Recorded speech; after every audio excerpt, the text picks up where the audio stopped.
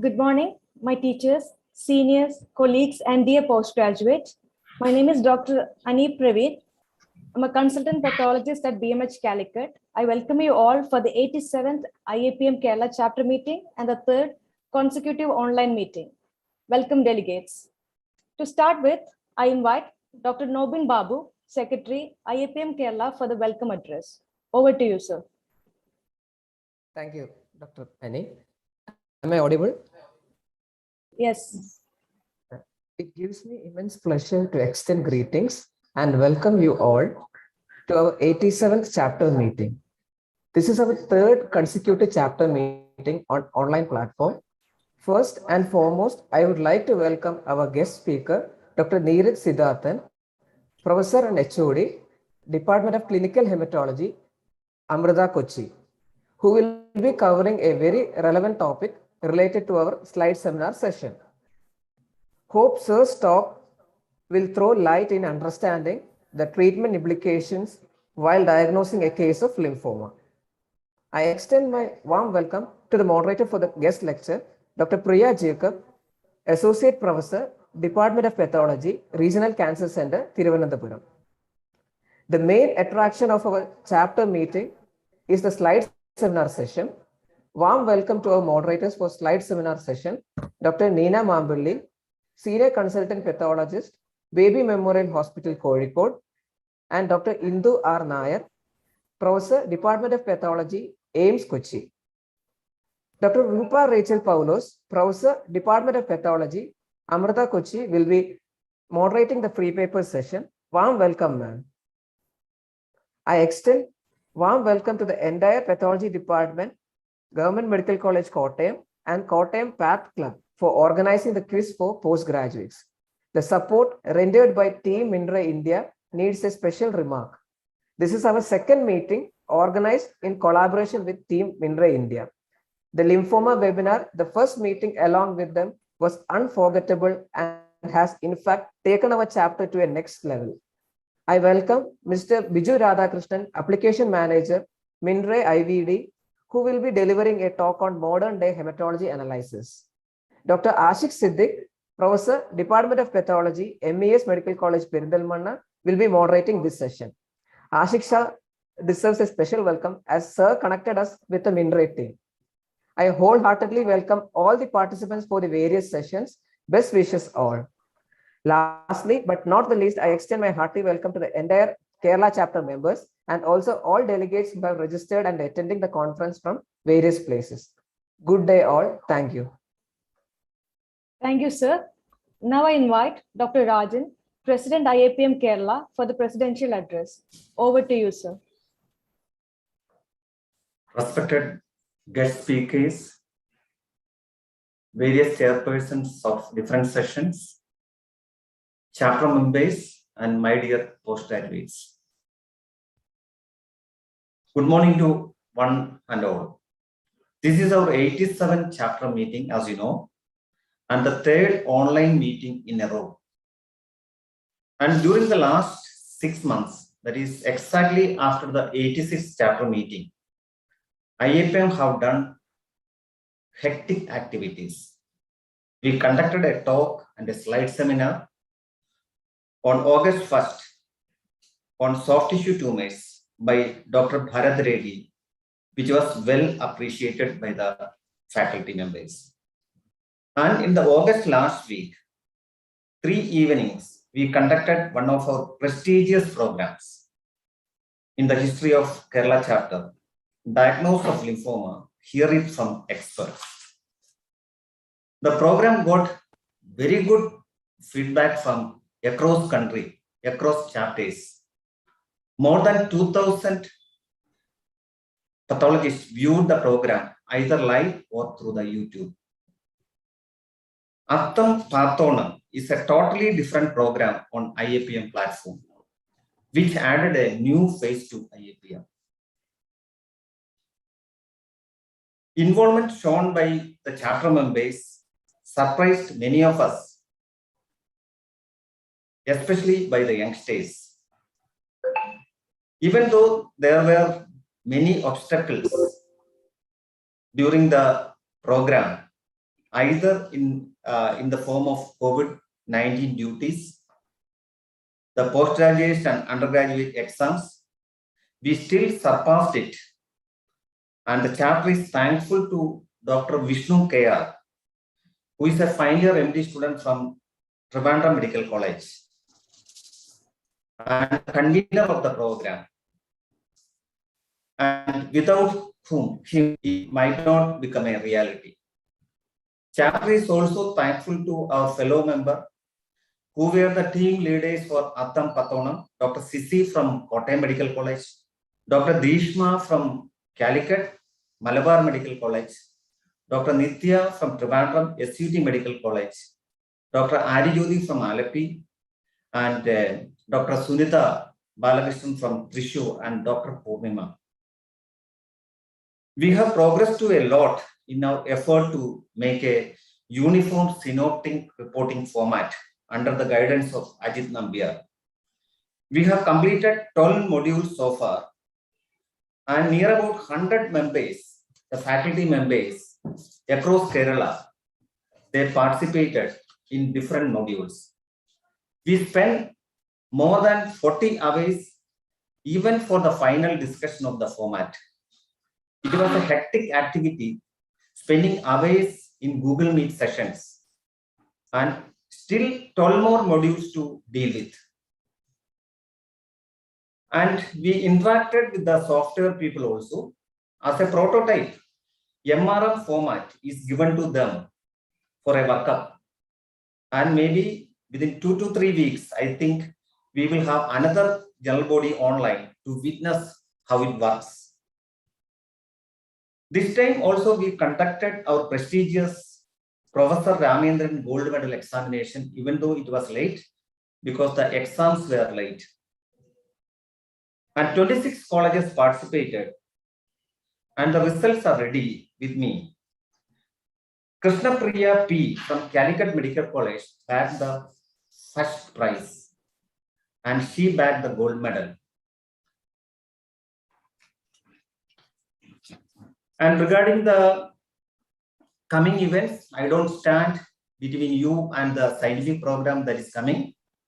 Everybody knows that its slide seminar topic is on primary lymph node pathology, and most of these pathologists, including they are lymphomaniac really, and they are actually anxiously waiting for the program to start with.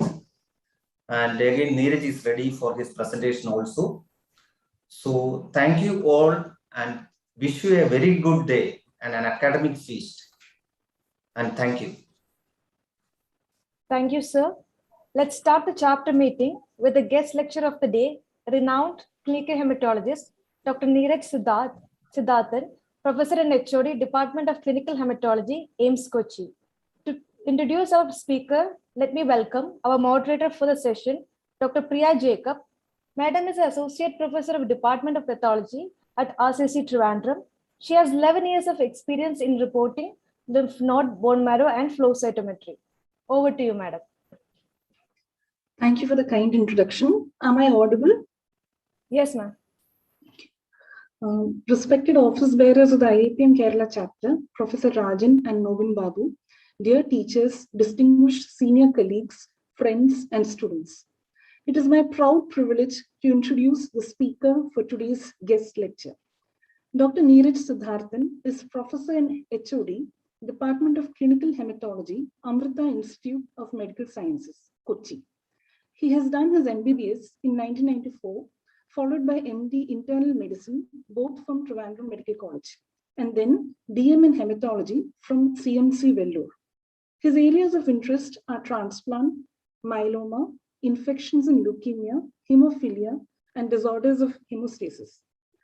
When Rajan sir asked me to be the moderator for this session, my first thought was, with someone so highly qualified and erudite as Dr. Neeraj, I will have to grapple with pages and pages of biodata.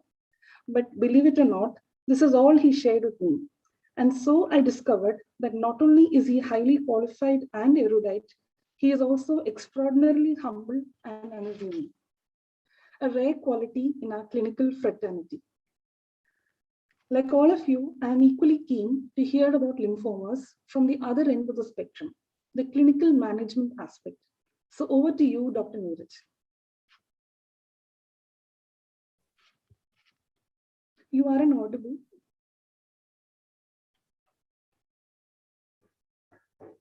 Okay. Yeah. Good morning, and thank you very much, Dr. Priya, for the very generous introduction. And also my thanks to Professor Indu and Dr. Rajan and IAPM for inviting me to deliver this guest lecture on how I treat lymphomas. Can I share my slide?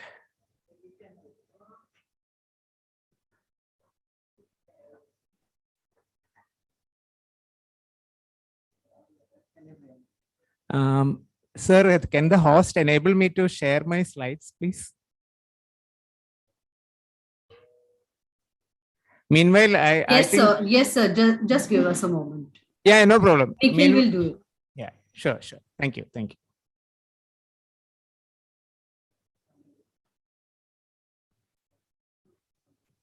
Yeah.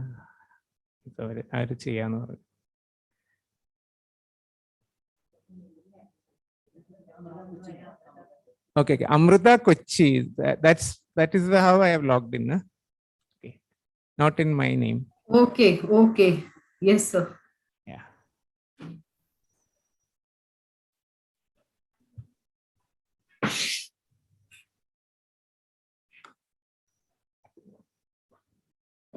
Nikhil अरे यार कुठे गेला यार निखिल अरे वो अमृता कोची को host बना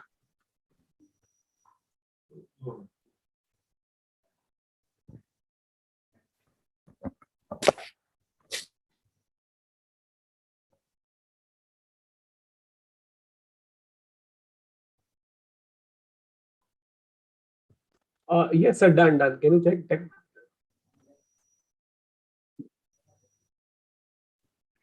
Yeah. Sir, it's done now. Okay. Can you all, Priya, can you see my Yes, we slide? can see your screen, sir. Thank you. So, so Rajan sir had asked me to title this talk. So I thought I'll title it at the other end of the spectrum, but because all of you are seeing the your end of the spectrum on lymphoma, and you're all keen to know this end of the spectrum, and I am, on the other hand, keen to know what is happening on the other end of the spectrum, how you actually diagnose lymphomas. So it's very exciting, and I will start with a case. I'll try to cover both B cells, T cells, and Hodgkin's lymphomas here.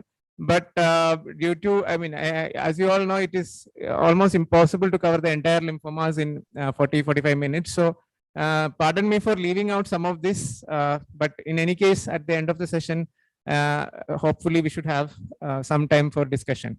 So the first case is, I'll start with this, a 44-year-old male who was previously well and who presented very acutely with fever of 1 week and a cough of 5 days, and also a shortness of breath of 3 days. So this is a very, very acute presentation. Sometimes most of the lymphomas presents with weeks and months. So, so this case, when on examination, this patient had a high respiratory rate of 32 per minute. He had a temperature of 38.3 degrees. Pulse rate was high. He was looking pale. And as you can see, he had a swollen face and neck with engorged veins, where you have some obstruction in the mediastinum, in the superior vena cava obstruction is what we suspect here. So what is the likely diagnosis here is the first question, and then how to establish the diagnosis. So so the likely diagnosis in such a scenario, you are expecting a mediastinal mass and acute onset history. You are expecting a highly proliferative lesion here probably. So how to establish the diagnosis? So the patient is quite sick. You may not have some time left with you to establish the diagnosis. On other hand, the clinician will also be confused because I have to start the treatment, for this patient who may otherwise progress and die within hours also. So how to deal with such a situation? And, as you can see here, a CT scan of this patient. Of course, there would be an X-ray taken, and the X-ray had shown mediastinal mass and pleural effusion. You can see the CT scan here. You can see that the trachea is compressed here. There's a mediastinal mass here. The bronchus is also compressed. And you have you can see here, there's a pleural effusion. A moderate pleural effusion is here. So the patient, what is the best way to establish the diagnosis here? So first, of course, such patients, it is important to look at a peripheral blood picture that may come immediately. And if you have a peripheral blood picture of, you may have a cytopenia, you may have blasts on the peripheral smear. But otherwise, if the peripheral blood is normal, which tissue to take? The patient may have lymph nodes in the cervical, axillary, etc. But excision of the node is often very difficult in such an acute emergency situation. So sometimes what we have done is, this pleural effusion is, is causing dyspnea also. So you may, it may help if you tap the pleural effusion, and that may help with dyspnea, and also it may have some diagnostic value. So if you can see, if you send the pleural fluid for a cytology, you can see the lot of blastic cells here. So, and you can also do flow cytometry quickly if you have a flow cytometric access to that. So, and then you can get the diagnosis within hours, and you can start treatment for this patient with, and such patients respond mostly wonderfully well with steroids. Very simple treatment which can be delivered even in an ICU on admission for the patient. So a very quick diagnosis can be made if you carefully evaluate such patients, and a very quick treatment can be initiated. So that is one scenario where you deal with the patient in an emergency in the beginning. But after you do that, so you establish the diagnosis of B lymphoblastic lymphoma here. Then the next question is a marrow required once you have established the diagnosis from the, let's say, peripheral blood, or let's say from the pleural fluid? A marrow is not mandatory, but it is often very helpful. It can be even done later. Sometimes you may find cytogenetic abnormalities picked up on the bone marrow. So I think we always, we are not, if the patient is very sick, and if we establish the diagnosis from the peripheral blood, and say from the pleural fluid, we can still wait in the marrow. But the marrow is often helpful. We know the phenotype in the marrow. We can also find out the during response what was the initial marrow, and then compare with that. And also you can see whether it was a lymphoblastic lymphoma, or is it already a lymphoblastic leukemia where the marrow has more than 20% blasts. So marrow is often very helpful in such situations, but you don't have to do that if you establish a diagnosis from elsewhere. Now, the next question you all will have probably is, how do we further treat this case of B lymphoblastic leukemia, lymphoma bar leukemia? So I'll just briefly go through this. We have an induction therapy, which is 1+1, 2 months. This is basically a BFM, Berlin Frankfurt Munster, the German model, which started in children and then has been further carried on in young adults also. So induction, then you have a consolidation where you have CNS targeted therapy with the high dose methotrexate, and then you have a maintenance, and then you actually monitor with minimal residual disease monitoring, which I mentioned before. In general, for children, the transplantation is not usually done during the initial treatment phase unless there is a persistent MRD positivity. But in adults, things are a bit more high risk patients often get transplanted. But in relapse, in any case, transplantation, allogenic transplantation is the treatment of choice. Now, as I mentioned, there are T and B lymphoblastic lymphomas, and this is a pediatric T cell lymphoblastic lymphoma treatment algorithm. Basically, what is important is that, as I mentioned earlier, this PMRD is checked at multiple time points. There is a little difference in the treatment between Europe and North America. Generally, we also are more comfortable in following the BFM-based treatment, which the UK follows also. So here again, it is MRD-based decision-making. If persistent MRD positivity, often then we move to a transplant. If the persistently MRD is negative, then they go standard of care is to continue chemotherapy and maintenance of the same. On that note, I thought I'll present this slide where we have a American Society of Hematology abstract this year, where we actually looked at our, Rama has done this, and she has actually looked at the minimal residual disease levels in pediatric lymphoblastic lymphoma and leukemia together. And you can see that, those who had a MRD negativity by flow cytometry at day 33, this is that cohort, and their overall survival is somewhere more than 95%. So if you have a Philadelphia negative ALL child, and if it is MRD negative by flow, and if you follow a standard consolidation of BFM, the chances of cure are 95%. So that's amazingly good results in our setting. So now we'll move to another aggressive disease. So this paper is, this is Burkitt's lymphoma, and this is a very, I think, one of the earliest paper from India in 1967 on a child who had a Burkitt lymphoma. As you can also, it's a classically Burkitt lymphoma cells, L3 cells are very distinct by their morphologies, in the bluish cytoplasm, vacuolation, etc.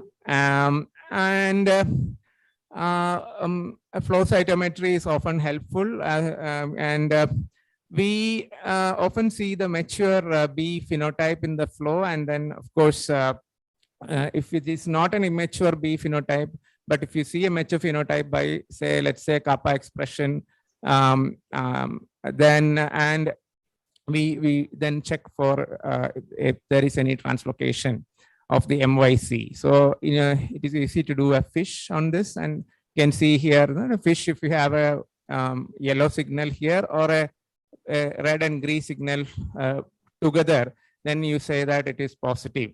So that is how in general we say that Burkitt lymphoma as compared with the you use morphology, flow, as well as FISH to arrive at that if it's in the marrow. So in general, Burkitt lymphoma can present in a wide variety of age groups, but they can be early stage, in which case they are classified as low risk and also high risk. So in a low risk Burkitt lymphoma, you actually deliver a treatment called dose adjusted EPOC. It's a multiple chemotherapy combination, and with rituximab. And then and then basically you do a PET scan. If everything is fine, you just give one more cycle and stop. But in high risk disease, it's a very, as I mentioned earlier, it's a like in lymphoblastic lymphoma, there is a likely that this has to be tackled urgently, and you could have tumor lysis, CNS involvement, and all that. So you need a very aggressive chemotherapy. This aggressive chemotherapy again is the rituximab combination. It is called R-Codoxem IVAC, and you give about 4 cycles for that. And if you're not fit for the same, then you go back to the DIPOCR. In any case, these are very aggressive chemotherapies. A short duration, about 6 cycles, is what we do, as against the lymphoblastic lymphoma, which may be treated for initial 6 months in different phases, and then 2 years maintenance. So there is no maintenance for Burkitt. It's one step aggressive therapy for 6 months. So you see here, this is one of the older papers from NEJM. Actually, CHOP is the chemotherapy generally given, which was started for lymphomas. So CHOP-like regimens were initially given for Burkitt, and the outcomes were very dismally bad. And then intensive regimens, which I mentioned previously, have been started, and now the outcomes are much better with intensive regimens. Now, you see, there is often things look very similar when you look at it from the clinical side. Also, from the pathology side, diseases may look in a different way if we have a closer look at it. So, this realization first came in the previous decade. This paper came in NEJM, where people actually thought, whatever looks like Burkitt is Burkitt definitely, but whatever doesn't look like Burkitt also may be Burkitt. So that biologic definition of Burkitt, rather than morphology, is not looking like Burkitt, but still it could be Burkitt. So that was a genomic profiling, transcriptional profiling, which told us that maybe the other diffuse large B-cell lymphomas or other lymphoma, other aggressive lymphomas that we are seeing may also be looking like a Burkitt. So actually they did a Burkitt like a molecular signature, and then they had a non-Burkitt like a molecular signature, and then they had other signatures also, and they started comparing and trying to put it into groups and see whether we can predict this from morphology, immunohistochemistry, and FISH. So actually, if morphologically, if you look at the Burkitt signature molecularly, you can see that there were atypical Burkitts as well as diffuse large B cells in that signature. But as you can see here, in the Burkitt core diagnosed group, there was nothing in the other high-grade lymphoma. So it is the other way around, that if you have a Burkitt morphology, it is likely to be Burkitt only. But if you have another morphology, it may still be Burkitt. So what Burkitt signature? So it is if you look at the IHC expression of CD10, as you all know, the CD10 will be generally absent, and this paper showed that it will be absent in the Burkitt signature patients, and BCL6 expression also will be absent in the Burkitt signature patients. So those are the other clues, and Ki67 score of more than 95% was also looked at. And then they also looked at the FISH, and BCL6 breakpoint was not present. If it was present, then it was unlikely to be Burkitt. And then the MYC partners also, like if it was an MYC negative, it was a non-MBL mostly. And if he had an MYC IgG partner, it was more like having a Burkitt signature. So with this genomic and transcriptional profiling of patients, and they also looked at how they have fared. So you can see that the MBL signature patients did wonderfully well, even though even some of them who were diagnosed with DLBCL also fell into this. So a non-MBL signature actually did not do well with the treatment. So it is important to identify those who respond very well to this. So this actually identifies the patient who respond very well to treatment. And so at diagnosis, I think we should take every effort to identify whether the patient has a Burkitt-like disease. So moving on from there, let's look at the double hit and triple hit lymphomas. So what is a double hit lymphoma? Where you have a double hit lymphoma where you have a recurrent breakpoints activating multiple oncogenes. Again, here one being the MYC. And here the breakpoints, most common are BCL2 and MYC together. And you can have additional breakpoints like BCL6, CCND1 and BCL3. And the patients may also can have a triple hit. Now in this figure, we can see that you have the MYC here. And if you have the MYC and BCL2, you have a double hit here with the MYC BCL2. And if you have the MYC with BCL6, you have a double hit here with both these. And you could also have a triple hit. And the you have the morphology also varying from GCB to ABC here. So if is there any clinical significance of all this? Yeah, definitely there is a clinical significance. In the subgroup of DLBCL without a double hit, the outcomes are much better than patients with double hit. Okay, as you can see from the survival curve here, the patients with double hit are the blue line, which is abysmally low survival. So, but sometimes fish is not readily available, and all that we have is IHC. So, is double expression, we can get double expression. So, is the double expression same as the double hit? As you can see, here is the GCB and the ABC type, and you have the double hit lymphomas mostly in the GCB type, and the expressors are also seen in the ABC type. So, you have the expressors overlapping on this side also. So when you report a double expressor, what does it mean for us? Is it still bad or is it still good? And I think there are some papers looking at the outcomes here, and you can see here this blue line actually looks at the outcome where they didn't have either double hit or double expressors. This violet line actually looks at the survival, which is very bad for the double hit. And the orange line actually shows a double expressor. So even if you find a double expressor, still it is bad. Their outcome, you could say that their outcome is not good as the other population where it is negative. So, but identifying a double hit is very important because their prognosis is extremely bad with the current treatment regimen. So there are no consensus guidelines as of now to how to tackle the double hit because the outcomes are very bad with most of the regimens. However, what we follow is National Comprehensive Cancer Network guidelines in general because they produce the most updated evidence-based guidelines. So many institutes follow this. We also follow the DA-APOC-R, which I previously mentioned for Burkitt, is a dose-adjusted chemotherapy regimen with rituximab, or another rituximab-based regimen like hypercivad, or the R-codoxam IVAC, which we mentioned for Burkitt. So sometimes some people do high-dose chemotherapy followed by autologous transplant. The late famous cricketer Martin Crowe had a double hit lymphoma and he had an autologous transplant, but unfortunately he succumbed to the disease. So if it is a localized disease, you can give a radiation therapy. Now, a little moving backwards in time. Now you're talking about all the advanced therapies right now, but the benchmark for diffuse large B-cell lymphoma is R-CHOP or rituximab-CHOP. So I can see here the CHOP was the standard of care before.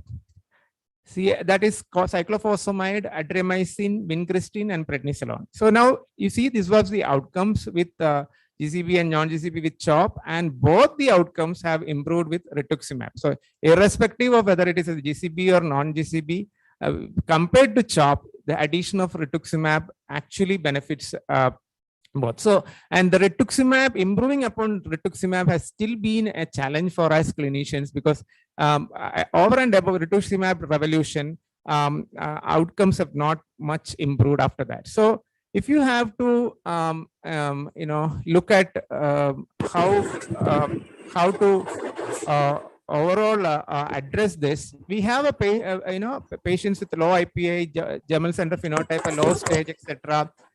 They all have a high curability with R-CHOP therapy. But however, if you have a high elderly non-GCB phenotype, double hit, double expressors, etc., the curability with R-CHOP is much lower.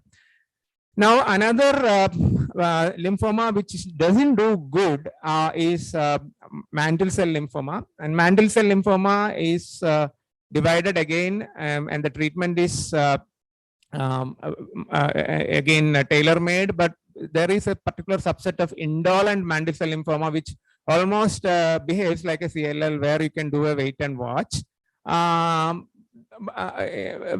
But in most of the other cases, you require aggressive treatments, again, targeted therapies and combination chemotherapies, and including transplants, etc., and rituximab maintenance, etc., are given. However, as you can see here, the different studies have given very poor outcomes in mantle cell lymphomas. There is some data to show that in some studies they have looked at the Ki-67 index, and a low Ki-67 may mean a little bit better, and a high Ki-67 means a very bad outcome. Now, another thing I wanted to mention, another strategy, especially in low-grade lymphomas like follicular lymphoma, is to give maintenance, like in ALL. So maintenance have definitely given a better progression-free survival in compared to no maintenance. So rituximab is given probably in different protocols. Some protocols we give it once in 3 months for 2 years after the initial chemotherapy for follicular lymphoma, and that gives a better progression-free survival for the patient. Another B-cell lymphoma to mention is hairy cell leukemia. Again, cladribine has been the standard of care for years now, and you often add rituximab sometimes if there is a variant hairy cell who is not responsive to cladribine alone. BRAF mutation is nowadays available to check for the molecular basis, and if you know, we vemurafenib is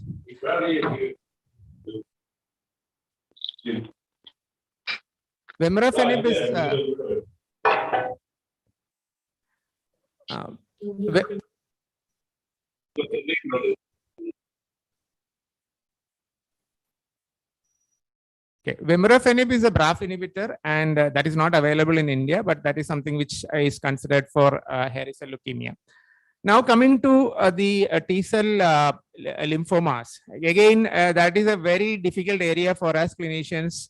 You have the precursors and peripheral T-cell neoplasms. Again, you have the leukemic presentations, you have the nodal lymphomas, and you have extranodal lymphomas. The problem is most of them, the outcomes are really, really bad. So you have the extranodal NK T-cell lymphomas, PTCL NOS, angioimmunoblastic lymphomas, ALK positive and ALK negative ALCLs as the commoner ones. As you can see up front, the results, you know, those who don't relapse after an initial bad results, the best results come for ALK positive ALCLs.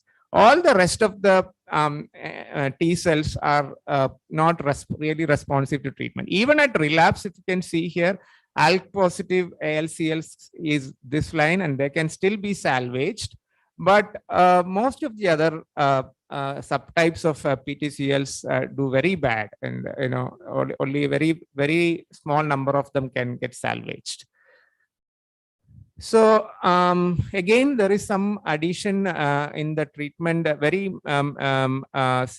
humble difference, but very significant difference also when you add etoposide to CHOP. As I said earlier, CHOP is the standard of care for most of, has been the standard of care for most of the lymphomas. And here, if you add etoposide to CHOP, the ALK positive ALCLs have a better survival. So if you have an ALCL, ALK positive, then we give CHOEP. So the other thing is adult T-cell lymphoma leukemia. So, and you have this wonderful paper where my chair is a co-author here from RCC. We have reported a large number of cases with adult T-cell lymphoma, leukemia lymphoma in our state. So there are different types of ATLLs, and you have the aggressive and indolent types. You say in aggressive, you have acute and lymphoma types, and then you have a chronic type and smoldering type here. Chronic is sometimes unfavorable and sometimes favorable. In any case, the acute and aggressive types, generally what we follow, there are so many regimens here, but what we follow is we generally give chemotherapy for aggressive types. Sometimes we combine this with antiviral therapy because you have the anti-HTLV related disease here, and so you give interferon or and zidovudine here. If for a smoldering one, sometimes you can manage without any of the chemotherapy. Sometimes you can manage with interferon and zidovudine. Again, here the different subtypes, the chronic and the smoldering ones are doing a little bit better than the aggressive ones are really bad. The acute ones, they just don't survive. Now, a similar disease with skin infiltration that we see is Sézary syndrome, and it is having erythroderma as the skin manifestation, exfoliation, and then it is often associated with severe pruritus, and there is also a high rate of infections in such patients. You can see the typical,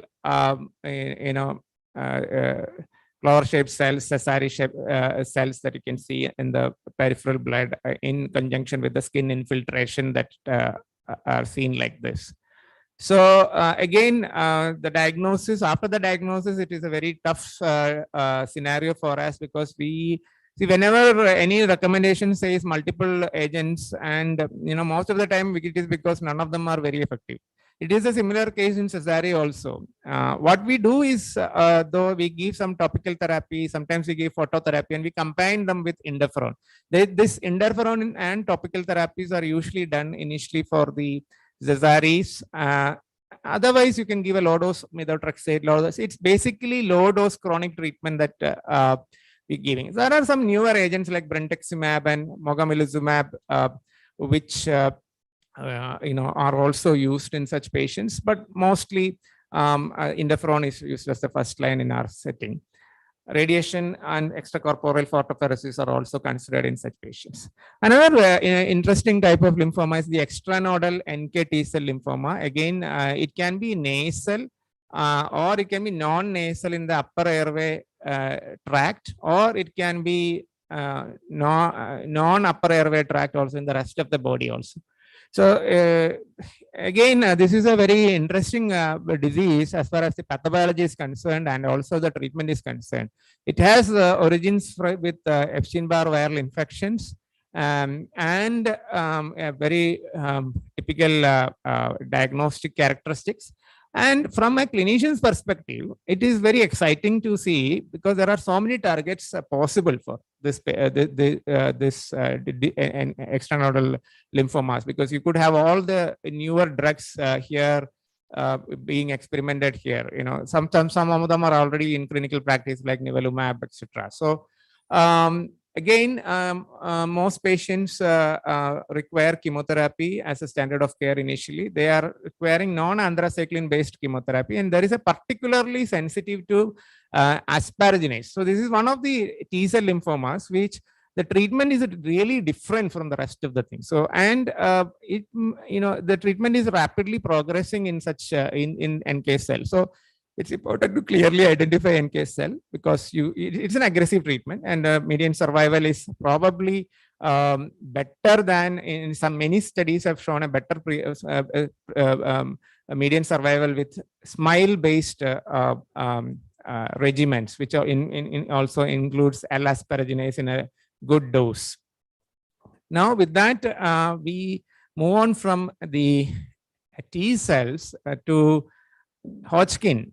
Now, so you have this Hodgkin's, any lymphoma is stage 1 if it is one side, stage 2 if 2 sides or more, but on same side of the diaphragm. Stage 3 is 2 or more on the opposite side of the diaphragm. And stage 4 is when you have organ involvement like liver, bone marrow, etc. Now, Hodgkin's is one of the most treatable and curable diseases. As you can see, ABVD, adriamycin, bleomycin, vinblastine, and dacarbazine, has been invented decades back, probably 4 or 5 decades now, and in Italy. And this has continued to be, this is one of the like in pediatric leukemia, this is one of the regimens which have stood the test of the time. And even in early stage disease, you can see excellent outcome with ABVD. So we follow at our center ABVD. Sometimes we give radiation.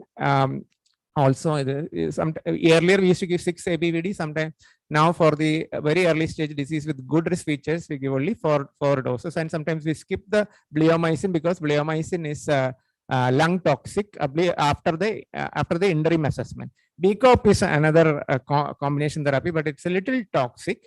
But you can see BCOP has advantages in advanced stage disease. You can see that the maroon line shows a better survival with BCOP compared to ABVD, which is a lower end. So However, in our institution in general, I think most of the clinicians do follow ABVD only because BCOP is quite toxic. But how do we actually make a decision? I think this is very exciting because once initially we used to make decision based only on the pathology, but now we also make decision based on the PET scan, which we do in between. So you give 2 cycles of ABVD and then do a PET scan. So you can see that if there is a very extensive disease in the beginning and the PET scan is showing an excellent response, then actually what we do, we may actually come down, we may omit a toxic drug like bleomycin and come down on the treatment. So you could now de-escalate the treatment and decrease the toxicity for an early stage Hodgkin's disease, etc. So how do we interpret a PET score? Just the basics only. You may be asked by your non-medical friends about some reports and etc. So I thought I'll just mention. So the DBLIS score is one which is the harmonization score. You can see up to 3. 2 is the mediastinal uptake and 3 is the liver uptake. So up to 3 after a chemotherapy is considered okay.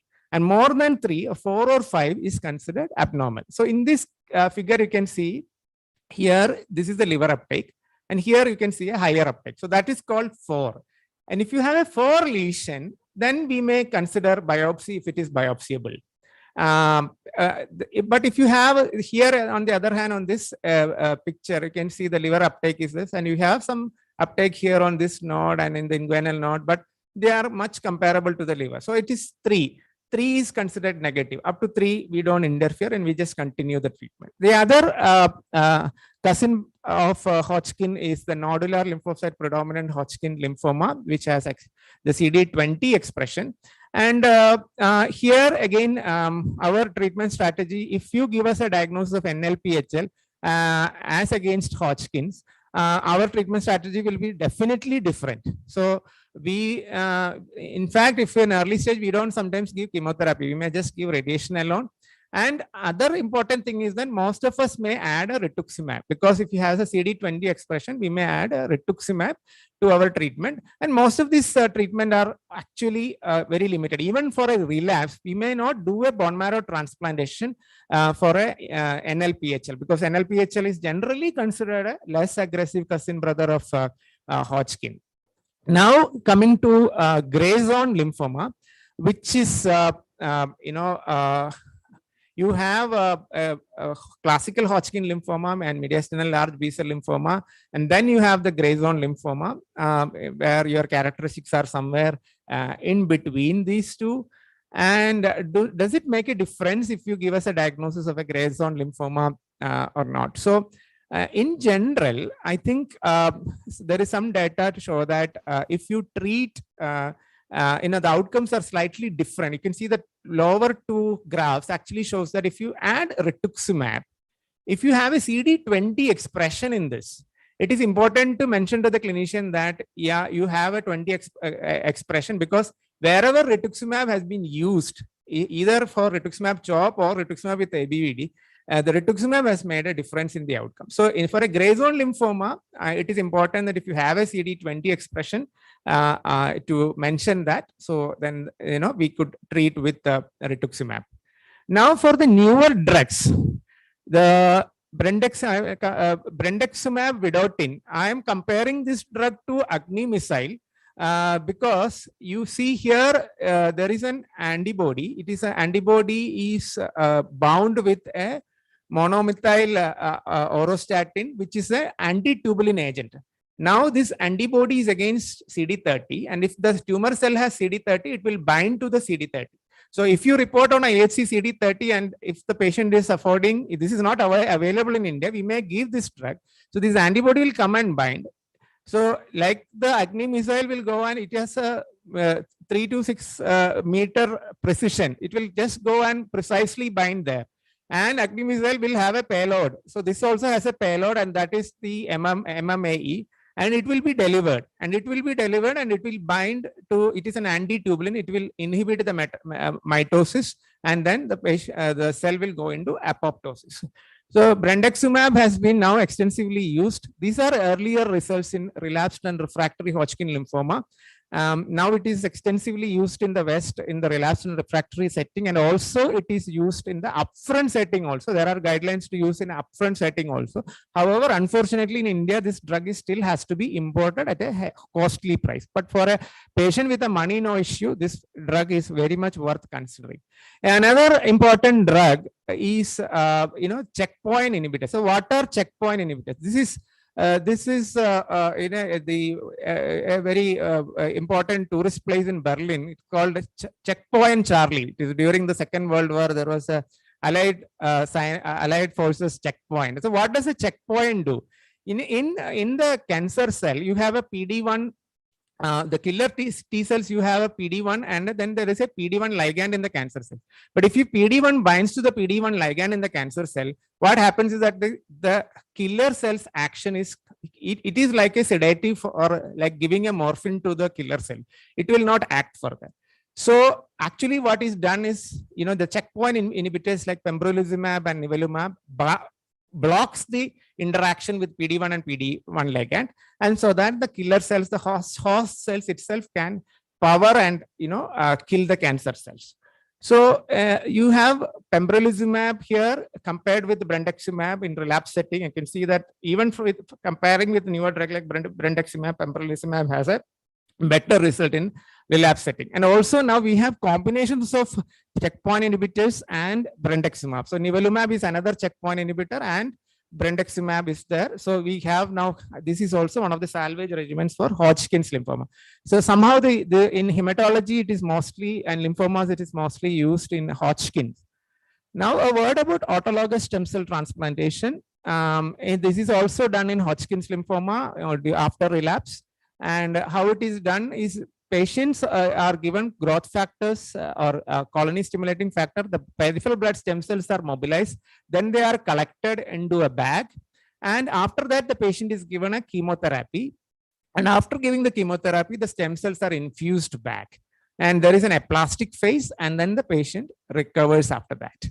So, in Hodgkin's lymphoma, autologous transplant is the standard of care, and it improves outcomes compared to chemotherapy alone in the second remission. Now, after the second remission, there is also some maintenance. Now, this slide actually shows different lymphomas and the maintenance. So you can have the low-grade lymphomas, even after relapse and autologous transplant, you can have rituximab as the maintenance. And in Hodgkin's lymphoma, you can have brentuximab as the maintenance. There are several agents, other agents like lenalidomide, bortezomib, which are now being explored in these different diseases for maintenance. However, these are at an experimental phase right now. And now the next point I wanted to make is about the CAR T cell. And CAR T cells is also been approved for chemotherapy, treatment of diffuse large B-cell lymphomas. This is a very new therapy. How does it act? It is, you have a T cell of the body, and then you take the T cells out, then engineer the T cell. How do you engineer the T cell? You insert a virus into the T cell and actually empower the T cell. You create more weapons for the T cells. So this is like, commando training. So you get them out and put a virus and then train them well, so that a chimeric antigen receptor is created, which will then go back to which is infused back into the patient, and then it will bind to the cancer cell receptor and then attacks the cancer cell and it dies. So this is one of the most expensive therapies in the world right now. There was one CAR T cell therapy done recently in India. I'm not sure if it was done for lymphoma or leukemia, but there are approved products. The first approved product was Yescarta, and then there is also Breyanzi, which has been approved for CAR cell therapy. Now, another new treatment is Bruton's tyrosine kinase, which is inhibitors. So BTK is an essential mediator of B cell receptor signaling in normal and malignant B cells. And you have ibrutinib, which is the Bruton tyrosine kinase inhibitor. So actually the antigens bind to the B cell receptor and then downstream activation occurs. So Bruton tyrosine kinase is in the cytoplasm. The ibrutinib will come and block it, and then it will lead to the cell death. And this is been very successfully used in CLL. Now what imatinib is to CML is now ibrutinib to CLL, and it is now upfront used. It is available in India also. There is there are generic brands also available. So now there is an extensively used. And you can see compared with the previous standard of chlorambucil, and also there are other slides which I have not shown due to shortage of time. Even with compared with other chemotherapies, this shows a very good result. So now it is approved as a first-line treatment and also for relapsed CLL. Okay, and finally about venetoclax, the last drug is venetoclax, and here it is a BCL2 inhibitor, and then it results in activation of downstream caspases, and then thus results in cancer cell death. Now there is also a combination. This is an NEJM article a couple of years back, where ibrutinib is combined with venetoclax, both oral drugs. And as you can see, after 18 cycles, these kind of results have never been seen in CLL. That you can see the orange yellow is actually minimal residual disease. So MRD, undetectable MRD in the bone marrow with a combination of venetoclax and ibrutinib. This is the last disease. I think I'm almost near that time. So this is a word about post-transplant lymphoproliferative disorders. As mentioned before, as like NK T cell lymphoma and Hodgkin's lymphoma, this also is often triggered by EBV. And you have initially there may be a persistent latent phase. And when you have a post-transplant patient, there is a big proliferation.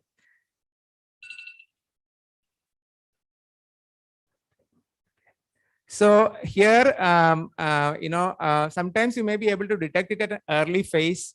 And what you can do is to do the biopsy of the organs and also do a PET CT. Now, there are different lesions. Early lesions are like plasmacytic hyperplasia, which are non-destructive. Then there are polymorphic lesions, monoclonal and polyclonal proliferation. And then there are destructive monomorphic lesions like non-Hodgkin's lymphoma, DLBCL, Burkitt, plasma cell myeloma, and T cell lymphoma, etc.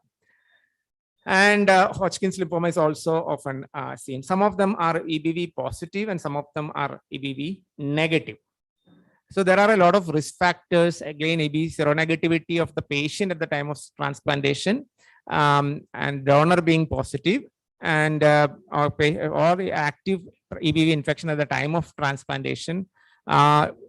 Solid organs like gut, which has a lot of lymphoid tissue, are higher predisposed to develop this thing. And in hematopoietic transplant, haploidentical transplant is predisposed. GVHD, second transplant, the HLA mismatch, etc., predisposed to this. Again, the treatment is a little different from lymphomas. The first thing that we do here in the solid organ, again, it is to reduce the immunosuppression. And subsequently, if you have some patients with a monomorphic PTLD, you add rituximab also. And sometimes that doesn't work, and then you have to sometimes give the whole therapy of rituximab chop. Reduction of immunosuppression also sometimes have risk of the graft getting rejected. In bone marrow transplant also, you could see the PTLDs. Again, initial step is to reduce immunosuppression and also to give rituximab. And sometimes if it doesn't work, then you give rituximab chop. But again, these are areas which are not very clear, and some experts may differ in their approach to this kind of patients. So to conclude, I think treatment landscape of lymphomas is rapidly changing. As we discussed, we have small molecules, we have checkpoint inhibitors, we have antibody conjugates, we have CAR cell therapies, we have autologous, and I only briefly mentioned allogeneic transplant, but the allogeneic transplant can be done for quite a few number of patients with the refractory or relapsed lymphomas. But we have still got a major hurdle. The vast majority of T cell lymphomas and a proportion of B cell lymphomas, the results are still not satisfactory, and we have scope for improvement in that area. With that, I conclude. Thank you very much once again for this opportunity, and I'll be happy to take any questions.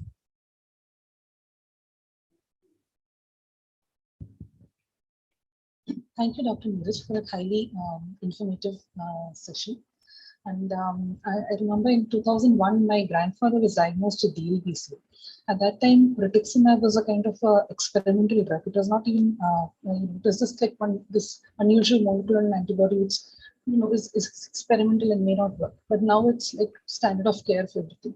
So the thing about lymphomas is it keeps rapidly changing. So you have to be abreast with the latest developments. So we have a lot of questions for you, and I'll just read out some of them. Does ABV positivity in DLBCL change your treatment decision? Yeah, no, I actually in DLBCL we almost always give rituximab, unless of course there is no CD20 expression, and I think we routinely do not check for ABV either on the serology or do we check on the, no, we don't routinely check that. So then what is your experience with PEL in Amrita? sorry, Priya, what is it? What is your experience on primary effusion lymphomas in Amrita? I don't remember. I think there was some patient who was consulted, but I don't I don't remember any recent patients. I'm sorry. I don't remember the details of that case. Another question from the audience is, what are the basic expectations from pathologists considering resource limitations in different settings? What should be the basic report, pathology report? Okay. Or what should not go wrong? What I suppose that's what. Yeah, it's. I think it's. I think I tried to cover that in the talk. Basically, wherever there is a treatment change, you could address that in the report. You know, when you, for example, if and that is like if you have a CD20 positivity, then then that sometimes what I've seen is I've overlooked many reports because sometimes I read only the final. I used to read only the final report initially, but then I realized I should actually read the body of the report because sometimes you get a lot of information from the body of the report. Maybe some of those can be coming to the final final report also, because I mean, I can confess that I've missed CD20 positivity and nodular lymphocyte predominance in Hodgkin's lymphoma. The moment you say Hodgkin's lymphomas, previously we used to treat like Hodgkin only. So that's one thing. If there is any targetable thing like CD30 or CD20, we could mention that in the report that there is these are targetable things. Otherwise, other difference in treatment is, of course, when you have a DLBCL and you're thinking of unclassifiable or somewhere between the bucket, then you should probably tell us, because we are not really aware about the differences, difficulties that you face in such reporting. So probably I think if we talk mutually and you can tell us that, and probably you should do this, the difference between the difference between GCB, ABC, the difference between expressors and hits. Clinicians are not very well versed with that mostly. So so maybe those are the areas. Apart from reports, I think if we both sides, if we pick up phone and talk to each other, then probably it will help. There are probably very limited things that we can put on a paper, but a lot more can be discussed over phone. And I do that. Like if I have a problem with my diagnosis, I spell it out in the report. Like I'm not very sure, but I favor this. These are the possibilities, and I favor this in such situations. Because whatever, if there is an element of doubt, it should be there in the report also, so that you're forewarned at least. And another thing I've seen is a lot of cases when we get cases for review, and sometimes you get cases that are totally misdiagnosed and treated as suppose it's been diagnosed as a peripheral T cell lymphoma. It's a peripheral T cell lymphoma, but it's been diagnosed as Hodgkin and treated as with ABVD. And now the patient comes to you, but actually it's peripheral T-cell lymphoma. What is the prognosis of such cases, and how do you manage them? No, actually, Priya, if fortunately, most of the lymphomas regimen to most of the regiments, at least partly. So, so we may not be way off target right now if somebody had a PTCL and actually got treatment for Hodgkin's. Because even with PTCL treatment, we are not curing the patients most of the times. Most of the times it is only temporary remission. So in a PTCL, as I said again, if there is anything, brentuximab shows reasonably good results in some settings. So in addition to the conventional chemotherapy, if you can target with CD30 conjugate, I would think of doing that if the patient has not previously received it in the above mentioned patient, and of course if we can afford that. What about the reverse situation? Suppose it is actually a Hodgkin, but it has been treated as a PTL. How would that change things? Even Hodgkin's actually show response to CHOP. They do show response to. So I would look at the remission status. Again, Hodgkin's, and it will all depend on Hodgkin. Fortunately, we have PET-CT as a major diagnostic tool. So if they have received a couple of cycles of CHOP and then you realize that, okay, your diagnosis is now changed, you may do a PET-CT and see if the response is good. Maybe further treatment, you may give ABVDs, for the treatment, but all that he has received will also probably has helped in him attaining remission. So we wouldn't change that. Yeah. Okay, do we have time for more questions? I think it's 10 now. There are a bunch of questions now. Do you treat NK T-cell lymphoma without positive EBER or LNP positivity? Would you treat it without an EBER positivity? Yeah. That's a question from Dr. Well, I mean, we would always like to confirm the diagnosis before we proceed with the treatment, especially if we have time to confirm the diagnosis. If not, if there is a clinical urgency to it, if there is some organ threatening state to it, I mean, see, because these tests are sometimes hard to get and to do, and many centers, I mean, they may have to outsource these, and it may take week or more to get the results. So I think such scenarios, if the clinical situation is urgent, we would proceed. We would explain that to the patient and the family that, look, we are sending this for confirmation and all that. But at this time, we think it is in our judgment, we feel that you should be started on this regimen right now. So that. Then how often do you see stage 4 nodular lymphocyte predominant Hodgkin lymphoma? It is rare, but nowadays I think we are seeing quite a lot. We are seeing more of it. Probably the pickup rates are much higher now. People are recognizing. Yeah. Okay, I think that's all from here, sir, and we can end this session. Thank you, Priya.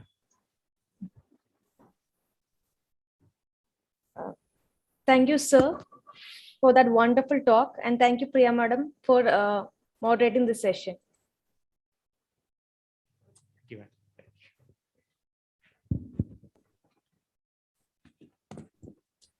Now we move on to the exciting slide seminar session, primary lymph node pathology. Lymph node is by far the most challenging and most inquisitive organ. Combining of morphology and ancillary techniques are required for giving any diagnosis. In view of this chapter meeting, IAPM Kerala had already organized a 3-day online webinar, Diagnosis in Lymphoma, Hear It from the Expert, by distinguished hematopathologists from all over the world. So without further ado, let me welcome our moderators for this session. Considering the complexity of this topic, we have 2 eminent pathologists for this job, Dr. Neena Mambali and Dr. Indu R. Nair. It is my honor and privilege to introduce my mentor, Dr. Neena Maballi, Senior Consultant Pathologist and HOD, BMH Calicut. Madam had done her MBBS and MD Pathology from Government Medical College, Calicut. She is currently the President of Calicut Pathology Association. Her experience in pathology span over 20 years. Her field of interest are hematopathology and breast pathology. She has over 10 years of experience in flow cytometry. She has more than 15 publications in national and international journals to her credit and presented over 10 papers in state and national conference. Welcome, Madam. Dr. Indu R. Nair, Madam is currently working as Professor, Amrita Institute of Medical Sciences, Kochi. She did her MD from Government Medical College, Trivandrum. She is a seasoned pathologist who have got many years of experience from Government Medical College, Trivandrum and IAPM.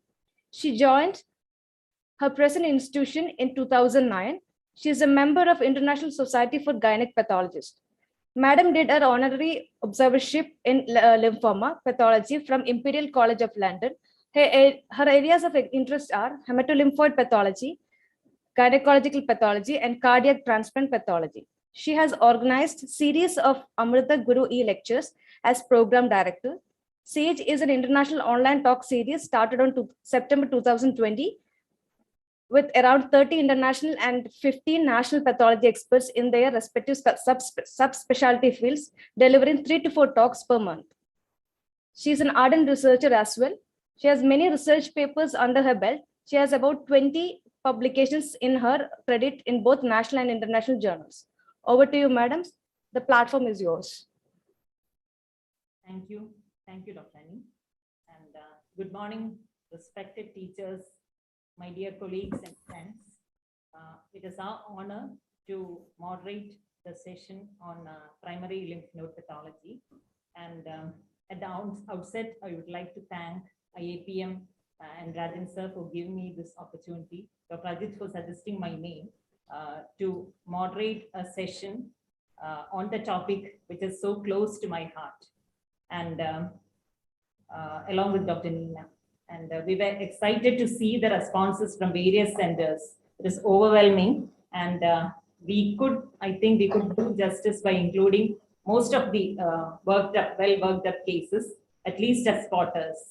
And before we start, I would invite Dr. Neena to give a few instructions to the participants. Thank you, Indu, and thank you, Annie, for that introduction. It was a pleasure working with a person like Indu. It was great coordination between us, and I think this is the first time in Kerala chapter history that we are having 2 moderators, and that's really great. So again, I would also like to extend my thanks to all those who have sent cases and to all those centers who have given us their responses. And a special thanks to Dr. Simi and Mr. Abhilash at RCC Trivandrum for their help in digitalization, and Dr. Jairam at Anand Laboratories for helping us to upload the cases. And thanks to all those who are presenting their cases, and they've all sent us their recorded PowerPoint, so they have done it very promptly. Before we start, I just give a couple of instructions. Each case presentation will be as 2 parts with a break for discussion, during which the presenter may be asked to discuss any major differential diagnosis, if any. So please, presenters, please note, please unmute yourself during the entire presentation. So you can answer those queries. Those who are on Zoom can put up their queries and comments in the chat box right from the start so that they can be answered at the end. And an alarm will go off at sharp 7 minutes for each case so that we keep to time. Okay, so let's move on to case number 1.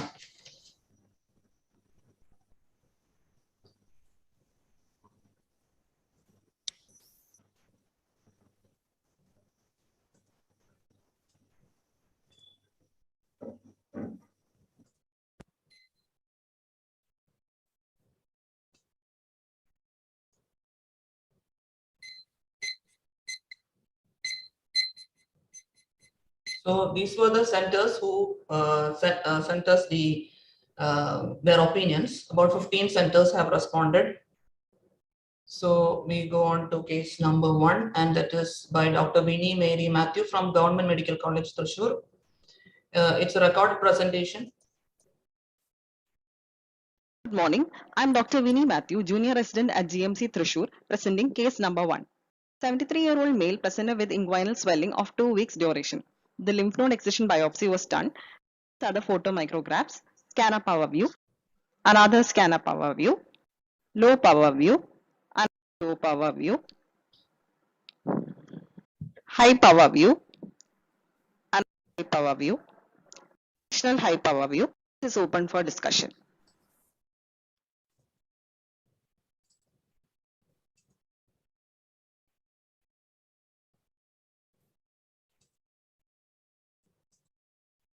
So these are the diagnoses that we received. Everyone agrees that it's a follicular lymphoma.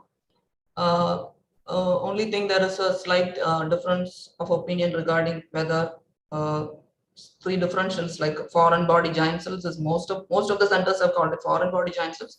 One center has called it a lepromatous change, and another center has called it as a parasitic infestation. Dr. Vinny, at this point, would you like to help us with the morphology and sort out very briefly on what you think about these differentials? Dr. Vinny, I hope you are online.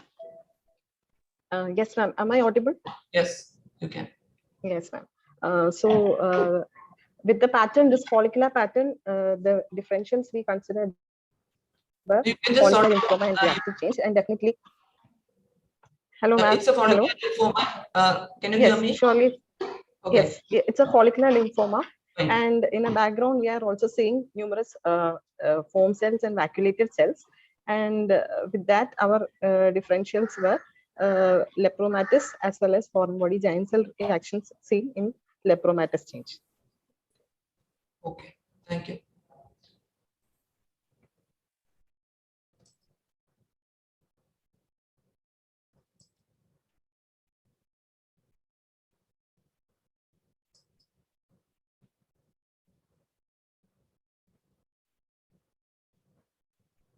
So, just 2 seconds.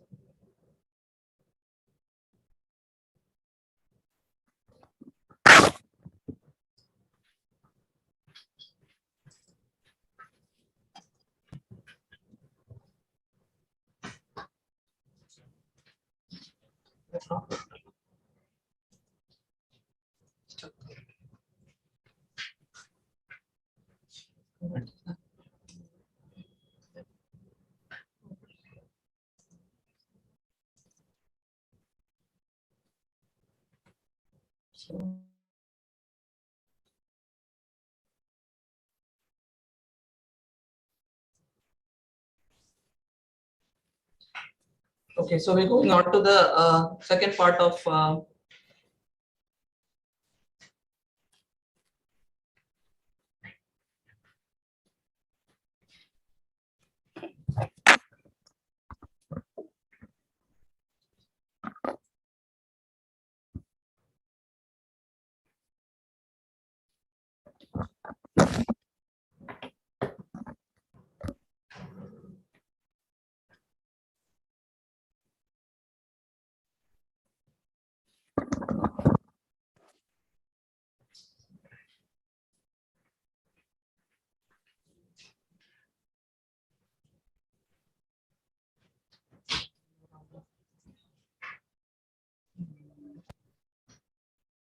current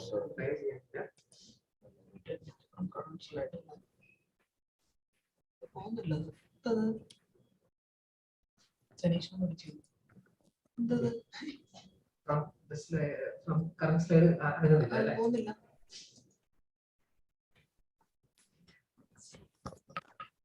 Just bear with us a little while when we sort this out.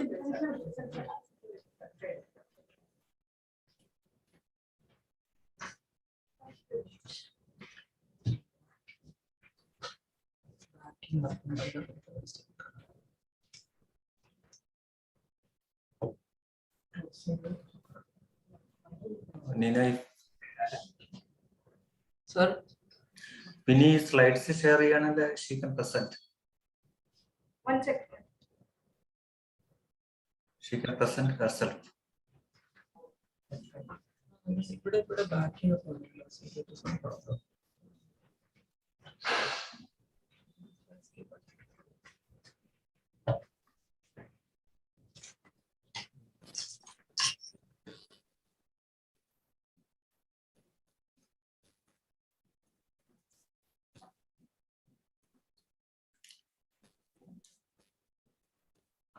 Vinny.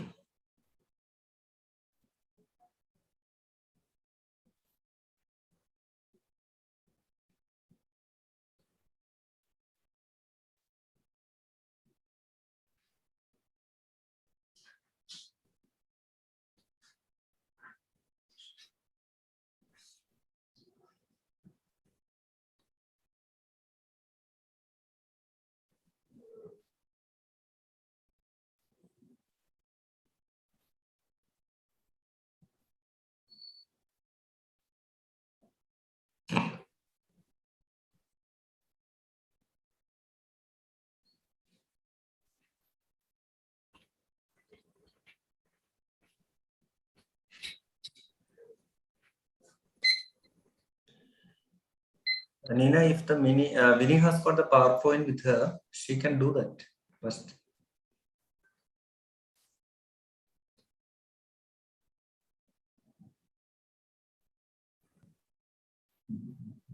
If required, you can mail it to us, sir. We can display it.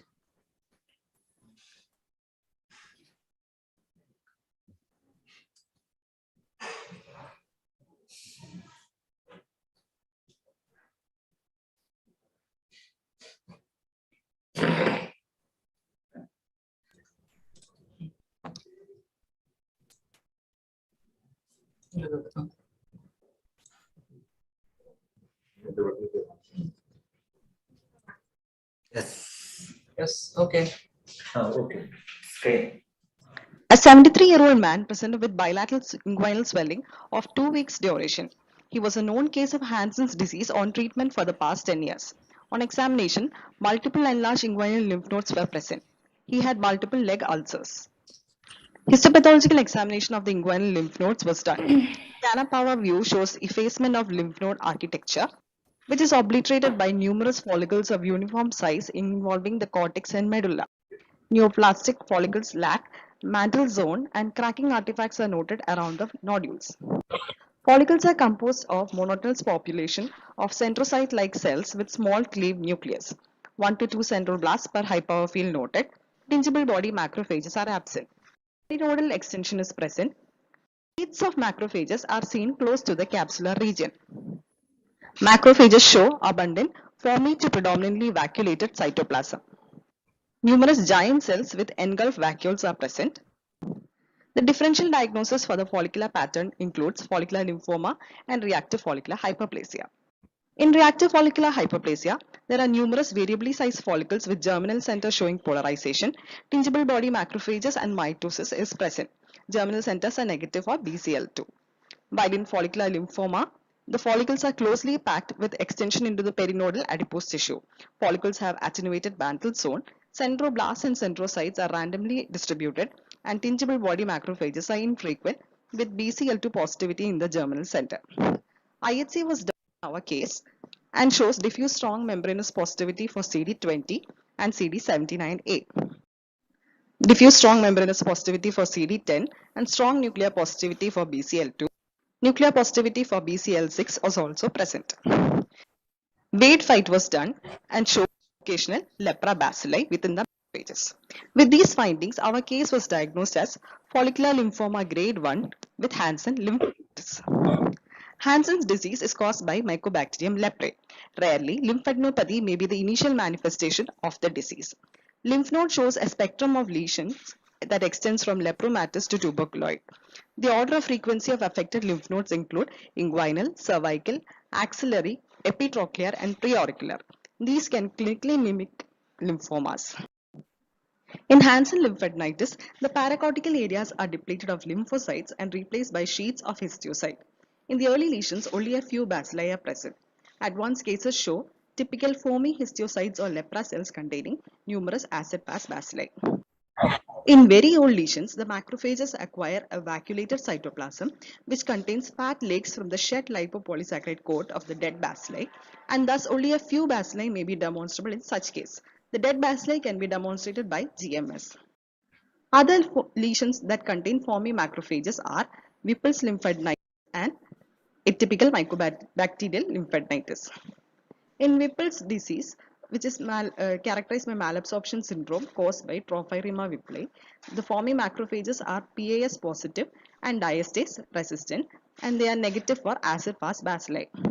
Atypical mycobacterial infection is associated with immunodeficiency, and the foamy macrophages show striations and characteristically lack granuloma formation or giant cell.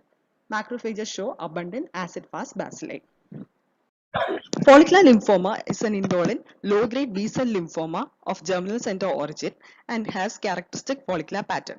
It often affects adults in the 6th decade of life with equal sex distribution. Clinical course is characterized by initial treatment response and repeated relapses and transformation to diffuse large B-cell lymphoma in the later stages. Hallmark of follicular lymphoma is translocation 14-18. This is an interesting case of coexistence of an endemic infection and a lymphoma of the same lymph node. 2 cases of Hodgkin lymphoma and 1 case of plastic large cell lymphoma has been previously reported. In all the cases, lymphoma was reported after 10 years of onset of leprosy. Presence of Hansen does not alter the disease course or the prognostics. Our patient refused treatment for lymphoma and he is continuing on supportive management for leprosy-related complications. These are my references. Thank you.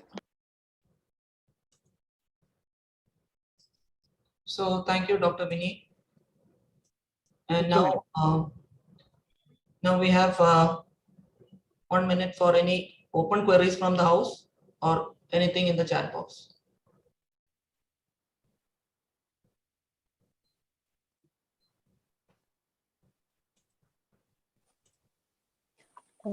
Dr. Vinny, this is Dr. Elizabeth. Am I audible?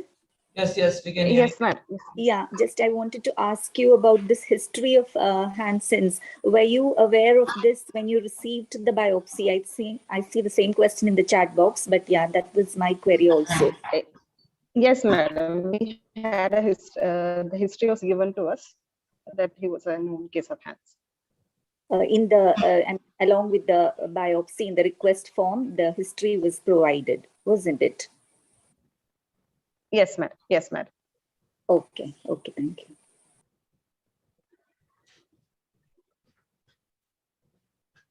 Anyone else?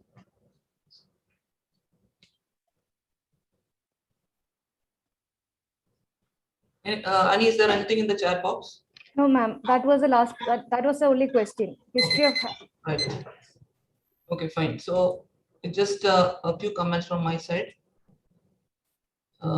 This was these were the macrophages, and most of us thought that there was some foreign material inside that, but then I don't know. I think they are some artifacts because they did look like some implant material or something. Anyway, so these were lepra cells, in fact.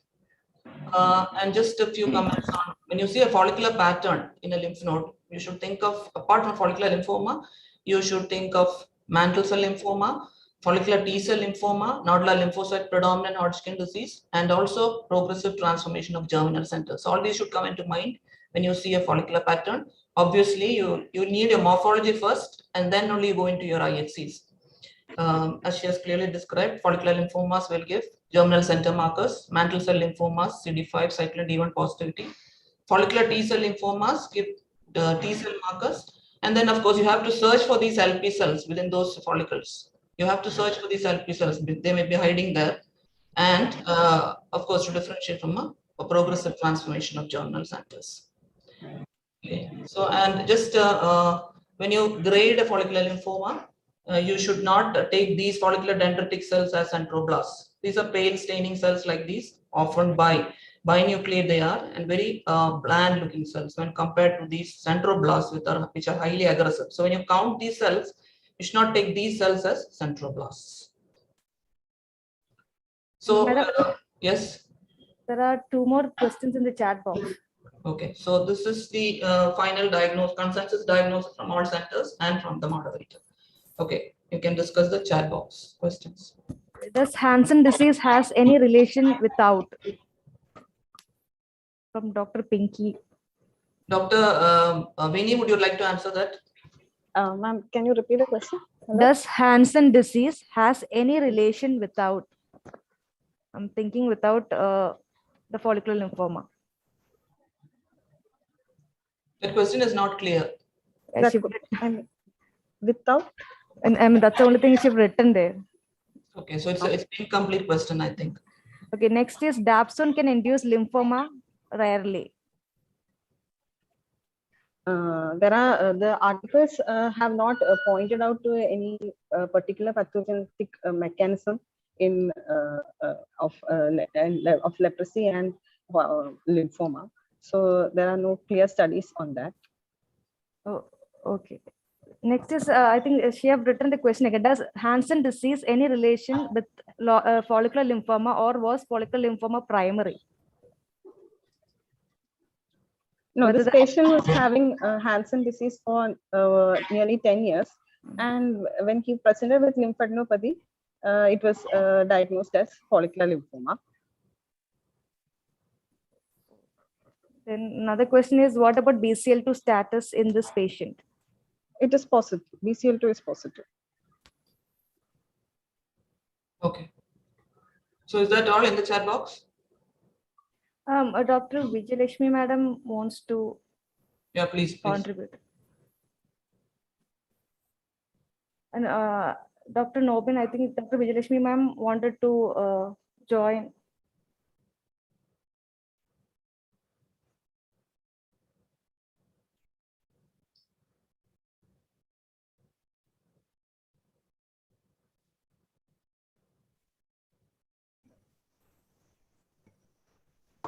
Hello, morning, good morning.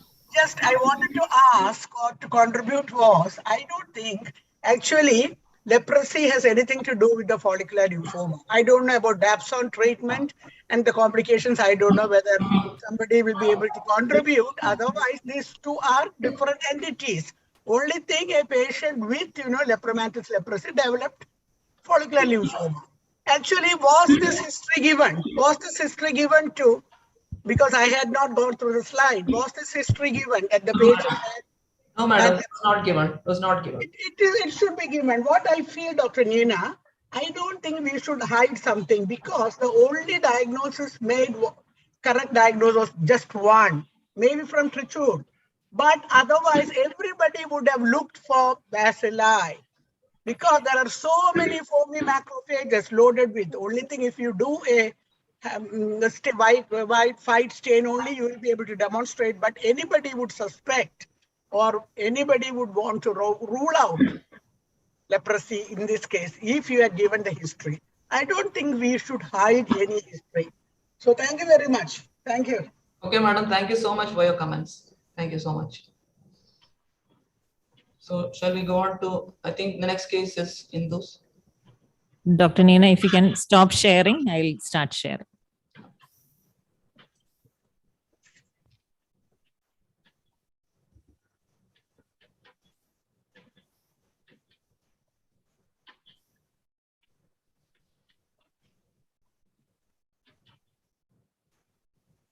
Yeah, next case is from RCC. Dr. Gayatri Raj is presenting.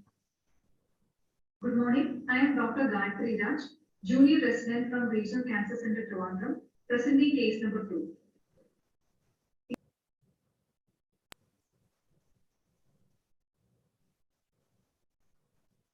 The history given was 50-year-old male, presented with progressive fatigue, low-grade fever, and also apathetic for 6 months.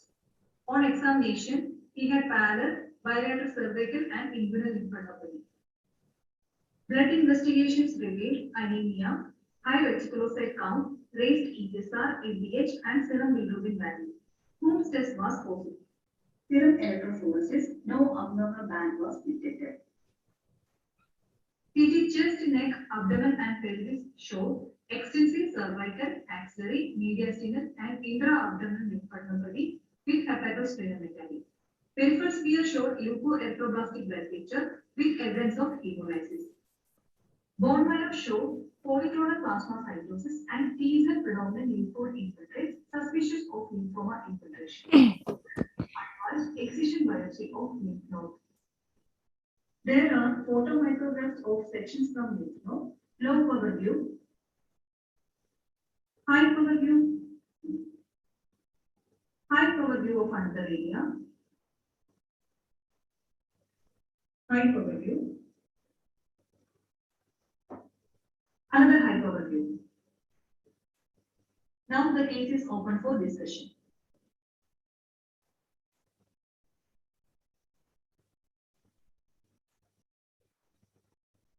These are the diagnoses we received. So majority have diagnosed it as a T-cell lymphoma and others as high-grade lymphomas. Dr. Gayatri, would you like to comment on the differentials? Yes, ma'am. The most common differentials we considered are this angioimmunoblastic T-cell lymphoma and this HRS-like, that is Hodgkin-Reed-Sternberg-like cells we seen in the histology. So we also considered the classical Hodgkin lymphoma. And this large cell lymphoma, I didn't think so. That is, most predominant cells are this small to medium sized irregular cells with irregular nuclear membrane and a prominent nucleoli, inconspicuous nucleoli. Okay, I think you will be discussing the DDs in detail in the coming section. Coming to the discussion part, section from lymph node showed complete effacement of architecture and replaced by atypical lymphoid cells in vague nodular pattern. The predominant cells are small, medium to large size with moderate to abundant cytoplasm, having pleomorphic nuclei with irregular nuclear membrane. Another high power view showed several Hodgkin-Reed-Sternberg-like cells within the nodules. And the internodular areas show sheets of small to medium-sized plasmacytoid cells. So with these clinical details and morphology, the differential diagnosis considered were peripheral T-cell lymphoma and classical Hodgkin lymphoma. Coming to the immunohistochemistry, the atypical cells within the nodules were CD3 positive, CD5 positive. The insect showed T-cell roseting around the Hodgkin-Reed-Sternberg-like cells. Tumor cells show loss of CD7 expression. CD35 highlighted follicular dendritic cell proliferation within the nodules. These atypical lymphocytes were CD10 positive, BCL6 positive, CD4 positive, and CD8 was negative. The HRS-like cells were CD30 positive, CD20 positive, CD79A locally positive, and even in situ hybridization was also positive. Sheets of plasmacytoid cells in the internodular areas were numbered positive, CD130 positive, and showed high movement limiting index of 60 to 70%. Upper lambda staining showed predominance of lambda light chain with no convincing light chain restriction. To summarize, a 50-year-old male clinically presented with generalized lymphadenopathy and these symptoms. Lab findings revealed raised ESR, LDH, hypergamma-globulemiia, and positive Holmes test. Peripheral sphere showed leukoerythroblastic blood picture and evidence suggestive of hemolysis. Bone marrow showed atypical T-cell infiltration. Lymph node biopsy showed nodular infiltration of atypical T-cells, which express T follicular helper immunomarkers such as CD10, BCL6, and CD4. And the internodular area showed sheets of atypical plasma cells. With this clinical details and morphology, the diagnosis of follicular T-cell lymphoma with extensive atypical plasma cell proliferation was given. WHO revised edition include this new entity under the category angioimmunoblastic T-cell lymphoma and other nodal lymphomas of T follicular helper cell origin. The other subtypes are angioimmunoblastic T-cell lymphoma and nodal peripheral T-cell lymphoma with T follicular helper phenotype. The differentiating feature of follicular T-cell lymphoma was it lacked the characteristic proliferation of high endothelial neodes and in extrafollicular hyperplasia of follicular dendritic cell seen in angioimmunoblastic T-cell lymphoma. The change of morphology from follicular T-cell lymphoma to typical angioimmunoblastic T-cell lymphoma or vice versa has been observed, is suggesting that these two entities may constitute different morphological representation of same biological process. Follicular peripheral T-cell lymphomas containing Hodgkin-Reed Stargardt-like cells can closely mimic lymphocyte-rich classical Hodgkin lymphoma. The secondary EBV positive B-cell proliferations, including classical Hodgkin lymphoma, diffuse large B-cell lymphoma, or plasmacytomas, can be seen in peripheral T-cell lymphomas. Atypical or clonal plasma cell proliferations admixed with the T-cell lymphoma cells are regarded as proliferations, whereas monoclonal plasma cell proliferation forming tumor mass is regarded as plasmacytomas. Coming to the conclusion, follicular pattern and extensive internodular plasma cell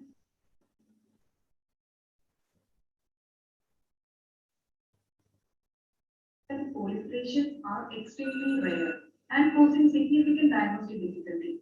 The diagnosis of this tumor was based on the correlation of clinical picture, laboratory and radiology findings, peripheral smear, bone marrow biopsy, and lymph node biopsy with the help of immunohistochemistry. These are my references. Thank you. Thank you. Any questions from the participants? We don't have. Yes, I have an opinion to say. Can I give my opinion? Yes, please. It was basically a lymph node which showed a proliferation of intermediate size cells with small central nucleolus. Those big cells that you described were somewhere around in the periphery, I think. There were plenty of eosinophils in the pictures given by you. So would you consider with a morphology like this, a T pro-lymphocytic lymphoma, and I think this patient had a leukemia too. Did he not, with anemia, thrombocytopenia, and blast in the smear? What was the peripheral smear picture like? You described it, but was there lymphocytosis? Will you consider T pro-lymphocytic lymphoma with this morphology? Dr. Gayatri, you can answer that. Yes, ma'am. This patient presented with this generalized lymphadenopathy. He had this peripheral smear of leukoerythroblastic blood picture, and the bone marrow biopsy also we get it along with this peripheral smear, and the bone marrow biopsy shows the one area shows foci of a T cell, atypical T cell proliferation. And with this history and this morphology in this peripheral smear and this bone marrow, we could we have considered this lymphoma for this patient. And this also he had this high reticulocyte count and hyper gamma globulinemia. These are the typical picture of peripheral T-cell lymphomas. So we advise this lymph node biopsy and go for this immunomarkers also. Okay, I think that's answered. Any other question? I think Indu Sangeeta's question was, why is it not a TPLL? Is that right? Yeah. That was my question too. Madam? Yeah, was it a TPLL? Pro-lymphocytic leukemia. Why is it not TPLL was her question, I think. That was my question too. Why is it not a TPLL, pro-lymphocytic lymphoma leukemia? Have you answered that question? Madam, this patient had this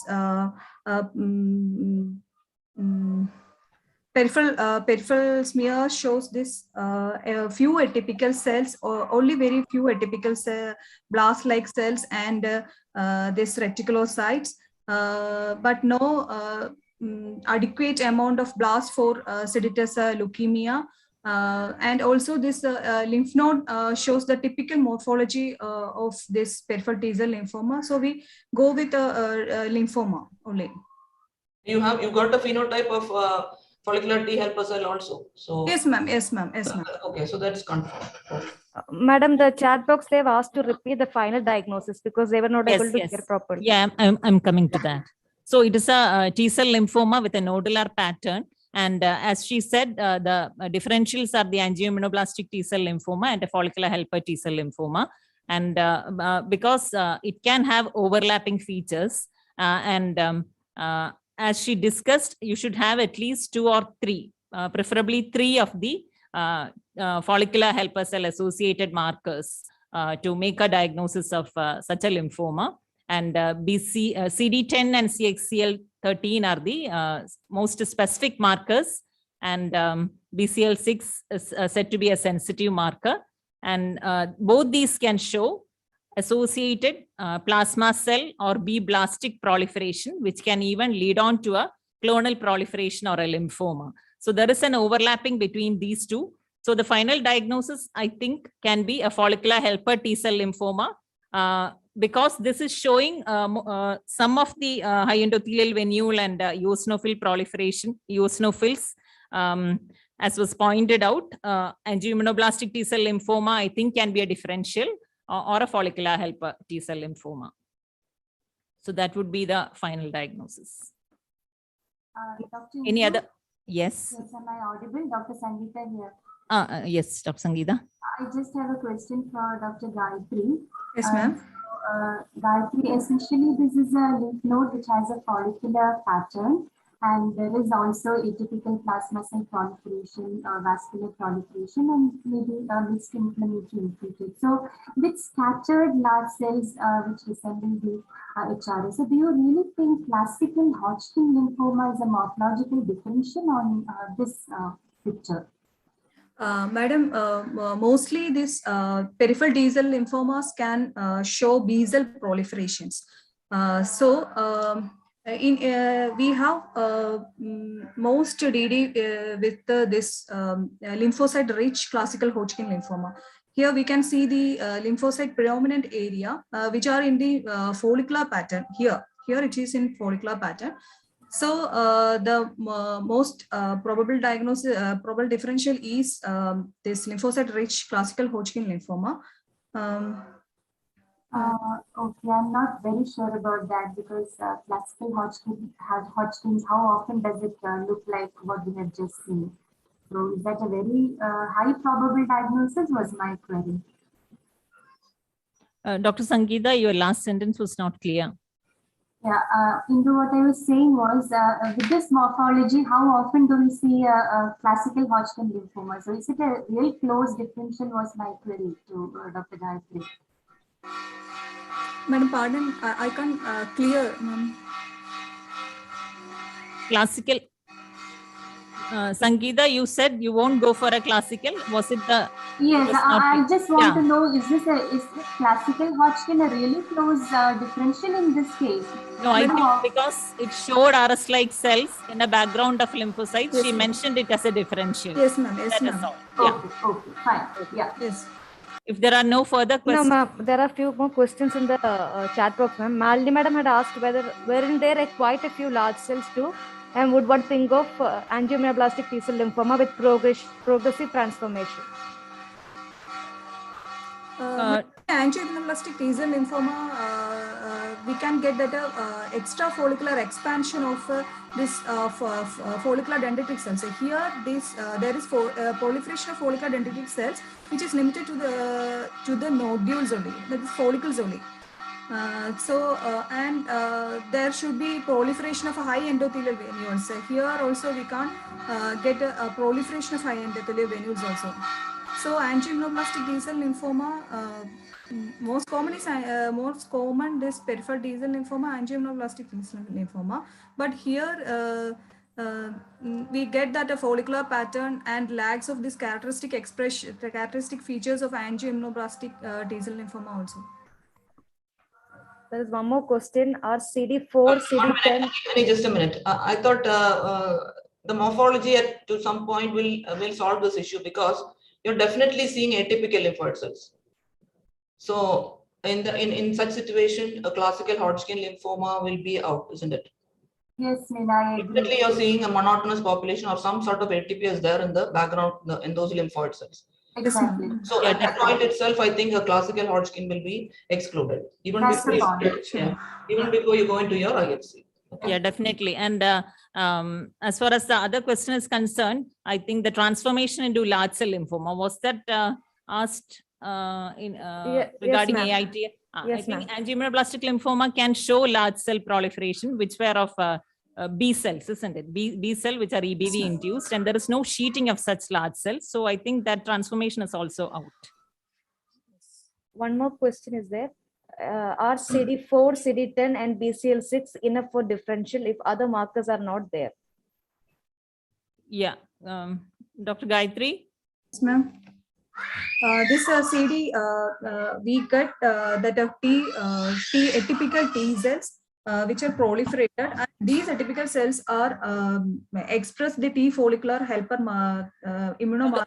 Gayatri, the question is, are these three markers enough? I think that is answered because 2 or 3 markers of these mentioned are enough to diagnose helper T cell lymphoma. Madam, in our center we have only this CD10 and BCL6. This shows strong positivity with by these atypical cells. Yes. So, and yeah, okay. I think if the questions are over, the final diagnosis is a peripheral T cell lymphoma of T follicular helper origin. Could be an AITL or a follicular T cell lymphoma with extensive atypical plasma cell proliferation. Okay, shall we go to the next case? Yes. That's a spotter from Pushpagiri. Good morning. I'm Dr. Anina Thomas. At a volume. From Pushpagiri Medical College, Tiruvallur. I'll be presenting case number 3, which is a spotter. Our patient was a 68-year-old male who presented with swelling in the right axilla for 3 months, with sudden increase in size since 2 weeks associated with pain. His blood investigations were within normal limits. He received right pectoral group of lymph nodes. Cut section of the larger lymph node showed extensive necrosis, and cut section of the smaller lymph node at the periphery was fleshy. On microscopy, sections from the larger lymph node showed extensive areas of ischemic necrosis. Sections from the smaller lymph nodes at the periphery were showing neoplastic follicles with a back-to-back configuration, along with the lymphovascular emboli. On IHC, CD20, CD10, and BCL2 were showing strong positivity with the neoplastic follicles, and Chi-67 index was high. With this, we reached the final diagnosis of non-Hodgkin lymphoma, follicular lymphoma grade 1 with extensive areas of ischemic necrosis. Take-home message: lymphoma may be associated with an entire lymph node. Additional lymph nodes must be obtained to rule out the possibility of a simultaneous malignancy. Follow-up of such patients are advisable for first 2 years, since lymphoma may be diagnosed subsequently in patients. Thank you.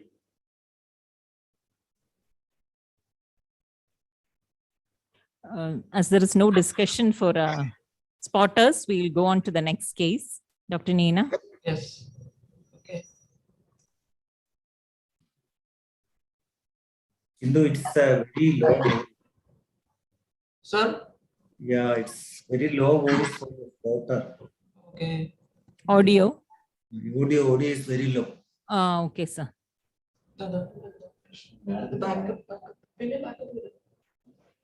I think you can do the spotter last because it takes a lot of time. So you actually do the discussion slides first. That's my request. It is up to you. Okay. Okay, sir.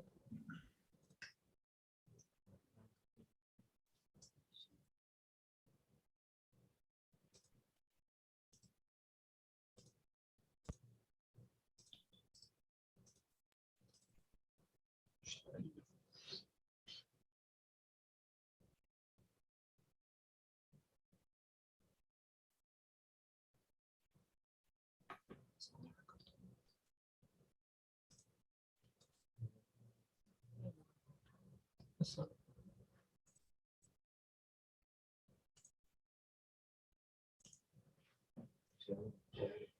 Okay,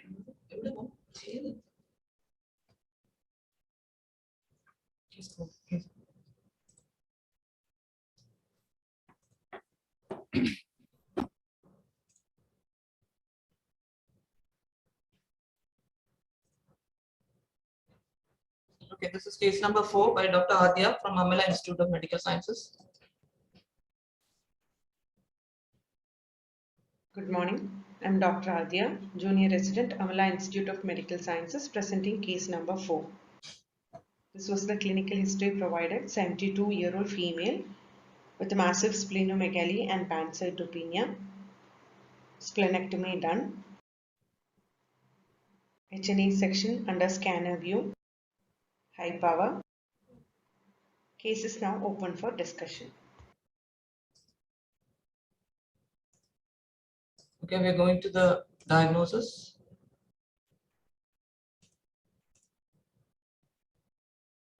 So these were the diagnoses received. Marginal zone, splenic marginal zone lymphoma, hairy cell leukemia, mantle cell lymphoma, and follicular. These are the major differentials. So at this point, Dr. Adya, would you like to just give us a briefing, very briefly on morphology-wise, can you differentiate these? Ma'am, the splenic white pulp was expanded and it was composed of predominantly monotonous population of medium to small to medium-sized lymphoid cells, and it was primarily a splenic disease. So the differentials considered were splenic marginal zone, SLL, mantle cell lymphoma, and follicular lymphoma. You consider hairy cell leukemia with the morphology? Madam, since bone marrow aspirate and bone marrow biopsy didn't show, even peripheral smear didn't show any features of hairy cell leukemia. That's not my question. My question is, with this morphology of the spleen, would you consider hairy cell leukemia? Morphology-wise, splenic hairy cell leukemia can be considered, but we need to correlate with the bone marrow and peripheral smear picture.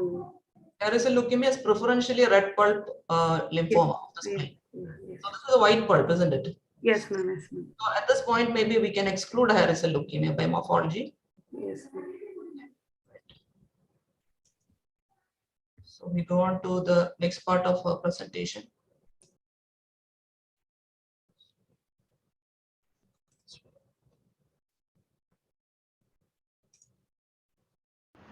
Additional clinical details: 72-year-old lady with massive splenomegaly and pancytopenia with predominant neutrophilic population, no hepatomegaly or lymphadenopathy. RFT, LFT were unremarkable. HBsAg and HCV non-reactive. Bone marrow aspirate was dilute and biopsy showed normal hematopoietic elements with a few scattered B and T lymphocytes. No definite lymphoma infiltrate was seen. Following which, patient underwent splenectomy. Grossly, spleen was enlarged and weighing approximately 990 grams and measuring 22 into 13 into 6 centimeter. Cut surface of the spleen showed multiple gray white nodules of varying sizes occupying almost the entire spleen. Splenic hilar lymph nodes were also identified. Microscopically, expanded white pulp with congested red pulp, giving it a nodular appearance, was appreciated under scanner view. Under higher power, these nodules were composed of monotonous population of small lymphoid cells with round to cleaved nuclei. Occasional mitotic figures were seen. Gamma-Gandhi body was also identified. So this was reported as low-grade NHL. Hilar lymph nodes were also involved. The differentials considered were splenic marginal zone lymphoma, SLL, mantle cell lymphoma, and follicular lymphoma. So we did this panel of IHC. CD20 was strongly positive within the follicles. BCL2 was positive. BCL6, cyclin D1, and CD10 were negative. CD23 highlighted the residual germinal centers. Ki67 was low with clustering in the residual germinal center. Cyclin D1 being negative rules out the possibility of mantle cell lymphoma. Germinal center markers like CD10 and BCL6 are negative, so this rules out the possibility of follicular lymphoma. CD23 being negative with bright CD20, less likely SLL. So the possibility was narrowed down to splenic marginal zone lymphoma. But to our surprise, there was heavy infiltrate of CD3 and CD5 positive T cells.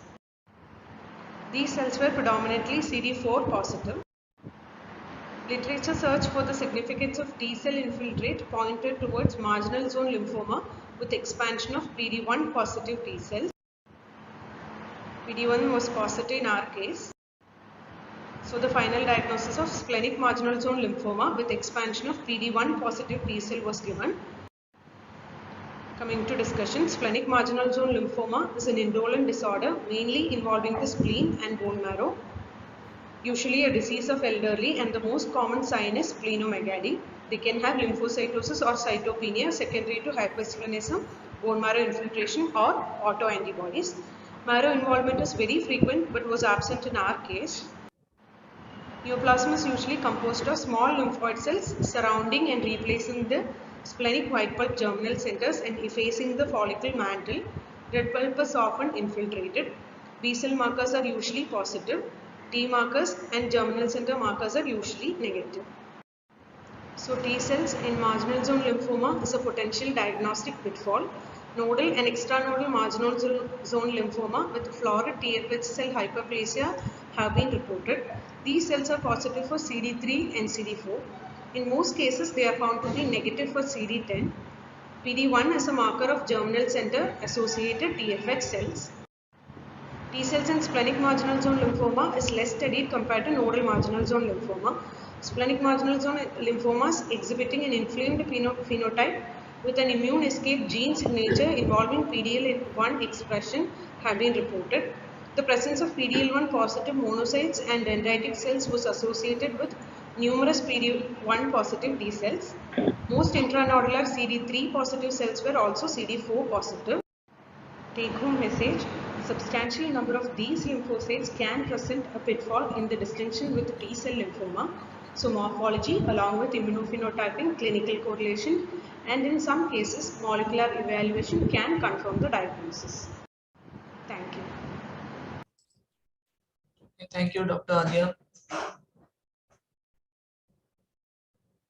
So any queries or comments from the house?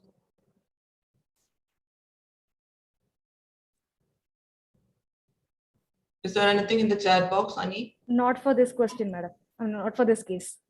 Okay, right. So I have a question. Madam, one question is, I'm sorry. What clone of PDL1 are you using? Madam, PD1 was not done in our center. It was outsourced. It was done outside, ma'am. Okay, my question to Dr. Adya is, what made you do this PD1? Because everything else was fitting into splenic marginal zone lymphoma, but we had a heavy T cell infiltrate, both CD3 and CD5 positive. So that is not usually seen in splenic marginal zone lymphoma. So splenic marginal zone lymphoma with heavy T cell infiltrate made us do some literature review, and in literature it was reported that heavy T cell infiltrate is seen in some of the nodal marginal zone lymphoma and even in some splenic marginal zone lymphoma. So we thought of any PD1 positive T cell infiltrate in this setting. Does it have any implication as far as the prognosis is concerned? Ma'am, because the PD1 and PDL1, it is an immune checkpoint mechanism, maybe of some value in treatment or prognosis, ma'am. To say for immunotherapy? Yes, ma'am, immunotherapy. Because no standard recommendations were identified, ma'am.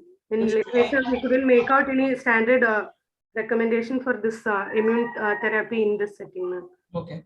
But usually we see heavy T cell infiltrates in these low-grade lymphomas, especially marginal zone lymphomas. So yes, it's not uncommon that we see so much of T cell infiltrates. So I was just wondering why you went for a PD1.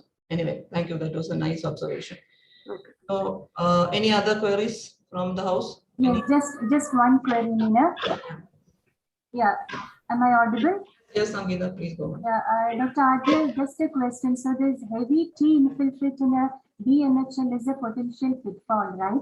So what are the other BNHLs where we have to be careful if we see, what are the other B lymphomas where we can expect a heavy T infiltrate? Follicular lymphoma is reported to have heavy T cell infiltrate, especially in the low-grade disease, ma'am. What about the higher grade lymphomas? Higher grade T cell rich B cell lymphomas sometimes can have T cell infiltrate, ma'am.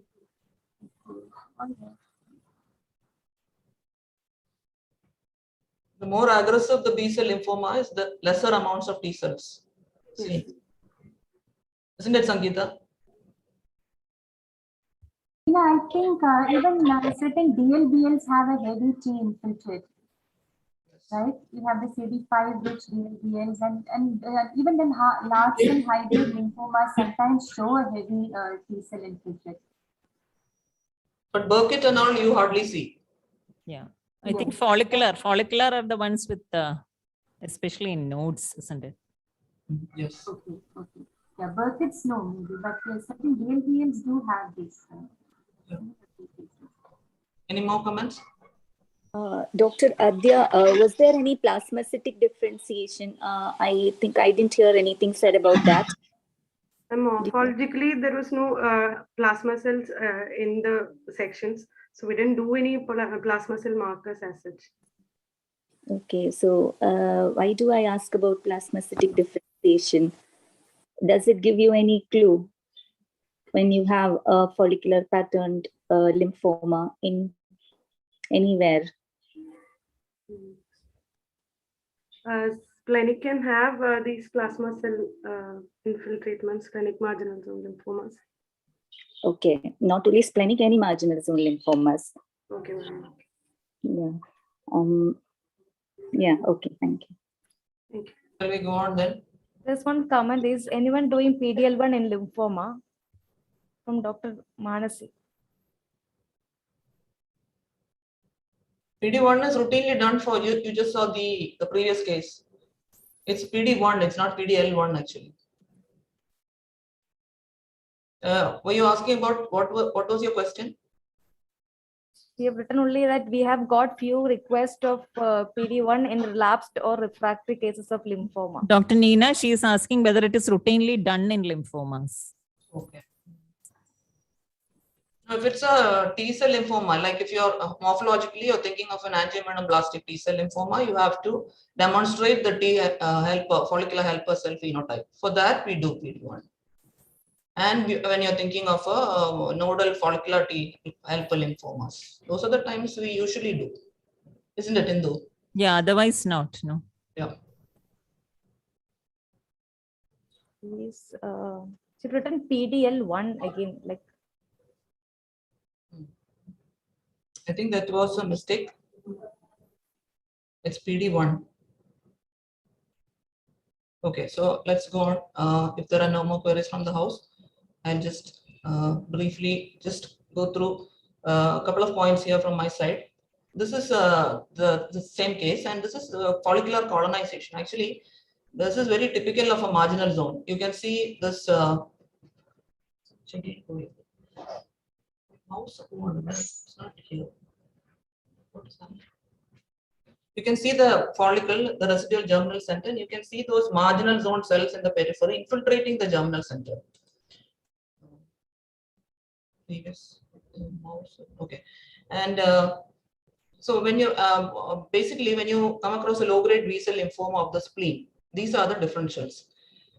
First and foremost, you have to make sure whether it's a white pulp involvement or a red pulp involvement. So in this case, obviously, it's a white pulp involvement. No, this is not working here. And then you go on to the specific markers. So splenic marginal zone lymphoma does not have specific markers. So most of the time, you have to make sure that if you have specific markers, you have to go for those. Like,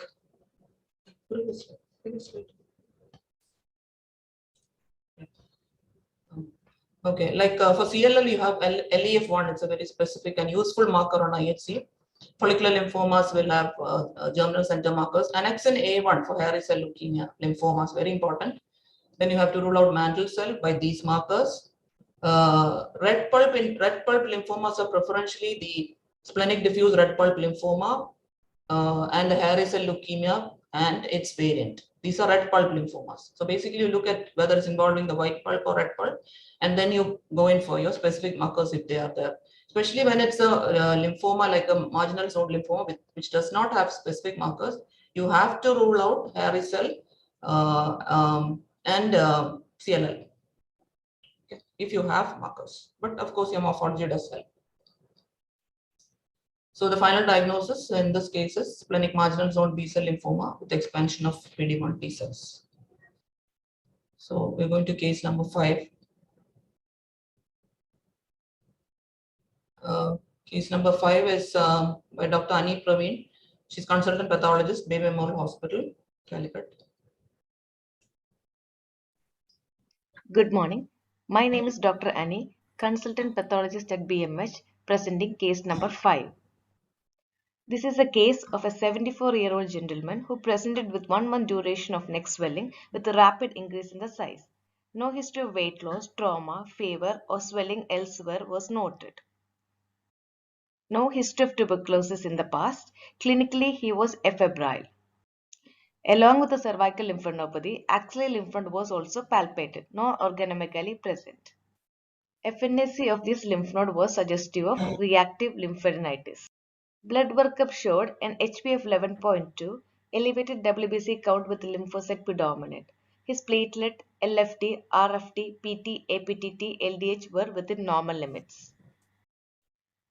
Peripheral smear of this patient showed elevated WBC count. Predominant cells are medium-sized cells with clumped chromatin comprising of 55%, admixed with large cells having prominent nucleoli and abundant cytoplasm.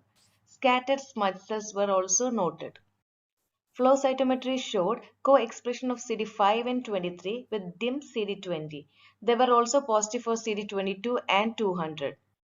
They were negative for CD10 and FMC7 with a dim kappa positivity. Diagnosis of chronic lymphocytic leukemia was signed out.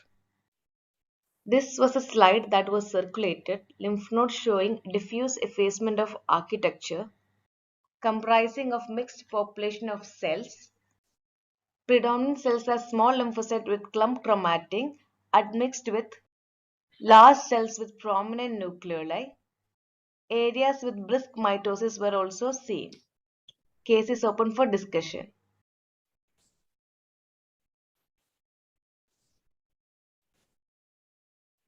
So we go on to the diagnosis received. So basically we have CLL, differential CLL transformation to DLBCL, that is Richter transformation. We have a CLL with pro-lymphocytoid transformation is another differential.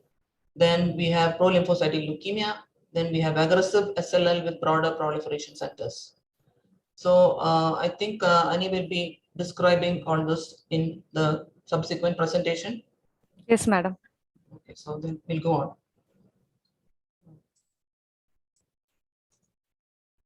Okay.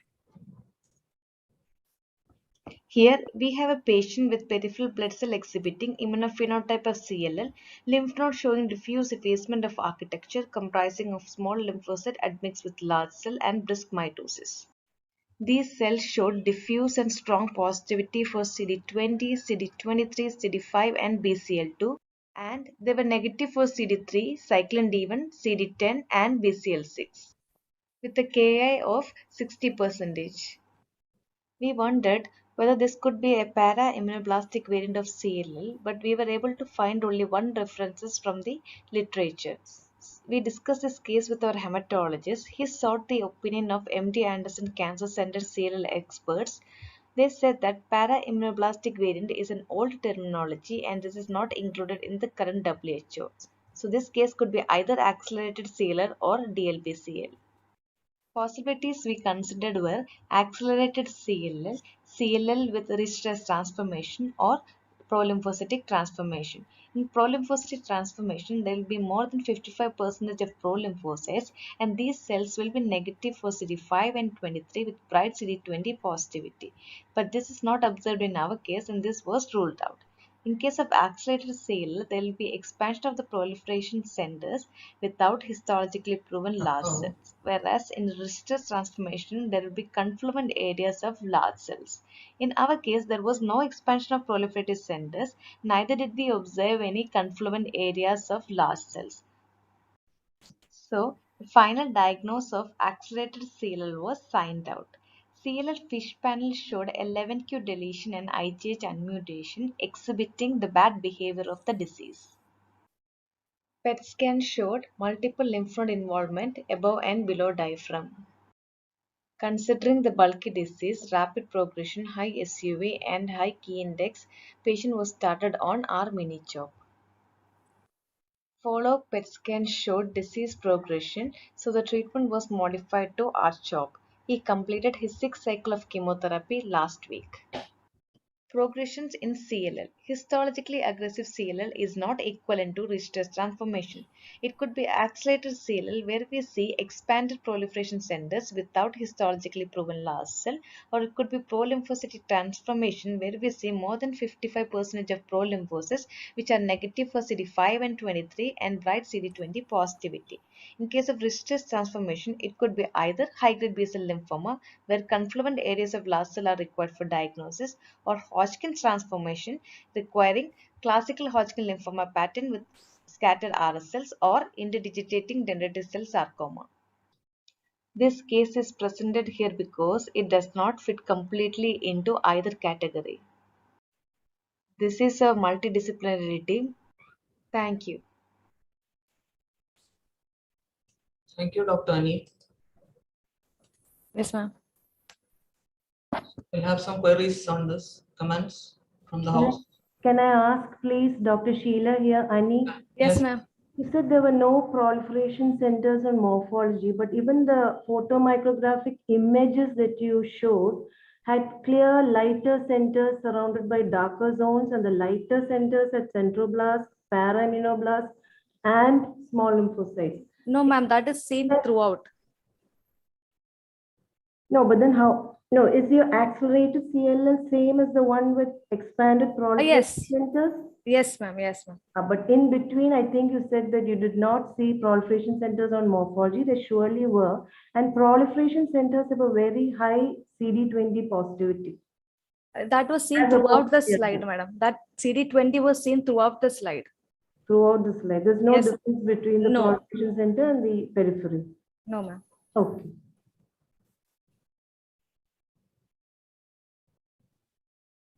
So Dr. Ani, can you just summarize once more the criteria to call something as an accelerated CLL?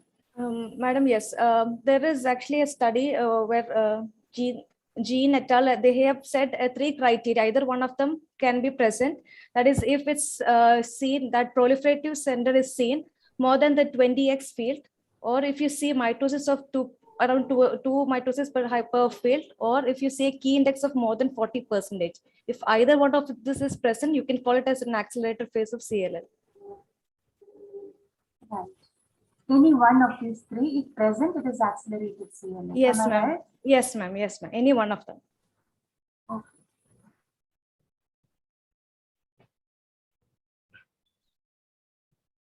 Any other comments in the chat box? So shall we go on? Dr. Ani, can you tell me, so finally, like you gave both the differential diagnosis to the clinician. Is that what you did?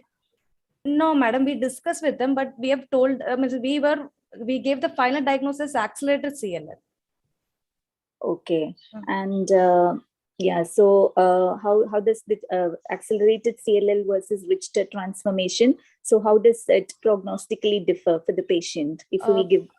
Madam, it depends on the we have the longevity of the patient. They say that in cases of DLBCL, their prognosis, their survival is about 1 year, and the other one is around we have around 76 months of prognosis. Survival period for accelerated CLL. Yes, ma'am. And in case of treatment also, there is it's almost similar treatment they're giving. So they said it may not actually differ when you give either of them. Okay. Yeah, good to know. Okay. Thank you, ma'am. Actually, this case stands in between accelerated and classical CLL and DLBCL. So this accelerated phase comes in between. So the literature does not have much data on this to predict the outcome. Okay, any more queries from the house? Okay, if not, we'll go on to a few comments from my side. So this is just for the PGs here to differentiate. This is a proliferation center. This light stain centers that you see in a classical CLL are the proliferation centers, where you see a mixture of para-immunoblasts, which are large cells with single central eosinophilic nucleolus, whereas pro-lymphocytes have more dispersed chromatin and clumped multiple nucleoli. So you differentiate these are the para-immunoblasts and these are the pro-lymphocytes. In the smear, this is the pro-lymphocyte. You see the single central nucleolus. So it's important when you have a CLL that you count these pro-lymphocytes. So case 5, the final diagnosis is chronic lymphocytic leukemia, accelerated phase. Case 6 is Dr. Indus. Dr. Nina, are we doing the spotters now itself, or should we skip them? Okay, then skip them. Okay. Okay, then it will be case 8, isn't it? 8 is from your side, yeah.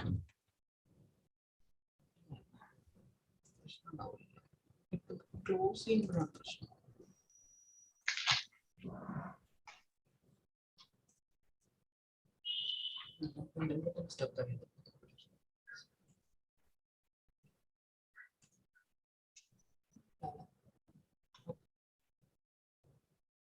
So we're skipping the spotter. Now we're going to case number 8. Case number 8 is by Dr. Nahla Umar from Government Medical College, Kozhikode. Good morning, everyone. I'm Dr. Nahla Umar, Junior Resident, GMC Kozhikode, presenting to you the case of a 50-year-old male with complaints of swelling left cheek and few episodes of epistaxis. On examination, he had a large swelling in the left maxillary area along with enlarged ipsilateral cervical and axillary lymph nodes. Excision of the same was done. Scanner view, low power, high power. The case is now open for discussion.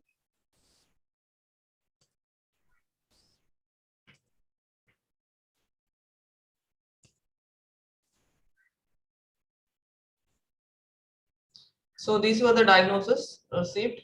Almost everyone agrees that it's plasmablastic morphology. Obviously, the differentials would be plasmablastic lymphoma, plasmablastic myeloma, plasmablastoma, ALK-positive large B-cell lymphoma. So I think, Dr. Nahla, you can continue. We'll carry on. Okay, ma'am. Yes, ma'am. Our patient is a 50-year-old male who is not immunocompromised and presented with left maxillary swelling along with ipsilateral enlarged lymph nodes. Systemic examination, hematological and biochemical investigations were within normal limits except for a markedly elevated ESR. CT scan confirmed the presence of mass in maxillary sinus with extension into nasal cavity and orbit. Microscopy showed F-phase lymph node architecture by a neoplasm composed of sheets of neoplastic cells, which are large with moderate to abundant cytoplasm, vesicular nucleus, some eccentrically placed with prominent nucleoli.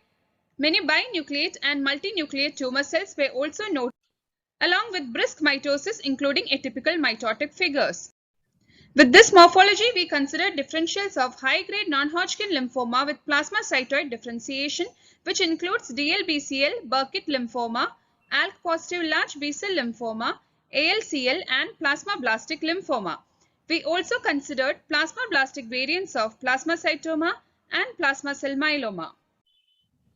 IHC was done, which showed a negative panel for CD3, CD20, PAX5, ALK, CD30, and cytokeratin. Since CD20 and PAX5 were negative, we could rule out DLBCL and Burkitt lymphoma. ALK negativity ruled out ALK-positive large B-cell lymphoma. ALK and CD30 negativity ruled out ALCL. To differentiate between these, additional panel of CD138, MUM1, CD56 and Chi67 were done, which was positive. Since the myeloma workup and serum immunoglobulin profile were within normal limits, plasma cell myeloma was ruled out. To differentiate between plasmablastic lymphoma and plasmacytoma plasmablastic type, additional IHC was done. In view of c-MYC positivity, a diagnosis of plasmablastic lymphoma was considered, which was further proven by a positive EBER. To differentiate between these neoplasms with plasmablastic morphology, which have similar morphological and immunohistochemical features, the key points are CD56, MYC and EBER, with plasmablastic lymphoma being usually negative for CD56 and positive for MYC and EBER, whereas plasmacytoma is usually CD56 positive and negative for MYC and EBER. The patient had a similar clinical presentation 1 year back along with enlarged ipsilateral supraclavicular lymph node, the excision biopsy of which showed a high-grade neoplasm with diffuse proliferation of large cells with prominent nucleoli. On IHC, in view of CD138 and MUM1 positivity, we thought of plasmablastic neoplasms. Since LMP1 and c-MYC were negative, plasmablastic lymphoma was not considered. To differentiate between plasma cell myeloma and plasmacytoma, myeloma workup was done, which was within normal limits except for a small M band. Hence, plasma cell myeloma was ruled out and a diagnosis of plasmacytoma plasmablastic type was given.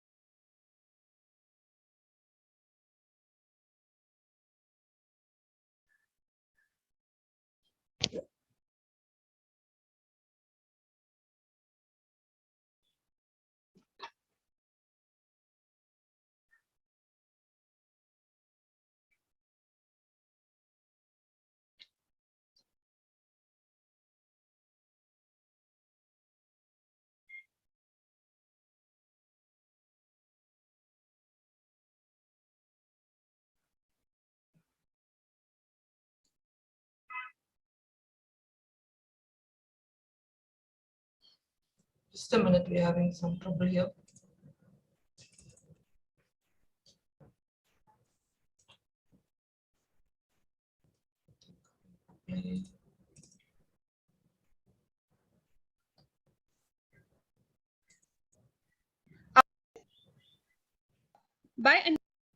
Which are large with more.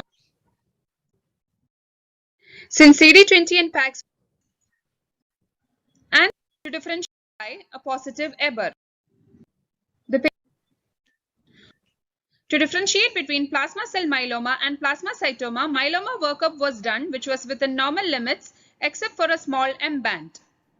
Hence, plasma cell myeloma was ruled out and a diagnosis of plasmacytoma plasmablastic type was given. In the current scenario, we thought of a plasmablastic transformation of pre-existing plasmacytoma, which is quite rare. Keeping in mind the possibility of a relapse, EBER was done on the initial biopsy taken from supraclavicular lymph node and was found to be positive, thus proving that it is a case of de novo plasmablastic lymphoma rather than a transformation from pre-existing plasmacytoma. Prognostic and therapeutic significance of these neoplasms with plasmablastic morphology are: plasmacytoma has a good prognosis and good response to radiotherapy, whereas the other two entities have a poor prognosis and require chemotherapy. Being rare, plasmablastic lymphoma has to be suspected in every high-grade undifferentiated malignant tumor of sinuses and oral cavity.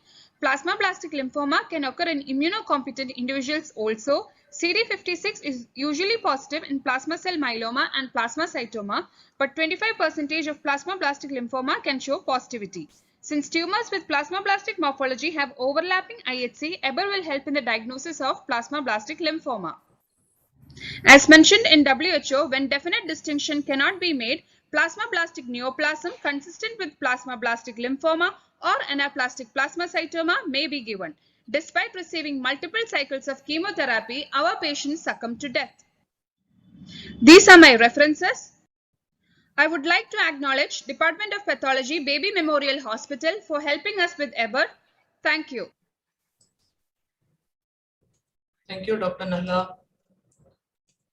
Now, let's have some comments from the house.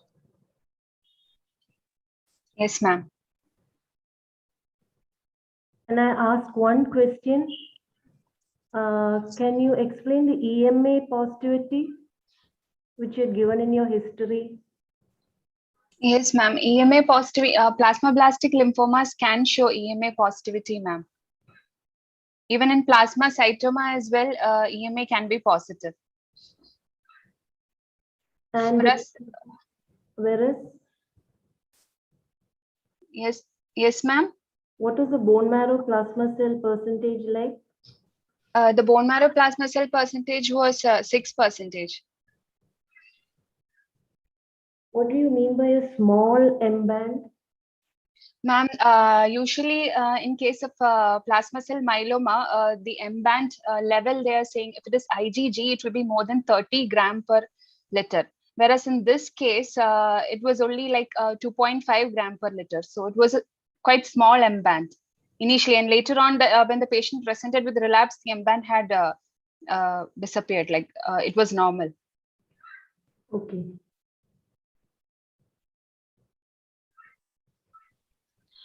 Dr. Nalla, can you just tell me once more, like what was the final diagnosis of the lymph node which the patient had presented with 1 year prior to this presentation? Okay, at that time, madam, the diagnosis given was plasmacytoma, plasmablastic type. Okay, and was anything done for that, for the patient, to the patient? Madam, EBER was actually, we had asked the patient, but then it was not available in the nearby centers, like here at Calicut. And then it was available at Lalpat, but it had costed 4,000 rupees. So due to financial constraints, we couldn't do it. And this time we had actually done it for academic purpose from BMH, ma'am. So at that time, the diagnosis was a plasmacytoma. Yes, ma'am. Yes, ma'am. Plasmablastic type. Yes. And he had presented only with a single lymph node, which was removed. He had a maxillary swelling, madam. That was this presentation, wasn't it? No, ma'am. Initially, he had similar clinical presentation I had told in the past history. So he had a maxillary swelling. That is the left maxillary sinus. In that area, he had a swelling. Along with that, he had a supraclavicular lymph node. Okay. And the biopsy was done, FNA and biopsy was done from supraclavicular lymph node. So in between these two diagnosis period, was the patient like, okay, he didn't take Yes, anything? ma'am. So when we had done an FNA, since the patient had bone invasion and all, since it was a high-grade tumor for them, imaging-wise as well, they gave a blanket therapy of 5-fluorouracil and cisplatin. And the patient responded very well to it. And after our diagnosis of plasmablastic plasmacytoma, they gave radiotherapy and they continued the 5-flu treatment as well. And the mass had actually decreased in size and the patient was doing better until the relapse. Okay, so this was considered as a relapse, but then Yes, you made diagnosis on the second time as a plasmablastic lymphoma. Yes, ma'am. Yes. Okay. Dr. Negla, just a query. Can you just tell us what exactly is the essential difference between EBER as well as EBV LMP staining? Okay, ma'am, LMP1 is actually non-specific, and in case of those neoplasms which have a plasmablastic morphology, articles are saying that, once the cell has become a you could please tell us about the difference in the actual staining, the site of staining, the technique. That's what I meant to please. Okay, EBER is actually done by in situ hybridization, and nuclear positivity of the tumor cell, regardless of the percentage of tumor cell, is taken as positive. And in case of LMP1, it is done by IHC, and where is it staining? It has to be membrane staining, madam. It's a latent membrane antigen, right? Latent membrane protein. Yes, ma'am. Okay. In our case, actually our LMP1 was non-specific, madam. Dr. Nehila? Yes, ma'am. Yeah, in which situation we will sign out as plasmablastic neoplasm? Which clinical scenario? Like as mentioned in the WHO, that Yeah, plasmablastic. That is, madam, when there is especially when the patient is immunodeficient and HIV is there, and there is quite a overlapping features, morphological and immunohistochemical, and the diagnosis becomes difficult because EBER positivity can be seen in 10% of plasmacytoma as well. MIC is usually negative. So in such scenarios, when it is quite difficult to put it into a category, then we have to give a diagnosis as such. Okay, can we get bone lesions in plasmablastic lymphoma? Yes, madam, in later stages, that is in stage 3 and 4, bone marrow involvement can be there. Yes, in immunocompromised patients, we are having the greatest difficulty because plasmablastic lymphoma in immunocompromised can have bone lesions. And even EBER positivity can occur in myeloma in immunocompromised patients. So yes, that is the greatest difficulty. So in those situations, we can give it as plasmablastic neoplasm. Yes, ma'am. Thank you, ma'am. There is few questions in the chat box. Was flow done in bone marrow with 7% plasma cell? It has better sensitivity of picking up abnormal or minimal involvement. No, madam, flow cytometry was not done. Okay, next question was that I think you have answered this, cisplatin or 5FU chemotherapy was given.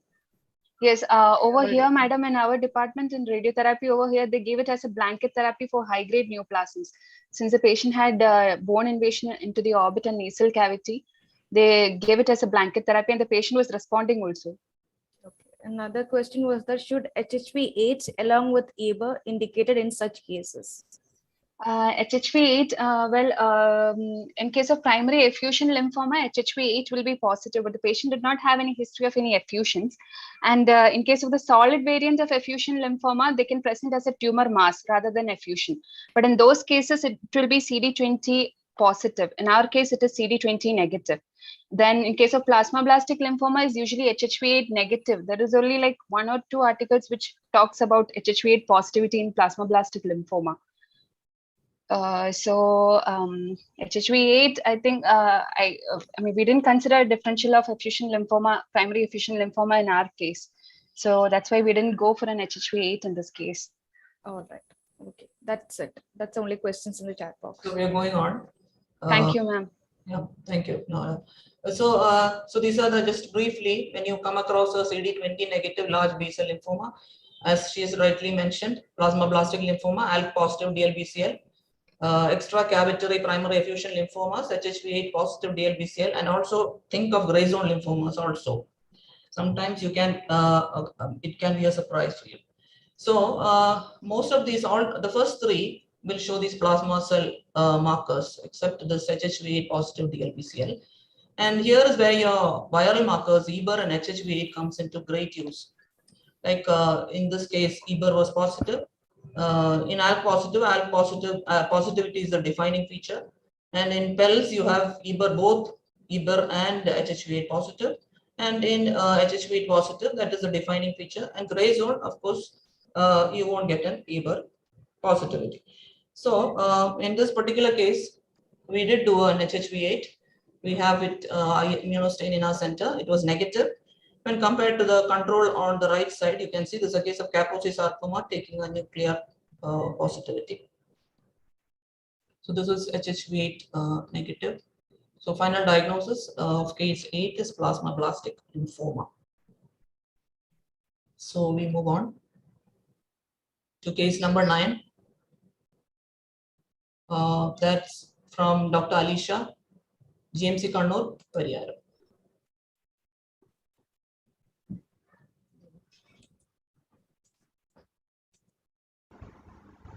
A 30-year-old male presented with right submandibular swelling since 4 months. On examination, there was a lymph node 3 into 2 centimeters. FNA report was given as atypical bare nuclei in a bag.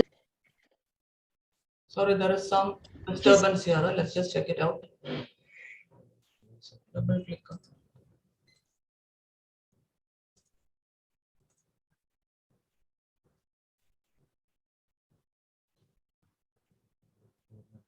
A 30-year-old male presented with right submandibular swelling since 4 months. On examination, there was a lymph node 3 into 2 centimeters.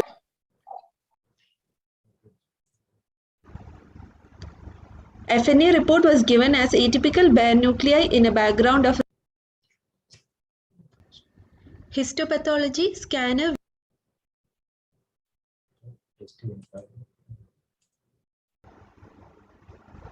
low power view showing atypical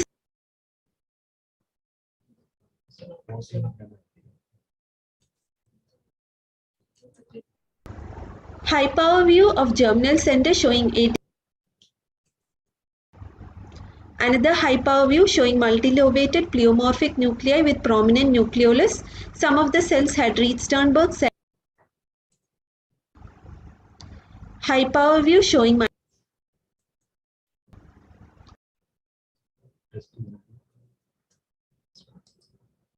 Sorry for that disturbance. Should we replay that, Indu? Hello? Yes, I think so.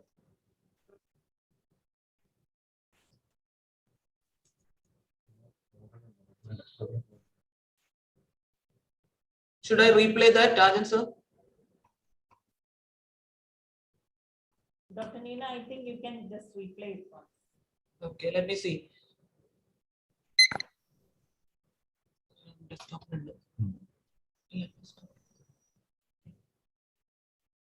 I'll just try.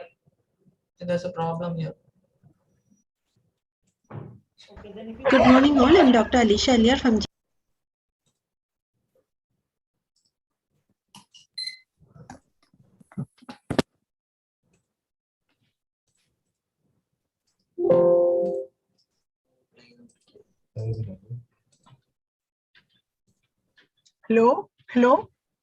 Hello, Dr. Neena. Yes, madam. There is no need to replay because it was very clear. It was very clear. And we could see actually the follicular center, area containing large cells and also EB-like cells. Okay, madam. Okay, we'll project the diagnosis.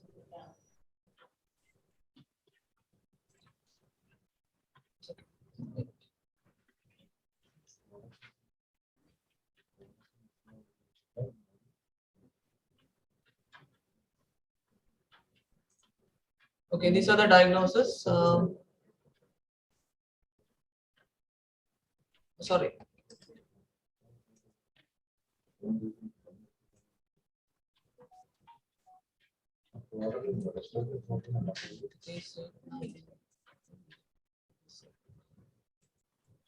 So this is a diagnosis that we received. And we have anaplastic large cell lymphoma. Many centers have suggested that it's an ALCL. Another major differential is Hodgkin, nodular sclerosis Hodgkin. And someone has said it's a blastoid mantle cell lymphoma. Can you please tell us, Dr. Alisha, can you hear me? Yes, ma'am. With this morphology, would you consider anaplastic large cell lymphoma? And we had considered anaplastic large cell lymphoma, but because of the IHC pattern, we ruled out the diagnosis And also it has a germinotropic pattern. So doesn't come under anaplastic large cell lymphoma, which mostly gives a diffuse pattern. Okay, that's my question. Would you consider ALCL when it's sort of intrafollicular? It seems confined within the follicle, isn't it? So no. Yeah. Of course. What about Hodgkin disease? Hodgkin's we had considered, but again, Hodgkin's also doesn't give a germinotropic pattern. It gives a nodular pattern, and then with IHC, we kind of ruled out Hodgkin's lymphoma also. Okay. So let's go on. I hope there is no problem this time.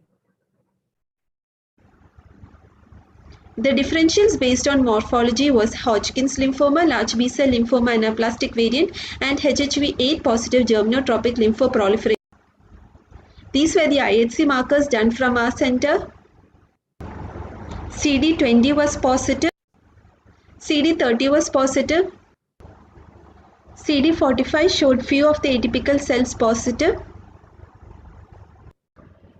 CD79A and BCL2 showed minimal positivity. CD3, BCL6, CD15 and CD10 were negative. The diagnosis given from our center based on morphology was germinal center large B-cell lymphoma anaplastic variant. Case was referred to RCC Trivandrum and expert opinion from National Institute of Health USA was sought. These are the additional IHC markers done from higher center. MUM1 and MIB1 were positive. PAX5 showed weak positivity. ALK and HHV8 were negative. EBR in situ hybridization was positive. MIB1, EBR, ISH was positive. Summary: 30-year-old male with single cervical node involvement showing nodular architecture with atypical pleomorphic cells within the follicles restricted to germinal center. Highlighting the positive and negative IHC markers. Final diagnosis was given as EBV positive diffuse large B-cell lymphoma with intrafollicular growth pattern. This is a report from NIH. Discussion. 3 entities have been described under the group germinotropic lymphoproliferative disorders as per literature. One is the intrafollicular EBV positive large B-cell lymphoma, which is the diagnosis of our case. 2 is the EBV positive or negative HHV8 positive germinotropic disorders, which is the only entity under germinotropic that has been included recently under WHO 2017, and large B-cell lymphomas with the tropism for germinal center. It's a recently described entity characterized by atypical cells maintaining follicular pattern preferentially involving the germinal center. B-cell lymphomas with a distinctive tropism for germinal center was first reported in 1992 by Suster et al. And in 2002 it was Du and colleagues who coined the term germinotropic lymphoproliferative disorders in B-cell lymphomas showing germinotropic pattern characterized by both HHV8 and EBV positivity. In 2015, it was Lorenzi et al. Who first described 3 cases of intrafollicular EBV positive large B-cell lymphoma with a non-GC phenotype, all occurring in immunocompetent patients with EBV infection showing germinotropic pattern, but despite this pattern, they showed a non-GC B-cell phenotype.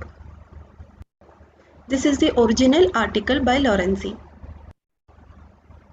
H&E images of the 2 cases from his article, low power view showing germinotropism and high power view showing the atypical pleomorphic cells. IHC of the 3 cases by Lorenzi et al. Showing positivity for CD20, CD30, MUM1 and EBV, and they were negative for the germinal center marker CD10 and BCL6. The intrafollicular EBV positive large B-cell lymphoma can be differentiated from the other 2 germinotropic patterns by their pleomorphic cells, EBV positivity and IHC pattern. Conclusion: intrafollicular EBV positive large B-cell lymphoma, they expand the spectrum of EBV associated disorders, and their distinct morphology, IHC pattern and EBV positivity differentiates them from other B-cell lymphomas. These are my references. Okay, thank you, Dr. Alicia.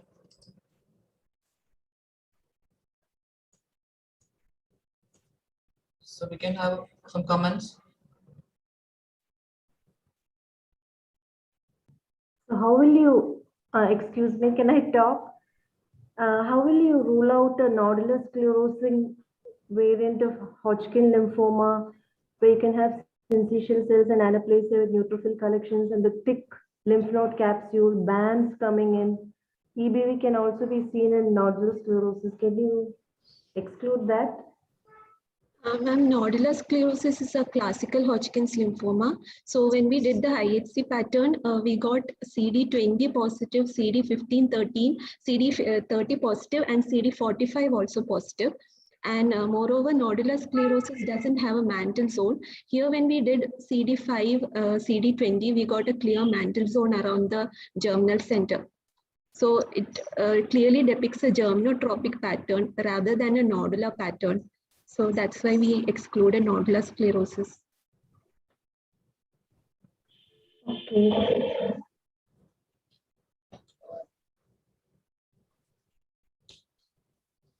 Any other comments?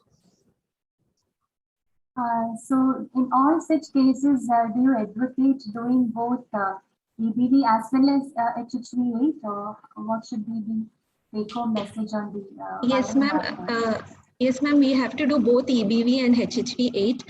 But then in EBV and HHV8 positive lymphomas, such lymphomas, mostly they show a monomorphic pattern of plasma blast within the germinal center rather than a pleomorphic pattern like this. And we did HHV8 and it came out negative. So that's why we gave a diagnosis of EBV positive intrafollicular pattern large B-cell lymphoma. There is one question in the chat box. Malini madam asked, is there a treatment difference or other clinical implication in case we make a mistake of calling it as ALCL? Ma'am, since this is a recently described pattern and lymphoma, and still it has not been included under WHO, R-CHOP regimen is being given for these lymphomas, just like all the other DLBCLs. Whether there's any other treatment for this lymphomas is yet to be studied. And usually young patients show good prognosis in EBV positive DLBCL after giving R-CHOP. Malini was asking the question, if it is diagnosed as ALCL, will there be a difference in treatment? There will be a difference in treatment because this particular lymphoma goes for R-CHOP. ALCL is a T-cell lymphoma, isn't it? So the treatment is totally different. Dr. Neena, with the IHC, will ALCL come? This is a B-cell lymphoma, no? No, that's what. With morphology, yeah. No, she was asking with the morphology. With morphology, yeah. Just one more question. What is the KI index in this case? And in general, what is the KI index in all these germinotropic LPDs? Dr. Ma'am, usually the KI index is very high. In the study done by Lorenzi, it was almost 100% for them. More than 90% were seen in 2 of his cases. One of the case showed 100%. So its KI index is usually very high. That's interesting.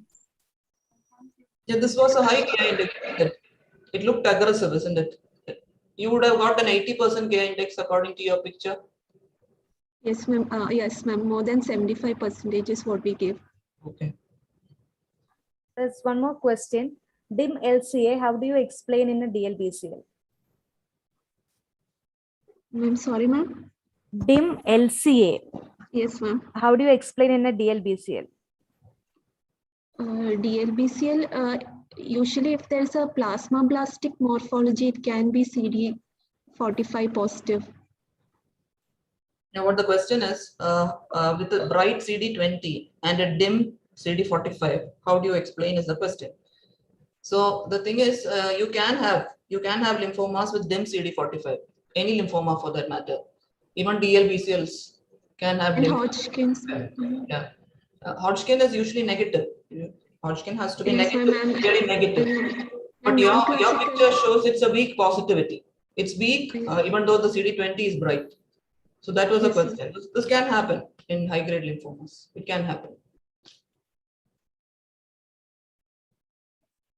Any other questions? No, madam. Dr. Alicia. Yes, yeah, does the patient have any mediastinal mark? No, ma'am, patient does not have a mediastinal mass. It's only a single cervical node involvement and no other nodal. involved. Okay. Shall we move on? Okay. So, so again, just what she mentioned, I'm just summarizing. When you see intrafollicular large cells like these, seemingly confined to the follicle, you first think of HHV8 positive germinotropic lymphoproliferative disorder, classical Hodgkin lymphoma in the differential intrafollicular DLBCL, and maybe you can, of the morphology, you can think of a follicular lymphoma grade 3B, although that comes last in the list, you can only imagine this. Anyway, among these mark again the viral markers, EBER and HHV8 comes into great help. So HHV8 positive germinotropic LPDs are both positive, EBER and HHV8 positive. Classical Hodgkin lymphoma will be HHV8 negative, and intrafollicular may or may not, but according to the literature, it's EBER positive. So these viral markers do help in differentiation again, as in the previous case. We did do an HHV8 also in this case, and it was negative. So it has to be done as part of completion of differentials of such cases. So the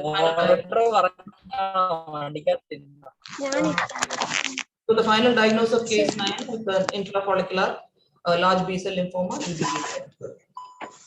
So we go on to case 10. Case 10 being a spotter, we will move on to case 11.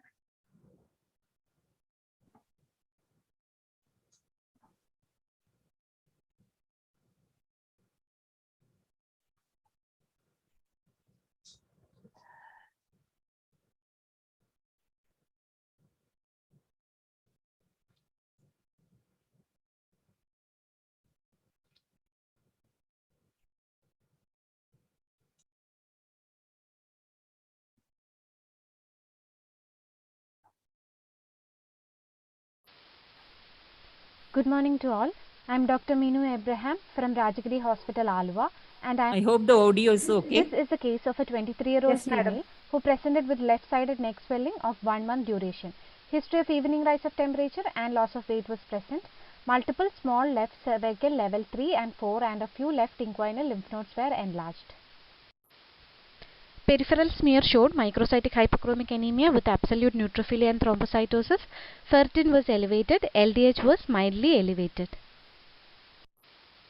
Left supraclavicular lymph node biopsy was done outside and the slides and blocks were sent to us for review.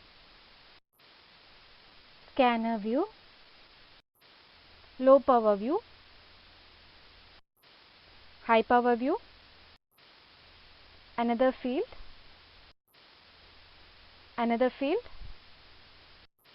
yet another field in high power view. The case is now open for discussion. Yeah, I think we'll go on to the differentials. So most of the people have diagnosed it as classical Hodgkin's lymphoma, a few as ALCL and T-cell rich B-cell lymphoma. Any comments on this?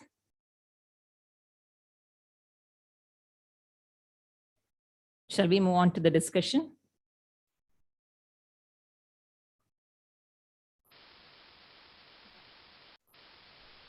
Coming back to our case. This is a scanner view showing effaced architecture of the lymph node. Low power showed scattered large atypical cells in a background of mainly small lymphocytes. Few fibrous bands are also seen. High power view showing atypical cells with large vesicular multilobe nuclei with abundant cytoplasm. Few lacunar cells and multilobe cells. Few mummified cells. Atypical mitotic figures. Focal areas showed intermediate to large size cells with vesicular nuclei and clear cytoplasm arranged in alveolar pattern. Compartmentalizing fibrosis is also noted. The background showed predominantly small lymphocytes with occasional plasma cells and eosinophils. Due to the presence of RS-like cells, a diagnosis of classic Hodgkin lymphoma was considered.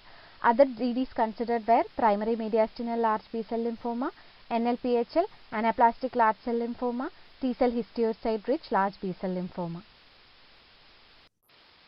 Coming to immunohistochemistry, the large cells were strongly and diffusely positive for CD20. CD30 showed focal weak to moderate positivity. Many cells were negative. PAX5 showed weak nuclear positivity. MUM1 showed strong nuclear positivity. CD15 was positive in occasional cells and LCA was negative. CD3 was negative and EBV LMP1 was negative. So with this picture, coming back to our differentials. In classic Hodgkin lymphoma, there will be RS cells admixed with a rich inflammatory background. CD30 will be strongly positive and CD20 will be negative or show variable positivity. In our case, CD30 was only focally and weakly positive and CD20 showed strong diffuse positivity. Coming to PMBCL, the cells will be medium to large size cells with clear cytoplasm. Compartmentalizing fibrosis will be present and strong PAX5 positivity will be there. In our case, though there were areas morphologically favoring PMBCL, these areas were focal and PAX5 showed only weak positivity. Coming to NLPHL, there will be at least one complete nodule formation with typical features. CD15 will be negative and CD30 will be negative. In this case, though there were a few fibrous bands, there was no complete nodule formation and CD15 and 30 were focally positive. Coming to anaplastic large cell lymphoma, their cells will have a sinusoidal pattern of infiltration and CD30 will be strongly positive. In this case, there was no sinusoidal pattern of infiltration and CD30 showed only focal weak to moderate positivity. In T-cell histiocyte-rich large B-cell lymphoma, the neoplastic cells are scattered large B cells. CD30 will be negative and CD15 will be negative. In this case, there was clustering of these atypical cells and CD30 and 15 were focally positive. To summarize, this case had overlapping morphological and immunophenotypic features between classic Hodgkin lymphoma and PMBCL. Morphology favored classic Hodgkin lymphoma with focal areas showing features of PMBCL. IHC showed diffuse strong CD20 positivity with focal weak CD30 positivity consistent with a B-cell lineage. Hence, the final diagnosis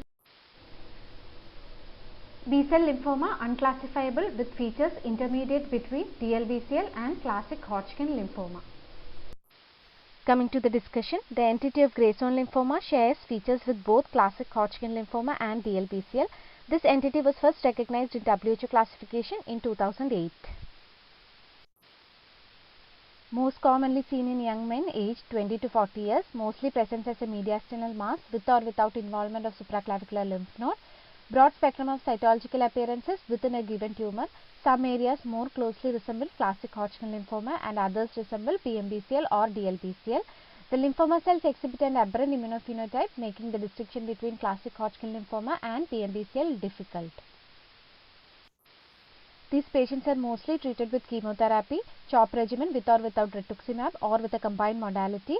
More aggressive clinical course and poorer outcome is seen than either classic Hodgkin lymphoma or PMBCL. The PET scan showed multiple FDG-avid supradiaphragmatic lymph nodes. There were no infradiaphragmatic nodes. The patient was planned for chemo, but due to socio-economic reasons, the patient opted for treatment from another center. These are my references. Thank you. Any comments? Any comments on the case? Yes, can I ask the presenter, can nodular lymphocytic predominant Hodgkin ever come as a morphological DD for this particular slide with so many inflammatory cells in the background and these kind of bizarre cells? Is it possible? Hello. Yes, you can speak. You're audible. Yes, ma'am. Actually, NLPHL we considered because there were a few fibrous bands, even though there was no complete nodule formation, and due to the presence of that RS-like cells, we considered it as a DD. But so much of inflammatory cells in the background, usually you won't Yeah, it consider is. NLPHL, no? Yes, ma'am, it is unlikely, but because the morphology was variable, we just consider the possibility. And this intermediate lymphoma entity is classically a mediastinal mass, whereas yours is not. I don't know. I think it needs more work.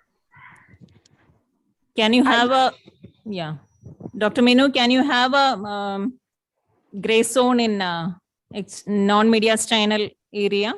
Ma'am, actually, this patient had, as said in the radiology, petavid lymph nodes were there, even though mass was not present. Yeah, I think to start with, you can have even in the supraclavicular or local areas, you can have that is described in mediastinal and gray zone lymphomas, or even in later stages, it can spread. Yes, ma'am. Any other questions? Indu, I have a question to Dr. Minu. Yes, ma'am. You showed us variations, different areas of that tumors in it, where some areas were showing confluence of these large cells, and some areas looking like classical Hodgkin, isn't it? Yes, ma'am. Yes, ma'am. But what about the immuno profile in these two areas? Was it the same? I think you didn't show us that. Ma'am, actually, immuno was not completely different in these areas. The large cells were showing that variable morphology in both type of variable staining in both morphological areas. You said CD20 was positive in this classical Hodgkin cells, like cells. Large cells, yes, ma'am. And what about those areas where there was this compartmentalizing fibrosis? What was CD20 there? Those cells were also positive for CD20, ma'am. All the large. Yes. Confluent. And what about 45? 45 was negative, ma'am. In both areas. Yes, ma'am. Right. So another question: how do you differentiate a composite lymphoma from a gray zone lymphoma? What is the difference? Ma'am, composite lymphoma will in both areas it should have distinct staining pattern, proving a distinct cell origin in both separate areas. This was like intermixed morphology and immunophenotyping in both morphological areas. So a possibility of a composite lymphoma was ruled out. Okay, because the phenotype is same in both areas, isn't it? Both areas, yes. Okay. Another question asked is, why is it not an classical nodular sclerosis? I think she has already answered that with the immunos, isn't it, as the differential? Yes, ma'am. Classic Hodgkin lymphoma was ruled out with IHC. CD20 was diffusely positive, and 15 and 30 was showing only focal positivity. And morphology-wise also, it was not fitting into nodular sclerosis. Yes. Any other comments? If not, I would like to mention a few points. RS-like cells can be seen in classical Hodgkin's, primary mediastinal, and also a few other lymphomas like adult T-cell lymphoma, leukemia, and extranodal lymphomatoid papillomatosis type A. And also in B-cell lymphomas, CLL, and also in T follicular helper cell lymphoma, as we have seen. And this case showed fibrosis, and one point was scanty eosinophils in most of the areas. And as she pointed out, CD20 was intense and CD30 was heterogeneous. And I did a CD23 also. It turned out to be negative. It is said to be positive in 70% of primary mediastinal B-cell lymphoma.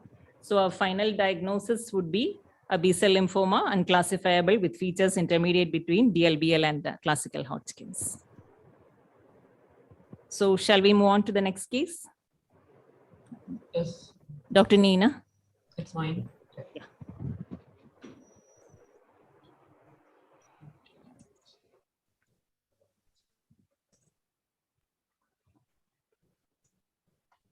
On to case number.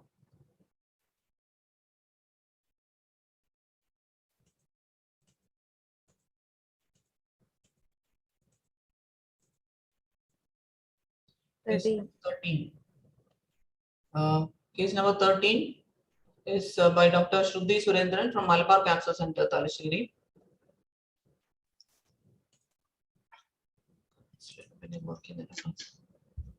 The problem.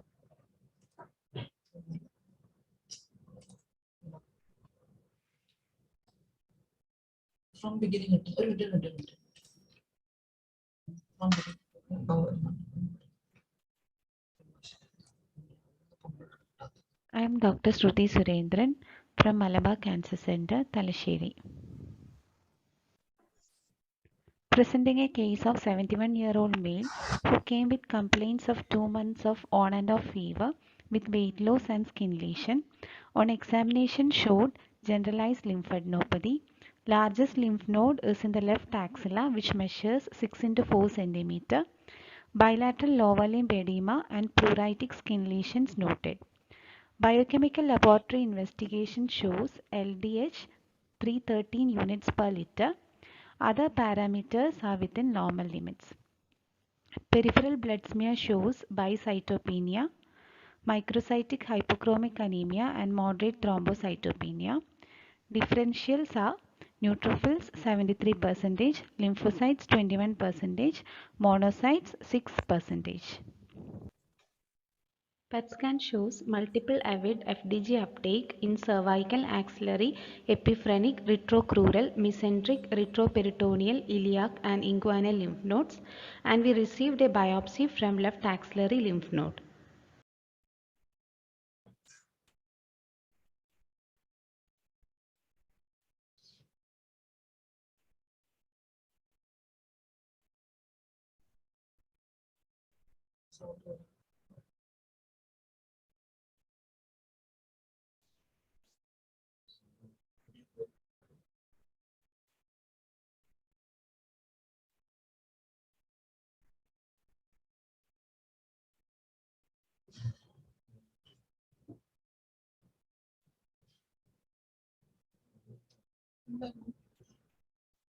Can you hear the audio?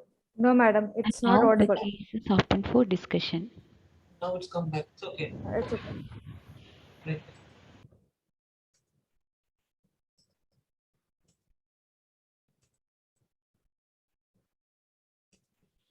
So these were the diagnoses that we received: angioimmunoblastic T-cell lymphoma, PTCL, Hodgkin lymphoma, and ALCL. So, Dr. Shruti, with this morphology, would you like to briefly comment on these differentials? Yes, madam. The lymph node architecture is effaced, and the background is polymorphous.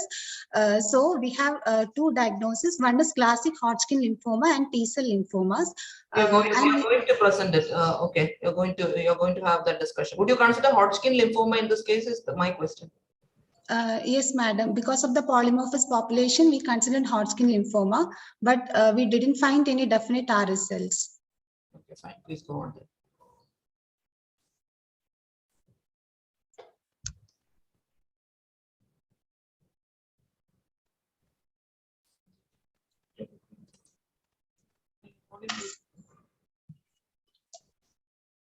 There's no audio in this.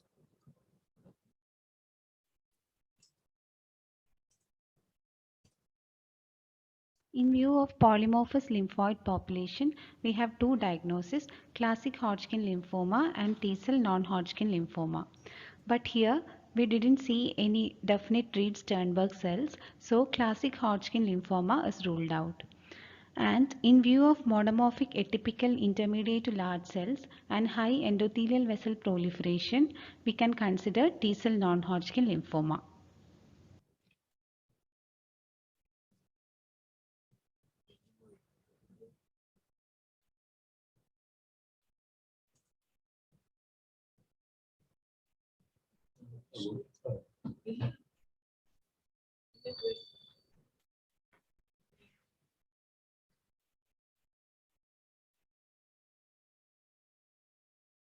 In view of CD10, PD1 and BCL6 positivity, T cells are further subtyped into T follicular helper cells.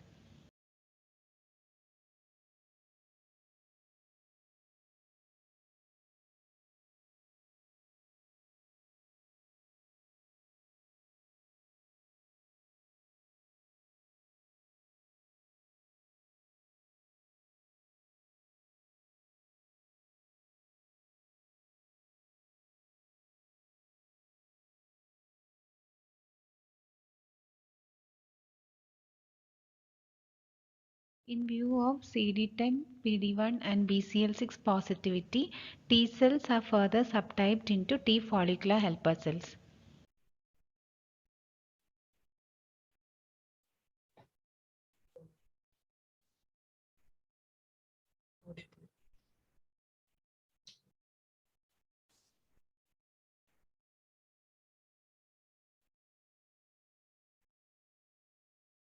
I think the audio is gone.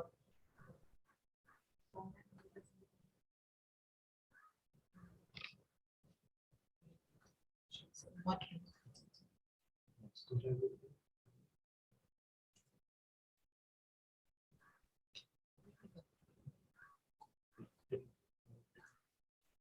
Thank you. I'm sorry for this. There was a problem with the audio. Can you replay? Can you replay it? Yeah. Yeah, let me see if we can replay it.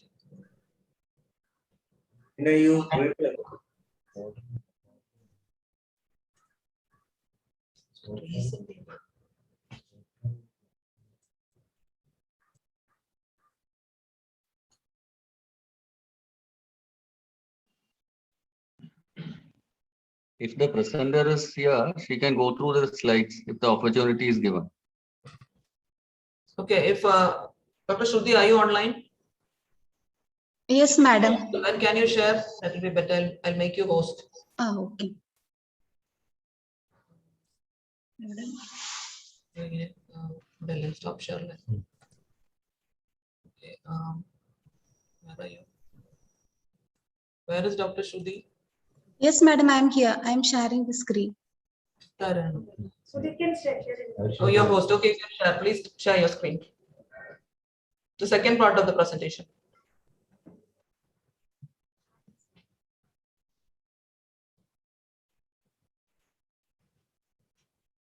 Okay, we can see.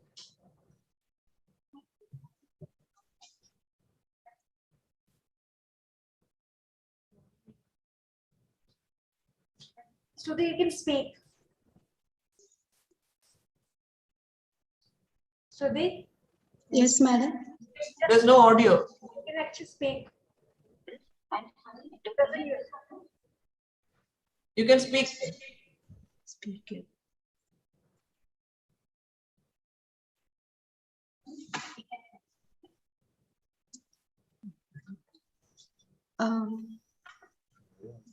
So you can speak. Okay. Yes, sir. We have done IHCs, CD20. CD20 came out to be negative. Sir, am I audible? Yes, yes. You are audible. So we have done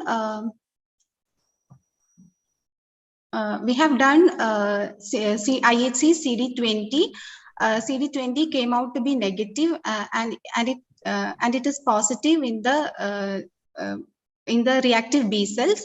After that, we have done CD3, and CD3 came out to be positive in the lymphoid cells. And next, to confirm the T cell lineage, we have done CD4, CD5, and CD7. They all came out to be positive. And because of the morphology of the lymph node, because of the clear cells and the cells homing around the blood vessels, we considered a diagnosis of angioimmunoblastic T cell lymphoma because of the presence of clear cells, and so that we have done IHCs for T follicular helper cell types IHCs that were BCL6, CD10, and PD1. These three IHCs came out to be positive, and after that we have three diagnoses. First one is angioimmunoblastic T cell lymphoma, nodal peripheral T cell lymphoma with T follicular helper cell type phenotype, and follicular T cell lymphoma. After that, to differentiate between these three diagnoses, because of diffuse architecture of the cells and clear cells, and the lymph node didn't have any follicular type of architecture, we excluded follicular T cell lymphoma. And again, next is nodal peripheral T cell lymphoma with T follicular helper cell phenotype. For that, we have done CD23. CD23 is positive in this case, and hence the peripheral T cell lymphoma ruled out. And hence our final diagnosis is angioimmunoblastic T-cell lymphoma, which is a neoplasm of mature T follicular helper cells seen mainly in older adults, and it is clinically aggressive. EBV positive B cells are nearly always present. And polyclonal hypergammaglobulinemia, skin rash, glomerulonephritis, rheumatoid arthritis, and Coombs positive hemolytic anemia will be there. There will be clonal aberrations are noted in 90% of cases, and it's overall poor and it had overall poor prognosis, and median survival is less than 3 years even with aggressive treatment. Thank you. Thank you, Dr. Pradeep. Can you? Okay.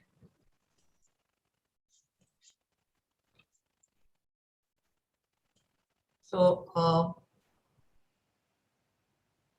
any queries from the house?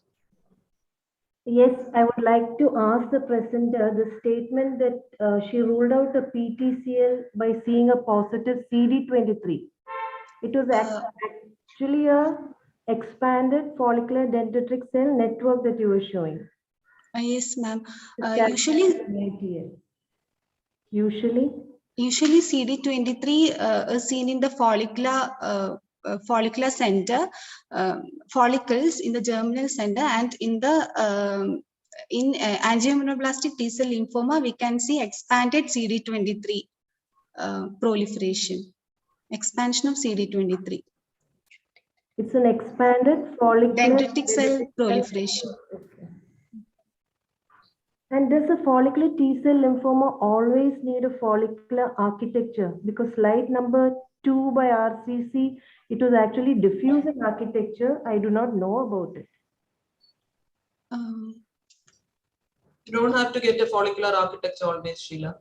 Yeah, so the presenter said different patterns actually. Yeah, the presenter said because there was no follicular architecture, she ruled out a follicular T-cell lymphoma. That was my query.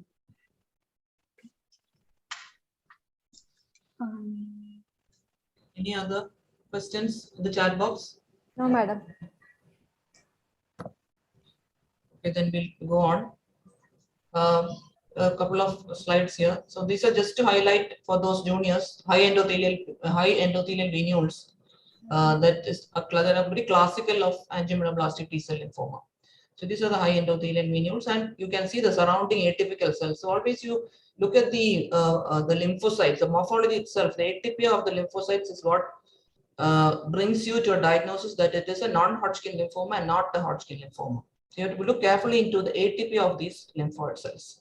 Along with the polymorphous infiltrate, you can see eosinophils here and high endothelial venules. It's classic of angioimmunoblastic T-cell lymphoma. And these are follicular dendritic cells. This is from another case of angioimmunoblastic. Just to show you how follicular dendritic cells look like. As I showed you previously, they are often bland-looking cells with binucleate like these. And they don't fit into any of the other common lymphoid cells that we see in the lymph node. And they're typically positive for CD23, the FPC marker. So she has described all this. When you see a diffuse polymorphous infiltrate with atypical large lymphoid cells, these are your differentials: angioimmunoblastic T-cell lymphoma, classical Hodgkin, and PTCL NOS. Look carefully for the atypia of the lymphoid cells. That is what is going to hit the diagnosis more than just don't go with the IHC alone, because you may make a mistake there. I mean, angioimmunoblastic T-cell lymphoma will show you expanded FBC measure, which is quite typical of this neoplasm. So the final diagnosis, case 13, angioimmunoblastic T-cell lymphoma. I think the next. Hello. Indu, yes. I'll start sharing.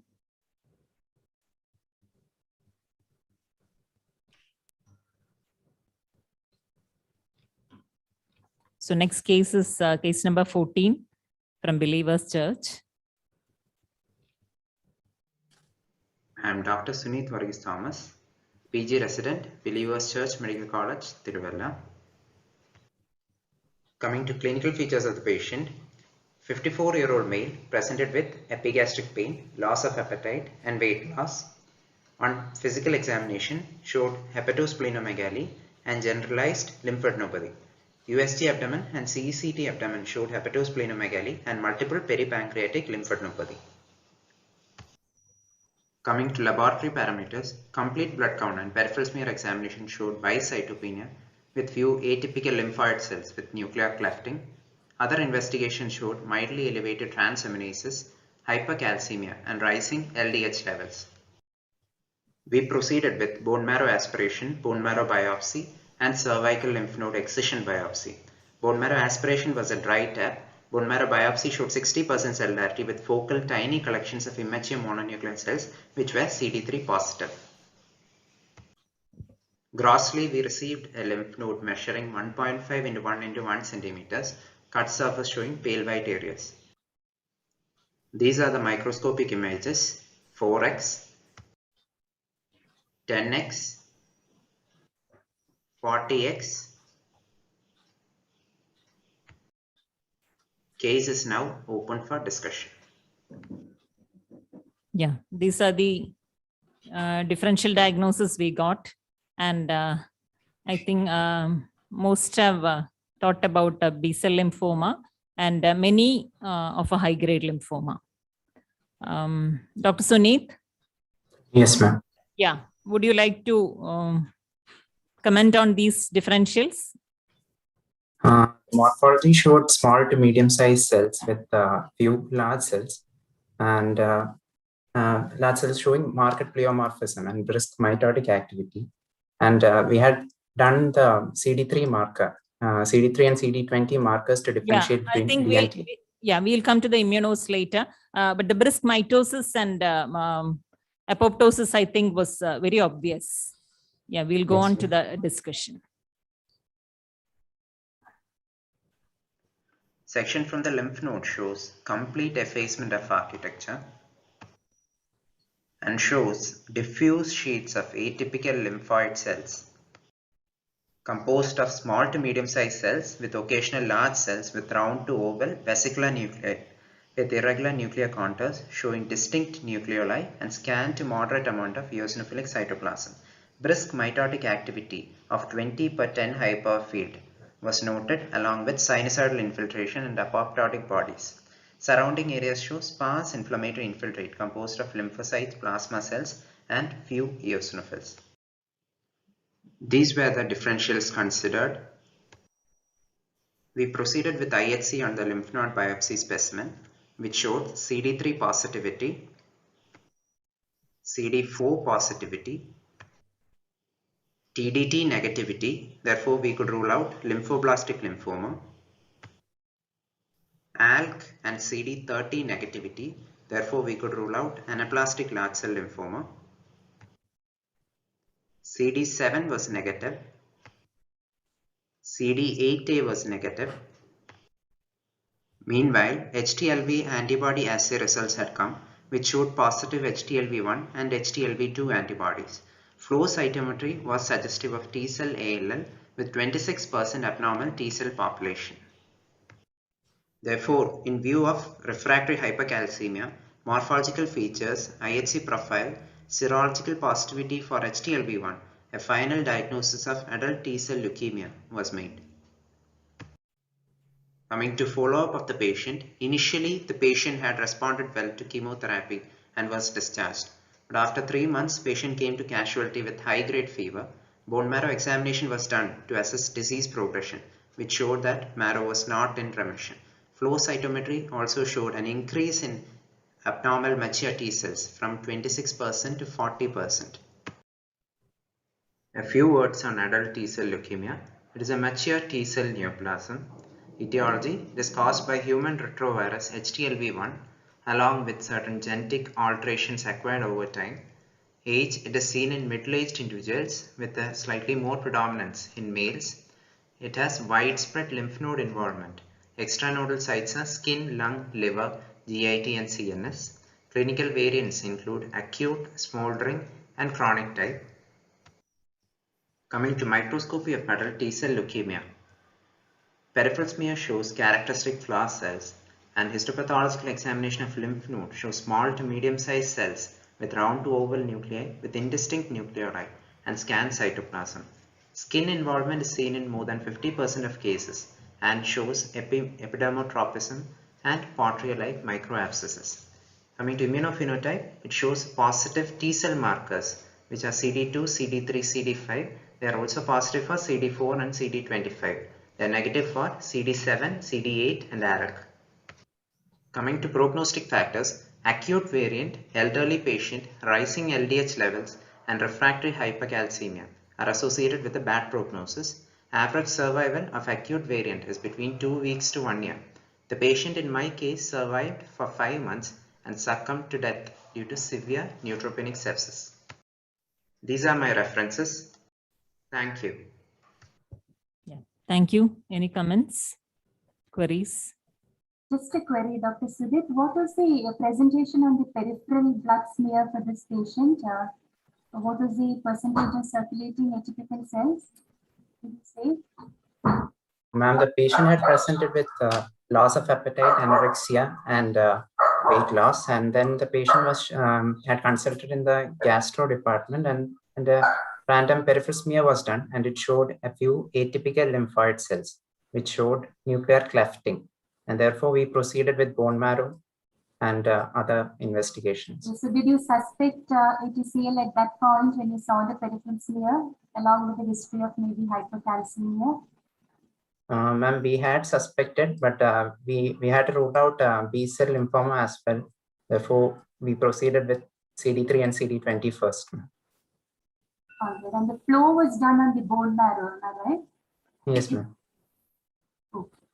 So how frequent is this entity? Have you seen cases where it has been proven HTLV positive?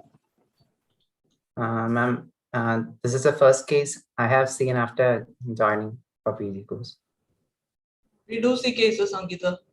You do see quite frequently. Yeah. It doesn't seem to be as uncommon as we thought. It's not uncommon at all. That you saw that paper by Priya and Dr. Rekha. Yes, It's very common. Yes, Dr. Shankar here. Can I speak? Yes, sir. Please do. I reported the first case of adult T-cell leukemia in Kerala. Oh, really, sir? Great. Nice to Won know this. the best poster award in IAPM National. Oh. 98 Lucknow, I remember it. Patient had hypercalcemia, cutaneous lesions, flower cells. Okay. But Nina, I think it is more towards the Trivandrum area, Tamil Nadu area. We also see less number of cases. This was a teacher from Mavelikara, I remember. 36-year-old who died in 6 months. Maybe more towards South Kerala. Yeah, I think so. Yeah. But we do get. Okay. Any other queries? Thank you, Shankar sir. I would also like to add this comment. Actually, the diagnosis from Kottayam was adult T-cell leukemia lymphoma, which did not come in the differential. The morphology was picked out because of the markedly irregular nuclei, and the presenter should not be describing the cell in the smear as clefted. It should be described as flower-like nuclei. Thank you. Okay. Sorry if it was overlooked. And a good pick, I should say. So if there are no more queries, a few comments. As Dr. Suneet said, the apoptosis and mitosis in the slide was very obvious, and we could think of a high-grade lymphoma, seeing the morphology, and there was some nodularity, and the clues in this case are the lymphocytosis with refractory hypercalcemia and hepatosplenomegaly. And I think he missed out on one variant, which is a lymphomatous variant, which can express CD30 also. So a T-cell lymphoma with a CD30 positivity and an ALK negativity. Also, you should think of ATLL. And the usual markers used are CD25 and FOXP3. Okay, thank you. So shall we move on to the next case? Yes. Yeah, case 16. So this is the final diagnosis. Case 16 is from Amrita. I'm Meera Askaria, MD resident from Amrita Institute of Medical Sciences, Kochi, presenting case number 16. 62-year-old lady presented with a pallor, loss of appetite, and loss of weight for 4 months. She has a history of carcinoma cervix for which underwent surgery and radiotherapy. On examination, there was a soft right axillary lymph node measuring 2 into 2 centimeters. Also, her spleen was palpable 10 centimeters. Investigations revealed mild anemia, positive DCT, and peripheral smear showed pancytopenia. CT revealed prominent abdominal lymph nodes with a PET uptake. Biopsy was done from right axillary lymph node. Light microscopy images 4x, 10x, and 40x. Now the case is open for discussion. We'll go to the differential diagnosis. So majority have diagnosed a low-grade lymphoma, mostly mantle lymphoplasmacytic lymphoma, marginal and follicular. Any more comments on this? Shall we move on to the discussion? Section from lymph node shows partial effacement of architecture with a few scattered reactive follicles. Interfollicular area shows expansion with proliferation of uniform population of cells. The cells are medium-sized with a scanty cytoplasm and cleaved nuclei. Occasional plasma cells and eosinophils are seen admixed. No large cells are seen.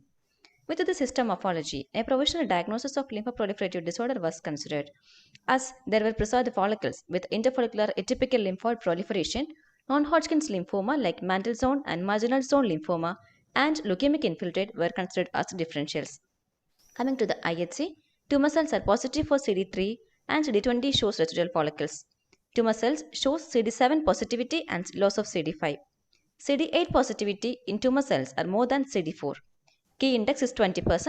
CD23 highlights residual follicles. Tumor cells are negative for CD10, BCL6, BCL2, CD56, TDT, and CD30. With this immunoprofile, we concluded that it was a T-cell lymphoma bar leukemia with a CD8 positivity and low proliferation index. The differentials considered was adult T-cell lymphoma bar leukemia, T-bar NK cell lymphoma, peripheral T-cell lymphoma, and T-cell large granular lymphocytic leukemia. HTLV serology was done and it was negative, so ATLL was rolled out.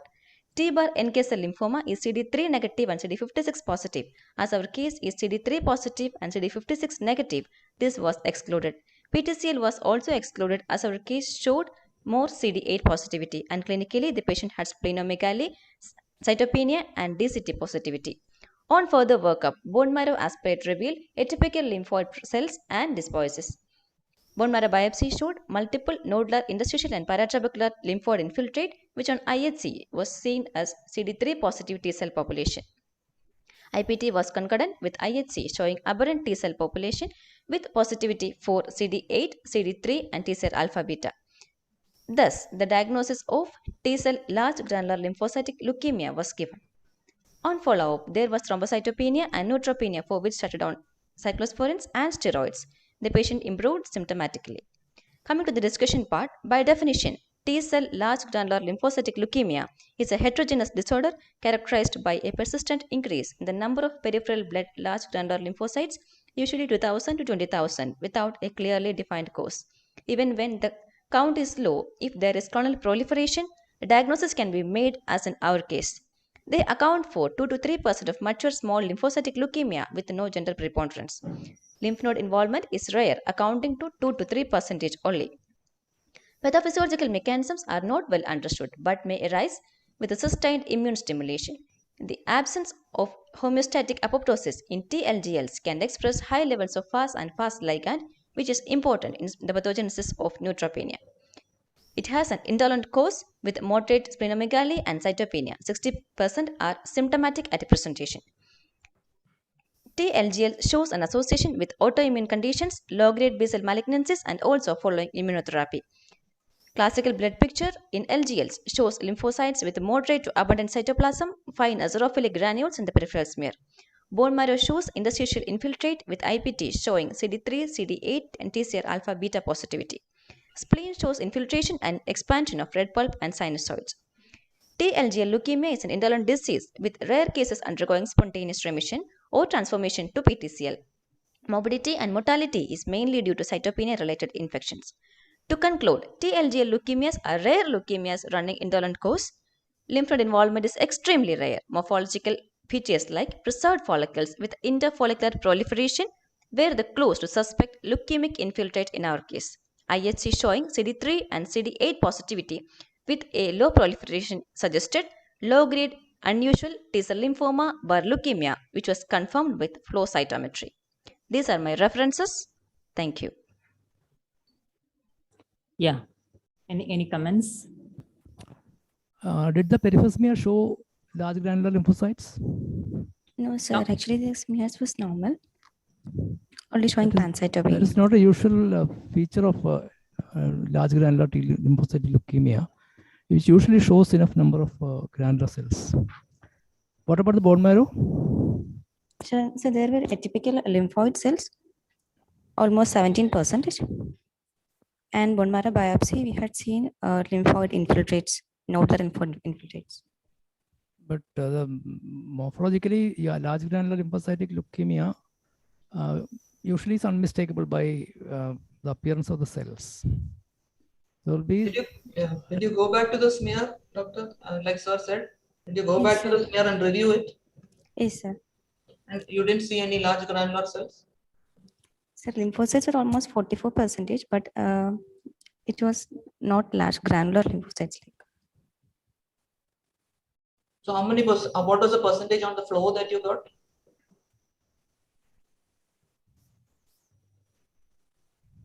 Hello, can you hear me? Sir, yes, sir. What was the percentage of these TLGLs according to you on the flow? What was the percentage that you got?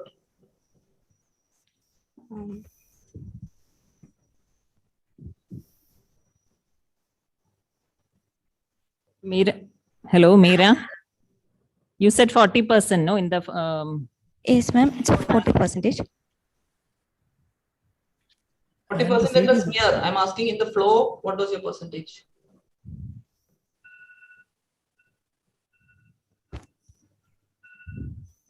You may not have looked into that. Okay. And CD56 also is positive in case of LGL.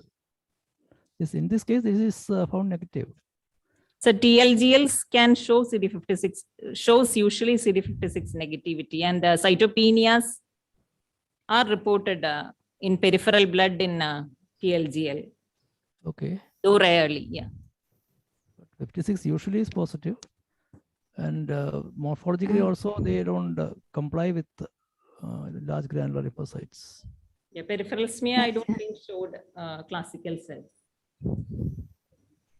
CD57 is supposed to be a very useful marker, isn't it, for TLGL? Yes, yes. Yes. So perhaps if you would have done that in this particular rare situation where there are no morphologically abnormal granulated lymphocytes in the smear, that would have helped us to confirm, isn't it? Yeah. And can you have you rolled out a TPLL in this? T pro lymphocytic leukemia in this? Yeah, Meera. Yes, ma'am. Yeah. How do you rule out a TPLL here? Ma'am, it was all CD8 positivity is more than CD4. Okay. You can have an TPLL also.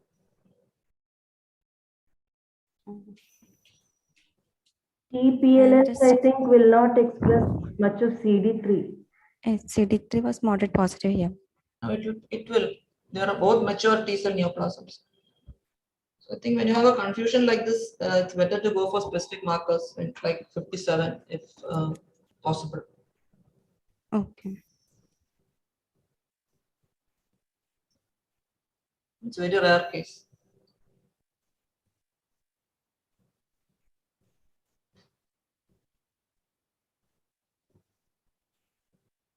Yeah, and I think it presented with cytopenia rather than a leukemic phase. Yeah, any other comments?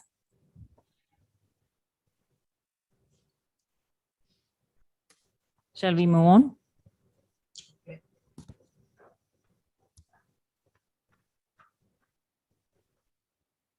Case 19, Dr. Nina.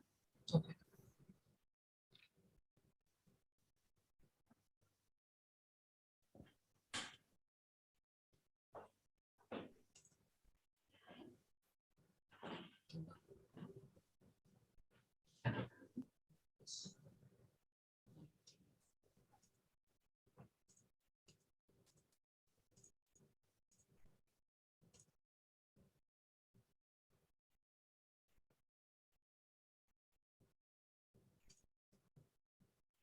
Good morning, everyone. I'm Dr. Jasmine, DNB resident, presenting case number 19 from Astromims.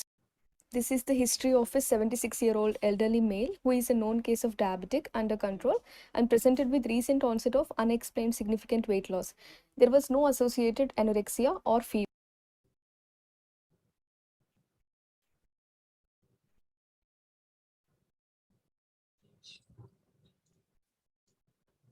Dr. Jasmine, are you online?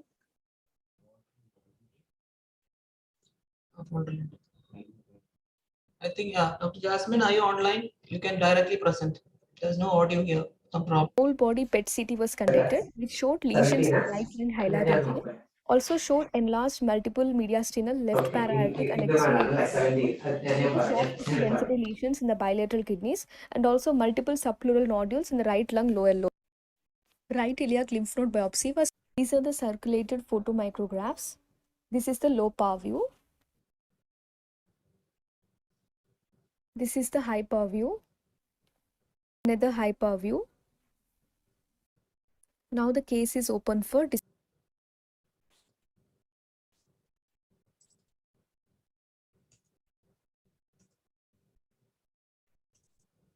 So these were the diagnoses we received. Almost there is consensus that it is an almost consensus that it is IgG4 related disease. Then there is one opinion of histiocytic sarcoma, another of Kaposi sarcoma. At this point, Dr. Jasmine, would you like to say your comments on these three shown in red? Am I audible, ma'am? Yes. Ma'am, actually, we also thought of Castleman disease and non-Hodgkin's lymphoma with plasmacytic differentiation. No, my question is, can you will you consider histiocytic sarcoma? Yeah. I'll consider histiocytic sarcoma and also IgG4 related disease based on the histomorphology. Okay then. Okay, please go on. So this is the history of a 76-year-old diabetic male with unexplained significant weight loss. His general examination were within normal limits. CT and PET CT showed multiple lesions in the lungs, kidneys and lymph nodes. A differential diagnosis of query primary malignancy in the lung with metastasis to other organs and lymph nodes or query lymphoma was made. Then the clinicians proceeded with right iliac lymph node biopsy and grossly we received a lymph node measuring 1.5 into 1 centimeter. Cut section was grey white and soft to microscopy shows lymph node with partial effacement of architecture. Some of the follicles in the lymph node are atretic. There is diffuse and marked proliferation of plasma cells and plasmacytoid lymphocytes. Local areas of emperipolysis is also noted. Collections of pale cells resembling histiocytes are also seen. Background shows scattered eosinophils. Periphery of the lymph node shows fibrosis. With these histological features, the differentials considered were Castleman disease, non-Hodgkin's lymphoma with plasmacytoid differentiation, and Rosai-Dorfman disease. We proceeded with immunohistochemistry. CD3 and CD20 was done, which showed mixed population of CD3 positive and CD20 positive cells. CD21 was done, which was negative. Plasma cells were strongly positive for CD138. Both kappa and lambda were positive. There is no light chain restriction. Histiocytes were positive for CD68. Since both CD3 and CD20 were positive, lymphoma was ruled out. As CD21 was negative, Castleman's disease was ruled out. There was no light chain restriction, hence plasma cell dyscrasias was ruled out. Since all other markers were negative and based on the histological features, we thought of IgG4 disease and hence we proceeded with IgG. IgG was strong and diffusely positive. IgG4 was done, which was positive. The ratio of IgG4 by IgG was 62%. Then we did serum IgG4 levels and found it was raised. Based on histology and immunohistochemistry, a final diagnosis of IgG4 related disease was made. This was sent to Vellore for second opinion and it was confirmed as IgG4 related disease. Retrospectively looked back into a case and found obliterative phlebitis was also present. IgG4 related disease is an immune mediated fibroinflammatory condition. It is reported in every organ system. Pancreas was the first organ recognized. Histological features are characterized by dense lymphoplasmacytic infiltration, storiform fibrosis, and obliterative phlebitis. So the criteria to diagnose IgG4 related disease is increased IgG4 positive plasma cells with 100 being cut off now per hyperfield and IgG4 by IgG ratio more than 40%. This is a recent article published in American Journal of Surgical Pathology, which revealed distinctive histopathological features associated with IgG4 related disease. They are interfollicular IgG4 plasmacytosis and fibrosis with increased eosinophils. Patient has been followed up for 5 years. He was treated with steroids and all the lesions regressed. Now he is doing. So the take-home message is IgG4 related disease is a fibroinflammatory condition which mimics many malignant, infectious and inflammatory disorders. It is hallmarked by tumor-like infiltration of IgG4 positive plasma cells, storiform fibrosis and obliterative phlebitis. IgG4 stain has to be conducted in any case with marked plasmacytosis. Elevated serum IgG4 levels are found only in 70% of the cases. Steroids is the mainstay of treatment. Thank you. Thank you, Dr. Jasmine.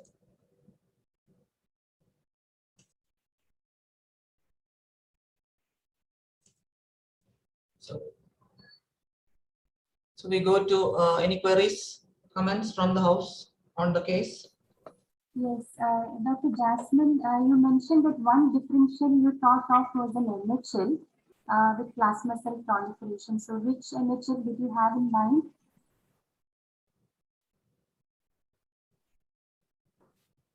Hello? Dr. Jasmine, can you hear the question?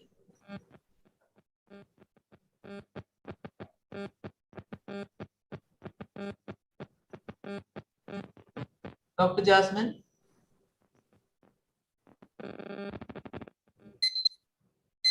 Am I audible, ma'am? Yeah, now you are. Hello? Yes, yes. Ma'am, B-cell non-Hodgkin's lymphoma. We thought of that, but both B-cell marker and T-cell marker both were it was not going through lymphoma, so we ruled out lymphoma. So first we thought of lymphoma, but all the markers came negative.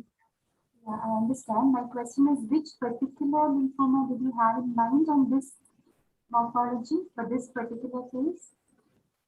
Do you have anything specifically in mind?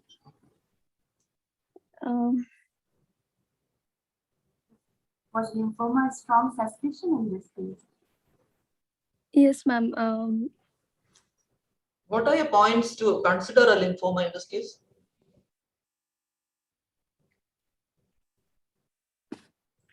Dr. Jasmine, are you there?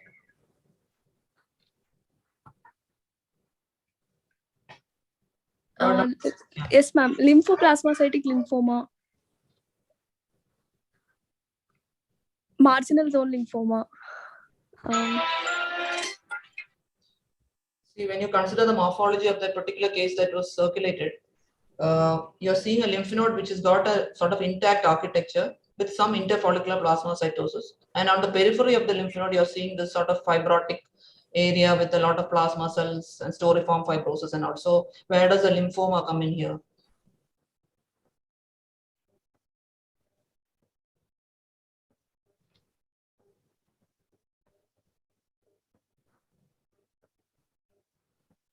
Dr. Jasmine?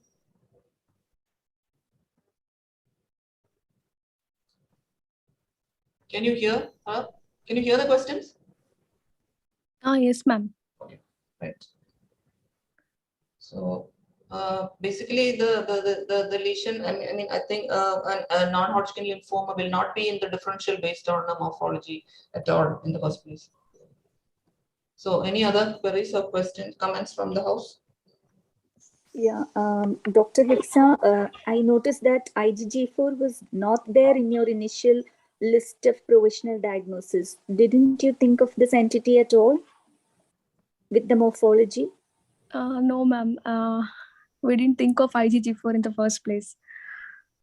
We thought of mantle cell lymphoma. We thought of lymphoma with non-Hodgkin's lymphoma with plasmacytoid differentiation and Castleman disease and Rosset-Hoffman disease. Okay, but I think whenever you see so much of plasma cells in this type of pattern, it should have been there in your initial differential. And lymphoma, as already told, goes very down the list because there weren't any atypical cells or any effacement of architecture. So the non-neoplastic proliferations with increased plasma cells would have been there in the initial list of differential diagnosis. That is what I feel. Okay. Okay, ma'am. Any other comments? Anything in the chat box? There is one question, latest treatment of IgG4.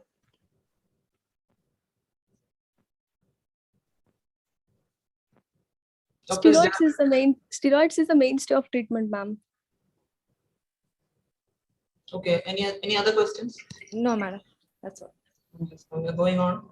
Nina, I think you skipped the case number 17 from it's a discussion case. Yes, sir. We are coming to that.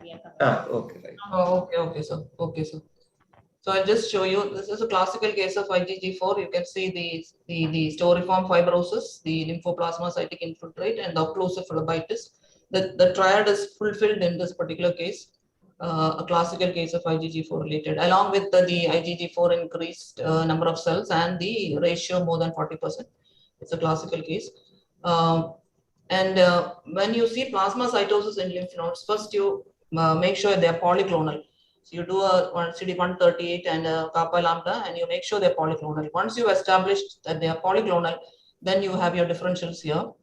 The Castleman disease, as she's already described, the Castleman disease plasma cell variant. Before you jump to a conclusion of IgG4 related disease, you should also think of reactive lymphadenitis with plasmacytosis like rheumatoid, syphilitic, viral infectious mononucleosis. So clinical correlation is very, very important here. For example, just a simple peripheral smear in a case of IMN will just solve the whole issue. And when it comes to differential diagnosis between Castleman disease and the IgG4 related disease, morphology, you look into the germinal centers. FDC predominance in ATP are often seen, though not very common in the plasma cell variant. But if you see it, it favors Castleman. The predominance of follicular dendritic cells and the ATP. And they're supposed to be multicenter Castleman, supposed to be HHV8 positive, but we hardly see any case reports of HHV8 positive Castleman disease in India. I think the virus does not exist here. I don't know why. And regarding IgG4 related disease, we saw the criteria, they are very much fulfilled here. Okay, so the final diagnosis in case 19 is IgG4 related disease. So we go on to Indu. Yes, we take case 16. Hello? Sir. We have seen case of HHV8 positive multicentric Castleman with all that glomerulitis and the skin lesion in Trivandrum. One case I remember. I do remember. Yes, sir. Okay. There was no actually not published. We presented it in IAPM, I think. Multicentric Castleman. It was HHV8 positive. And now currently I was just looking into the literature on this HHV8 positive multicentric Castleman. Couldn't find anything in the Indian literature, and now it has come such that this TMH people have published something saying Castleman disease multicentric plasma cell type is no longer HHV8 related in India. It seems to be EBV related.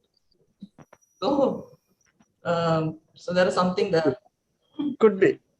This is many years back, I remember. That's why. So, nice.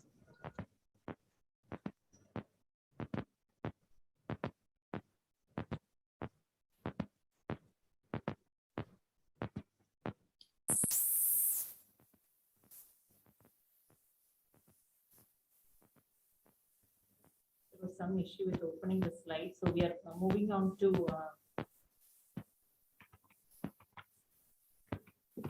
case 17 from MOSC Medical College, College.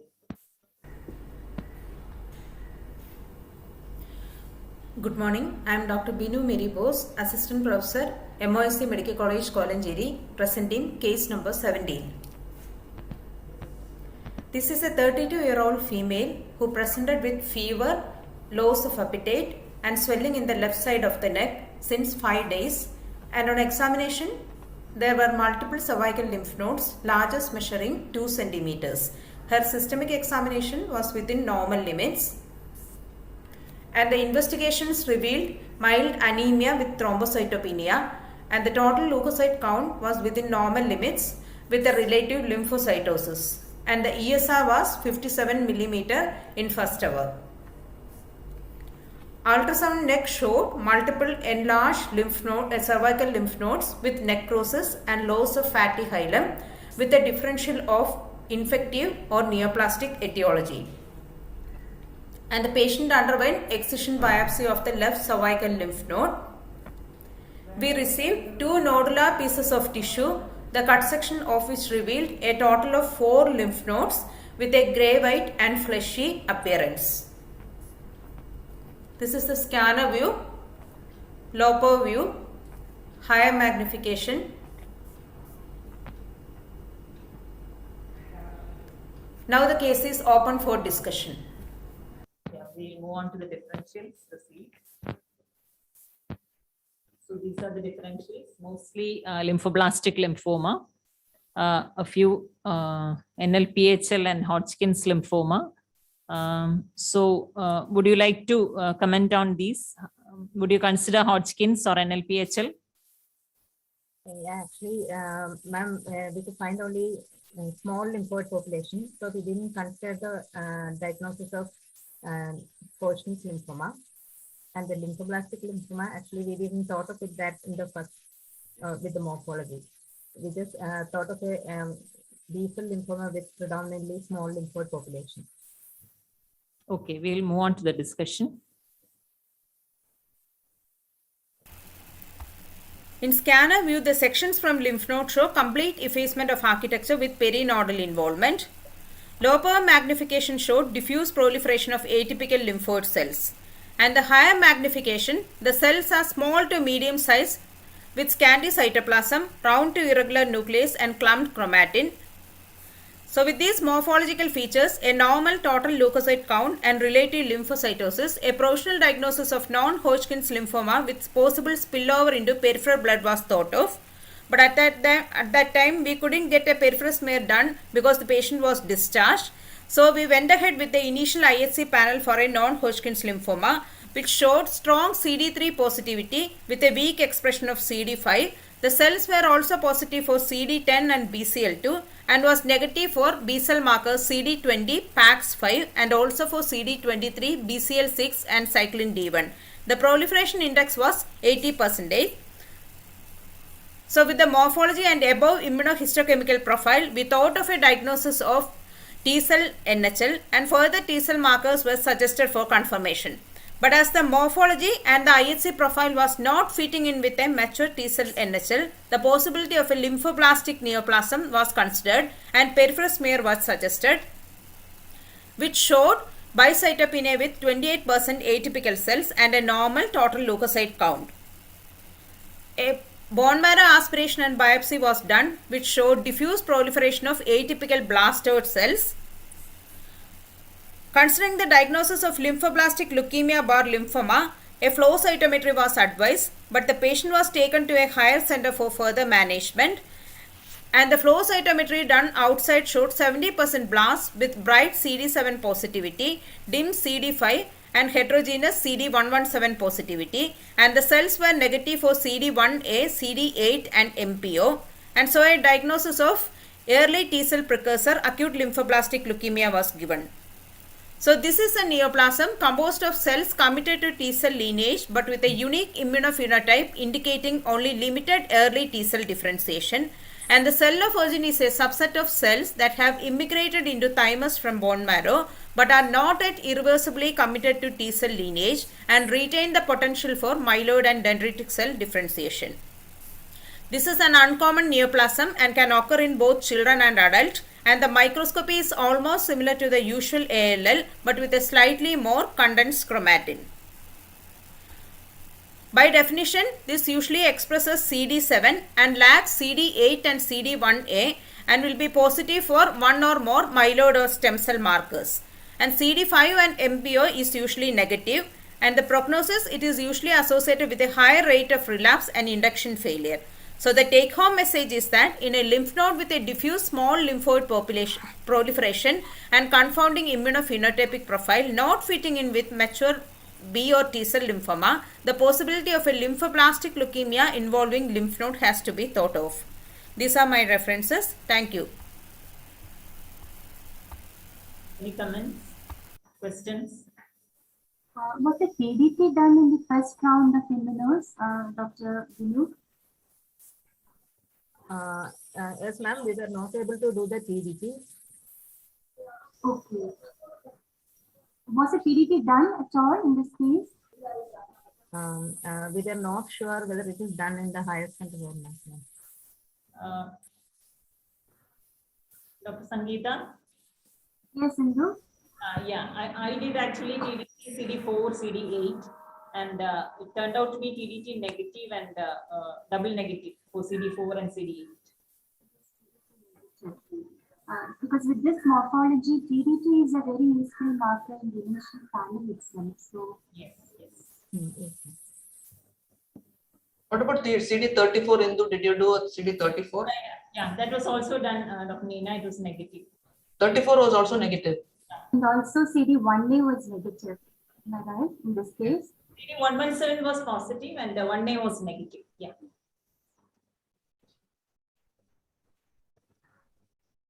And in the lymph node, when you look at those mononuclear cells, would you think they are blasts? Are they mitotic figures, or does it look high grade at all? No, ma'am. For us, it doesn't look much high grade. We thought of an indolent lymphoma only, and it didn't look like blast also in the lymph node. So, Dr. Indu, this flow cytometry was done in your center? Yeah, they went to CMC Vellore, isn't it, Dr. Minu? Yes, ma'am. They went to CMC Vellore. Okay. So perhaps flow cytometry is the only way that this could be made out as a TALL, because both TDT and CD34 are negative on the IHCs. Yeah. So that's a very a tricky situation. When you see, you have to rule out a TALL. Usually they'll take up either TDT or CD34. When both are positive on IHCs, you have only your peripheral blood to go for a flow, and flow is the only way to diagnose. Very interesting case. Any other questions?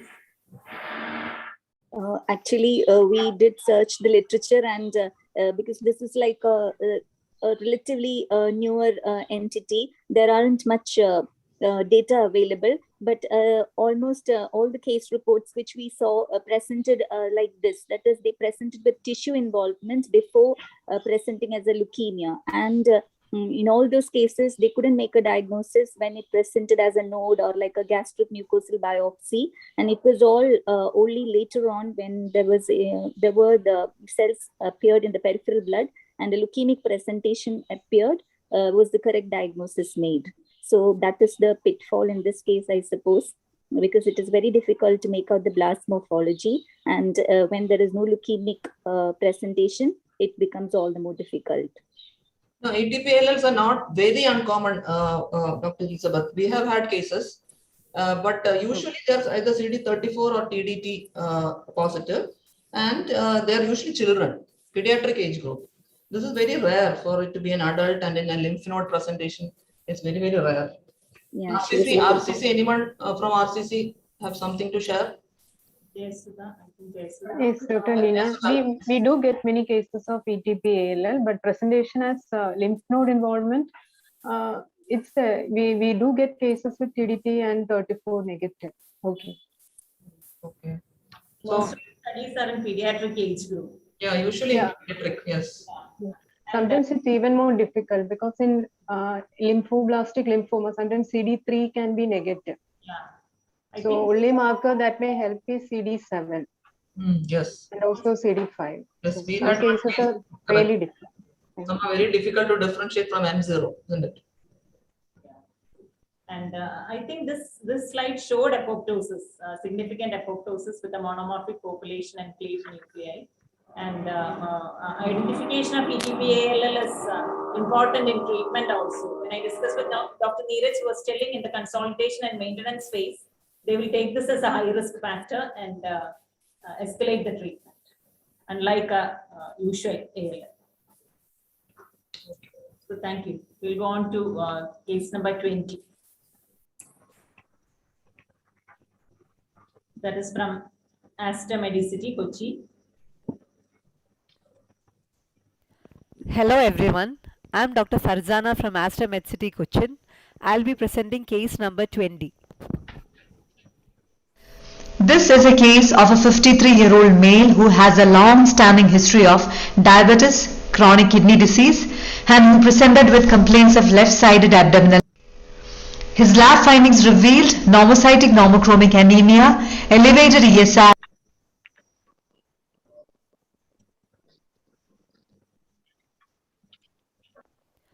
Hello everyone, I'm Dr. Farzana from Aster Medcity, Cochin. I'll be presenting case number 20. This is a case of a 53-year-old male who has a long-standing history of diabetes, chronic kidney disease. His lab findings revealed normocytic normochromic anemia, elevated ESR, and raised creatinine. CT abdomen was taken from outside, which showed a mass in the retrovesical area measuring 6.5 by 5 by 6.4 centimeter, infiltrating the bladder wall, distal ureter, and encasing the iliac vessels. Core biopsy was taken from the retrovesical mass, which has been circulated as slide A. These are the photomicrographs of slide A. Low power view, higher magnification, higher magnification. The patient was lost for follow-up, and after 5 months he presented with fatigue and jaundice to another hospital. He was found to have conjugated hyperbilirubinemia with elevated liver enzymes. USG abdomen showed multiple liver lesions. Liver biopsy was taken from outside, which we received as second opinion slides. These are circulated as slide B. Higher magnification. Now the case is open for discussion. Okay, we'll go to the differentials. So I think majority have opined on slide A. Slide B could not be scanned, solely the images were uploaded. So many might have missed that. From the diagnosis, I think it is mostly on slide A, giving a lymphoplasmacytic lymphoma. Dr. Farzana, would you like to comment on this? Yes, ma'am. Lymphoplasmacytic lymphoma, we had one DD, but because there were no atypical cells, and after the IHC, we came to the conclusion that it was not lymphoplasmacytic lymphoma. Shall we move on to the discussion? Coming into the discussion part, the microscopy of slide A showed a linear core of fibrocollagenous tissue infiltrated by dense lymphoplasmacytic infiltrates. The lymphocytes are seen focally forming lymphoid aggregates. Plasma cells are seen in clusters. There is minimal fibrosis. To summarize, this is an infiltrative mass lesion from retrovesical area, biopsy of which showed dense lymphoplasmacytic infiltrate with minimal fibrosis. We had two differentials in mind, a lymphoproliferative disease or an IgG4 related disease. We went ahead with IHC. IHC for CD20 and CD3 showed an equal proportion of CD20, CD3 positive lymphoid cells, suggesting a polymorphous population of lymphoid cells. BCL2 was also negative, thus ruling out lymphomatous component in this. We went ahead with the second panel of IHC. CD138 showed diffuse sheets of plasma cells. IgG showed diffuse sheets of IgG positive cells. IgG4 positive plasma cells were significantly high, the count being more than 50 per high power field. IgG4 is to IgG ratio was more than 40%. According to the consensus statement on the pathology of IgG4 related disease, There are three histological features of IgG4 related disease, three characteristic features. They are dense lymphoplasmacytic infiltrate, fibrosis arranged at least focally in a storiform pattern, and obliterative phlebitis. If 2 out of these 3 are present, and if there is increased number of IgG4 positive cells, the cutoff point of which varies with different sites, as you can see in the picture, and if IgG4 is to IgG ratio, if it's more than 40%, histologically highly suggestive of IgG4 related disease can be given.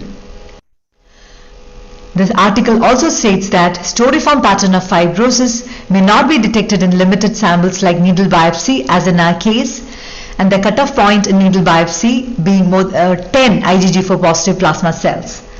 Thus, we gave a diagnosis on this biopsy being suspicious of IgG4 related disease, and we recommended IgG4 assay, serum assay, which came to be significantly high. We received the second opinion slice from liver biopsy. The liver tissue showing infiltration by neoplastic cells. The neoplastic cells were monomorphic. They were large with vesicular chromatin, small nucleoli, and scant cytoplasm. They were positive for CD20, diffuse and strong positivity, and they were also positive for BCL2 and CD10. The Ki67 was significantly high, 90%. These cells were also positive for BCL6 and c-MYC. Thus, a diagnosis of B-cell lymphoma high grade was given, differentials being DLBCL germinal cinder B type double expressor, or high-grade B-cell lymphoma with MYC and BCL2 and or BCL6 rearrangements. Molecular studies were suggested, but unfortunately the patient succumbed to his illness. So this is our case, a case of IgG4 related disease progressing to B-cell lymphoma high-grade during a span of 5 months. A short discussion on IgG4 related disease. It is a fibroinflammatory condition which involves nearly every anatomic site, most common being pancreas, biliary tract, salivary glands, and lacrimal glands. It is characterized by mass-forming lesions. Up to date, the number of published cases of IgG4 related disease progressing to lymphoma is only 25. DLBCL and extranodal marginal zone lymphoma of mucosa-associated lymphoid tissue are the most common subtypes ever described in the literature. Chronic inflammatory state is considered as a predisposing factor for this high incidence of lymphoma during the course of the disease. These are the clinical profiles of the published cases of IgG4 related disease progressing to lymphoma. That's all from our side. Thank you.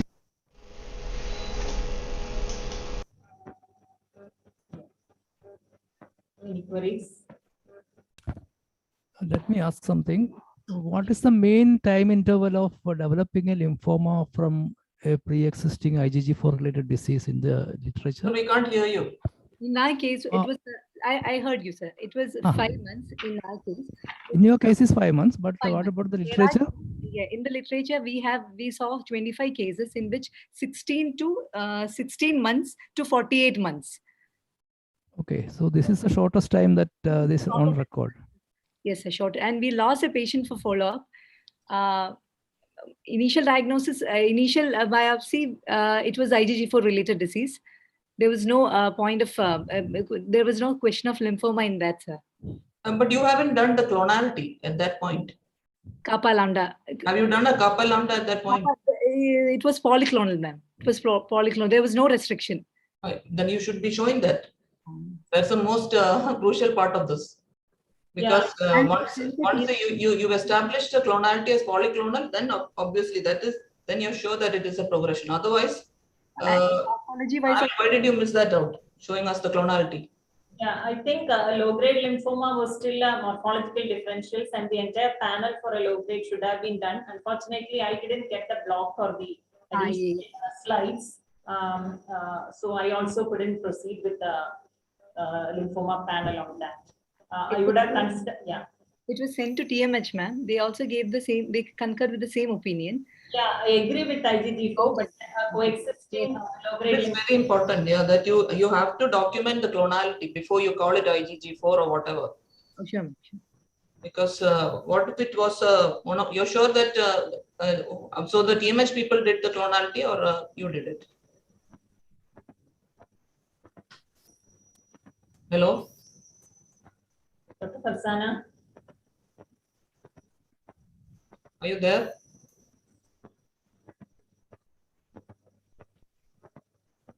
She's not there. Hello? Dr. Farzana? Yes, ma'am. Yes, I can So is hear. it the TMH people who did the clonality? Yes, the TMH people did the clonality and they gave the same diagnosis of IgG4 related disease. Okay. And what about the MUM1 on second slide B? MUM1 was positive. MUM1 was positive. Okay, but you mentioned GCB type, no? Because CD10 was more than 30%. You go by the modified Hans algorithm? Yes. Another question I have here in this case is that your initial biopsy was from the retrovesical area, isn't it? Retrovesical mass, ma'am. And the second biopsy was from the liver. Liver biopsy. The patient. So how do you know whether this is coexistent? How can you say it's a progression? From the first part itself, ma'am, the patient was lost for follow-up. The patient was started on steroids and mycophenolate mofetil, but the patient was lost for follow-up. So we just had focused on the retrovesical mass. The clinician, we got the biopsy from the retrovesical mass. There was no.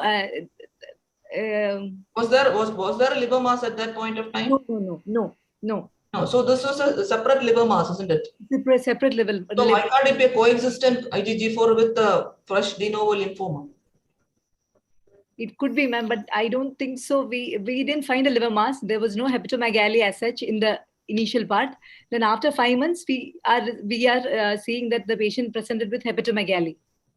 Okay, then at that time, what happened to the retrovesical mass when you assess the patient the second time? That I'm not sure, ma'am. Because if you want to say progression, you have to take the biopsy should be from the same site, isn't it? Okay. And Dr. Farzana, one differential was a mycophenolate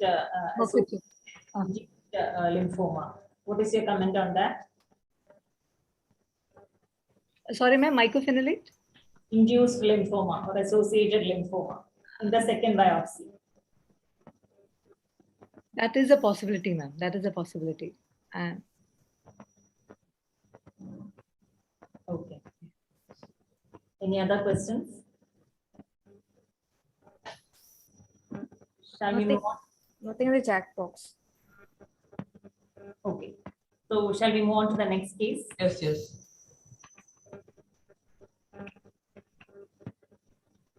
Case number 22 from Trivandrum Medical College. Good morning. I am Sitara, Junior Resident, Government Medical College Trivandrum, and I am presenting case number 22.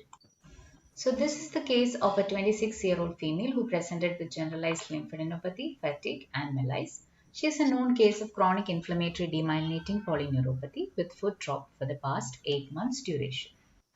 Her initial blood routine investigations showed a reduced hemoglobin of 8 grams per deciliter, a mildly elevated total count of 18,000 cells per millimeter cube, and a normal platelet count. Coming to the biochemical investigations, serum uric acid, serum phosphorus, and serum calcium were elevated. Serum LDH and serum ferritin were also elevated. So the patient has hyperuricemia, hypophosphatemia, and hypercalcemia. Based on her clinical findings and biochemical parameters, the possibility of tumor lysis syndrome following a hematologic malignancy was considered. She underwent a cervical lymph node excision. This is the microscopy of the same, 10x, 40x,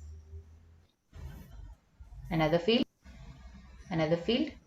and cells under oil immersion. The case is now open for discussion.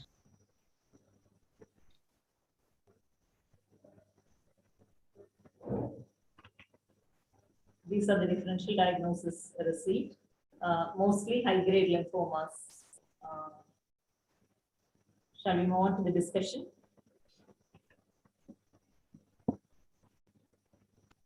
So ours was a case of a 26-year-old female with CIDP who presented with generalized lymphadenopathy. On initial blood routine investigations, we found that she had mild anemia and her total counts were mildly elevated, and the biochemical investigations were suggestive of tumor lysis syndrome. They took a CT chest which showed multiple enlarged lymph nodes and bilateral pleural effusion, so a possibility of a hematological malignancy was considered and further workup was done. FNAC was done from an enlarged cervical lymph node, and it shows monotonous population of atypical cells with moderate eosinophilic cytoplasm, pleomorphic irregular vesicular nucleus with dispersed chromatin and 1 to 2 conspicuous nucleoli. A diagnosis suggestive of lymphoproliferative neoplasm was given. Then a cervical lymph node excision was done. Section from lymph node shows complete effacement of architecture by a neoplasm composed of cells arranged in diffuse sheath. Individual cells are medium-sized with moderate pale eosinophilic cytoplasm, irregular pleomorphic round to oval vesicular nucleus with dispersed chromatin and 1 to 2 conspicuous nucleoli. Few scattered lymphocytes can be seen in between. Under oil immersion, cells with indented nucleus can also be seen.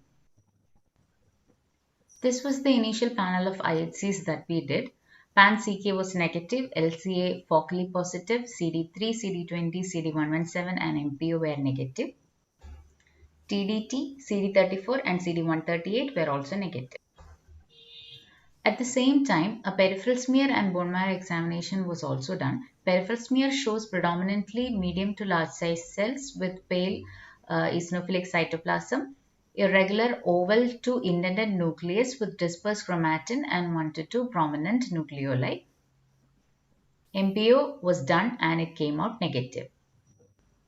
The bone marrow trephine and bone marrow aspirates were of scanty cellularity and showed only few atypical cells with similar morphology. A diagnosis suggestive of acute leukemia was given. As the atypical cells in peripheral smear showed a monocytoid morphology, we went ahead and did an IHC with CD68 and the tumor cells came out strongly positive for CD68. Meanwhile, flow cytometry confirmed it as acute myeloid leukemia, AML, M5, FAB type. Therefore, a diagnosis of myeloid sarcoma, monoblastic variant, was given. Meanwhile, the patient's condition worsened with a rise in total counts to 61,000 cells and a fall in hemoglobin and platelet counts. A CSF examination also showed metastasis. The patient was referred to RCC for further treatment, but they defaulted. Now coming to the topic. A myeloid sarcoma is a tumor mass consisting of myeloid blast with or without maturation occurring at an anatomical site other than the bone marrow. For it to be called a myeloid sarcoma, the tissue architecture must be effaced. It is a rare neoplasm and it can occur at any site, and most frequently affected are skin, lymph nodes, GIT, bone, soft tissue and testis. It may precede or coincide with the diagnosis of AML. Myeloid sarcomas are most commonly composed of myeloblast, but in a significant proportion of cases it may also display myelomonocytic or pure monoblastic morphology as in R. Cells of granulocytic lineage will be positive for MPO and CAE, whereas monoblastic forms are positive for NSE.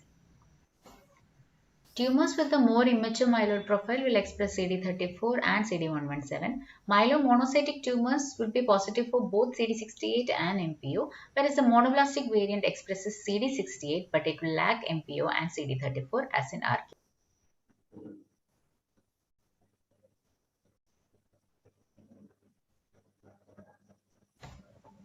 These are my references. Thank you. Questions?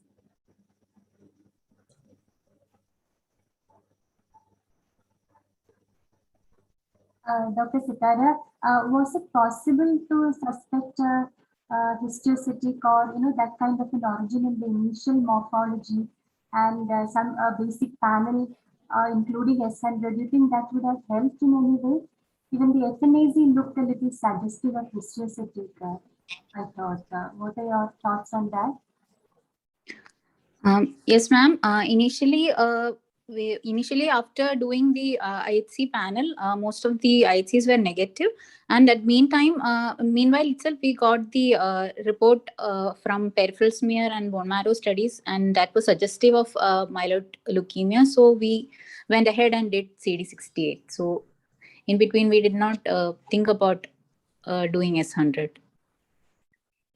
I thought FNAC showed mostly plasmacytoid cells or cells with some eccentric nuclei. Yes, but with abundant eosinophilic kind of risky cytoplasm. So, Yes, ma'am. Plasmablastic type of lymphomas were also RDD. So, but CD138 was negative. did you do a pan-CK in the initial panel? Yes, ma'am. In first one was pan-CK and was negative.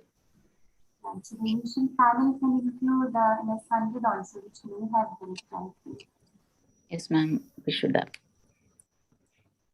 Any other questions?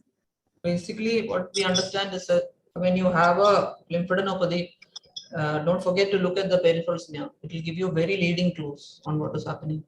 Like in Yes, ma'am.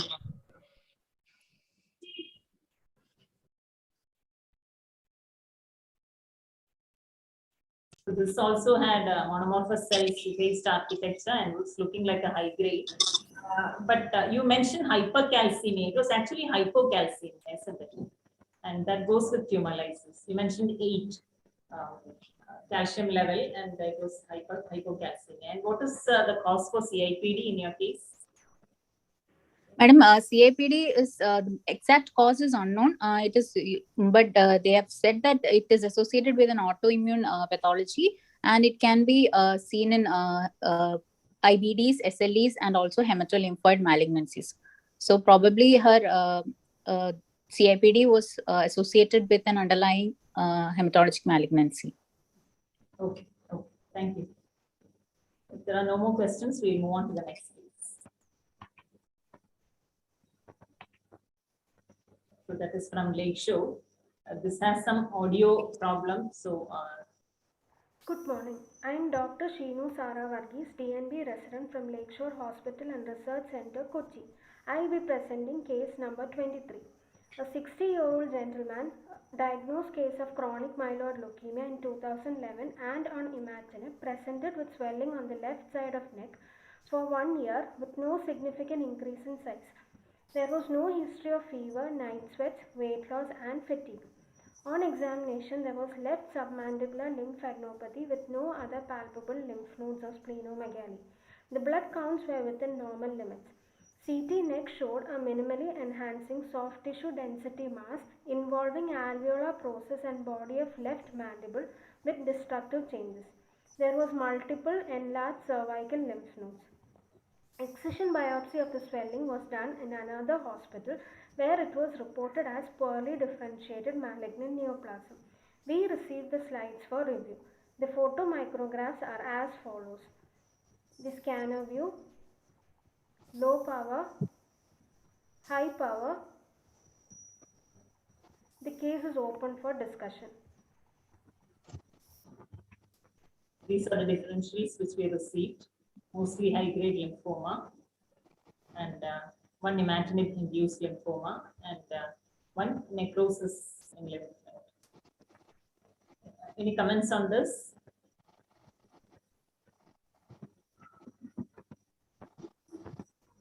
Shall we move on to the discussion? Sections showed a cellular neoplasm with areas of necrosis. The cellular areas were composed of sheets of mononuclear cells with scant cytoplasm and round to overt nucleus with variably prominent nucleoli. There was abundant mitotic activity with karyorrhexis. The differential diagnosis considered were blastic lymphoma, high-grade lymphoma, extramedullary blastic proliferation, small round cell tumors, and metastatic carcinoma. We proceeded on with IHC.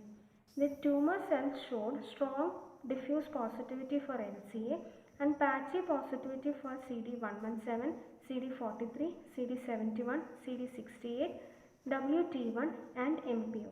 Ki67 index was 45 to 50%. Morphology and IHC were suggestive of myeloid sarcoma. Subsequent bone marrow examination showed no increase in blasts. Flow cytometry showed a predominant population of neutrophilic precursors with aberrant expression of CD36, CD2, CD11C, and CD64. Hence, we arrived at a final diagnosis of CML with isolated blast crisis in the lymph node. Myeloid sarcoma is a tumor mass composed of myeloid blasts with or without maturation occurring at an anatomical site other than bone marrow. Most frequently affected sites are skin, lymph nodes, gastrointestinal tract, bone, testis, and soft tissue.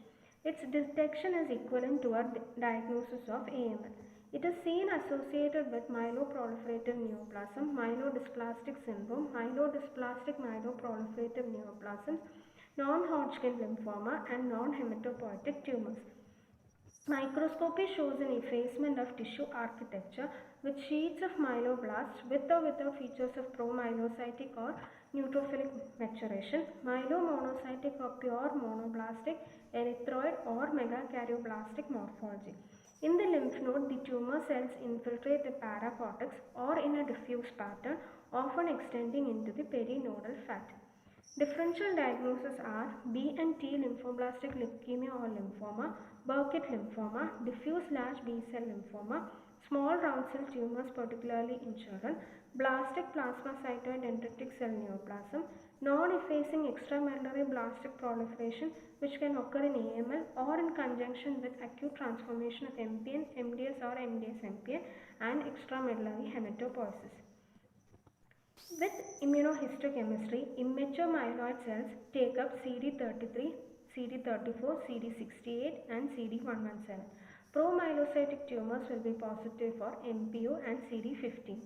Myelomonocytic tumors will be positive for CD68 by KP1. Monoblastic variant take up CD68 by PGM1 and CD163. Erythroid cases are very rare and show strong positivity for glycophorin A and C and CD71. Megakaryoblast tumors are positive for CD61, LAT and von Willebrand factor. About 55% of cases show chromosomal aberrations such as monosomy 7, trisomy 8, KMT2A rearrangement, inversion 16, trisomy 4, etc. Patients treated with allogenic bone marrow transplantation showed prolonged survival. Radiotherapy and debulking surgery can be attempted to relieve symptoms. On following up of our patient, there was an increase in copy number of BCR-ABL1 translocation from 0.3% in March 2019 to 1.99% in October 2020. Hence, the chemotherapeutic drug was changed to dasatinib and the patient is faring well. The case was presented because of its rarity. It can present as an isolated extramedullary leukemic tumor. It may represent the first sign of blastic transformation of myelodysplastic syndromes or chronic myeloproliferative disorders. It should be considered in cases of undifferentiated neoplasms with round cell morphology. These are my references. Thank you. Questions?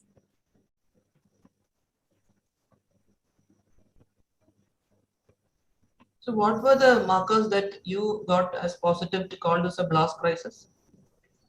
Madam, the tumor cells were positive for CD43, CD117, and so it showed a blastic with a blastic morphology.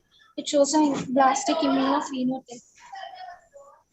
So have you ruled out the lymphoid B cell and T cell were all negative?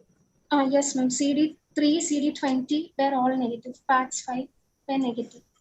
Okay. Did you show us that CD43 and the one you said just now? Did you show us that?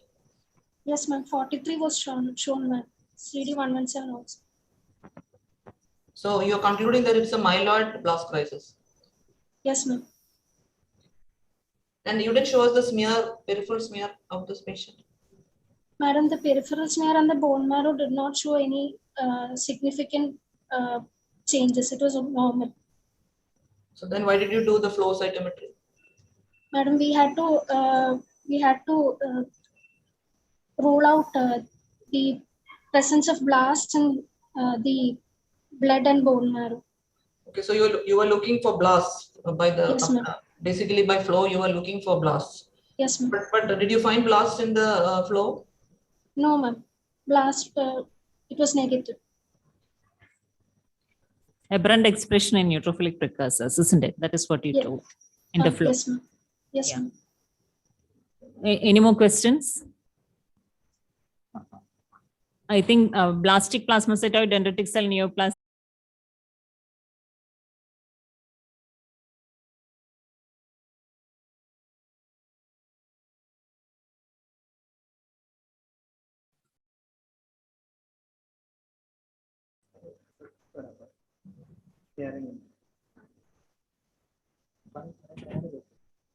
Hello, can you make me host?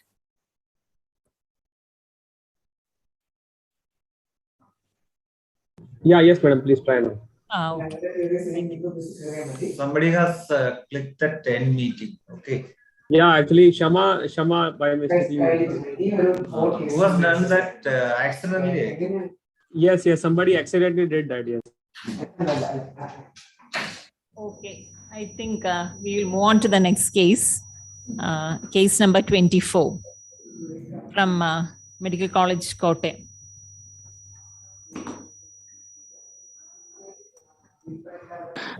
Respected teachers and dear friends, myself, Dr. Alicia Teresa Jose, Junior Resident, Department of Pathology, presenting case number 24 from Government Medical College, Kotte. Ours is a case of a 70-year-old male who presented with complaints of swelling in the right groin for 2 months. On examination, he had generalized lymphadenopathy, largest in the right inguinal region. His lab investigations revealed anemia, lymphocytosis, and mild thrombocytopenia. Peripheral blood film showed bicytopenia with atypical lymphocytes. Multiple enlarged retroperitoneal and superficial inguinal lymph nodes were detected in USG abdomen. Henceforth, right inguinal lymph node excision biopsy was done. These are the photomicrographs of the slide circulated. Scanner, low power, high power. Now the case is open for discussion. The differentials.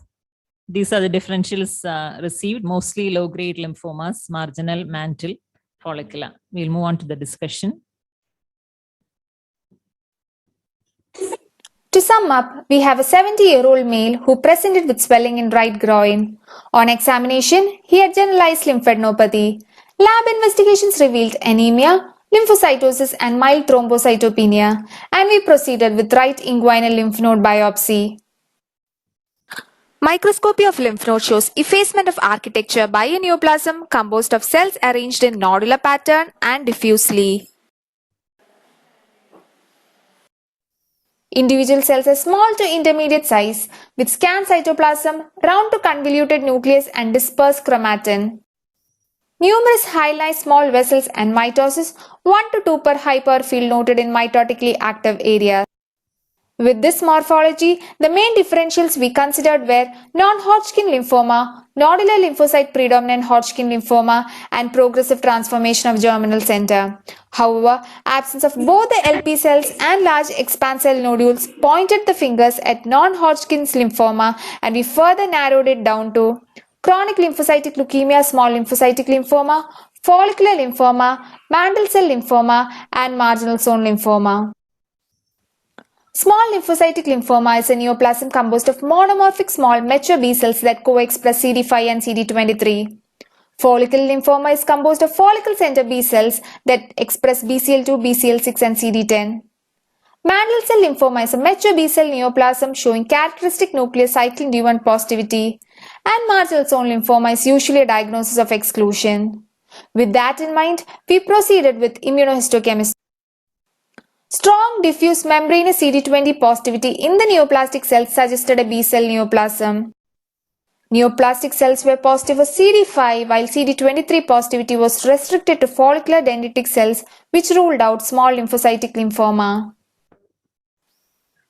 Though BCL2 and CD10 showed membranous positivity which prompted a diagnosis of follicular lymphoma, strong nuclear cyclin D1 positivity confirmed the diagnosis of mantle cell lymphoma.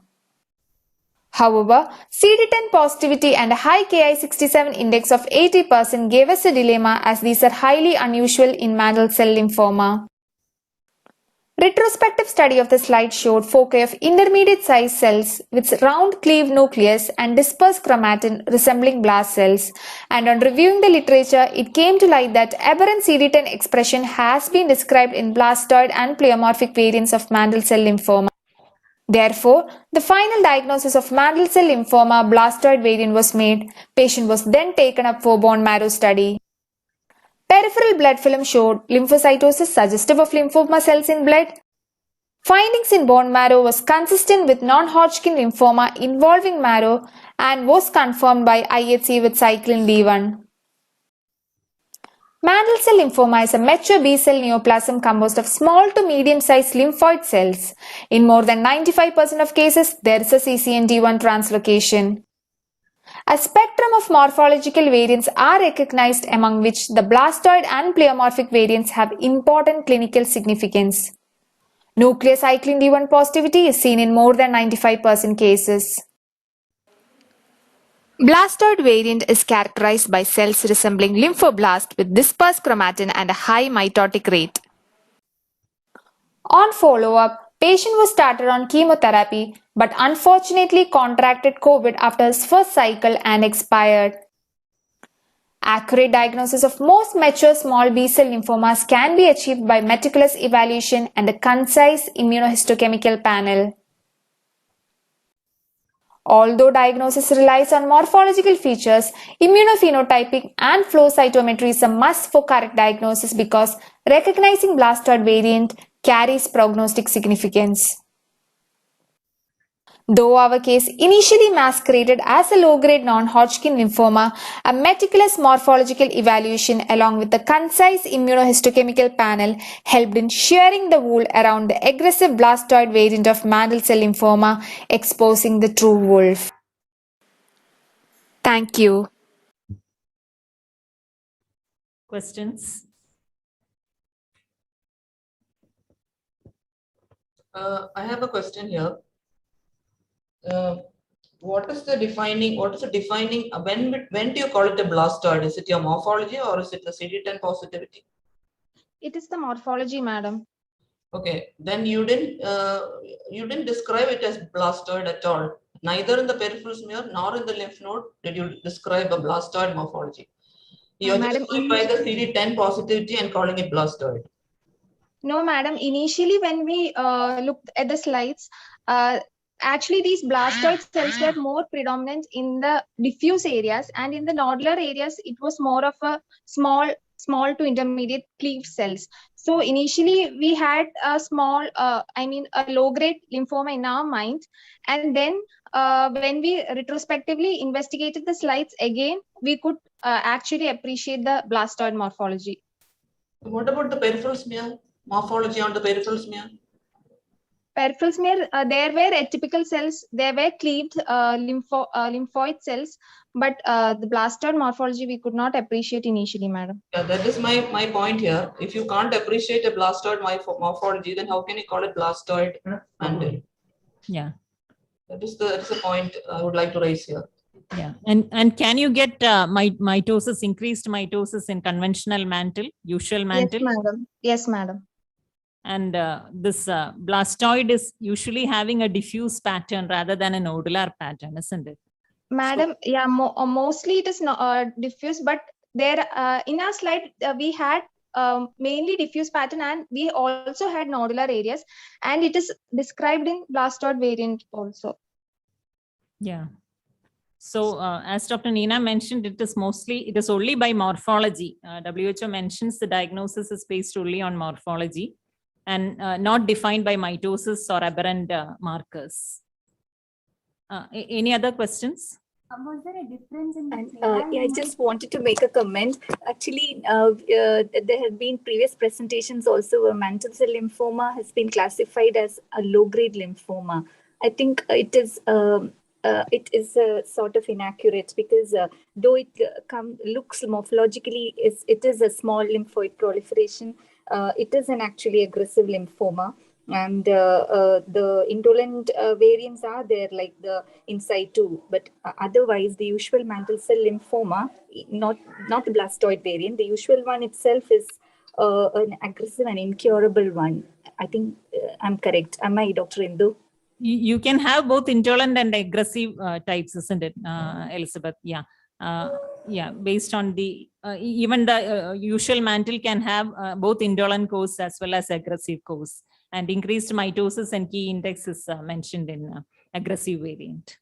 Yeah, but even what in I WHO understand is that if you look at a smear and you think it's looking like an ALL, that would, and if it turns out to be mantle, that will be a blastoid. Is what I understand. Somebody else, Jayasudha is here. That is what WHO also mentions. Jayasudha, your comments, please. Yeah. We also get cases like this. Just as Dr. Neena has mentioned, if you are suspecting acute leukemia in a peripheral smear, and then on flow you are getting a 25 co-expression and cyclin D1 positivity, that is a blastoid mantle. Basically, this case morphologically more like small cell. So I think it is mantle cell lymphoma. Classic type, isn't it? Yeah, classical. And as was discussed, aberrant expressions can always happen, CD10, BCL6, etc. So that emphasizes the importance of doing a panel, even in a small cell lymphoma.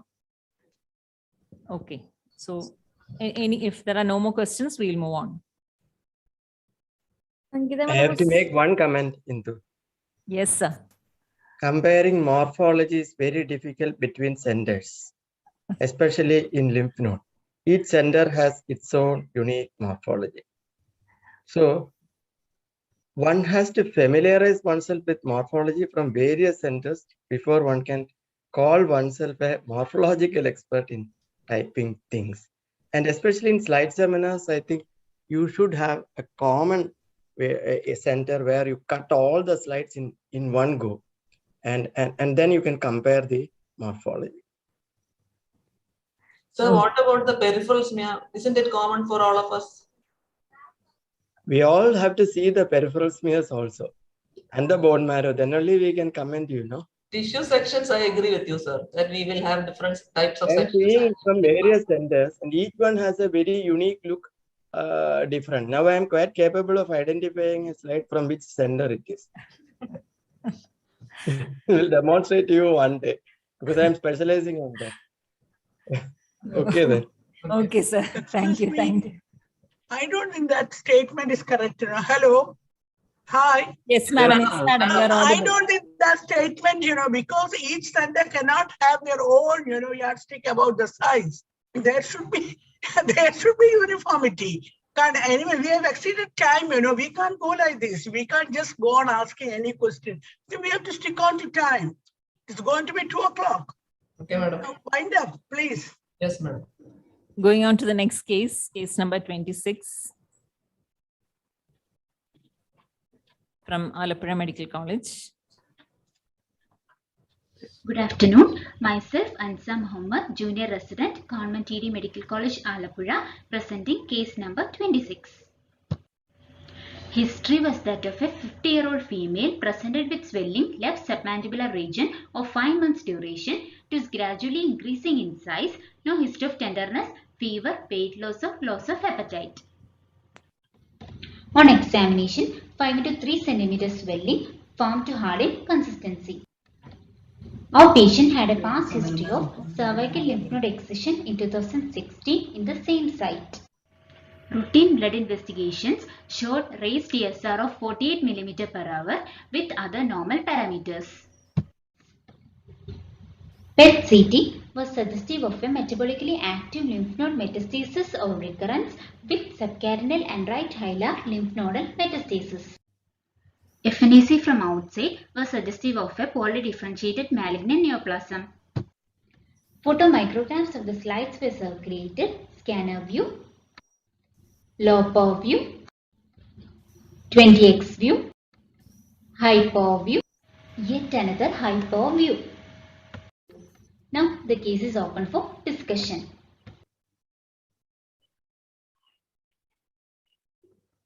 Only one diagnosis was given. The discussion. 50-year-old female presented with 5 to 3 cm firm to hard swelling of 5 months duration. PET-CT was suggestive of a lymph node metastasis or recurrence.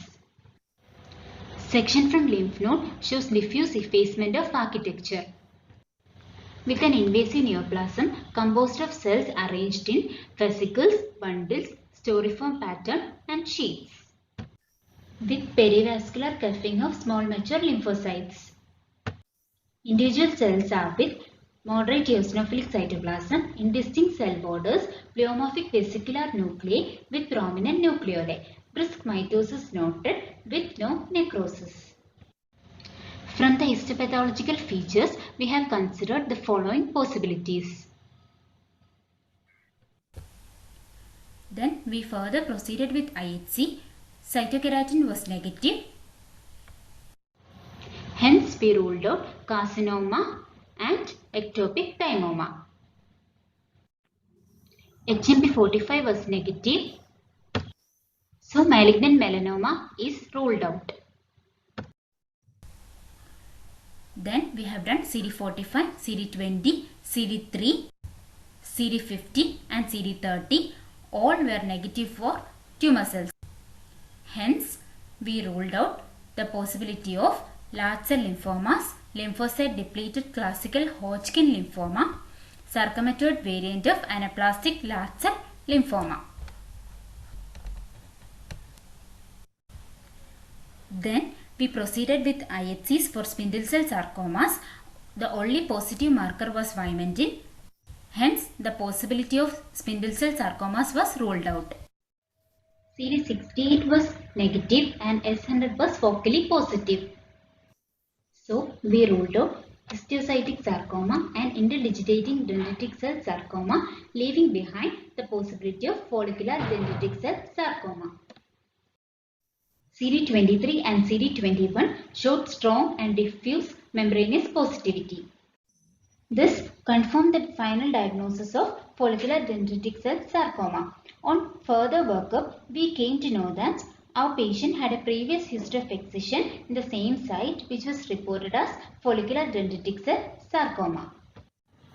Follicular dendritic cell sarcoma is a rare neoplasm with low to intermediate malignant potential. Castleman disease appears to be a precursor lesion. Cervical lymph nodes are most commonly involved with reported cases of extranodal involvement. Usually, cytological atypia is mild and mitosis is infrequent, but in our case, there is severe atypia and brisk mitosis due to recurrence. Most sensitive IHC markers are clustrin and fascin. Other positive markers are CD21, CD23, CD35, vimentin, etc. Follow-up. Our patient took 10 cycles of chemotherapy from our center and developed respiratory complications in 2020 and was succumbed to death. Recurrent cases of follicular dendritic cell sarcomas shows increased cytological atypia and higher mitotic activity and may be misdiagnosed as poorly differentiated carcinomas. These are my references. Thank you.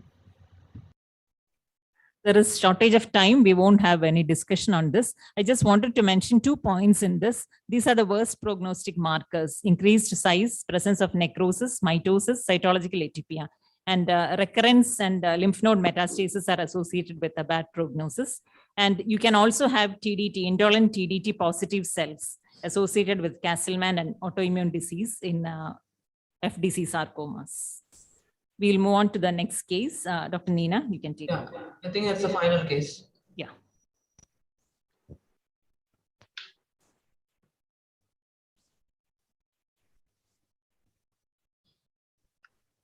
Good morning. I'm Dr. Kavita Ramachandran, consultant pathologist, India Cancer Center, Connecticut, presenting case number. A 15-year-old male presented with left inguinal swelling, weight loss, and all. He had history of CAD, type 2 diabetes mellitus, hypertension, and he was HbA1c.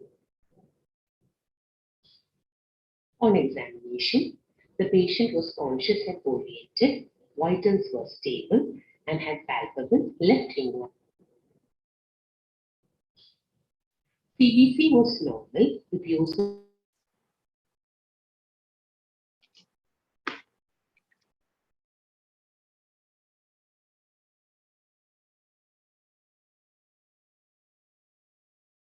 showed multiple enlarged intraabdominal lymph nodes, small scattered hypoechoic lesions in the liver, mild left hydroureteral necrosis, and left minimal pleural effusion.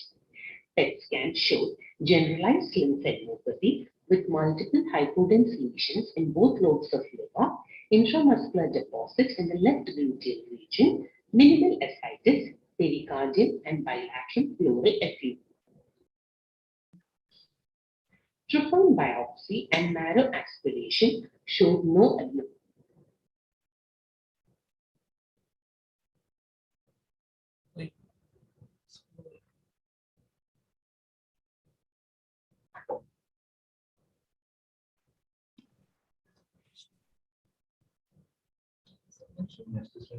Dr. Kavita? Yes, ma'am. Ma'am, should she present online? Yeah, please present, continue to present this. Okay. I'm audible, ma'am. Am I audible? Yes. So we had received the slides and blogs of this patient who underwent excision biopsy from outside. And these were the, from outside, it was metastatic polydifferentiated carcinoma or NHL. These were the micro photographs that were circulated. Power view.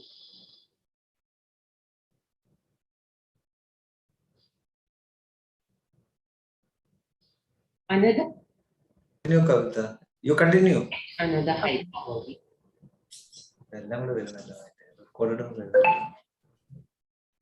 The case is open.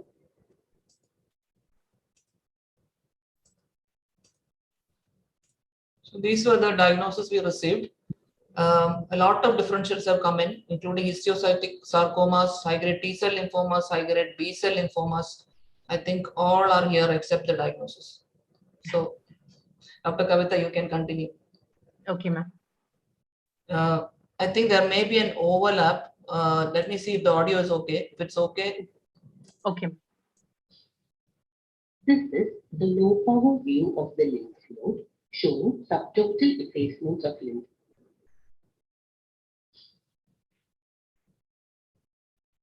Ma'am, should I present? Yeah, please present.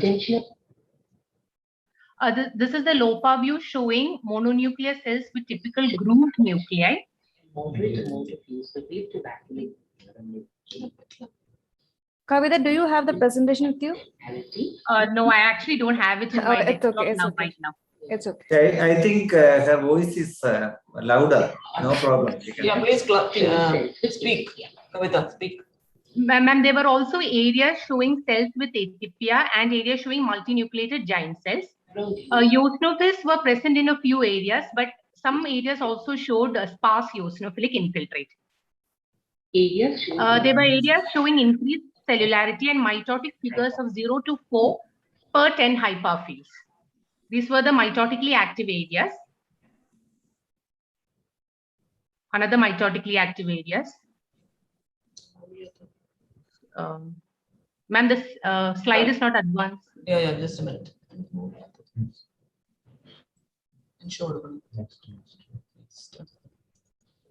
Okay. LCA should actually be positive in the lesional cells. Ma'am, can you just show the previous slide?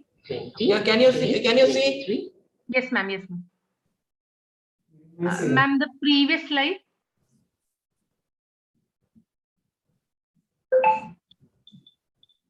This is the previous slide. Okay. Okay, ma'am. There's one more slide. No. Should patchy weak positivity in the lesional cells. ISP such as CD20, CD68, S100 was strong and diffusely positive. P67, the mitotically active areas were 25 to 30%.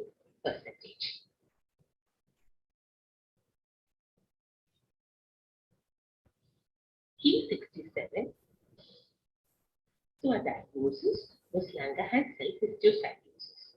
But since clinically the patient presented with lymphoma, the patient was an adult patient and had generalized lymphadenopathy in PET scan, with microscopy showing few Langerhans cells with atopia, increased cellularity, areas with sparse eosinophils, and focal increased mitotic activity, with the outside biopsy report of malignant neoplasm. The slides and blocks were sent to another center for second opinion. The center also concurred with the diagnosis of Langerhans. So the patient was diagnosed as a case of adult LCH stage 4 multisystem involvement and was on cytosol.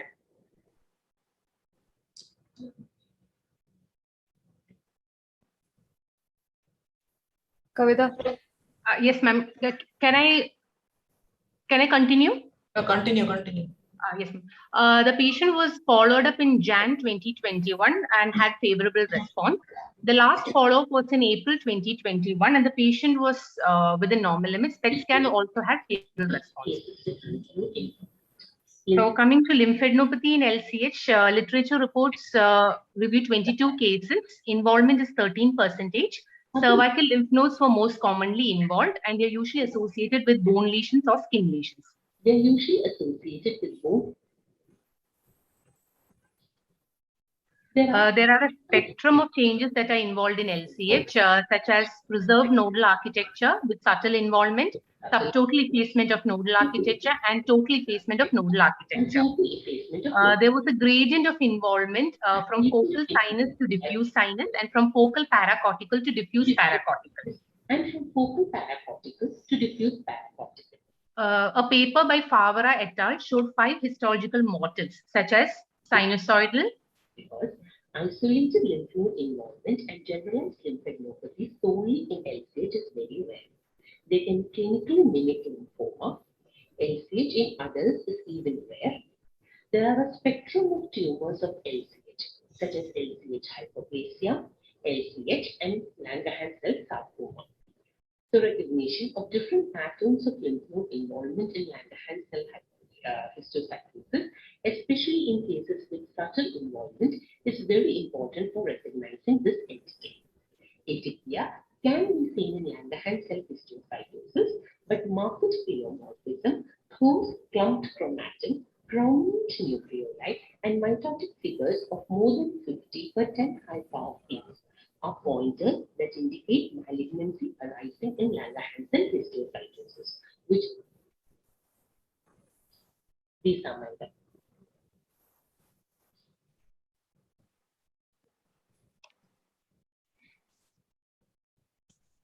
So thank you, Dr. Kavita. Thank you. Any queries? Anyone has anything to say on this? Given the brisk mitosis which was shown, do you want to put it under what WHO describes as an indeterminate category, or the Langerhans cell sarcoma? Do you think this will qualify for any of this? Ma'am, actually, am I audible? Yes. Meena, ma'am? Yes. Ma'am, actually, we were also thinking in lines of malignancy arising in Langerhans cell histiocytosis, but the clinicians were worried because that's actually one of the rare diagnoses. So that's why we actually send the slides and blocks to TMH for a second opinion. We only received 2 slides and 2 blocks from the initial center. So, and the lymph node was also partially embedded. So it was only with that slide and block we did all the other investigations. What was the opinion from TMH? Have you received? TMH, it was, yes, ma'am, it was Langerhans cell histiocytosis. Okay. Any other queries? So, any other queries from the house? It was interesting that in this case, nobody thought of Langerhans cell histiocytosis. Most probably, it's because it's an adult and it's the age was not befitting with the LCH. Maybe that's why, because the grooves were quite typical in this case. So for those juniors here, this is paracortical widening. You can see a lymphoid follicle and you can see an ocean of cells around it separating the follicle. So that is paracortical widening. Sir? Yeah. Oh, okay. Here you can appreciate the groove cells. I think these were all interpreted as ALCM. There were eosinophils also. I think it's because of the age of the patient, which is very rare for an LCH. And there was no atypia. As Dr. Kavita said, no significant atypia or mitosis to call it a Langerhans cell sarcoma. To call it Langerhans cell sarcoma, you have to see definite atypia and pleomorphism. That is not there. So we also did a Langerhans on this case, and it was positive. And so just to brief up, when you have a lymph node with paracortical widening, you should think of T cell neoplasms. You should also think of TALL, acute lymphoblastic lymphoma, carcinomas, melanomas, histiocytic neoplasms, Langerhans cell histiocytosis, and also think of T zone hyperplasia, viral lymphadenitis. So all these have to be ruled out through appropriate clinical correlations, peripheral smear if required, and the necessary IHCs. So the final diagnosis case 27 is Langerhans cell histiocytosis. I think, sir, we end the cases here. Yeah, I think we can put the photos in our website, right? Okay. All the PowerPoints can be shared in the website. Okay, so we can wind up the program here. Okay. And it's more than 2:10. So by 2:30, we start with our Mindray talk, 2:30. Right. Okay, thank you. Thank you, Indu, and thank you, Nina. Thank you. Thank you. Thank you all for your patience. So please listening. Please join back at 2:30.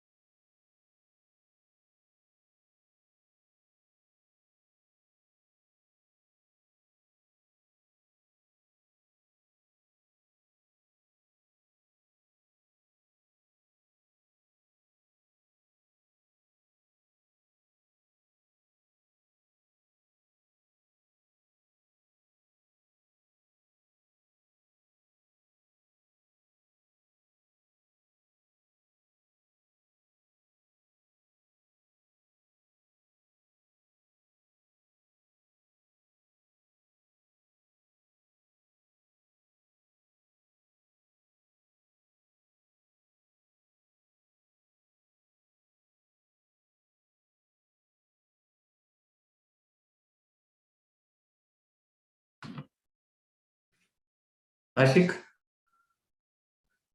Hello, Ashik? Yes, sir. We'll start, sir. Okay, we can start. So, good afternoon, everybody.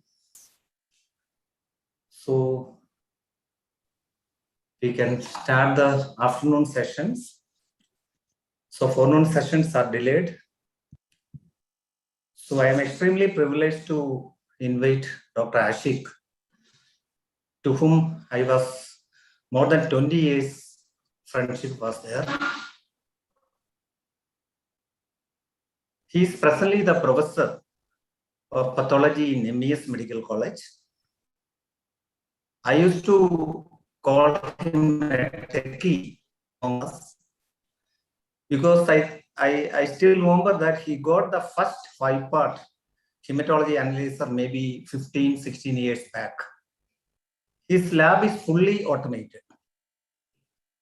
except for a digital imaging.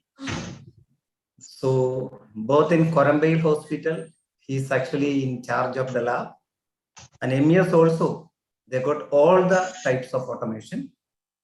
And he's the best moderator to moderate this particular session, chair this particular session. Over to you, Ashik. Thank you, sir, for your kind words. And first of all, I thank the organizers, Dr. Rajan sir, and young and energetic Dr. Nobin, given me the opportunity to moderate the session. Here, we all know from a small laboratory till the high-end higher institution, we are seeing plenty of cell counters.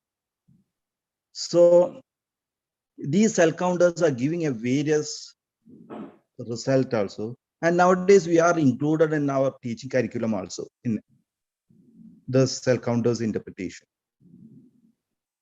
So, and with the newer variety or high-end cell counters, there are a lot of information is generating. I feel it is not properly used.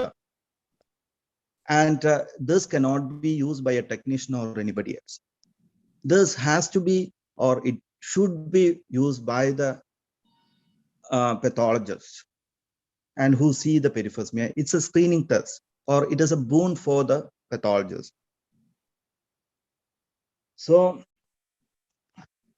there is a gap there between these instruments and the pathologists. And that gap is usually filled by a application specialist. There is a person, majority of companies, higher companies, they have this application specialist. Invariably, these people will be a medical professional who trained in both in pathology and about the instrument. So we need to catch all these people, and its specification in all the companies, they have this. So these people will bridge us between this instrument and us. So we got a person, such a person, it is well here in our state, and he is well experienced, near about 20 years of experiences is there, and he's soft spoken, knowledgeable, and he knows, he worked in various companies also, and the person is the Biju Radhakrishnan. He studied in Kottayam, MG University, and he worked in the clinical laboratory for near about 4 years. Then he is haunting. Depends on his opportunities. Started in Sysmax. That time even I had that instrument, 5-part differential counter. Then he moved to the Beckman Coulter, Abbott. Now he is in Mindray IVD as a national application manager. That is a big post when a company is considered like. So you please forget about all his degree. We can always communicate with this person anytime, even in the night or any time. If at all you have any query with your instrument on applying on your clinical scenarios, he will give you an answer for it, how to manage it. So over to you, Mr. Vijay Radhakrishnan, to deliver your speech. Thank you. Thank you, Doctor, for your nice introduction. So, first of all, I would like to thank the organizing committee for giving us an opportunity to be a part of this very wonderful conference.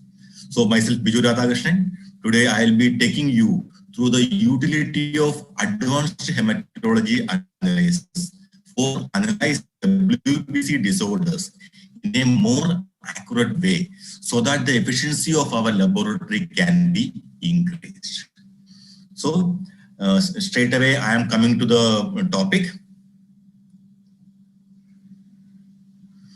So what are the challenges that we are facing in our laboratory or in a hospital? Yes, and lot of requirements. The manufacturer may be sitting to some of the requirements like WBC, the accurate WBC differentials, more reliable flaggings, demand for the new parameter, and to reduce the pressure because of higher and higher workload so that we can reduce our turnaround time in a more efficient way. So what is the solution for this? So how diagnostic industry is trying to manage this requirement and trying to make their technology in a better way.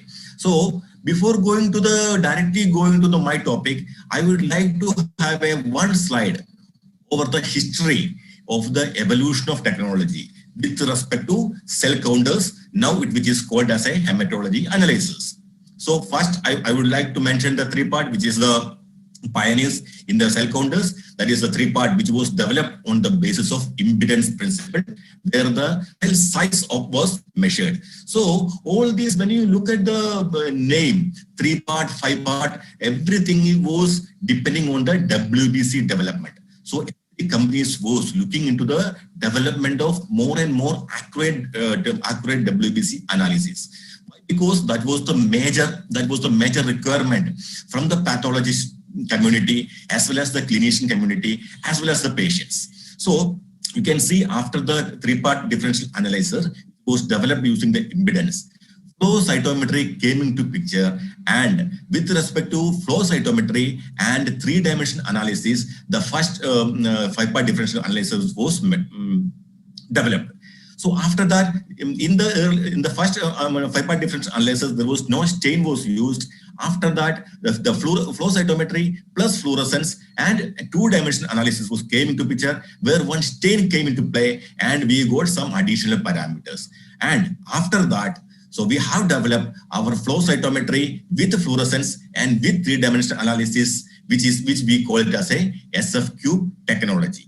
This in the SF-cube technology, S stands for the scattering and F stands for the fluorescence, where cube represents the 3-dimensional analysis of the WBC population. So we can see in the SF-cube technology, we have not left out any of the previous technology. We have taken all the benefit of the previous technology, and we have developed a new technology with the previous technology and some additional things in the SF-cube technology. So what is SF-cube technology and what are the advantages that we will see in the coming slide? So we term it as a SF-cube technology for all. This all means the SF-cube in the Mindray BC 6000 series, all the BC 6000 series works on the SF-cube technology. So in the SF-cube technology, we were able to apply for the all cell lines, that is WBC, RBC, and platelet, so that we get more accuracy on the WBC, RBC, as well as platelet with 100+ parameters, and we were also able to analyze body fluid with the differentials, where the same our WBC is getting analyzed. So we are able to meet the requirement of the community, of the medical community, so that we can serve them in a better way. So there was some other interferences was there, like if I tell an example of that NRBC interfering with WBC, so this also has to be addressed. And here we will also see some benefits over the morphology information, which was lacking in the previous model. So all the previous model was focusing on the counts as well as some qualitative flags. Here, in this by this technology, in the advanced hematology analyzers, we will also address the morphology information, which will give a lot of confidence to the pathologist when they are confirming the abnormality of the WBC or whatever population by their smear review. See, so how it is happening, that I will explain in the coming slides. So I will just run through the slide. What is SFQ technology? So everybody knows it, that what is SFQ technology, as Mindray is installed in many of the major reference institutes across the country. So SFQ technology is nothing but S stands for scatter, that is the forward scatter, as well as side scatter, which will give you cell size and cellular complexity, and F stands for the fluorescence, which will give you the maturity stage of the cell, that is the DNA, by using the DNA RNA information. So all these things will be taken into a three-dimensional analysis, which we call it as a cube analysis, and you will get a three-dimensional analysis over the cell population, which will enable the system to identify, to have a more resolution between the population, as well as to identify some abnormal cells which may come in between the normal cells. So this makes the SFQ technology superior, which will enable to have a better analysis of the WBC and to identify some abnormality in the WBC population. So because of this SFQ technology, we have the BC6000 series with some 37 parameter. I'm not going into details of all the parameter. Today we will be focusing only on the WBC population and some other population which can interfere with the WBC analysis. So as you know, in the WBC population, along with the normal differential count, we are getting the immature granulocyte population. And what is that? I'll be explaining that in the coming slide. So when you see, we are getting 37 reportable parameter with the 48 research parameter, 7 body fluid parameter, and 11 body fluid research parameter, which will make a total of 104.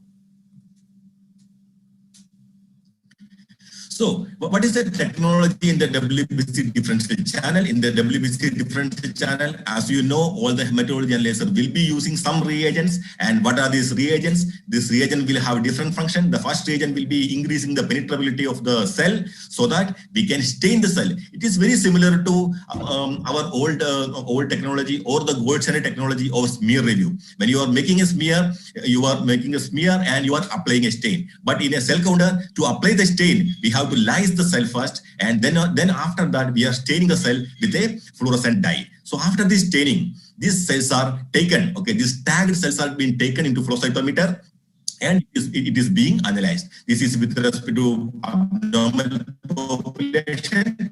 So here we are more focused on the WBC abnormalities.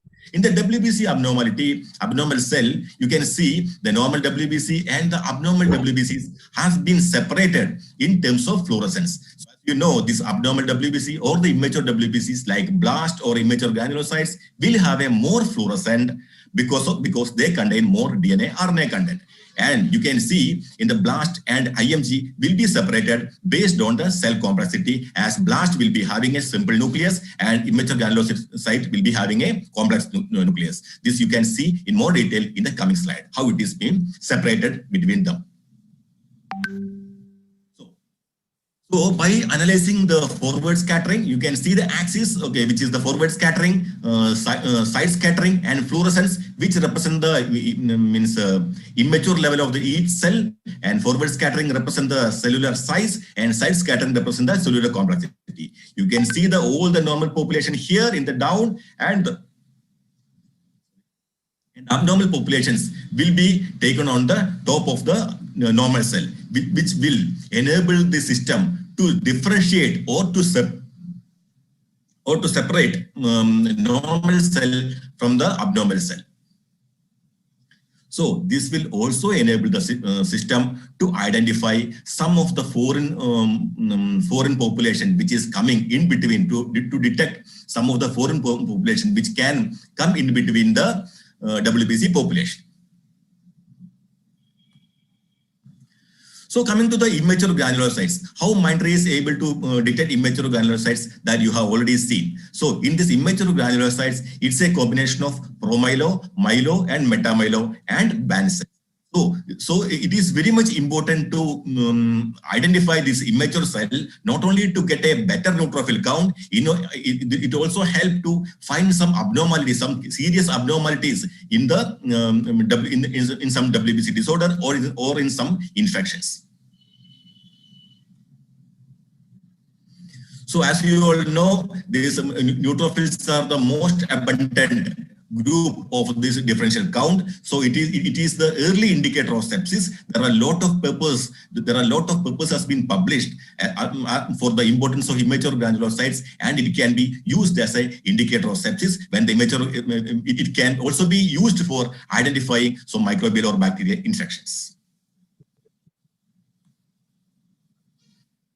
So coming to the, as I was telling, that the blast cell or a typical lymphocyte can be separated from the immature granulocytes. So this also gives us one advantage, that is the HFC population. It is a group of blast cell or a typical lymphocyte which can be used in different conditions. Or if it is oncology hospital, HFC can be used for identifying blast cell, or if it is a general hospital where it is handling like some dengue kind of infection. This is an example for that, where this HFC is used to identify the ability of the body to fight back against dengue infections, where HFC gem was monitored, and this parameter was used to predict the ability of the body to develop platelet in a well advanced timeline. So this HFC, by enumerating this HFC, and which is coming automatically in the your WBC differentials, by analyzing that and by analyzing the absolute count of HFC, the one study was there which was able to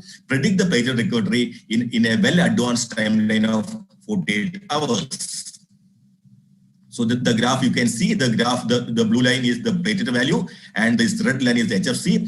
As the HFC has a jump of 5 times, that is 0.9 to 4.1, the platelet started to increase within 48 hours. So this was a study, and it is already published in the ISLH. You can get it, this paper, the complete paper, you can get it from the website.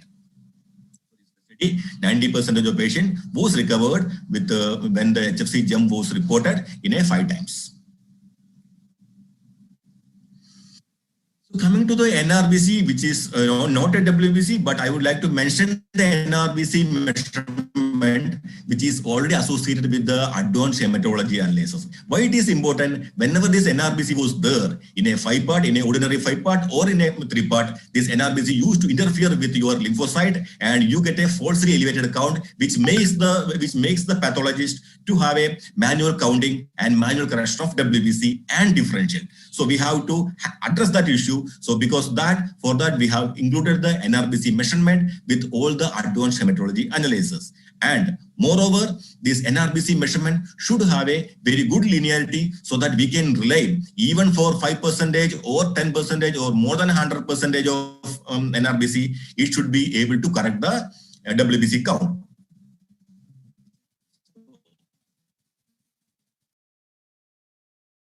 In Mindray, the similar way in that we have done the reaction in the WBC differential channel, in the NRBC channel also we are using in the WBC and NRBC and remove the RBCs. So as you have seen, after the reaction with the reagents, this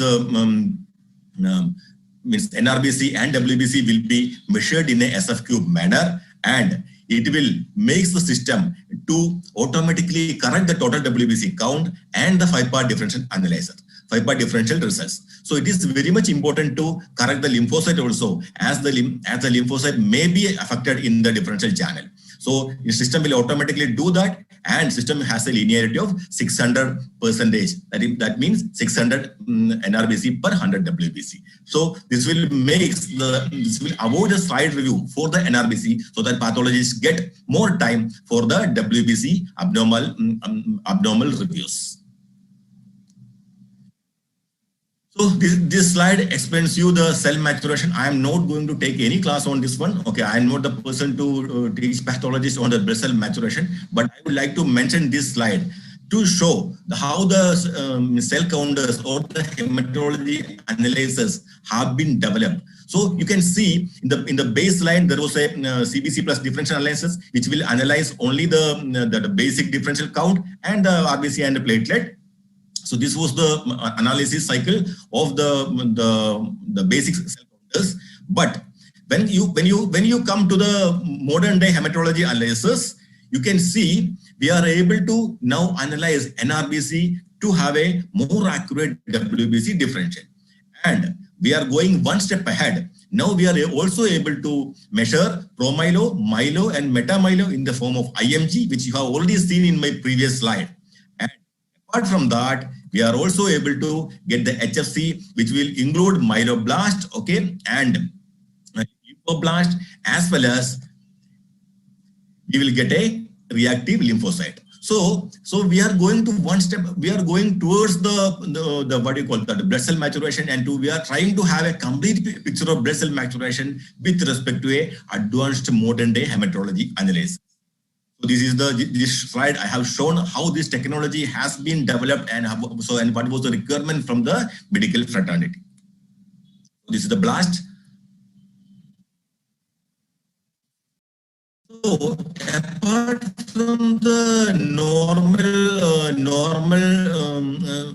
normal cells and its abnormal cells and the normal cells parameter, now we will be focusing only on the WBC research parameter, for which we can have some clinical applications. Now we will be focusing on the first column where it is mentioned for WBC. HFC we have already discussed. Okay, immature granulocyte, which is a reportable parameter, that's why it is not here. Okay, we will be discussing on the other parameter and what are the utilities of this parameter. So coming to the parameter NLR and PLR, which is a simple ratio. This is not a new parameter, but it's a Mindray unique parameter, all the Mindray analysis. So this parameter was in use by the pathologist for a long time ago itself, but by their simple calculations. So this Mindray was reporting this parameter, and this parameter, which is an inflammation marker, got very good significance in the current period because of the COVID infections. This parameter has been proven to use for monitoring the severity of the COVID infections, and there are many papers that has been published based on the utility of NLR parameters. This is the one of the research parameter. This NLR and PLR, both are systemic inflammatory markers, and the PLR parameters is also all these parameter doesn't need any additional reagent, which is reliable and which is cost effective and which is used to PLR parameter, which is also used for monitoring some tumors. So NLR, nowadays, most of our hospitals is using NLR parameter as a systemic inflammatory marker, especially for the COVID-19 infection. And we have also developed a cutoff for the NLR parameter, and the cutoff was mentioned as 3.14, and it is also recommended that it should be always used with CRP. The CRP value is more than 30, and the NLR value is more than 3.14, then the patient is going to a serious conditions. Coming to the next parameter, which is the immature eosinophil, which is a totally new parameter which is developed from the differential scatter plot. You can see from where it is being captured. It is captured from the upper region of the eosinophils. So now we are able to separate immature eosinophil from the total eosinophils based on the fluorescence. So these are some applications. So eosinophilia we can easily get from the total eosinophil count. But when there is a eosinophilic leukemia reaction, it can be identified using the diagnosis of eosinophils and immature eosinophils. So the morphology of eosinophils may be normal, but when it is absent of immature eosinophil, it can be a eosinophilic leukemia reaction with a consistent increase in the eosinophil, it means eosinophil total count. So in some chronic eosinophilic leukemia, these immature eosinophils can also play a significant role for identifying this with a occasional eosinophils and very high eosinophilia. So we can have a differential diagnosis of normal eosinophilia and eosinophilic leukemia reaction and eosinophilic leukemia by using the immature eosinophils. So coming to this is a malarial parasite infection. So this is nothing related to WBC infection, but I am mentioning it as why? Because it is being analyzed from the WBC differential channel to have a screening of malaria with whatever CBC differential you are doing. So the instrument will automatically screen for malaria and it will give you a flag as well as absolute count, which is being measured from the WBC differential channel with the fluorescent stain. This is the infected RBCs. You will get an infected RBCs percentage and absolute count. Okay. So there are some studies with respect to the sensitivity and specificity of these flags, which is already available in the internet, and we have already done some 3 studies in India to identify the sensitivity and specificity. So it was identified for the malaria. The sensitivity is 85% for the malarial parasite infection, for the falciparum infection, and it is 95% for the vivax infections. So coming to the new parameter, which is developed recently with respect to WBC morphology. So till now, we were discussing all the parameters which is related to the count. But now we are going one step ahead. So that anyway, instrument is measuring the complexity, which is the cytoplasm to nucleus ratio as well as the number of granules. And we are also measuring the neutrophil Y, which is in the Y-axis, that is the fluorescence, that is the DNA, RNA content or the immaturity level of the particular cell. We are also measuring the size of the cell. Then why we can have a morphological picture in terms of some parameter. So we are converting this morphology structure of each cell population to some values so that the pathologist can identify what changes is happening with respect to that cellular population. So what is the abnormality happening, whether it is with respect to size or whether it is with respect to cytoplasm to nucleus ratio or whether it is with respect to the immature level. So you can see when the neutrophil nucleus complexity increases, that means, for example, whenever toxic granules are appearing, you can have a high value for the neutrophil X. So you can set a cutoff value in the instrument and you can get a alarm. Okay, there is a possibility of that toxic granules in that particular samples.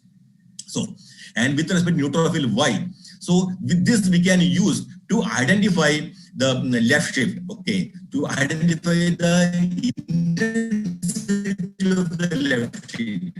When the neutrophil Y value is getting increased, that means the neutrophil population is going high, RNA content compared to the normal segmented neutrophils. Similarly, you can also have the size information of the neutrophil, size information in terms of neutrophil set. So this is now the advanced hematology analyzer are able to give you a picture regarding the WBC morphology also. So coming to the continuing with the WBC morphology parameters, that is the lymphocyte X, Y, Z. So I have already explained that X population will give the granularity. Sorry, with the granularity, and Y value will give you the immaturity of the lymphocyte, and the Z value will give you the size of the cell. So you can use this. You can combine the morphological value as well as you can combine the total value to identify many kind of leukemias or many kind of cancers like CLL. This kind of thing, we can use the size information as well as the numbers, and we can also identify the some viral infections where the size can be increased in a significant manner. So this is with respect to size information of monocyte X, monocyte Y, and monocyte Z, which will give you size information, scattering information, as well as the immature level of the monocytes, which can also used for identifying different kinds of diseases. Everything, whenever you are handling with the morphological parameters, you can set some parameter, you can set some cutoff value in your laboratory, and you can use this parameter to generate some flags, and you can identify that, so that whenever you are whenever you are doing the peripheral smear examination, which will give you more clarity, so that we don't miss out any kind of abnormality with respect to WBCs. So this is the body fluid analysis, as the instrument is using the fluorescent flow cytometry, and we are using specific reagents for WBC analysis, and the instrument has been developed in a different manner so that it can analyze in a high sensitivity manner, where it will count from 2 to 3 cells. So that you have to remember that when the whole blood was analyzing, we were counting the cells in terms of hundreds. That means you get a count of 3.1, 3.2, 7.1, 7.2, like that. The incremental addition was in terms of 100.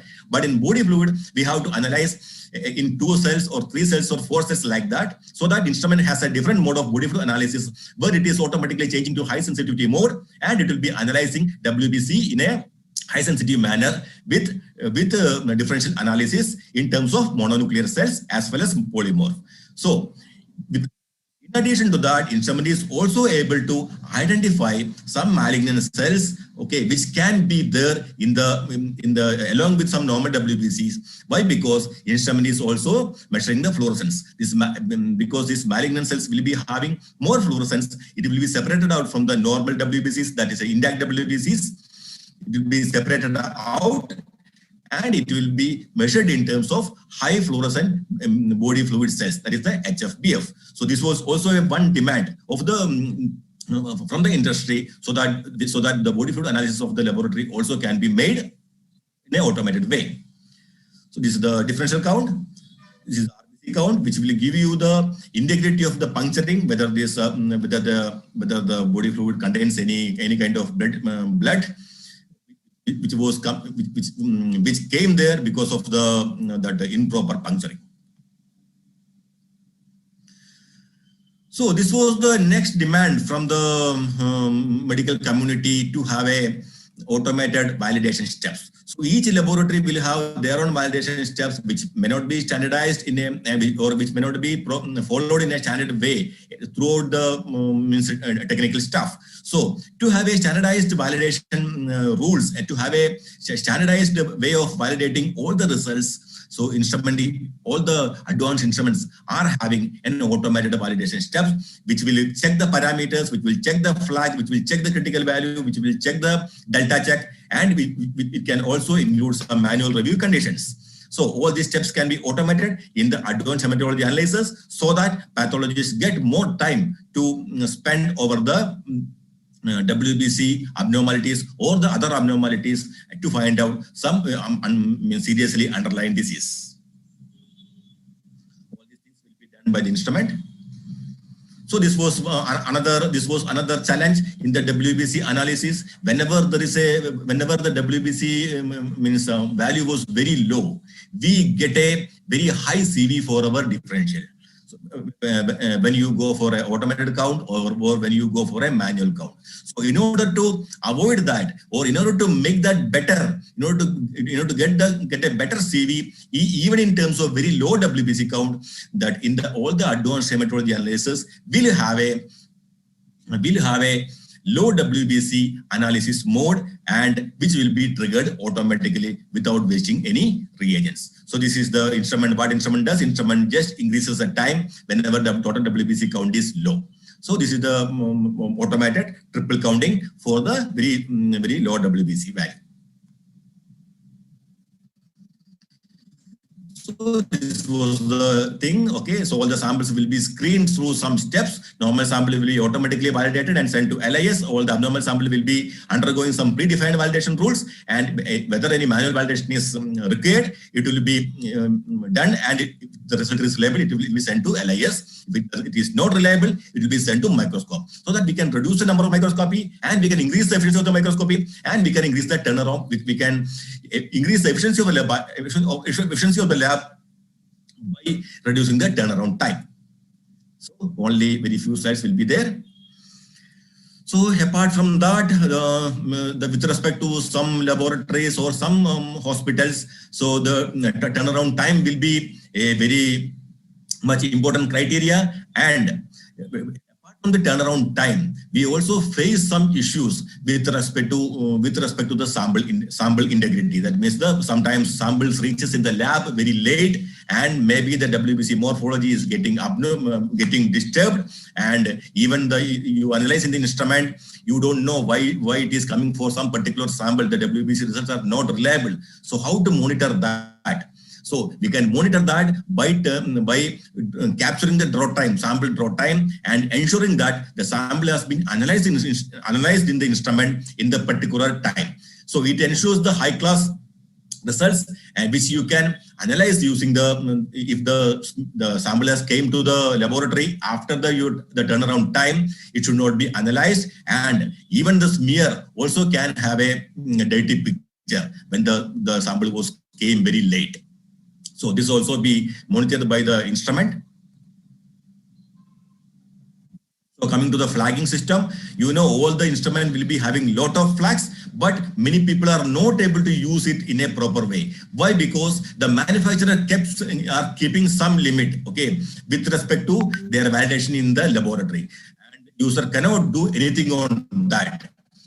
But now the picture has been changed, because we have different races. Okay, we have different races. The manufacturer may be sitting in Europe, manufacturer may be sitting in some China, or manufacturer may be sitting in US, okay, and making this flagging system, which cannot be controlled by different populations. Okay, so this is the iMessage semi-quantitative flagging system for which is having a facility for optimizing the flag with respect to our population. So after the instrument has been installed in your laboratory, you can optimize the flags as per your population by analyzing some 400 to 600 samples for a particular flag, and it can be used in a optimized way, so that you can rely on the negative flaggings and you can rely on the positive flaggings. So this is for optimization of flags. This was a constraint from the manufacturer as well as from the users, that how I can rely on the flags. The flags may be generated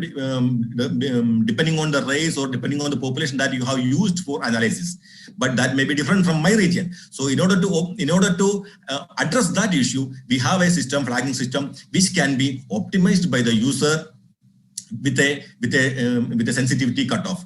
We call it as intelligent messages. So our messages are intelligent, so that it can be optimized, and it is a semi-quantitative flagging. So after all these things, your microscopy will be reduced, and you will have a more time to have your microscopy and to give a good quality results, and to identify more and more WBC disorders, so that no abnormal samples are missed out from your laboratory. Thank you very much. And if you have any questions.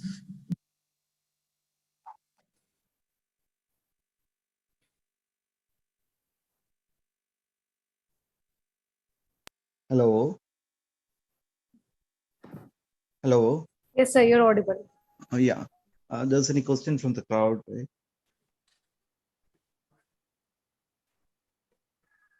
No. There's any question from crowd? Okay, I have a question then, if crowd don't have it. Okay. You said that NRBCs are can be separated, right? Is it can be used for the neonates? Yes, definitely, sir. It can be used for neonates, as well as when we are not expecting NRBC also, instrument will automatically detect it. It's a default parameter nowadays. Okay. I'll just go in and mainly on the clinical aspect of it. I'll be talking more about the clinical aspect. In hemolytic anemias and NRBCs, it's useful, right? Yeah, it is useful, sir. There is a cutoff. Yeah, so our cutoff is up to 600%, sir. And even DIC, even DICs you can use it, right? Yeah. Whether Definitely, next, sir. Definitely. okay, next is in infections and the population of the leukocytes, it's possible to differentiate it, which infection is most likely to be like. Like you mean to say, means Yeah, whether I it mean is to say that. bacterial. If infectious patients come like dengue, lepto, and malaria, all these Yeah. patients will have the thrombocytopenia. Usually comes to a tertiary centers. Right? Okay, in such a cases, this instrument will help out or not? Definitely, sir. So, as I have shown you with respect to means dengue infection, we have a parameter called HFC, which will trigger out your reactive lymphocyte, which will be acting against the dengue infection. And we have established a lot of paper on that. That is one thing. Second thing, we have also observed that we have a different pattern for dengue as well as chikungunya kind of infections for the lymphocyte population. And we can establish a cutoff value for the forward scattering and size of the lymphocyte in each of these diseases. So, see, in lymphocytes, we usually find plasmacytoid lymphocytes in dengue, right? Okay, yeah. Plasmacytoid. Is it possible to differentiate that lymphocyte from reactivated lymphocyte? Not exactly, sir. Then what is this? Exactly. What is this RE lymph and AS lymph? AS lymph is antibody synthesized. That is abnormal lymphocyte. We term it as an abnormal lymphocyte. Okay, where means you it is cannot not differentiate. In Sysmax, they will give it, right? In Sysmax, it will give. You worked in the Sysmax also. Sir, the thing is that we can also do that, but the thing is that in the flagging system we cannot differentiate. We can do that depending upon that positional parameters, depending on the size as well as the scattering. Okay. That's the only way. Okay. IME percentage, like whether it's possible to differentiate from parasitic eosinophilia from tropical eosinophilia.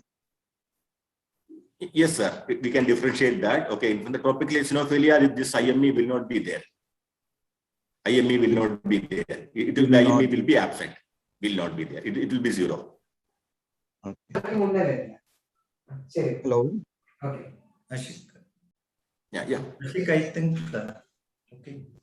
Hello. And the last question is, it's possible with the XYZ, what you said it. It's possible to differentiate megaloblastic anemia from MDS? Yeah, yes, sir. So we have developed a cutoff formula also for that. We have an index for that. With respect to our yes. I can forward that paper, to you. You have it.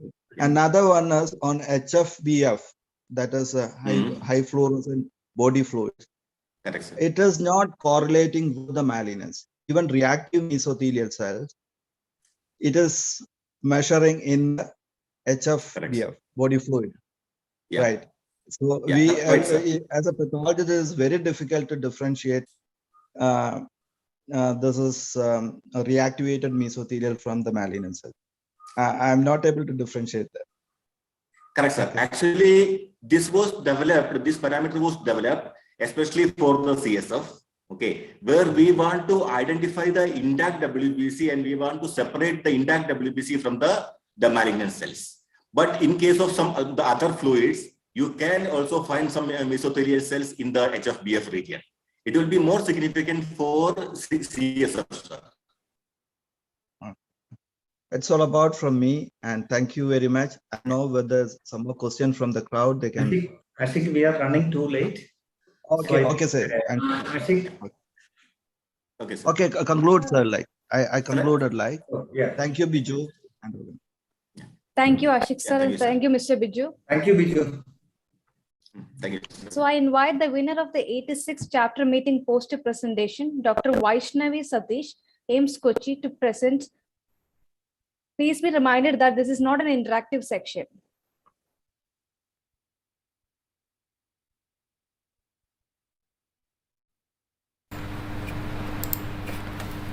My name is Vaishnavi Satish. I am a third year PG resident of Amrita Institute of Medical Sciences. One second. Can you pause? Adrenocortical carcinoma. Dr. Nobin, you were.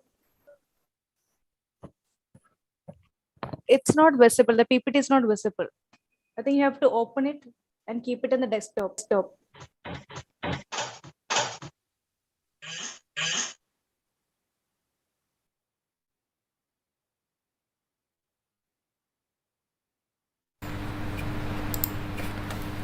My name is Vaishnavi Satish. I am a third year PG resident of Amrita Institute of Medical Sciences. I am going to present the poster on adrenocortical carcinoma, a 5-year experience from a tertiary care center.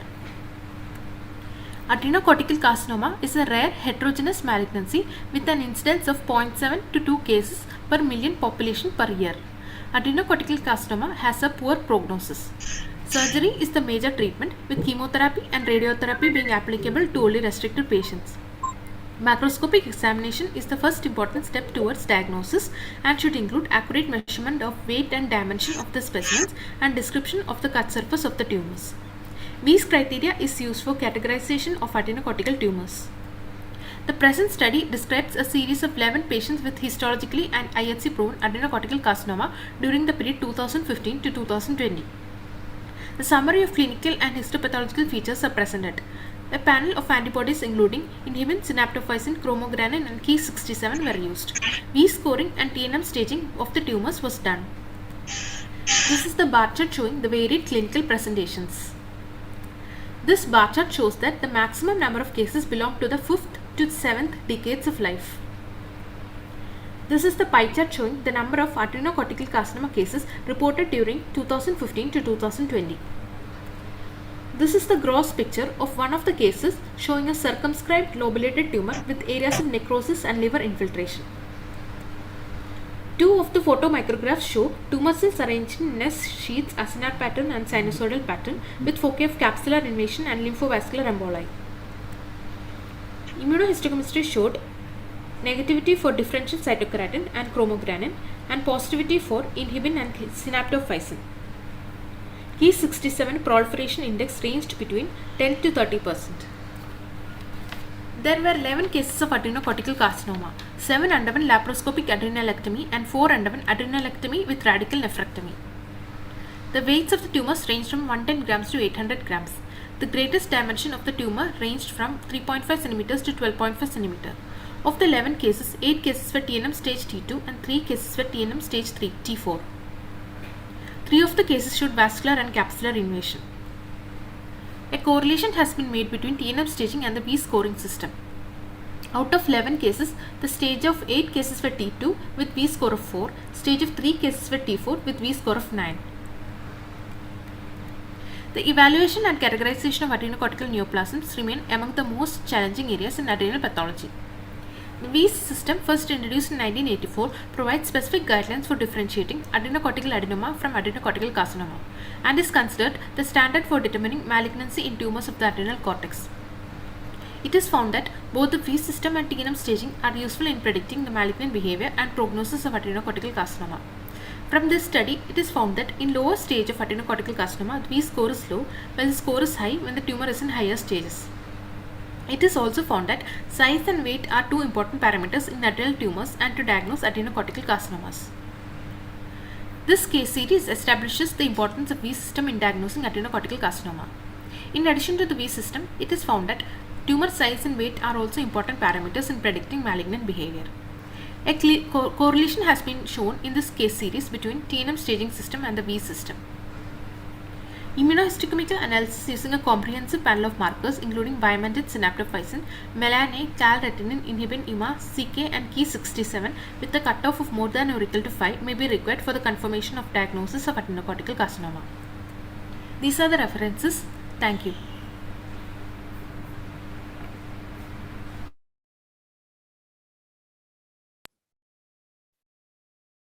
Thank you, Dr. Vaishnavi. Now it's time for the free paper presentation. To moderate the session, I invite Dr. Rupa Rachel Paulos, FRC Path, Professor of Pathology, Clinical Lab in GI Pathology, Clinical Lead in GI Pathology, AIMS Kochi. Madam is an alumni of CMC Vellore. After graduation, she pursued a career in pathology in UK and secured a place in the UK Specialist Training Program in Pathology in 2005. As a specialist registrar, she rotated through the regional university hospital and district hospital under the Mercy Deanery UK. She is on specialist register of General Medical Council of UK. Dr. Paulos returned to India and joined AIMS in November 2010 as a faculty. She's a lead in the GI and pancreas pathology. She did a sabbatical in GI oncopathology at National Cancer Center, Tokyo in 2012. She was an honorary consultant in Birmingham Children's Hospital in 2015 and gained exposures to small bowel transplant pathology. She was on expert committee panel for the development of best practice of handling, processing, and interpretation of small intestinal biopsies for the diagnosis and management of celiac disease. A joint consists of AIMS and IAPM and IST 2020. Dr. Paulos had several ongoing research projects and has many published papers and co-authored chapters in the textbook to her credits. Welcome, madam. The platform is yours. Thank you very much. At the outset, I wish to thank IAPM and our president, Rajan sir, for this opportunity to be part of this program in this capacity. Thank you very much. Without any further delay, we can start our pre-paper session. We have 10 papers and we will be doing our traditional 7+3. So we had a very lively discussion this morning, and hopefully we can have a bit of discussion on each of the papers as we go along. But we will keep time also. So I invite Dr. Alicia Therese to start the first paper.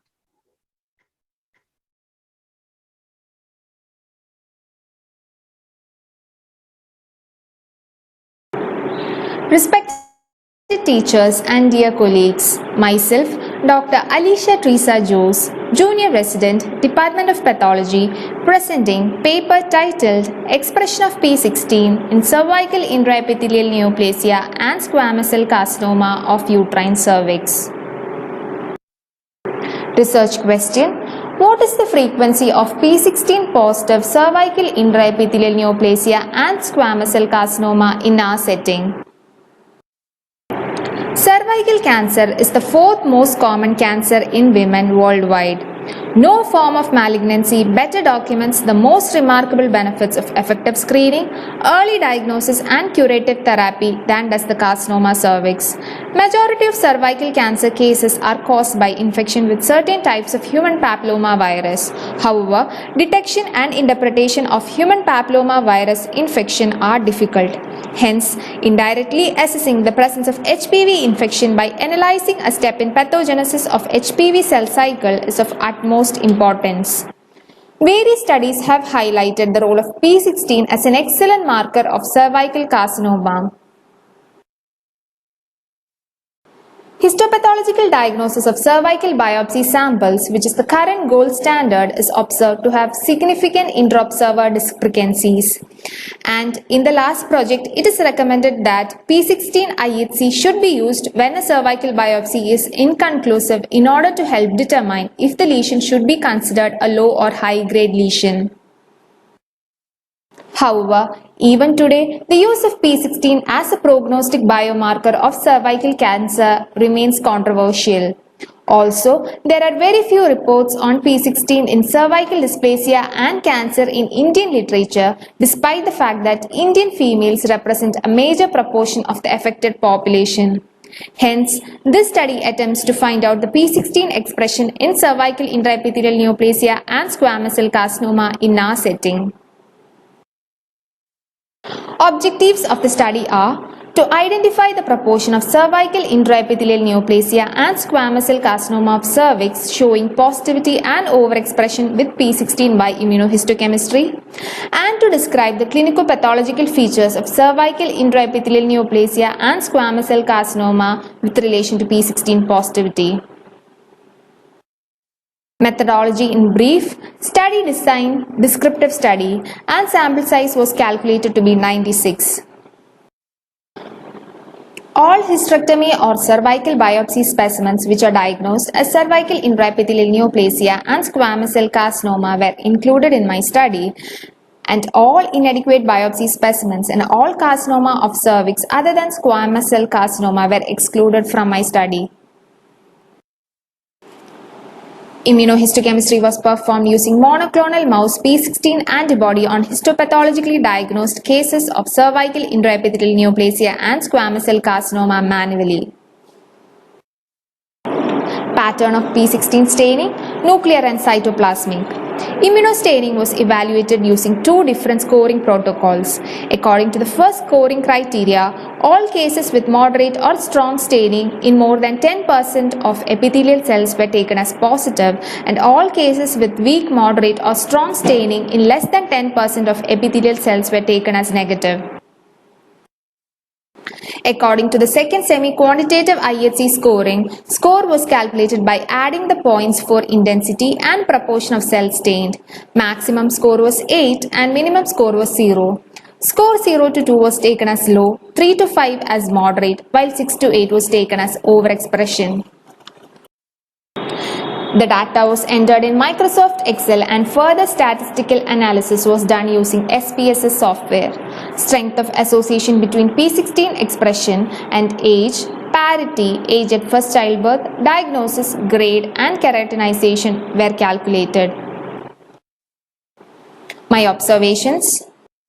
Among the total 96 cases, 62 cases were squamous cell carcinoma, 14 cases were high-grade squamous intraepithelial lesion, and 20 cases were low-grade squamous intraepithelial lesion. LCIL is most prone in age group 50 to 59 years with mean age 54 years. HCIL is more common in the age group 50 to 69 years with mean age 58 years. And SCC is more common in the age group 60 to 69 years with mean age 65 years. Hence, carcinoma cervix was observed to take 10 to 15 years to progress from pre-malignant lesions of cervix. P16 showed increasing degree of expression from pre-malignant lesions to malignant lesions with LCIL showing positivity in 40% cases while HCIL and SCC showing 100% positivity. A moderate to strong intensity of P16 staining was observed in most of the cases of squamous cell carcinoma. Percentage of P16 positive cells were least in LCIL, while in most of the SCC, more than 66% of the cells stained for the same. On semi-quantitative scoring, overexpression of P16 increased as the cervical dysplasia progressed from LCIL to HCIL and to SCC. Photomicrographs. P16 negative in LCIL. Variant patterns of P16 expression in HCIL. P16 overexpression in keratinizing and non-keratinizing squamous cell carcinoma. Discussion. Findings in my study were comparable with the studies conducted by Valsala Kishore et al. And Benevolo M et al. Conclusion. P16 positivity was noted in 40% cases of LCIL, 100% cases of HCIL and SCC. On semi-quantitative scoring, overexpression of P16 increased as the cervical dysplasia progressed from LCIL to HCIL and to SCC. There was no significant association between clinical variables with P16 positivity. 90% cases of grade 1, 85% cases of grade 2 and 84% cases of grade 3 SCC showed overexpression of P16 with total score more than 5. Expression is related to the degree of histological dysplasia, suggesting that it may have prognostic and predicative value in management of cervical neoplasia. These are my references. I take this opportunity to thank all my teachers and technical staff who have helped me in the completion of this dissertation. Thank you. Thank you, Dr. Adisha. We have got one question. Is there any correlation with HPV testing? No, ma'am. We couldn't do HPV DNA testing here, madam, in our center. Do you think that would be useful? Because as we know, triaging with high-risk HPV would help to accurately stratify these patients, isn't it? Yes, madam. Okay, I have a question.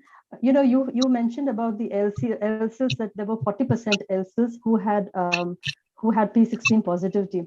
Did you do a follow-up on these patients to know how many of them progressed? No, madam. No. Okay, and I have yet one more question. Was there a difference in the pattern of staining? Like, I know you did mention about the more than 10 and the less than 10, but what about, you know, was it basal? Was it full thickness? Because, you know, it is good to observe the variation in the patterns also, the pattern of staining. Still, the positivity was restricted to the lower 1/3. Okay. And in HCl and SCC, I mean, in HCl, whole thickness P16 positivity was observed, and in SCC, the neoplastic cells were positive. Okay. Dr. Alisha, I have a question. Okay, madam. Can I go ahead, Dr. Rupa? Yes, please. Okay, and Dr. Neena here. Regarding staining for a P16, we always have this difficulty whether to take it as positive or not. So what, according to you, is the absolute criterion to take a P16 positivity?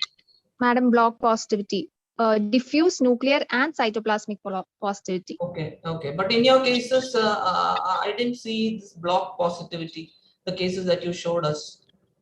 Is it just, I didn't see the block positivity, so that's what I was asking. Most of the cells in squamous cell carcinoma showed block positivity, madam. While in LCL it was very low. No, so is there a difference? You mean the pattern of positivity should be the same, isn't it? It's not the intensity I'm asking, the pattern of positivity. It should be the same, but according to my parent study, they had used the scoring criteria, scoring criteria to, distribute cases. So I had followed this that scoring criteria, but actually a strong diffuse nuclear and cytoplasmic staining should be taken as positive P16 staining. Because what we usually see is this sort of non-specific staining. So whether to take it as positive or negative is always a diagnostic dilemma. That is why I was asking. Okay. I'm Dr. Asik. I don't know whether. Yeah, even we had a lot of issue with the P16 staining, like. And did you face any issues while doing the P16 staining? Sir, P16 staining. You are doing it on manually or the Manually. Manually, like, okay. Okay. So initially, what method you are doing it? Sir, sir, by using P16 monoclonal antibody. And the secondary kit, what you are using? Yes. Hello. Hello, sir. Whether it's one step or two step secondary kit you are using. Two-step procedure. Yeah. That's the reason you are getting it. Single step, it will not work. Okay. Staining pattern also, as Neena said it, we have a little issues, but can be rectified. We are given a topic for a PG, and it is came out very well, like the same study. Thank you. Thank you, sir. I think we can now move on to the next paper, as we've already shot our 10 minutes. So thank you, Dr. Adisha. We'll now call upon Dr. Anuja from Government Medical College, Thrissur, for the next paper, which is on histological criteria for morphological classification of endometrial carcinomas by TMA. I am Dr. Anuja from GMC Thrissur, presenting a paper on the topic Histological Criteria for Morphological Classification of Endometrial Carcinomas by Tissue Microarray. Endometrial carcinoma is the most common gynecological malignancy in developed countries. These are broadly classified into two main histological types, endometrioid and serous type. Both types have divergent histologies which can be readily differentiated. However, many cases present with overlapping morphological features which make it difficult to accurately diagnose serous carcinoma, which is critical for the proper management of the patient due to its aggressive nature. Objectives of this study was to develop a histological criteria to differentiate the two types of endometrial carcinomas based on the morphology and to look for the expression pattern of a panel of immunomarkers ER, PR, P53 and P16 in both types of endometrial carcinomas and to assess the sensitivity and specificity of the above histological criteria. Study design was a diagnostic test evaluation. Study period was 2 years. Sample size was 89 cases of endometrial carcinoma of either endometrial or serous type. Inclusion criteria included all the endometrial biopsy and hysterectomy specimens of the endometrial adenocarcinoma. Exclusion criteria included endometrial biopsy and hysterectomy specimens of other pathological conditions with a diagnosis other than endometrial or serous carcinoma. Tissue insufficient for IHC study. Second sample collected from the same patient. On to methodology. 89 cases of endometrial carcinomas whose biopsy samples and hysterectomy specimens were routinely fixed, sampled and processed using standard protocol. Slides and blocks were reviewed. An arbitrary histological criteria and scoring were applied to provisionally classify them as endometrioid and serous type. The histological criteria for endometrioid carcinoma included the first two major criteria with a score of 2 each, and from 3 to 6 were the minor criteria with a score of 1 each with a total score of 8. Both major criteria and 2 of the remaining 4 minor criteria was considered necessary for the morphological diagnosis of endometrioid carcinoma. The histological criteria for serous carcinoma included 10 histological features, of which the first 2 were taken as a major criteria and were rewarded a score of 2 each. 3 to 10 were taken as a minor criteria and were given a score of 1 each with a total score of 12. Both major criteria and 4 out of the remaining 8 minor criteria was deemed necessary to diagnose serous carcinoma morphologically. Cases not following the above pattern were termed discordant cases. So the cases were provisionally divided into 4 groups: endometrioid cases, serous cases, discordant cases with predominant endometrioid features, and discordant cases with predominant serous features. The total scores were calculated for every case and was expressed as a percentage. 6 cases each of endometrioid and serous cases which strictly followed the criteria was taken as control cases. Thus, IHC was planned as a comparison between the 2 control groups and 2 discordant groups. A manual tissue microarray was constructed with a maximum of 22 cores of size 3 mm or 4 mm from the donor blocks using skin punch. After marking the tumor area, the IHC was done on TMA slides. Typical immunoprofile for endometrioid carcinoma was taken as ER and PR positive and P16 and P53 negative. Typical immunoprofile for serous carcinoma was taken as ER and PR negative and P16 and P53 positive. Out of the total 89 cases taken for the study, 45 cases could be classified as purely endometrioid and serous as they fulfilled the criteria. The rest 44 cases were discordant, and they were further split as 24 cases with predominant endometrioid features and 20 cases with predominant serous features after scoring. The histological criteria we designed for the endometrioid and serous carcinoma had a sensitivity and negative predictive value of 100% and a specificity of 90 and 83% respectively. All the major and minor components of the criteria for endometrioid carcinoma showed significant p-values. In case of criteria for serous carcinoma, cellular stratification proved statistically insignificant with a p-value of 0.129.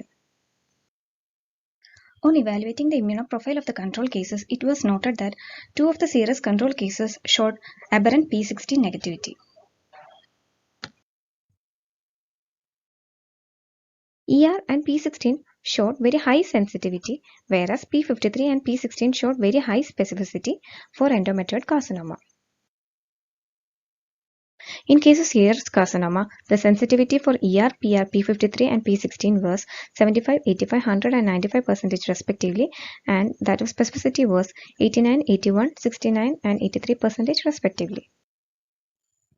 The histological criteria showed statistically significant association for endometrioid and serous carcinomas, except cellular stratification for serous carcinomas. The control IHC for endometrioid cases were as expected, whereas the control IHC for the serous cases showed aberrant P16 reactivity even with a score of 100%. Among the morphologically discordant cases, which scored a minimum of 50% score by the criteria, remained consistent with the diagnosis even after IHC, reiterating the strength of the criteria. However, 7 cases remained ambiguous even after IHC. Of the 7 discordant cases, all markers were positive in 4 cases, out of which 1 turned out to be a mixed carcinoma. 1 case showed negativity for all the markers and remained inconclusive. Two of the discordant serous cases lacked major criteria and short P16 negativity, which also remained inconclusive. This was a case of mixed carcinoma described in the discordant case with two separate foci of endometrioid and serous type showing varying expression for the markers. The sensitivity and specificity of the 4-marker panel in our study was compared with the multiple marker panel studied by the Han et al. This showed that 3-marker panel, 4-marker panel and 7-marker panel had equal sensitivity of 100%, but a specificity of 100% was only reached with a 7-marker panel. To conclude, adequate sampling with thorough morphological assessment is essential for accurate assessment. The histological criteria and the score was found to be useful in classifying endometrial carcinomas, since none of the cases classified as endometrioid type by the criteria became serous after IHC or vice versa. None of the antibodies showed a specificity of 100% in this study, so multiple marker panel is always advised. The construction of a manual TMA, which entailed minimal cost, proved very economical, drastically reducing the expenses. These are my references. Thank you.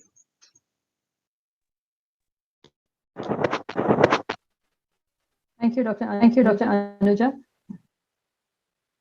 I just want to ask you, your study is, it appears that you've conducted it well, but how does it all fit in as we approach into as we are trotting into a molecular classification? Madam, hi, madam. Even when there are molecular approaches now, still there are hospitals even without IHC facilities. So a criteria like this might help them for a reporting, better reporting. Okay. What about the discordant cases? What would be your suggestion to them? Discordant cases, out of the 4 discordant cases, 7 discordant cases, the 4 had all positive markers, and they were discordant based on the morphology. They were discordant serous. So so this was since the markers are positive, it was better to classify them as a serous carcinoma because it's overdiagnosis of in grade 3 endometrioid carcinomas usually behave like a serous carcinoma. So this criteria might be more helpful in differentiating a grade 3 carcinoma and serous carcinoma. Even if we diagnose a grade 3 carcinoma to a serous carcinoma, it is okay. But missing a diagnosis of a serous carcinoma, being a very aggressive tumor, so those cases were classified as serous carcinoma depending on the morphology. And one of the case which showed a negative value for all markers based on the morphology, it showed a endometrioid features. So that was classified as endometrioid carcinoma. And one case that was a mixed carcinoma. It had when we analyzed the case, we could find both the components, endometrioid and serous component, and the cases which has the endometrioid carcinomas with a serous component of more than 10%, it is said that it's better to classify them as a serous carcinoma. There's one question from Dr. Sheeda. What do you do about P53 mutant endometrioid carcinoma as per molecular classification? P53, that can be mostly a serous carcinoma, madam. The morphology is it's like a serous-like carcinoma. The P53 mutant.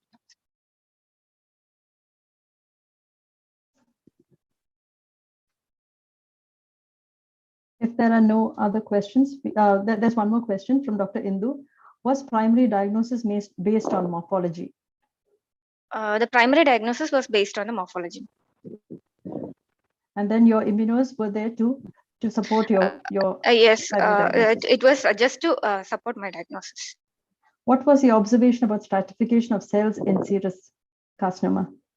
Cellular stratification in serous carcinoma, out of the 22 cases that was given a diagnosis of serous carcinoma, only around 15, only 6, very few cases, like 6 cases gave a positive feature, and the rest 16 cases were negative for that particular feature. And it was also shown by a few of the endometrioid types also, madam. Around 10 cases of the endometrioid also showed the same feature, cellular stratification. That's why the p-value might have gone insignificant. There's a comment from Dr. Indu saying that series doesn't show stratification. What is your reply to that? Madam, I didn't understand the question. There was a comment from Dr. Indu saying that the serous carcinoma does not show stratification.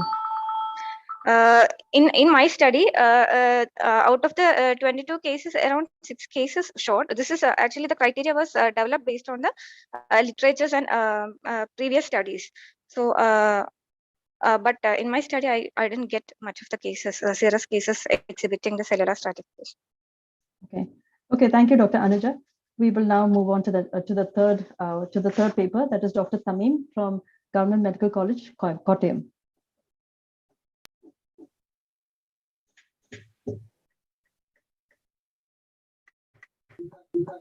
Respected teachers, dear colleagues, good day to all. Myself, Dr. Tamim, Junior Resident, Department of Pathology, Government Medical College, Kottayam, hereby present my paper titled Efficacy of Categorization of Urothelial Malignancy in Atypical Urine Samples by the Paris System for Reporting Urinary Cytology.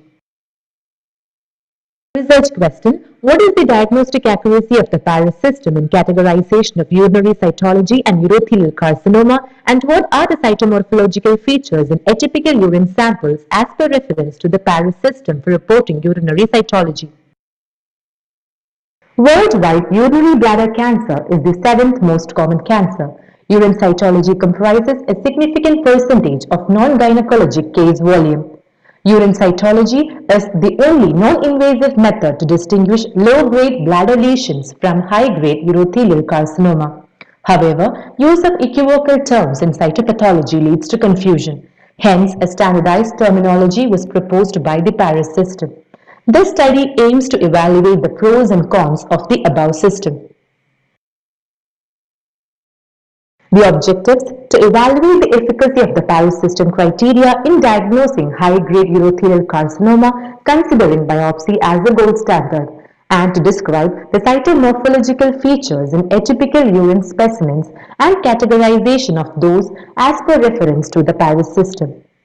Case definition of atypical urine sample is urine samples of patients with macroscopic hematuria and other unexplained urinary symptoms suspicious of that of urothelial malignancy.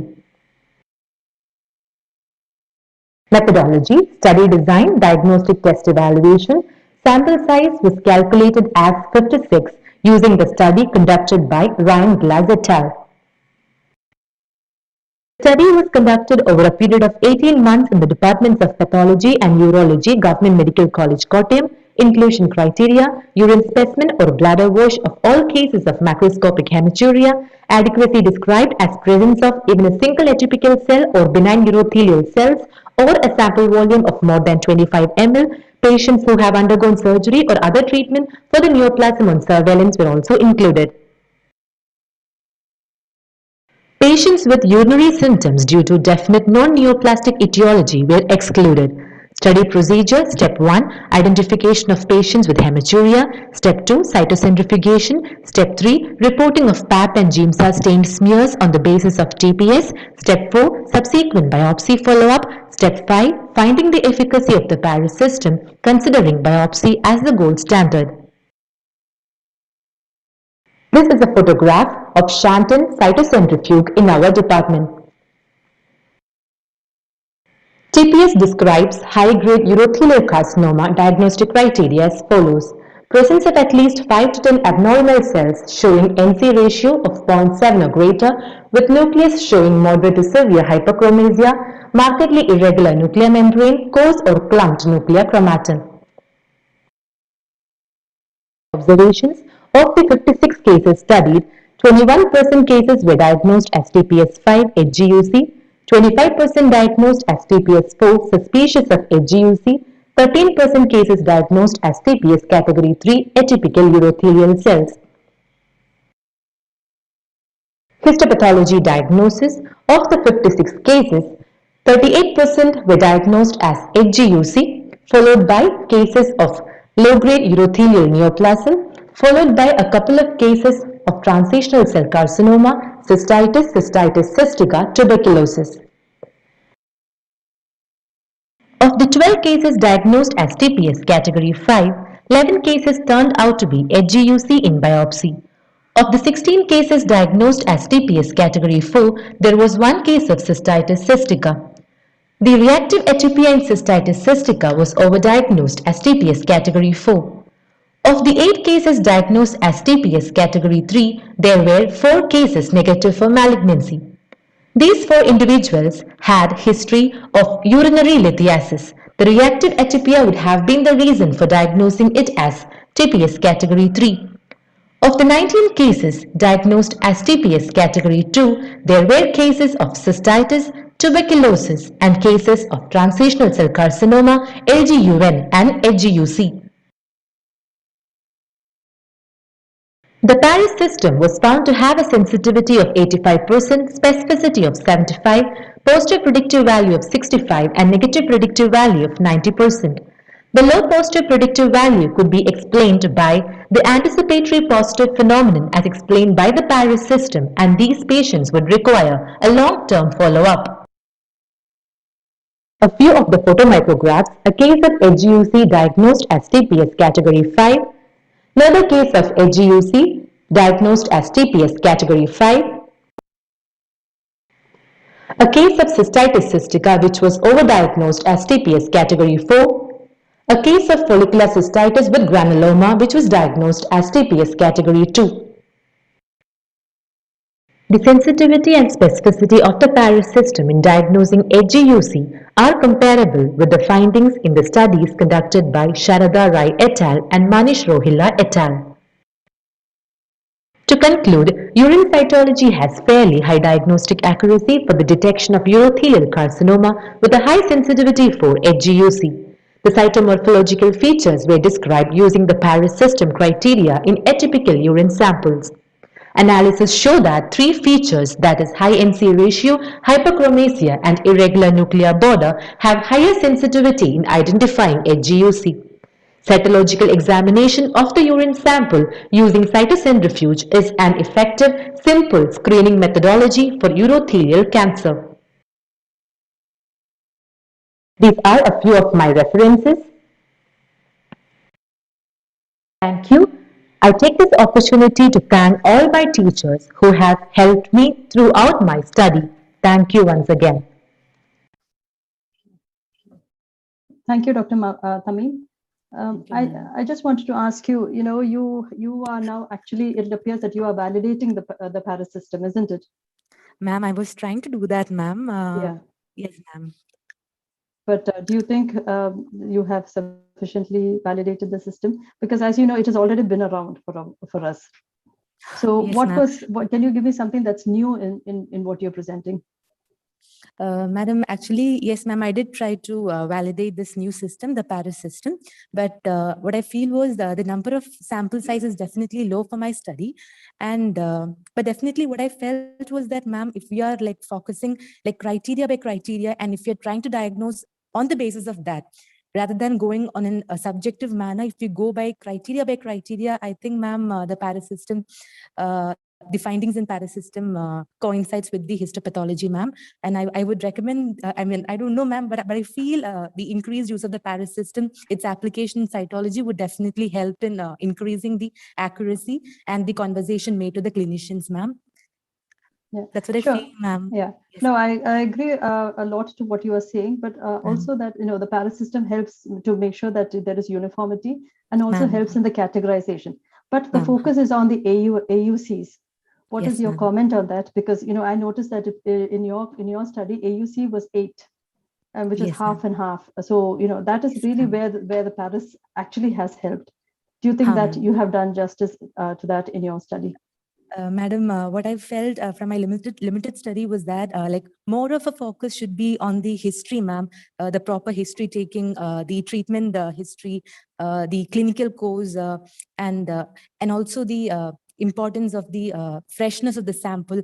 Everything would help in reducing the number of cases that would come below category 3. That's what I feel, ma'am, from my study, because in my study, those people who were like classified as TPS3, they had history of stone, ma'am, urinary stone. So I feel more importance has to be given to history taking. Everything has to be taken into consideration together with the, definitely morphology comes first, ma'am, but then importance has to be given to the history also, ma'am, and the freshness, the processing of the sample. So is the focus on the history or on the Paris system? Definitely on the Paris system, ma'am. Okay, but, okay. I have a question, another question. Would you suggest urine cytology with a cell block could replace a biopsy? That's from Dr. Bindu. Ma'am, urine cytology with cell block. Do you think that could replace a biopsy? From the existing scenario, ma'am, I think it will not replace the biopsy, ma'am, but definitely as a screening test, it would definitely help. But for the diagnostic part, ma'am, I think it cannot replace biopsy, ma'am.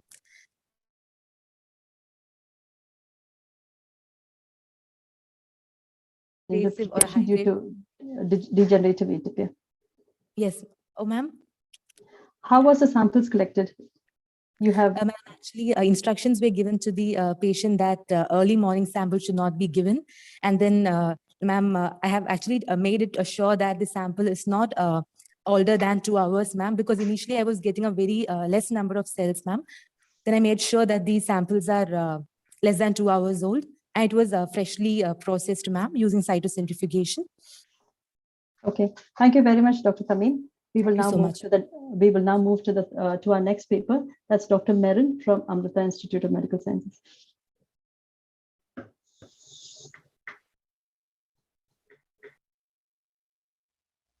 Good afternoon. I'm Dr. Merin Jason, presenting to you the paper on incidence and outcome of FLT3 positive acute myeloid leukemia in a tertiary care center.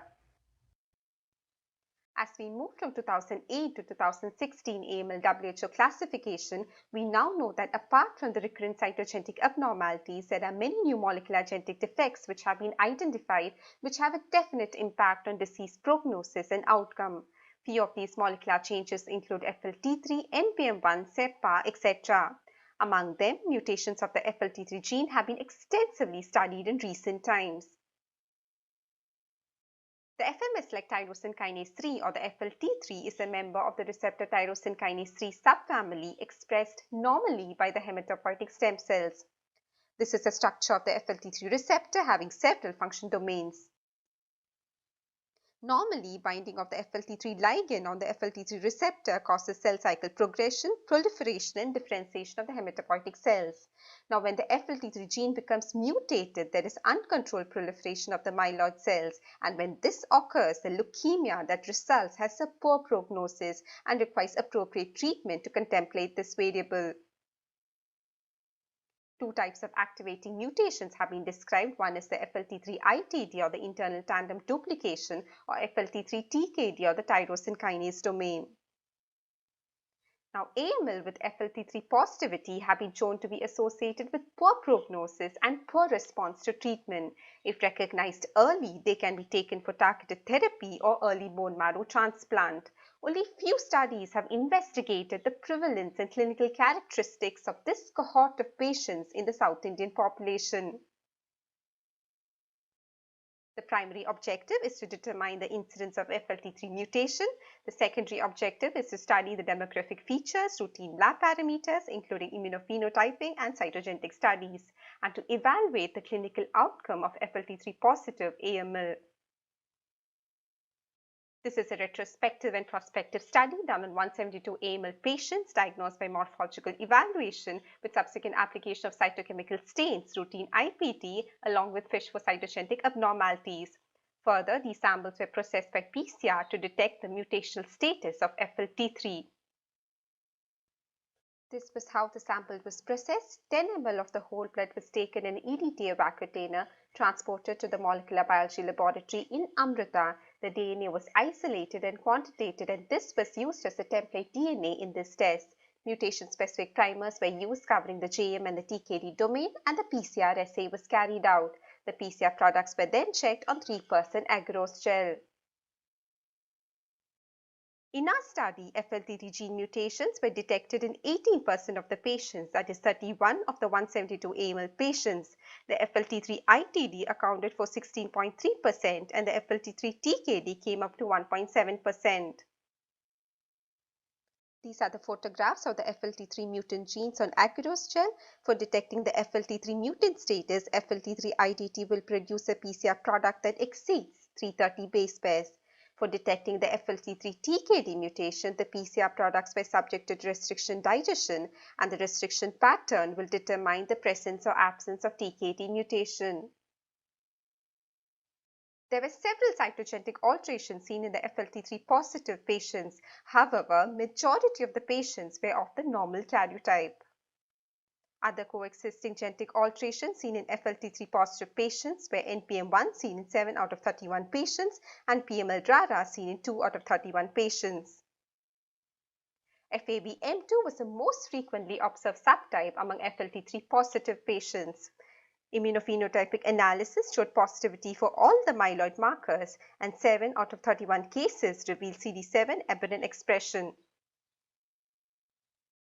Coming to demography, most of the FLT3 positive patients were adults. However, it is important to note that 2 out of the 15 pediatric patients with AML also harbored FLT3 mutation.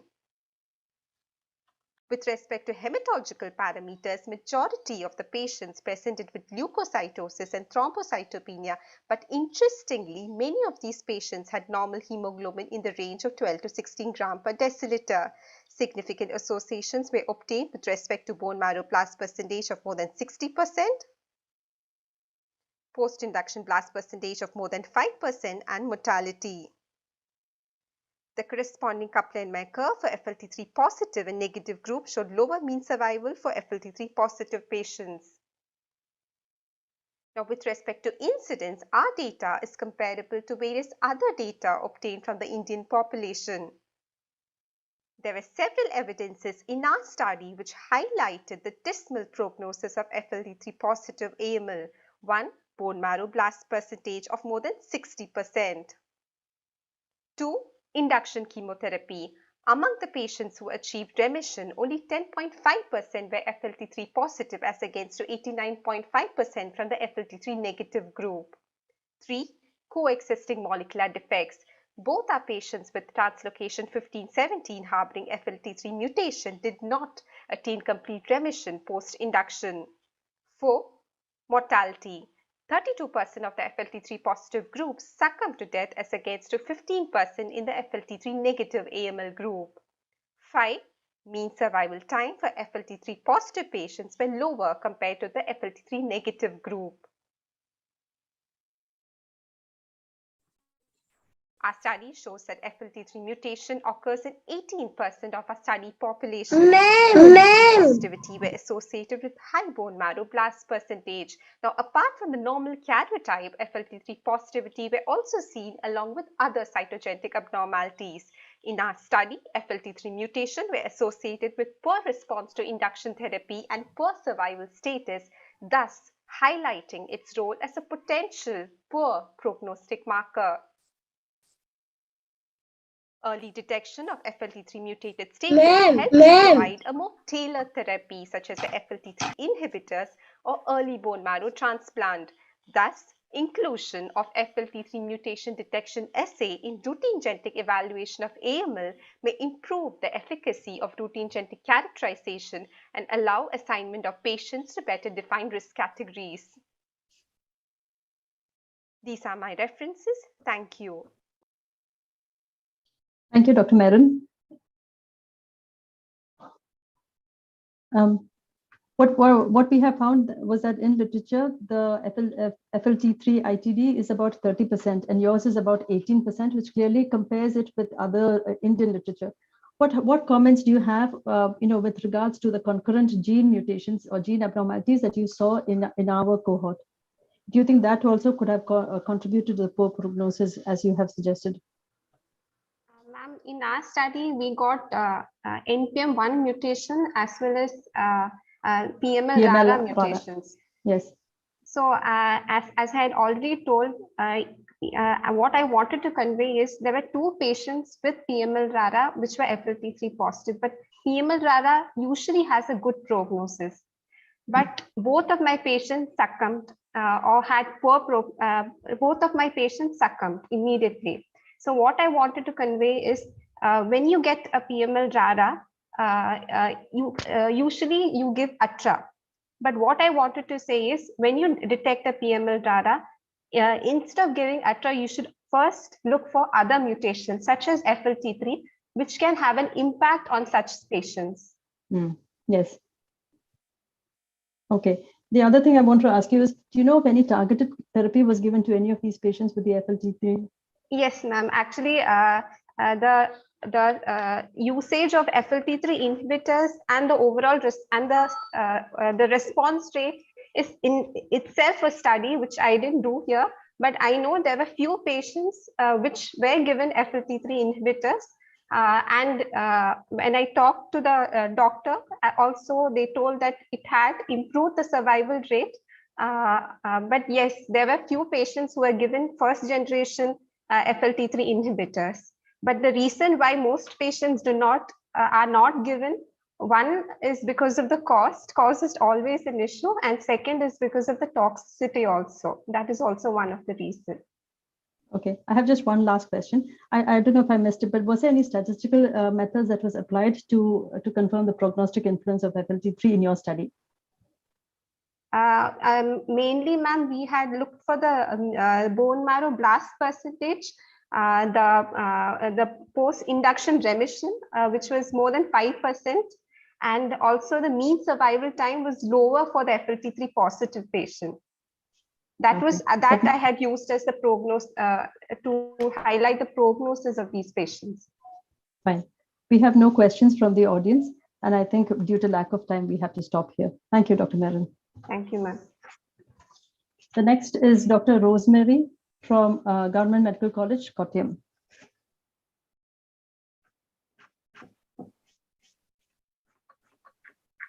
I'm so sorry. It's Dr. Nina Mampally from Baby Memorial Hospital. Who will be presenting diagnosis of granulomatous lesions. From Baby Memorial Hospital, Kozhikode. My paper is on diagnosis of granulomatous lesions. What should be the way forward? India has the highest burden of tuberculosis and multi-drug resistant tuberculosis in the world, disproportionately high even for India's population, and tuberculosis continues to be India's severest health crisis. The disease kills an estimated 480,000 Indians every year and more than 1,400 every day. India has more than 1 million missing cases every year, not notified, undiagnosed, or inadequately diagnosed and treated. India is now equipped with advanced and effective interventions and technologies for diagnosis, treatment, and care of tuberculosis. And India's National Strategic Plan for TB Elimination 2017-2025 is aiming for a TB-free India with zero deaths, disease, and poverty due to tuberculosis by 2030. The diagnosis of granulomatous lesions is often challenging on FFPE tissue sections, as caseation necrosis is no longer a defining feature of tuberculosis. The identification of AFB on tissue sections by Ziehl-Neelsen stains is not only time-consuming but often a futile exercise. Moreover, identification of a lone AFB bacillus may also be inaccurate and can mislead the treating physician. Highly sensitive and rapid molecular diagnostic tests of MTB, which are PCR-based, like CB-NAT and TrueNAT, are now available in almost all laboratories. However, AFB culture still remains the gold standard for MTB diagnosis. But both methods need fresh tissue for optimum results. So the questions we wanted to answer in this study were, in all clinically suspected cases of tuberculosis, if fresh tissue can be triaged for both TB-PCR and AFB culture, can the testing be done at a later stage when the biopsy shows a granulomatous lesion? If so, what would be the sensitivity of detecting MTB? And could this process be incorporated into routine clinical practice? So the aims of the study were to analyze the sensitivity of detection of MTB on fresh tissue specimens diagnosed as granulomatous lesions by a biopsy which had been sent for TB-PCR, AFB culture, or both. All cases with the diagnosis of granulomatous lesions on tissue sections were retrieved from the pathology files of BMH from December 2018 to August 2021. And those cases where fresh tissue was sent for TB-PCR and or AFB culture were analyzed. We got a total of 434 cases which had been reported as granulomatous lesions on biopsy, of which 194 samples fresh tissue had been sent for PCR or AFB culture or both. Those cases where fresh tissue had been sent for TB-PCR or AFB culture, 50% of cases had to be excluded from the study because 88 of them were PCR negative and AFB culture not sent, and 9 of them were PCR was not sent and AFB culture was negative. So those cases, about 97 cases, could be analyzed, of which 62 of them were positive for MTB and 35 of them were negative for both TB-PCR and AFB culture. Those cases which were positive either on TB-PCR or AFB culture or both. 21 cases were positive for PCR, AFB culture was not sent. 15 cases were PCR positive, AFB culture positive. Another 15 cases was PCR negative, AFB culture positive. 7 cases were PCR not sent, AFB culture positive. 4 cases were PCR positive, AFB culture was negative. And the split up of those cases positive for tuberculosis, apart from 57 cases of various tissues like lymph nodes, synovial biopsies, bone biopsies, etc., we got 2 cases of atypical mycobacteria, 2 cases of Kikuchi lymphadenitis, and 1 case of granulomatous mastitis. And those cases which were negative for both TB-PCR and AFB culture were 35. The split up of those cases shows that we got 14 cases of granulomatous lymphadenitis, 10 cases of granulomatous lobular mastitis, 3 cases of granulomatous pleuritis, 2 cases of spine biopsy, 2 cases of synovial biopsy, 1 case was reported as cat scratch disease, and others 3 cases. These are some of the cases from our series.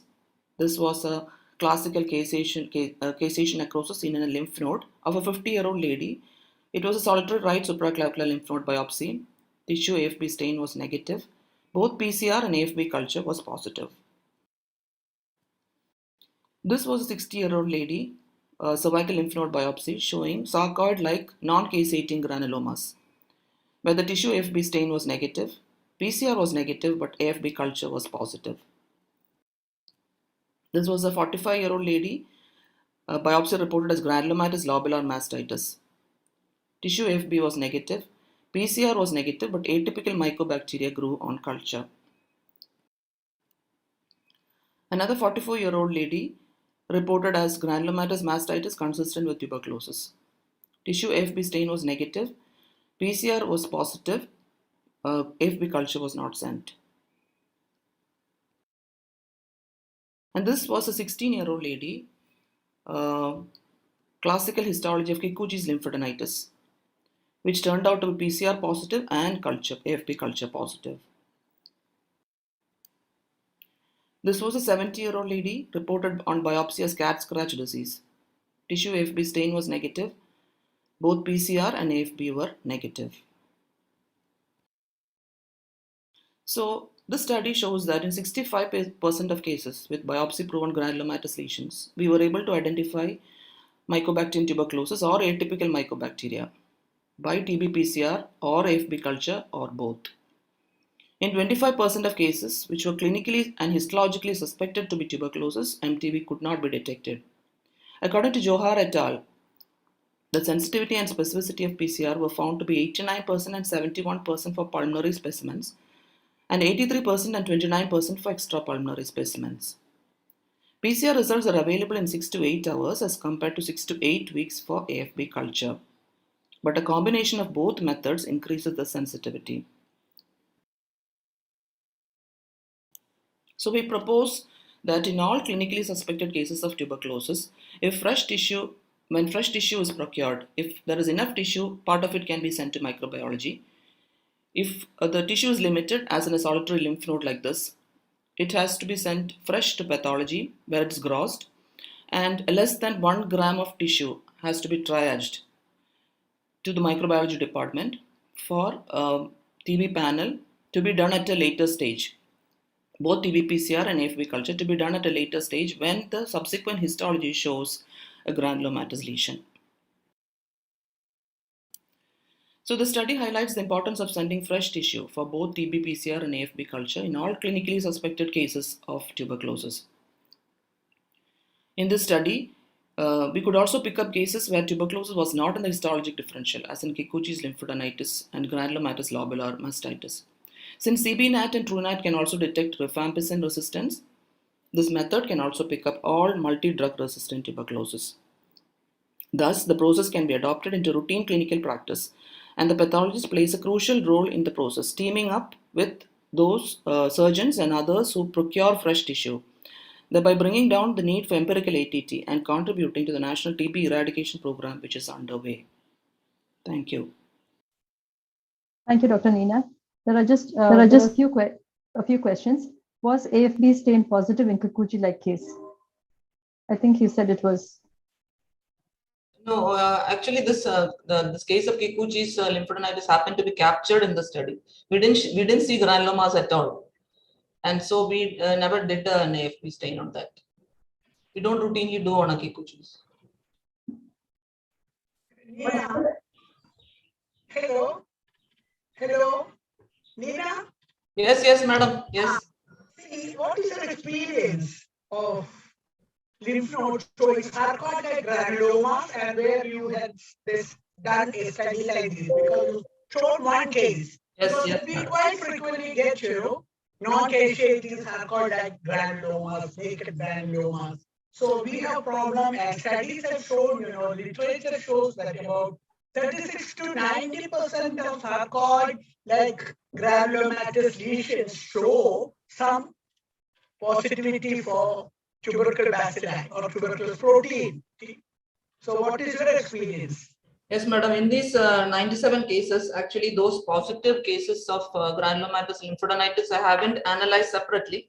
But definitely what was noted in the study is that those cases which showed obvious caseation, which we report as consistent with tuberculosis, about 90% of them came out to be PCR positive. Yes, but what about sarcoid-like? Sarcoid-like. Yes, madam. And those other cases which had sarcoid-like non-caseating granulomas were PCR negative, subsequently turned out to be AFB culture positive. So that is why the study becomes so relevant. You have only one case? Not one case, madam. I have not analyzed it separately. I have not analyzed caseating granulomatous lesions versus non-caseating separately. But maybe around 25% of cases showing non-caseating granulomas did turn up positive on AFB culture. So every case we have to ask for, actually. Whenever we see a epithelial granuloma non-caseating, we cannot just exclude. Because I give both the possibility and ask them to do further studies. Yes. So thank you. Dr. Nina, there are a few questions. One from Dr. Indu: was the necrotizing lymphadenitis shown as Kikuchi's positive for atypical mycobacterium? No, it was a culture positivity. It was PCR positive, weak positive, and culture was positive for mycobacterium tuberculosis, not atypical. Okay. Yeah. Okay. What happens if the granuloma ends up in the tissue kept for PCR culture? You don't get it in the tissue biopsy. Yeah. What it is that when we triage this fresh tissue, it is kept in microbiology department and under refrigerated temperature of 4 to 8 degrees centigrade. Once the slide shows a granulomatous lesion, they can take it up for a PCR and an AFB culture. So nothing happens to the tissue. They keep it there. They can still take it up for PCR and culture. No, I think the question was if the representative granuloma was in the PCR tissue. So that is a risk always there. That is the risk of using diagnostic material is there. Correct. But of course, we don't send just one sample. If it's just one sample, it's with us. And it's not enough for them, of course, it will be with us. But if there is enough to share, we have to share it in a clinically suspected case of tuberculosis. Yeah. Then there's another question. Is it better to do AFB in cases with necrosis even if there is no granuloma? Yeah, it is a routine practice on our side, isn't it? When you have a lymph node showing necrosis, even if there is no granulomas, usually we do fungal stains and AFP stains. Yes. I just want to ask you, you had 32 negative cases. Yeah, 35. Yeah. Okay, 35 negative cases. Were they given empirical ATT? No, they were not, because they were clearly negative on PCR and AFP culture, so they have not given empirical ATT. So all the ATT that was given was only for only when it was positive on culture or on the PCR. Yes. Okay. So yeah, I think that's also this is the way we are also going. We had also done a similar study on intestinal tuberculosis, where we clearly have shown that triaging the specimens have clearly got our sensitivity and our specificity to about 100%. In fact, our accuracy went up to 98%. When we were triaging. So I think that's really the message for this, for this talk. Thank you. Thank you. Thank you. We'll go on to the next paper. The next paper is Rosemary, Dr. Rosemary from GMC Kottayam. Respected teachers and dear colleagues, good day to all. Myself, Dr. Rosemary Raphael, Junior Resident Government Medical College Kottayam, presenting the paper P16 Expression and Clinicopathological Features of Oral and Oropharyngeal Squamous cell Carcinoma. The research question is, what is the frequency of P16 positive oral and oropharyngeal squamous cell carcinoma in our setting, and what are the clinicopathological features with relation to P16 positivity? Background and rationale. Altogether, oral and oropharyngeal cancers are the 6th most common cancer worldwide. There is a recent epidemiological shift in head and neck squamous cell carcinoma attributable to human papillomavirus infection. Due to its high incidence, HPV-associated oropharyngeal squamous cell carcinoma is now considered a separate entity with separate staging system. However, in Indian literature, there is a wide variation in prevalence of HPV-related head and neck squamous cell carcinoma ranging from 7% to 78.7%. 5-year survival rates for patients with advanced stage HPV positive squamous cell carcinoma is 75 to 80% compared to the less than 50% survival rate in patients with similarly staged HPV negative squamous cell carcinoma. Although HPV E6-E7 mRNA demonstration by RT-PCR is a gold standard for HPV detection, P16 immunohistochemistry is a reliable, cost-effective surrogate marker for transcriptionally active HPV infection, and recent studies shows that a positive P16 by immunohistochemistry predicts a favorable prognosis regardless of the HPV status. The objectives of the study are to describe the P16 expression in oral and oropharyngeal squamous cell carcinoma in our setting, and to describe the clinical and pathological features of oral and oropharyngeal squamous cell carcinoma and their relation to P16 positive expression.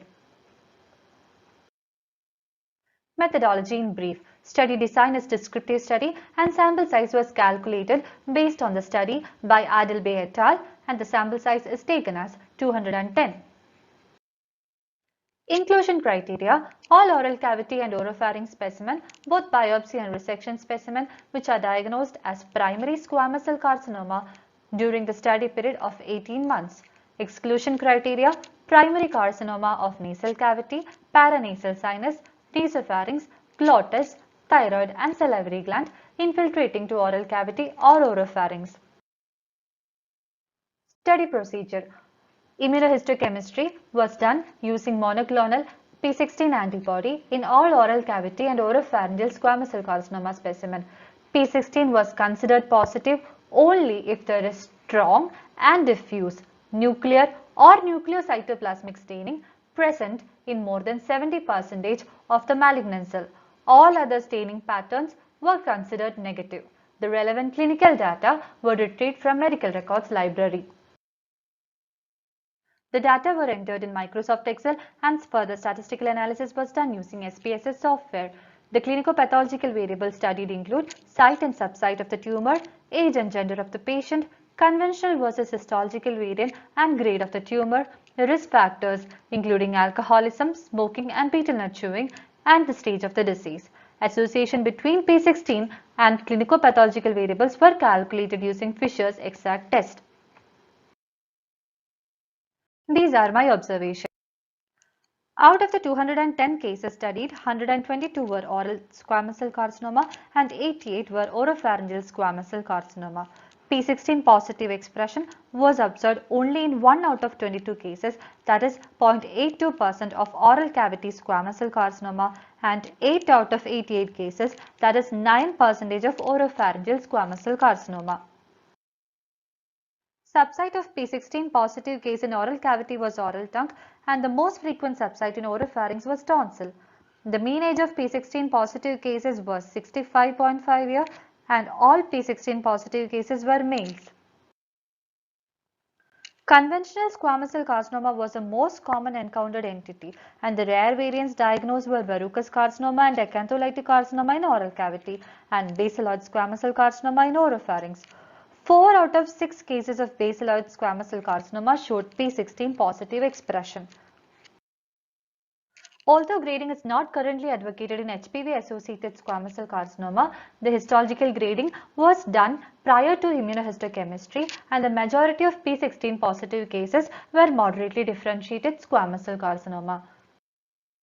All P16 positive cases were alcoholics, all were smokers, and majority had the habit of betel nut chewing.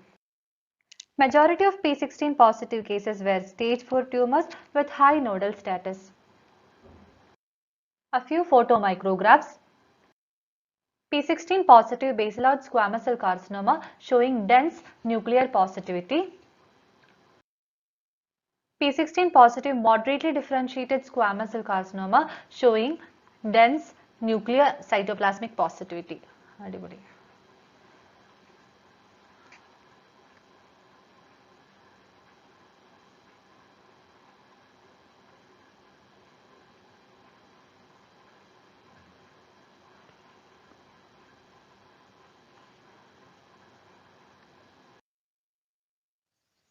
P16 negative, well differentiated squamous cell carcinoma.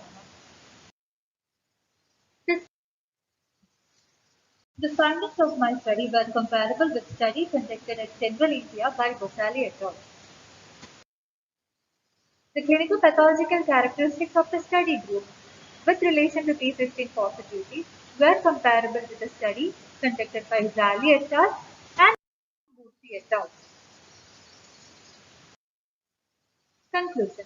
The frequency of P16 positive expression in oral squamous cell carcinoma is 0.82% and in oropharyngeal squamous cell carcinoma is 9% in the study. P16 positive expression showed significant association with the site of the tumor, that is oropharynx, the grade of the tumor, that is moderately differentiated squamous cell carcinoma, and the histological variant, basaloid squamous cell carcinoma. There was no significant association between P16 expression and other clinical pathological variants. The limitation of the study, HPV status in P16 positive cases could not be confirmed by mRNA RT-PCR or in situ hybridization tests. These are my references. I would like to take this opportunity to thank I would like to take this opportunity to thank all the non-teaching staff and my dear teachers for the guidance throughout the spirit. Thank you. Thank you, Dr. Rosemary. I just want to ask you, you've got a P16, this is clearly a P16 study, when you have also mentioned that it's an independent factor for good outcome. So have you evaluated have you done a follow-up of these patients? No, madam, I haven't done the follow-up. Because that is the whole intention, isn't it, to show that this has a favorable prognosis? Yes. Then the other question is, see, you've just got one case of oral SEC which had which was P16 and 9 cases of oropharyngeal. Yes, so how do you apply a chi-square with such low values, with such low numbers? Do you think there would be it would be better to just look at the distribution rather than association? It's not, with such low numbers, I'm not so sure what the meaning of the association would be. It was calculated using SPSS software. That I understand, but I'm just talking about the numbers. Okay. I think there are no questions from from the chat box. Is Dr. there any? Rupa, I have a question here again.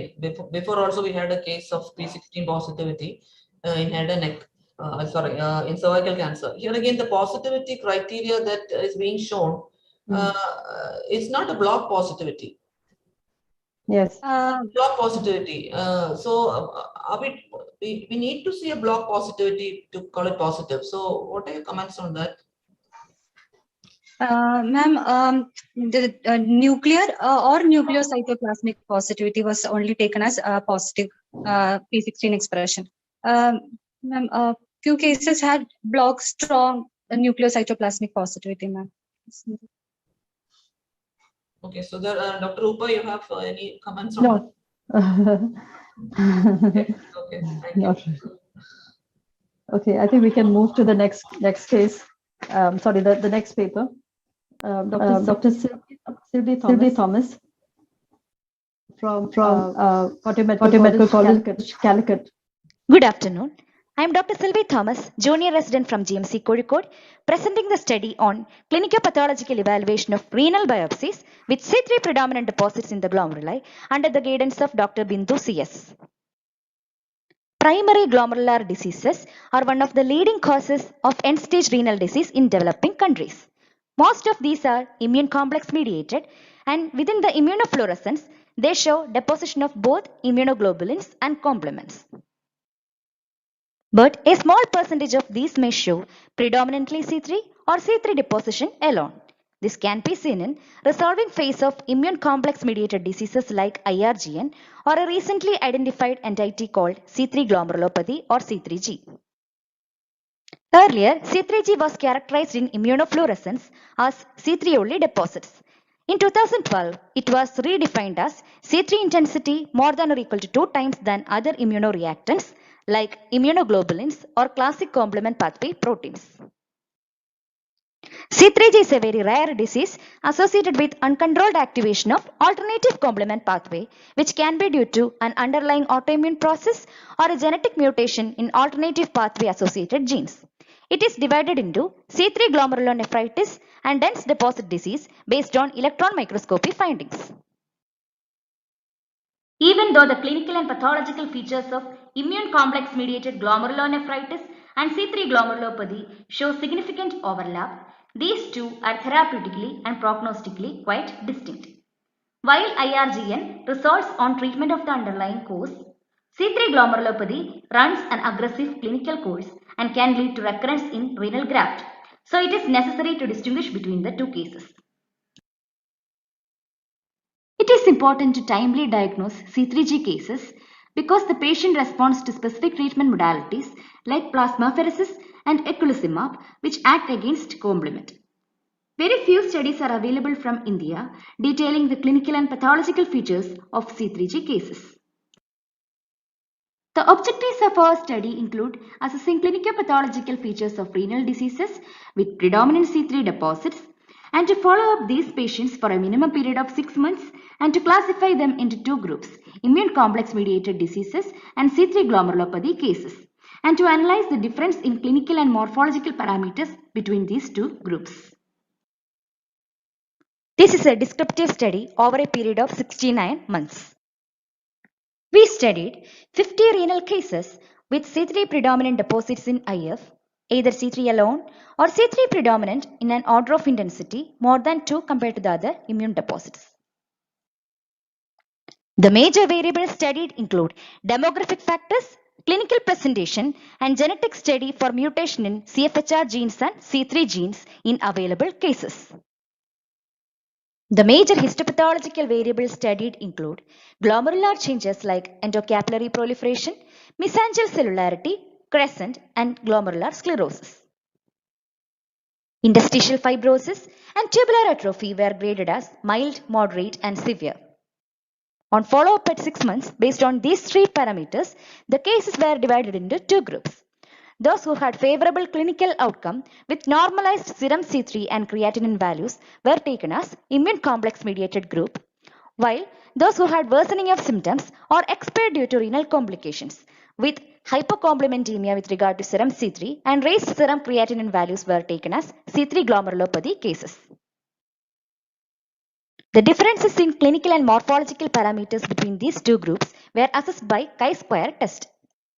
Moving on to results, 2,900 renal biopsies were received in the study period, out of which only 1.72% of the cases showed predominant C3 deposition in IF, which is our study group, in which majority turned out to be immune complex mediated. And the incidence of C3G was found to be very low, which is comparable to other studies. The study population ranged from 5 to 72 years, and majority of the cases clustered in the age group 30 to 44 years, and there was no statistically significant difference between the two groups. Majority were males in both the groups. While most cases of immune complex mediated disease presented with acute nephrotic syndrome, the presentation of C3G was variable, with predominant ones being nephrotic syndrome and chronic glomerulonephritis. This was found to be statistically significant. This was found to be in par with other studies. Within the glomeruli, proliferative changes like mesangial hypercellularity and endocapillary proliferation were seen in both the groups with no statistically significant difference. Even though majority of the study population showed no crescent, there was a significant association between fibrous crescent and C3G cases, while active crescent was seen in immune complex mediated disease. Also, fibrous crescent is found to have a significant association with poor outcome. 62.5% cases of C3G showed evidence of chronicity in histopathology, which was statistically significant, like severe grades of glomerular sclerosis, higher grades of interstitial fibrosis, and tubular atrophy. This association between C3G cases and features of chronicity was also documented in a study by Gerald Thomas et al. In immunofluorescence, our study showed no significant difference between the two groups, with C3 alone being the predominant pattern, whereas a study by Puri et al. Showed a significant association between C3 only deposits and C3G cases. Genetic study, being costly, was done in 2 cases of C3G, out of which one showed a heterogeneous missense mutation in CFHR5 gene, which is responsible for familial C3G, and the other was inconclusive. So to conclude, on follow-up, most of the cases with C3 predominant deposits in IF turned out to be immune complex mediated. Demographic parameters cannot differentiate between immune complex mediated disease and C3 glomerulopathy. The indicators of C3G include nephrotic or chronic glomerulonephritic picture, features of chronicity in histology, and an aggressive clinical course, which may help the clinicians in better selection of patients to undergo costly investigations. These are my references. Thank you. Thank you, Dr. Sylvie. Do we have any comments from the audience? I would like to ask you something. You said electron microscopy is the one the gold standard which will distinguish the two, isn't it? Yes, ma'am. So wasn't EM done in any of your cases here? Yes, madam. 10 of the cases was had done electron microscopy, out of which 7 turned out to be immune complex mediated, and 3 showed C3. 3 were C3 glomerulopathy cases. 3 cases of C3G showed subendothelial deposits, whereas the immune complex mediated disease, 2 out of 7 of the immune complex mediated disease showed subepithelial hump, and 1 showed food process effacement, and 3 were normal. So it was only obtained in 10 people. So that's why I have not said about it. Basically, you need EM to distinguish the two, isn't it? Isn't that the gold standard to distinguish? Yes, madam. But it was not our objective to distinguish between our objective was to study the difference in clinical and pathological parameters between immune complex mediated disease and C3 glomerulopathy. It was not our objective to divide C3 glomerulopathy into the 2 groups, C3 dense deposit disease and C3 glomerulonephritis. No, my question is to distinguish an immune complex mediated C3 dominant immune complex mediated GN from a C3 glomerulopathy. Don't you need EM? Is my question. No, madam. Madam, that is what I have told in the conclusion. So you're going by only the clinical. You're going by only the clinical parameters, isn't it? Yes, madam. Yes, madam. We have taken the clinical, and serological parameters here. Usually within 3 months, most common cause of immune complex mediated is IR gene or post-infectious glomerulonephritis, which usually normalizes within 12 weeks or 3 months. So you go by the clinical parameters, isn't it? Okay. Yes, madam. Yes, madam. Hello. Hello. Dr. Sita? Hello. Have you tried retrieving the paraffin IF for the C3 genes for the immunoglobulins? Sorry, madam, the question is not clear. Yeah, whenever you have C3 alone, many of the cases actually sometimes show immunoglobulins on paraffin retrieval. Have you tried that? Madam, our criteria was that C3, either C3 alone or C3 intensity more than 2 compared to the other immune deposits. Like that means immunoglobulins or immunoglobulins can be present in minute quantity. But the thing is that C3 should be in an order of intensity more than 2 compared to the other elements. So this means C3G can be diagnosed even if other elements like immunoglobulins or classic complement pathway proteins like C1q is also present in minimal amounts. Okay, so you have been tried further categorizing the C3 glomerulopathies to C3G and dense deposit. Okay. Yes, madam. Dr. Sylvie, you had mentioned that the incidence of C3G in North Kerala is low. Is there a comparative study with South Kerala? Madam, the other one of the other comparative studies was in southern India. Okay. Which showed an incidence of around 1.7% of C3G cases, whereas in our study the incidence was 0.27%. Okay. As there are no other questions, shall we move to the next paper? Thank you, Dr. Sylvie. We will now have Dr. Sri Lakshmi.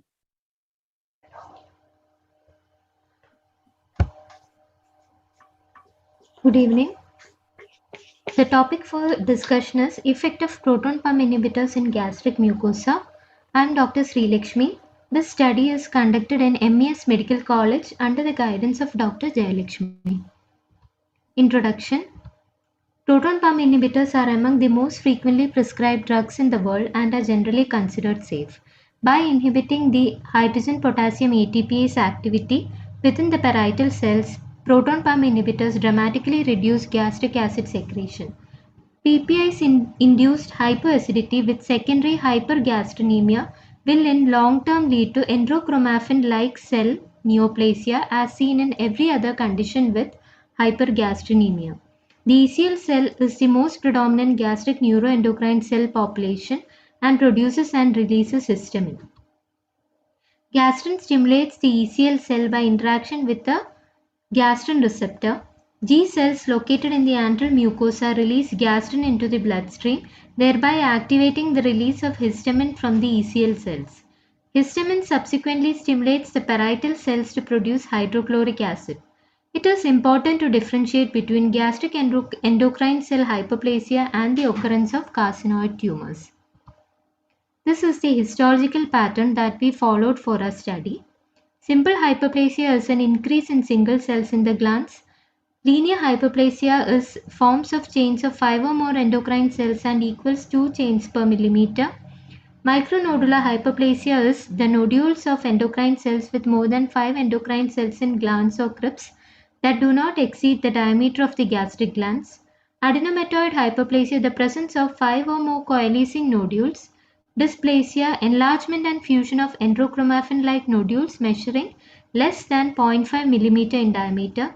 These contain relatively atypical cells and may have microinvasion or newly formed stroma. Intramucosal or invasive carcinoids are endocrine cell growths measuring more than 0.5 mm or invading the submucosa. Aims and objectives: to find out morphological changes in gastric mucosa among PPI users, both endoscopically and histopathologically, to assess neuroendocrine cell hyperplasia with appropriate immune markers in the gastric biopsy specimen. Methods. This study was done in the Department of Pathology, MES Medical College, for a period of 16 months. Gastric biopsies of 66 patients were assessed histomorphologically and with the use of immunohistochemical markers, synaptophysin and gastrin for neuroendocrine cell hyperplasia. Study design. This is a cross-sectional study. Study population. All patients on PPI treatment for acid peptic disease undergoing endoscopic biopsy in the Department of Gastroenterology, MES Medical College during the time period January 2018 to June 2019. Exclusion criteria. Patients receiving PPI for other indications. Sample size. 66 patients were studied, out of which 3 were long-term proton pump inhibitor users. Results. Male-female ratio was 1.46:1. Mean age of the patients is 43.4. Endoscopic findings. The most common finding is antral gastritis. Other findings being antral erosion, hiatus hernia, duodenitis, gastritis fundus, erosion and fundus, gastroesophageal reflux disease and Barrett's esophagus. There was a significant association between H. pylori and neuroendocrine cell proliferation. There was a significant association between activity and neuroendocrine cell proliferation. A significant association was found between the duration of proton pump inhibitors and neuroendocrine cell proliferation. A significant association was found between the type of PPI and neuroendocrine cell proliferation. For a period of equal to or less than 2 months, simple hyperplasia was seen in 38 patients, linear hyperplasia in 33 patients, micronodular hyperplasia was seen in 13 patients. For a period of 3 to 6 months, simple hyperplasia was seen in 1, micronodular hyperplasia was seen in 2 patients.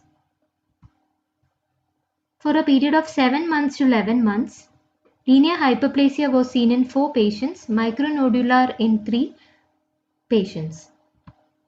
For a period more than 1 year, we had 3 patients with a duration of medicine consumption more than 1 year, out of which linear hyperplasia was seen in 2 and micronodular hyperplasia was seen in 2, and out of which 1 showed no proliferation. Case illustration 1. Neuroendocrine cell proliferation in hematoxylin and eosin stain. Neuroendocrine cell hyperplasia seen as in synaptophysin stain showing simple linear and micronodule pattern of hyperplasia. Gastrin stain showing simple linear and micronodule pattern of staining. Case 2. Hematoxylin eosin stain showing neuroendocrine cell proliferation and intestinal metaplasia. Case 2, the same case showing synaptophysin stain with linear and simple hyperplasia, gastrin stain showing simple hyperplasia. Case 3, hematoxylin eosin stain showing parietal cell proliferation, the same case with synaptophysin stain showing simple hyperplasia, gastrin stain showing simple hyperplasia. Conclusion. It is concluded that even short periods of PPI therapy induce significant neuroendocrine cell proliferation. Simple hyperplasia is the most common pattern of proliferation. Presence of H. pylori, inflammation and abscess were also significantly associated with neuroendocrine cell proliferation. Previous studies have pointed out that the progression from neuroendocrine cell hyperplasia to carcinoids is a very slow process and it might take even decades. A long-term follow-up might be useful. These are some of my references. Thank you. Thank you, Dr. Sri. Thank you, Dr. Sri Lakshmi. I just want to. So, what is your take home of the study? Are you suggesting that people should not be put on PPIs? Ma'am, there are other modalities for suppression of acid reflux and increase in gastric acids like H2 receptor blockers, antacids, etc. are there. For long-term proton pump inhibitors, a little bit of carefulness can be kept because it induces significant neuroendocrine cell proliferation, and there are no long-term studies done to assess whether these neuroendocrine cell proliferation lead on to carcinoids. Yes. Actually, there are. In fact, most of the studies are actually animal studies. which are Yes, showing. ma'am. Yes, Yeah. ma'am. So what is your take home on this? What are you trying to tell people from your study? For short-term periods, intermittent usage of proton pump inhibitors can be is recommended compared to long-term continuous use of proton pump inhibitors, and other anti-reflex therapies are available, and other medicines are H2 receptor blockers, antacids, etc. are available for gastric acidity.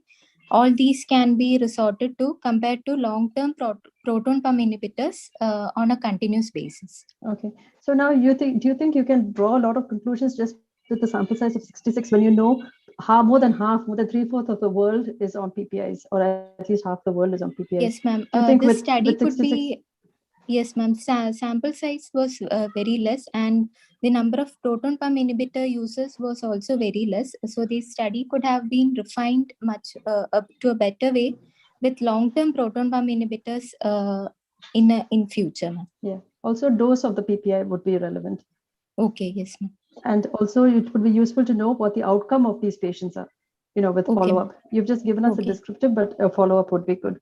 Also, Okay, one ma'am. last question. Did you have any autoimmune gastritis? We didn't study on antibody studies were not done, ma'am. Yeah, but you Autoimmune understand. gastritis. But you understand the relevance of autoimmune gastritis with ECL hyperplasia and neuroendocrine tumors, isn't it? Because that Yes, also ma'am. causes hypergastrolemia, Yes, and ma'am. therefore we have one Yes, question ma'am. from the audience from Dr. Usha Pudiot. How do you assess Yes, ma'am. hyperplasia? What is the cutoff?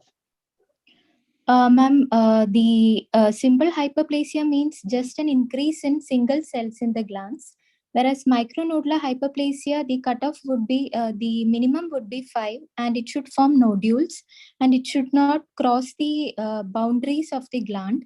And linear hyperplasia also, the minimum would be 5, and there should be at least 2 linear chains within 1 millimeter, and adenomatoid hyperplasia, more than 5 micronodules coalescing together. And if there is dysplasia, there will be newly formed stroma, and carcinoids will be more than 5 millimeter, 0.5 millimeter. Thank you, Dr. Sri Lakshmi. We'll have to move on to the next case, next paper. Thank you. We will now have Dr. Shubha from Rajagiri Hospital.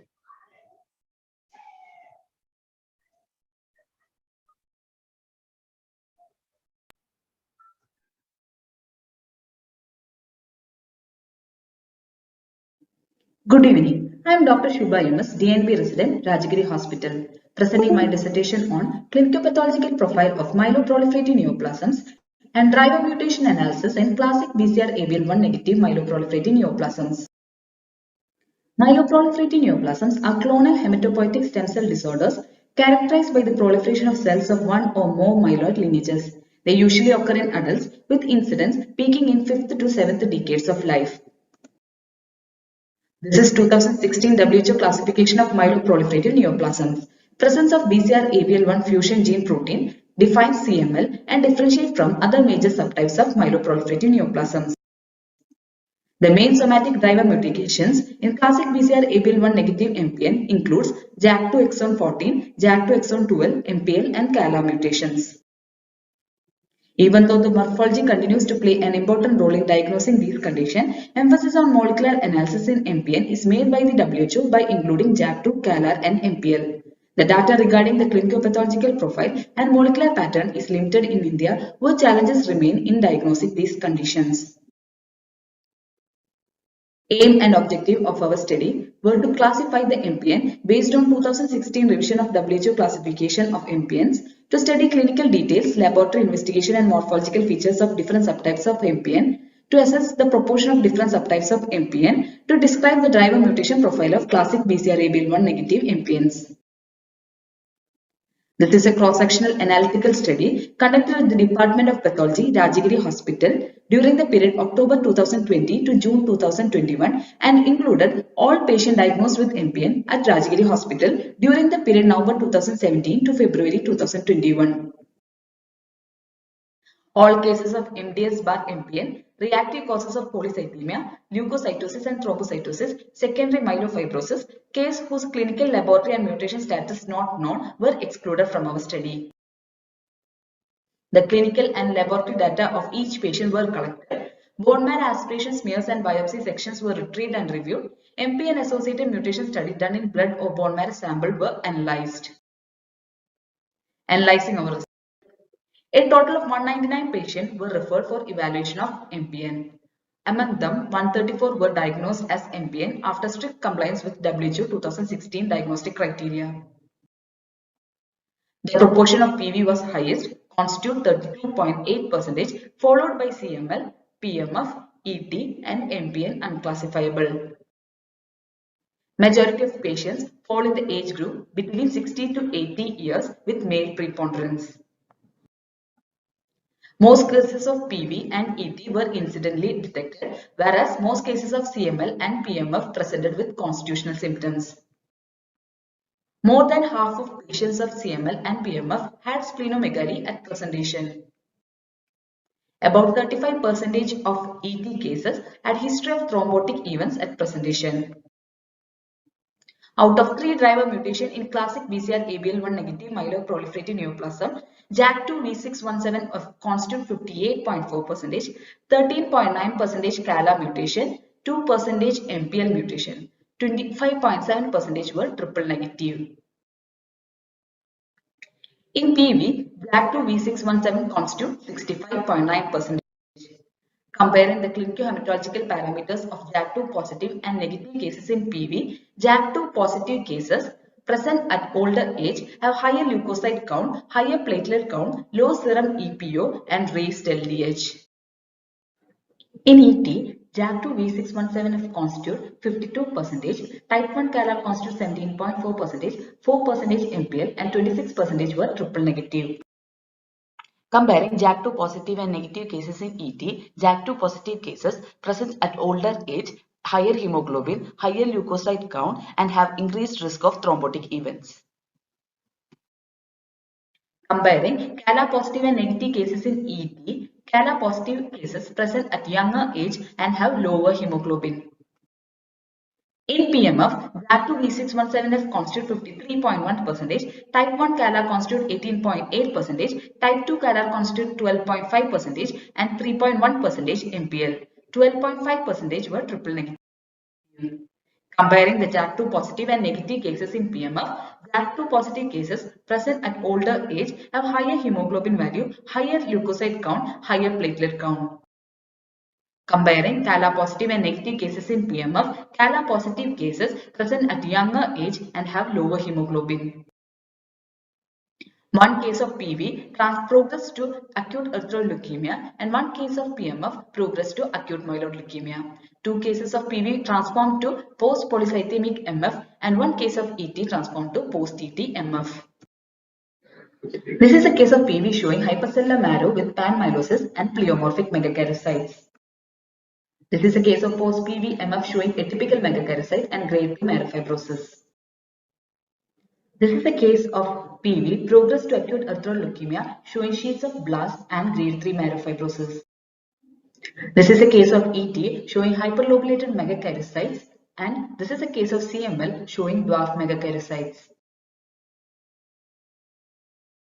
Comparing the frequency of driver mutation in PV with other Indian studies and Western study, JAK2 negative PV was higher in our study. 2016 WHO classification was less precise and lacked a separate criteria for labeling JAK2 negative PV cases. Other studies incorporated BSH guidelines for labeling JAK2 negative PV. Comparing the frequency of driver mutation in ET and in PMF, it was comparable with other studies, except the percentage of triple negative was higher compared to the Western data. Concluding our study, it provides a glimpse into the clinical and pathological characteristic of myeloproliferative neoplasm and no subtle difference compared to Asian data. In our study, the most common subtype of MPN was PV. Thrombotic events were higher in ET and more common in JAK2 V617F positive ET. The active negative PV in our study was higher. Compiling 2016 diagnostic criteria for PV with BSH 2019 criteria will be more reliable. The frequency of triple negative MPN in our study was comparable with Asian data but was a little higher compared to the Western data. It needs validation on larger data set to find out whether there is a true disparity between Asian and Western data. These are my references. Thank you. Thank you, Dr. Subha. Any comments, questions from the audience? Yes, I have a couple of questions here. Regarding those cases you mentioned as triple negative. Yes, ma'am. What was the first question is, what was the treatment given and what was the response to treatment?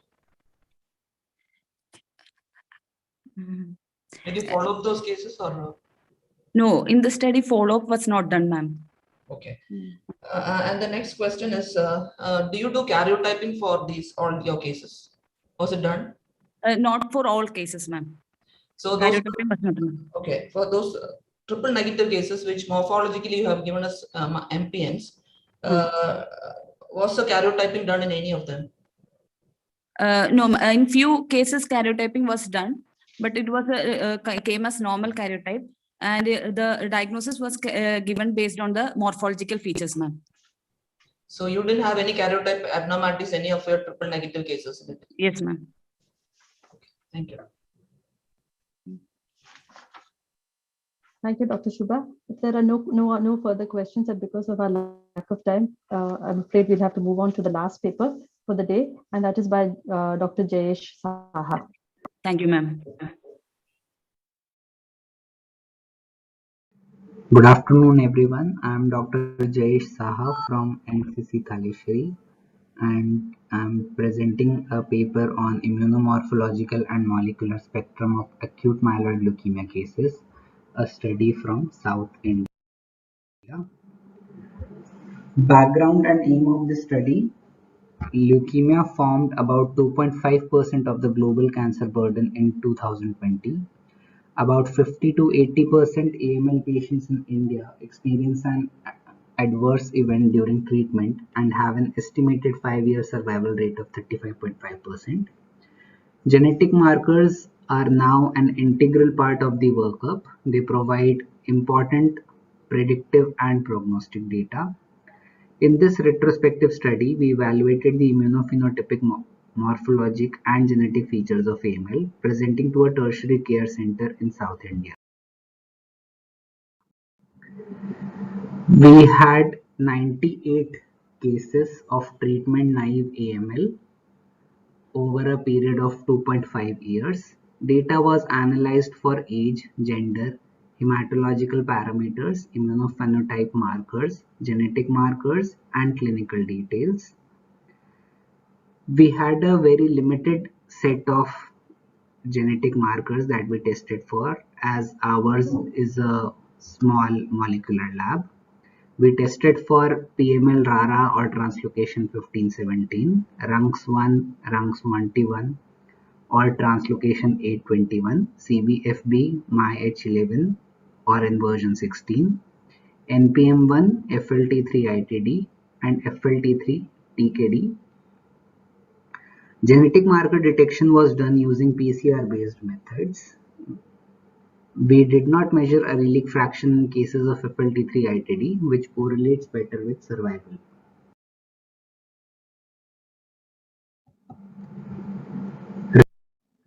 In our study, we only had 10 pediatric cases, and comparing their morphology, hematological parameters, and genetic markers to the other studies that have been reported from India, we found out that our population was very similar to what has been reported already in the literature. We also had 88 adult cases in our study, and clinical details as well as morphological subtypes of these adult cases differed significantly from what has been reported already in the literature from India. Specifically, our male to female ratio was quite different. It was 0.6, and the most common morphology that we got on the bone marrow aspirates and biopsies was M1.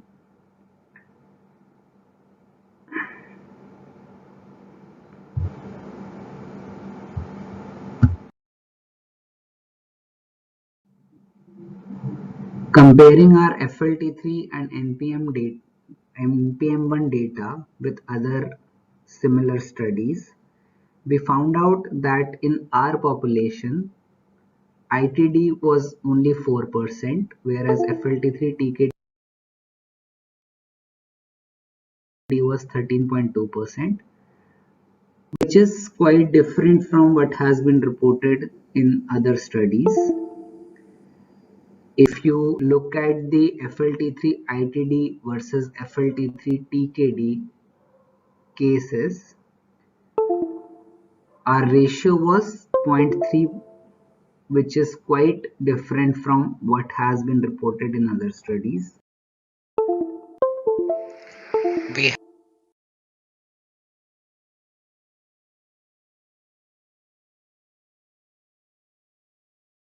had conclusion. This is the first study that characterizes molecular profile of AML in northern Kerala region of South India. Presence of FLT3 ITD is a known bad prognostic marker, and prognostic data about FLT3 TKD in AML is uncertain as of now. This study highlights the differences in genetic variation in the local population compared to the reported literature. However, larger studies are needed to better define the genetic variability of the local population and find out its effect on disease outcomes.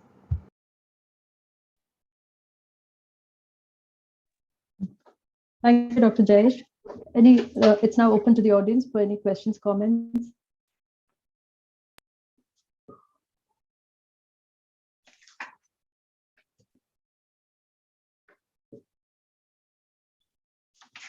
Dr. Jayesh, do you have any follow-up of these cases? Ma'am, we do had a little bit of follow-up, but we didn't have much time. Actually, this was my thesis, and we didn't follow for very long. We had a follow-up mean duration of around 10 months. Yes. So it was not statistically significant. Yes, that was the point that I was coming to. Okay. Yeah. Any other questions from the audience? Any questions from the audience? Any comments?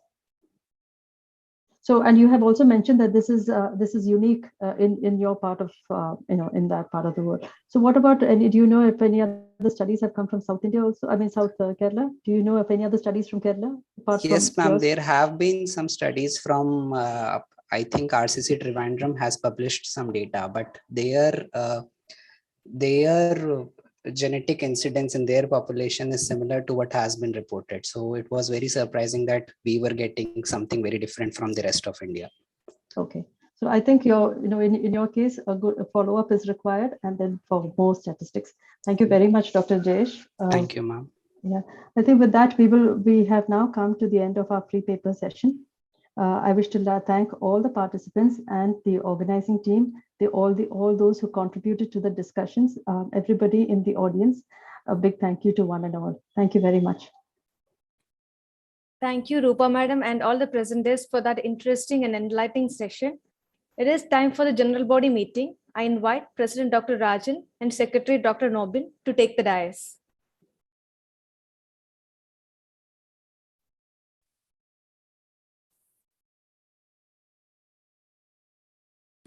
Good evening, everybody. So now it is the general body meeting. So we have some agendas to discuss. Okay.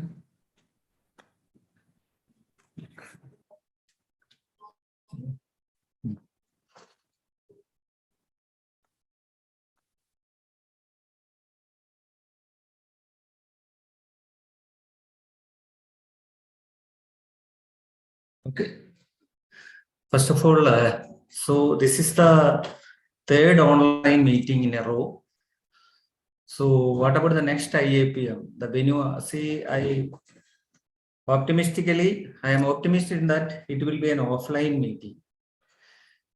So if it is an offline meeting, the date can be finalized later. What is the venue?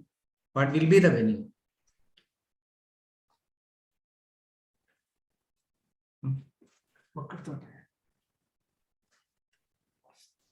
Yes. Venue നമ്മള് നേരത്തെ ഇവർക്ക് കൊടുത്തതല്ലേ, believers ചേർച്ചിനോ മറ്റോ, അവിടെ നടന്നില്ലല്ലോ. അന്ന് കൊടുത്തു, പക്ഷെ അവര് പിന്നെ ഒന്നും അറിയില്ല. അവരുടെ നടക്കാത്ത പിന്നെ കോഴിക്കോട് പറഞ്ഞിരുന്നു, BMH പറഞ്ഞിരുന്നു. BMH is also willing. അതെ.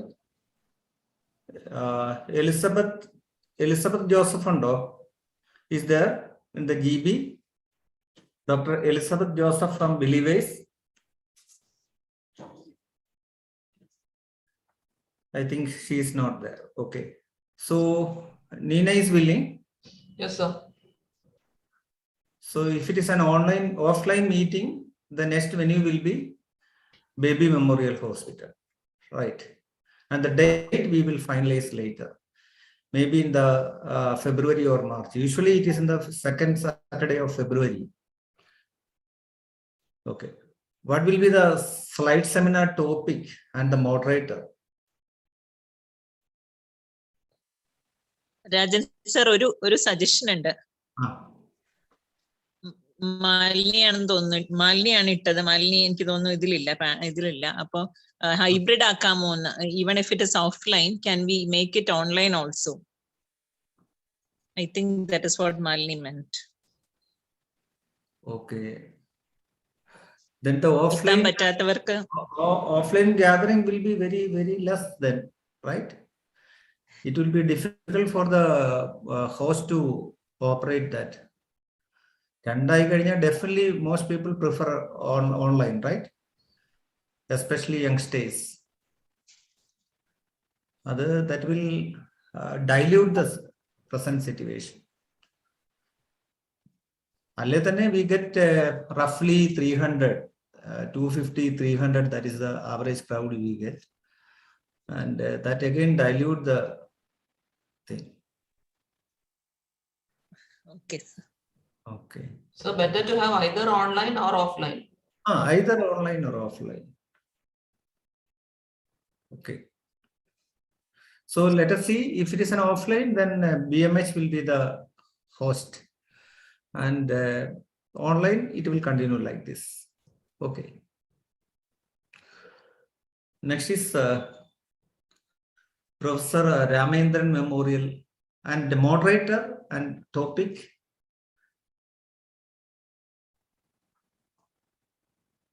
Slide seminar topic and moderator. That is the most important thing, because they have to work from maybe right now or after a week,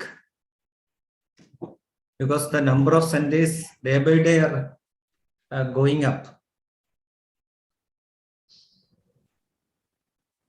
PGs are there to suggest something. You can unmute and say, because it's everybody is unmute. You has the they can unmute and say.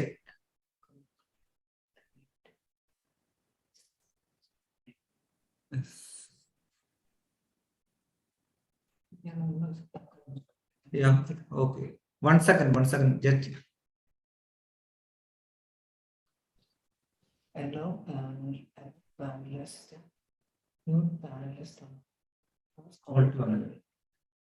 Yes, now you can unmute and say. 92 attendees are there. 121 is there, sir. Yeah, 121 is there. Ask all to unmute.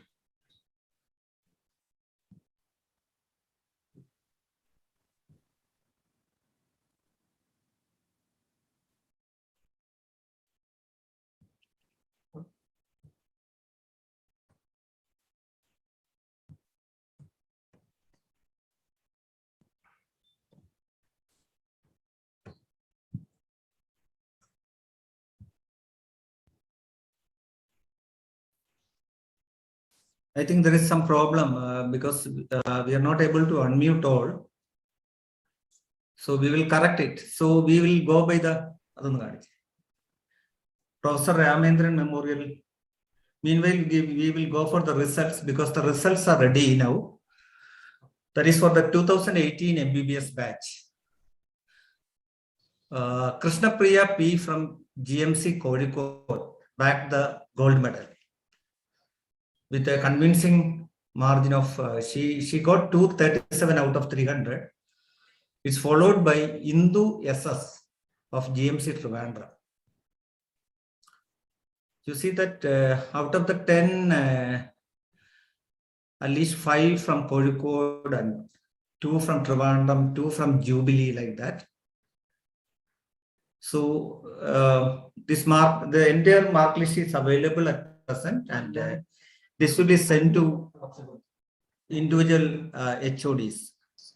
26 colleges participated, and around 300 students wrote the exam.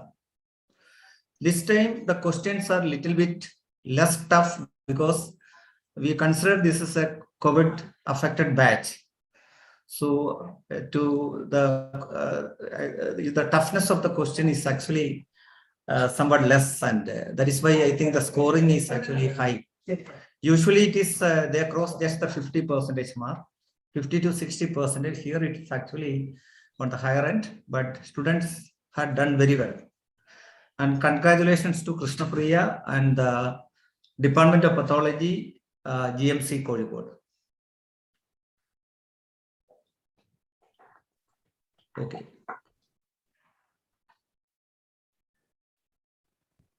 Nobin?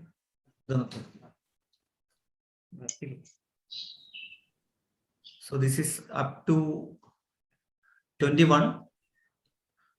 Lot of students from Kozhikode, Trivandrum is there. So I have shown up to number 50.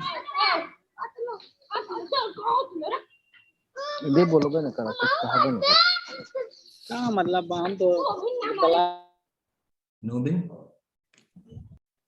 Sir, I have muted them. Muted, I am.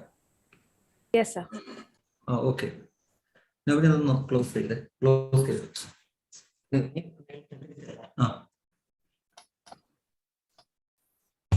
Okay. Then change of office bearers. I have completed more than 2 years. That is the usual time.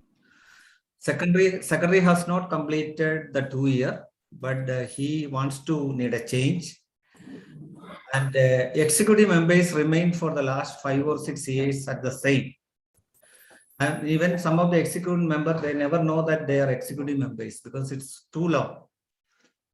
And we need a vice president and a joint secretary also.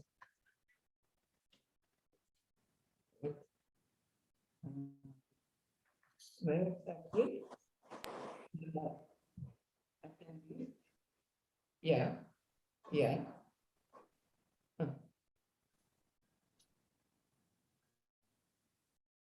Sir, I've allowed everyone to talk. Yeah. So we are, Okay. No, I have done it. Yes, sir. People can, sir, just unmute whoever wants to talk, so they can just unmute and speak. I have told Dr. Nobin how to do it. And also the participants can unmute themselves. So please. So topic for slide seminar, breast lesions, Yeah, breast lesions. Okay. Lots of topics have come up in the chat box. No. Annie, please let us know what are the chat box. Okay, sir. Let's start. One is uropathology from Dr. Shija. Female genital system malignancy, Dr. Ashwati Krishnan. Okay. Then salivary gland pathology, Dr. Sita Lakshmi. Sinonasal tumor, Dr. Sheila. Soft tissue sarcoma, Dr. Nina. Head and neck tumors. Neuropathology.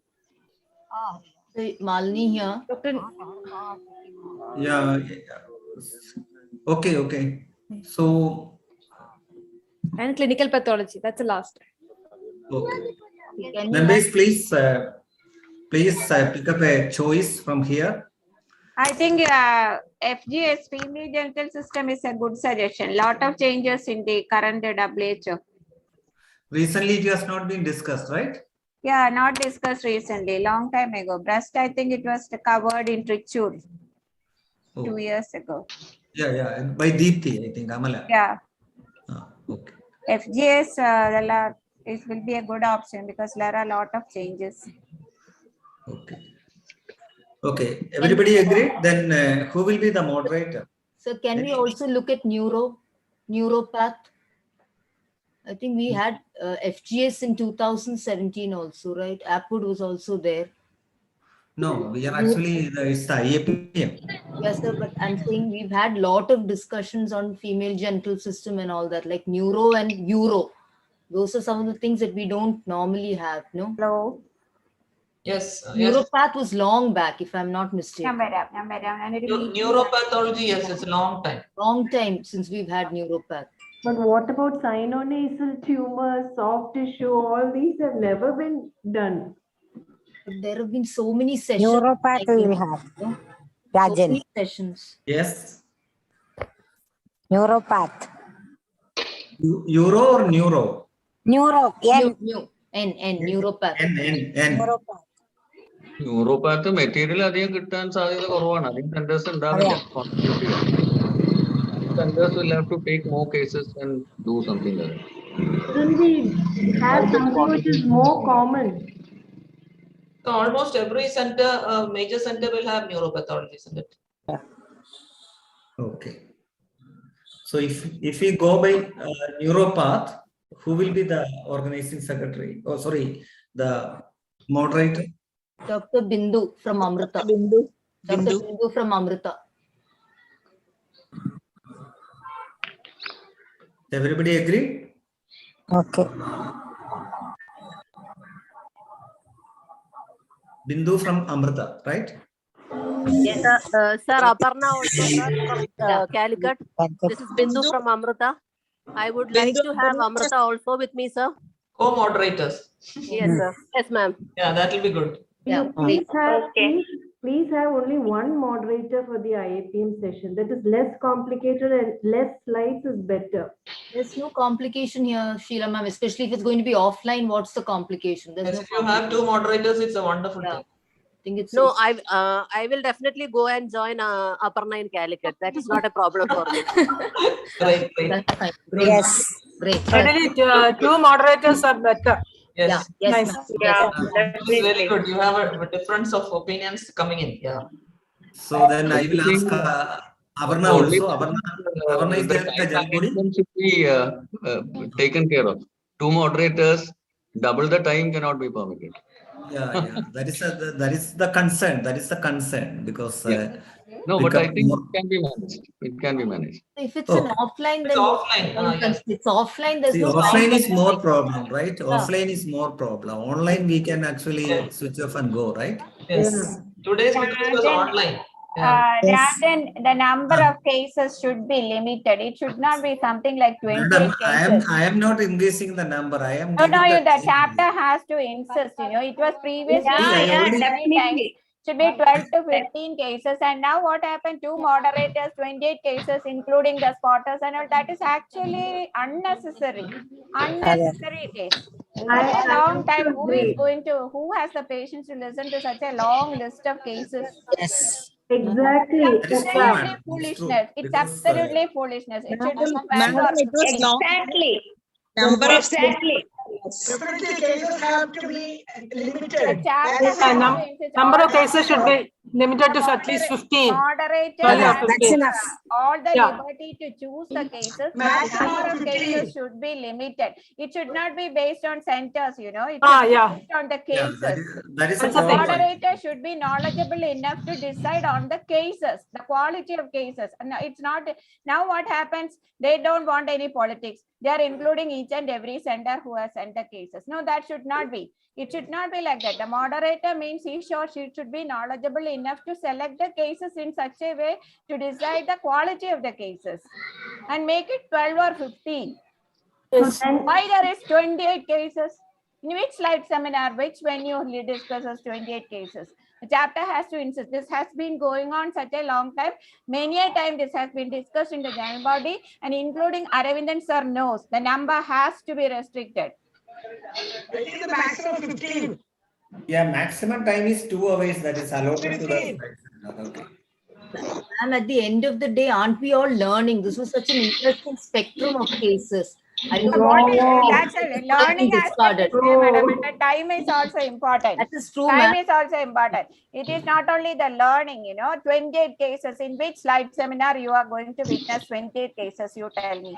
Madam, this is a slide seminar meant for PGs to learn, isn't it? PGs But PGs to learn doesn't mean it should be more than 25 cases. It should be 12 But or all 15. the It's good not the only cases learning should session. be There are included. so many learning Ma'am, processes. I don't think any case could have been discarded. Hello? I am intervening. See the number of yes, madam. Yes, madam. Yes. Yes. Vijayesh madam is muted, I think. Oh, yes. Am I audible? Yes. Yes. Yes. See, IAPM chapter meeting is not for PGs. It is a forum where PGs can speak and express their expertise. But this is a chapter for all the pathologists, all the members. And I think the maximum number of cases should be 15, not more than that.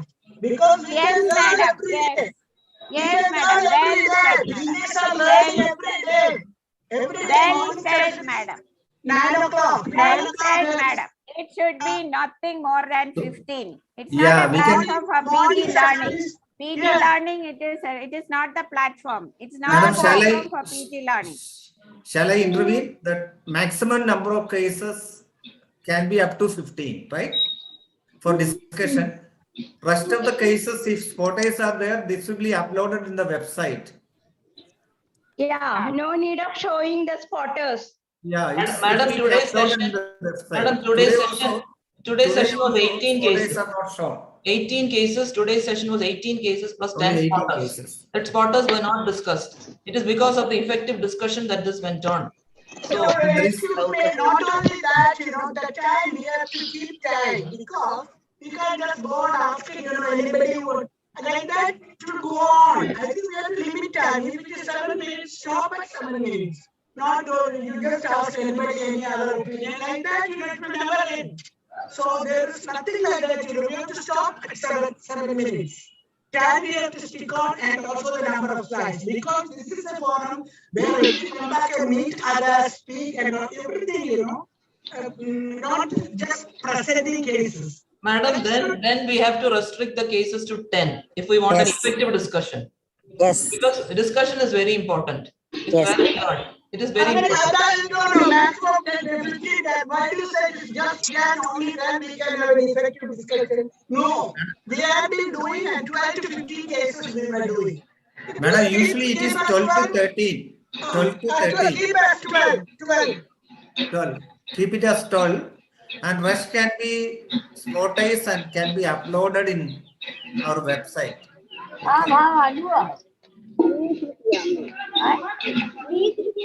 Everybody agree? Rajan sir, am I audible? Shankar here. Yes. It is only a temporary phenomena because we are switched from offline to online. That the number of cases are coming. We go back to the offline mode, it automatically decrease because you will have to have the glass lights and things. So this is a temporary phenomenon of increase. Shankar, adalla. Number of centers are actually it's increased. So many centers are there. And with PG centers are, I think now it is 13 or 14 PG centers. You ask for glass light, the center will come down to 15.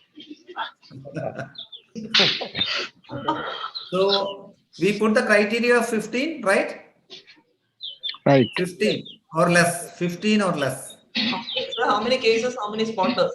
If you have more than one moderator, the number of slides will increase. Total നമുക്ക് fix ചെയ്താൽ മതി. I think we can have 15 discussion slides And സ്പോട്ടേഴ്സിന്റെ diagnose മാത്രം കാണിച്ചാൽ മതി, അത് സമയമെടുക്കില്ല. അപ്പൊ അങ്ങനെയാണെങ്കിൽ case കൊടുക്കാം, പീരീഡ്സിന് കേസ് കാണാനുള്ള ഒരു ഓപ്പർച്യൂണിറ്റിയും കൂടെ കിട്ടും. But discussion slide should be 15 maximum. 7 minutes ആവുമ്പോൾ 105 മിനിറ്റ് കൊണ്ട് കഴിയും, 2 മണിക്കൂർ കൊണ്ട് കാര്യം തീർക്കാം. അങ്ങനെ ഒരു പോയിന്റ് ആക്കി വെച്ചാൽ മതി. പിന്നെ ഈ ഡിസ്കഷനിൽ ഒരു കാര്യം നോക്കേണ്ടത്, we cannot entertain all questions. അങ്ങനെ ഒരു ഇൻഡെഫിനിറ്റ് ആയിട്ടുള്ള ഒരു ഡിസ്കഷൻ പറ്റില്ല. The moderator has to choose the important questions and discuss that. ആ രീതിയിൽ കണ്ടക്ട് ചെയ്യുകയാണെങ്കിൽ 7 minutes per case എന്ന് പറഞ്ഞാൽ 105 മിനിറ്റിൽ 15 കേസ്. അപ്പൊ 2 മണിക്കൂർ കൊണ്ട് 15 കേസ് കഴിഞ്ഞു. ബാക്കി സ്പോട്ടേഴ്സിന്റെ സ്ലൈഡ്സ് സർക്കുലേറ്റ് ചെയ്യാം, സ്കാൻ ചെയ്യാം, പക്ഷെ ഡയഗ്നോസിസ് മാത്രം കാണിച്ചാൽ മതി.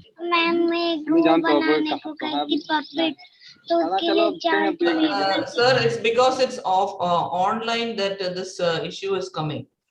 If it is offline, the questions coming from the audience will be much less.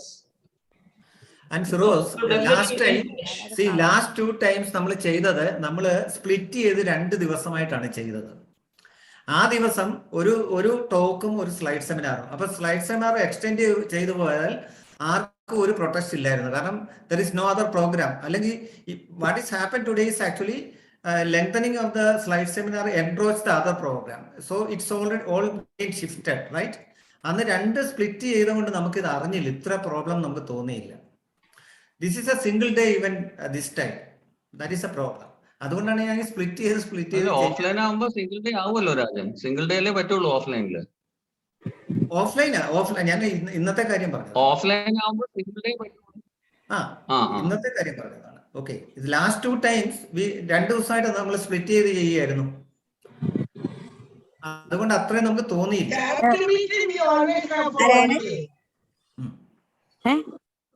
Hello, chapter meeting we always have for 1 day, not for 2 days. So when we combine with other meetings, we have 2-3 days. So final conclusion is actually the maximum number of slides can be up to 15, and rest of the cases will be spot-based, and this will it will not be discussed. You can just show the diagnosis, and the photomicrographs will be uploaded in the website, and diagnosis will be given in the website. Okay, so that we can do. Okay, and the topic is neuropathology.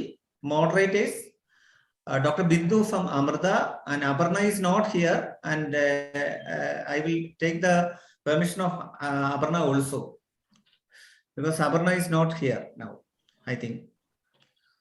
So if Aparna is willing, again Aparna will be the second moderator. Okay, so that's about the slide seminar topic and moderator.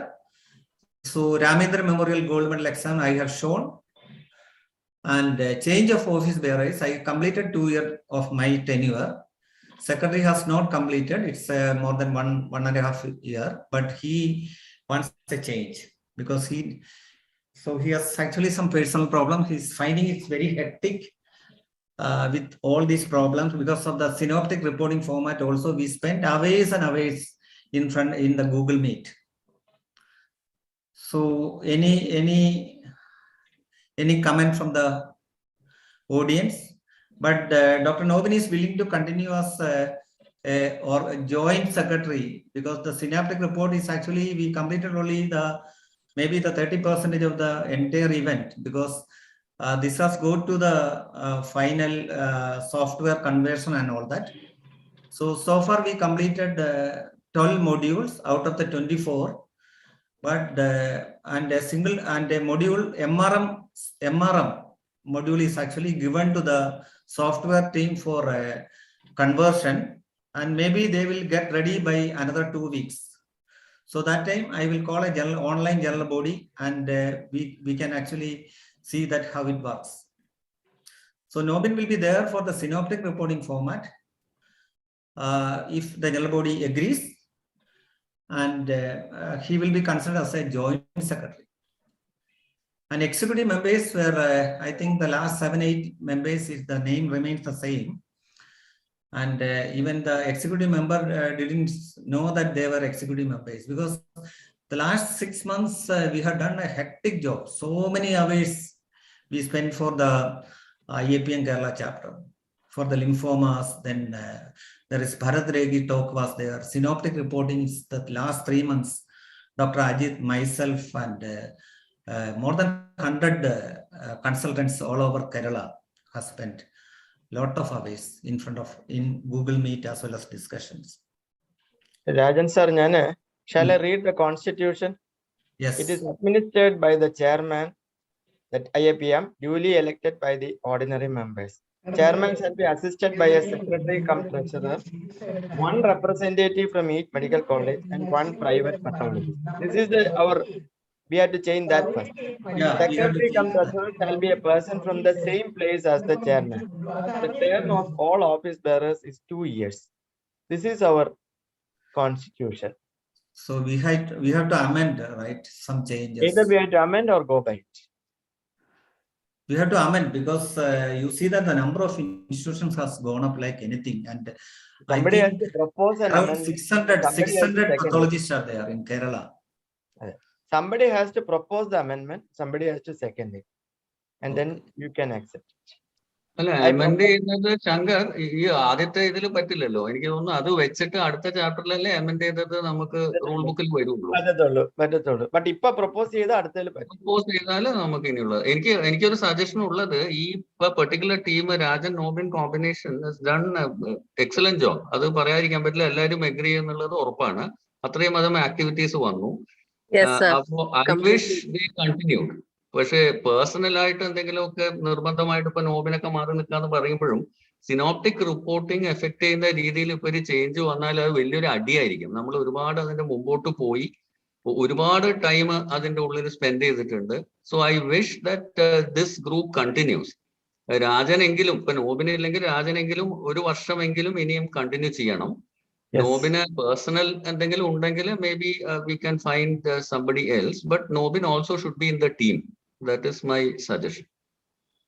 Nobin is agreed to continue as part of synoptic reporting format. So അതുകൊണ്ടാണ് ഞാൻ ഒരു joint secretary എന്ന് പറഞ്ഞ് ഇനി എന്തെങ്കിലും ഒരു post വേണം. അങ്ങനെയാണെങ്കിൽ if we amend the present bylaw, we can include him also. I also agree with Feroz that Rajan continue till this whole work gets finished. Madam, ഞാൻ കണ്ടിന്യൂ ചെയ്യാണ്. എനിക്ക് ഒരു ടൈം കൂടെ തരണം. Yeah, you can continue for another term. Yes, sir. Yes, sir. We all select a secretary cum treasurer from Calicut, I think. No, I think അല്ല സുബിത, ഞാൻ സുബിതയുമായിട്ട് സംസാരിച്ചു. My personal contact doctor Subitha is willing to come as a secretary. Subhita K, associate professor from GC. It is preferable that the two people are from the same place, so that ഒരുപാട് work ഫ്രണ്ടിലോട്ട് എളുപ്പം പോകും. രണ്ട് ദൂരെ ഇരുന്ന there can be a lot of problems. അല്ല സുബിത കോഴിക്കോടല്ലേ ഇപ്പൊ ഉള്ളത്? അല്ല, സുബിത തൃശ്ശൂരാണ്. തൃശ്ശൂർ പോയാ. സുബിതയ്ക്ക് ഇങ്ങോട്ട് വരുമ്പോ കൊടുക്കാമല്ലോ, അതായിരിക്കും നല്ലത്. എനിക്ക് somebody from Calicut would be ideal to support Rajan sir. So Jyoti madam from Calicut. Jyoti Rani madam. And see Jyoti, I don't know. Rajan sir should be given the decision about whom he wants us join. No. It is to be elected by us. We are the ordinary members. അല്ല elect ചെയ്യണം, പക്ഷെ suggestion Rajan വേണമെങ്കിൽ പറയാം. I would suggest Dr. Ani from Baby Memorial Hospital. Yes, ma'am. Yes. Ani, are you willing to accept the post? Ani Praveen? Yeah, sure, sir. Okay. Really hardworking girl she is. It's good. Yes. Good. Secretary cum treasurer ആയിരിക്കും. Secretary cum treasurer. Executive members elect ചെയ്യണം. അത് നമ്മള് we need government then private like that, so that everybody is actually in that particular group. So in between, we need a meeting. We can go do some executive committee meeting. Okay. So often we call for general body, that is not required. So can I put a list of executive members or find out a list of executive members? Yes, we will authorize the chairman. Yeah, you have to authorize that. Yeah, we'll do that. I think you can do that, Rajan. You select the executive members from different centers and put up and take their agreements. That's it. Okay, madam. Thank you. Next is first three, madam. This time for the postage, we received more than around 90 postage, which includes case reports, case series, as well as research papers.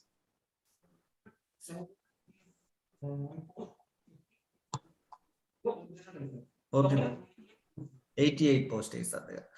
So it's split into 3 groups, and for each group, judges comprising of 3 members. Each group, the 3 a committee comprising of 3 judges evaluate each group. Different people, right? Three groups. It's split into 3 groups, and for each group, a particular judging committee which comprises of 3 judges. They evaluate the cases according to the criteria, and that is how we put marks for this particular postage. And yesterday there was an evaluation by Dr. Shankar and Dr. Firoz, and again they put the marks for the evaluation also. We add up these marks and find that who will be the winner. So there will be 1 winner for the case reports, 1 winner for the case series, and 1 winner for the original research. So nowadays we actually so today we presented the best poster for the 86th chapter meeting.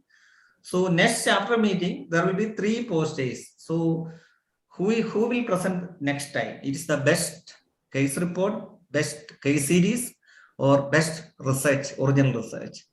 I feel all the 3 should be given the opportunity to present. Okay. Yes, 3. Okay, 3. Yes, madam, but reduce the time. Yeah, 5 minutes. 5 minutes is the time for, and there is no discussion of this. Just presentation alone. 15 minutes. So today it took only 5 minutes. So 3 postage means that it's 15 minutes. But there is a problem. If they share the price, again, that is the problem. So case reports, sometimes 2 or 3 people share the first prize. Then all this has to be presented. It takes a lot of time, right? Then you will reduce the time. That's all. 5 minutes will be divided into 2 or 3. Yeah. Or the judges could be little strict, give only 1 prize.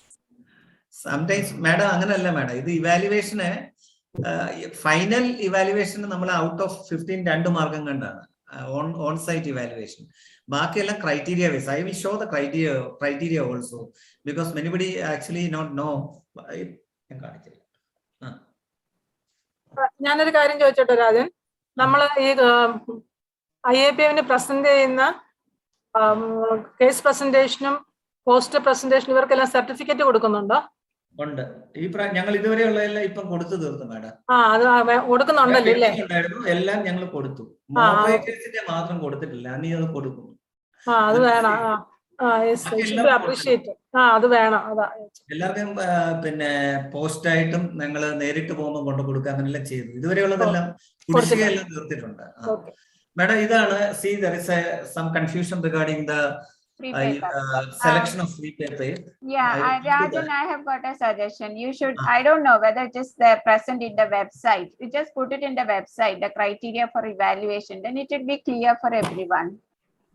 Okay, that we can do, madam. Madam, this is the criteria. 10 criteria are there. This is Shankar chairperson. Senior members around the sir criteria. Still, I think it holds good. 10 criteria under each criteria carries 5 marks. Up to 9 criteria, we judges are evaluating. That is 9 into 5. 45 marks will be given by the judges, 3 judges, and we will average the mark.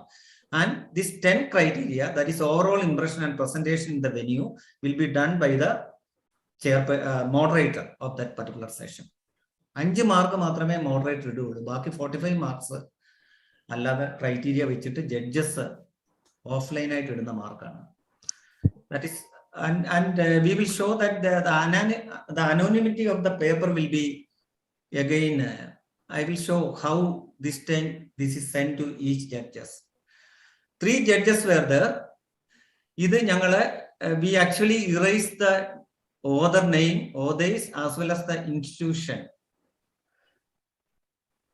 ഇങ്ങനെയാണ് അയച്ചു കൊടുത്തത്. In between ഉള്ളത് ഞങ്ങൾ കണ്ടതെല്ലാം ഞങ്ങൾ erase ചെയ്തു. ഇപ്പൊ ഏതെങ്കിലും particular ഇൻസ്റ്റിറ്റ്യൂഷന്റെ പേര് എഴുതിയിട്ടുണ്ടെങ്കിൽ ഇങ്ങനെ നമ്മൾ 13 പേപ്പേഴ്സ് അയച്ചു കൊടുത്തു. അതില് അക്കോർഡിംഗ് ടു ദ ക്രൈറ്റീരിയ അവർ ഔട്ട് ഓഫ് 45 മാർക്സിൽ ഈ 3 ജഡ്ജസും നമുക്ക് അയച്ചു തന്നു. അത് ആവറേജ് ചെയ്തിട്ടാണ് നമ്മൾ ലിസ്റ്റ് ഉണ്ടാക്കിയത്. So nothing to hide here. അപ്പം ഇതിനകത്ത് ഇപ്പം എനിക്ക് ഇത് ലിസ്റ്റ് ഉണ്ടാക്കി മാർക്സ് വരുമ്പോഴാണ് നമ്മൾ ഇത് ഏത് ഇൻസ്റ്റിറ്റ്യൂഷനാണെന്ന് നോക്കുന്നത്. ഇതിനു മുമ്പ് അങ്ങനെ ആയിരുന്നില്ല. നമ്മൾ അപ്പോഴേ അങ്ങനെ തന്നെ അയച്ചു കൊടുക്കുകയായിരുന്നു. ഇപ്പൊ ഈ കഴിഞ്ഞ പ്രാവശ്യം തൊട്ട് ഇങ്ങനെയാണ് നമ്മൾ ചെയ്യുന്നത്. So to keep the anonymity so that posters ഒന്നും ചെയ്യാൻ പറ്റില്ല. കാരണം പോസ്റ്റേഴ്സിൽ അതിനകത്തുണ്ട്, എവറിത്തിങ് ഈസ് ദയർ. പോസ്റ്റേഴ്സിന്റെ ക്രൈറ്റീരിയ എങ്ങനെയാണ്?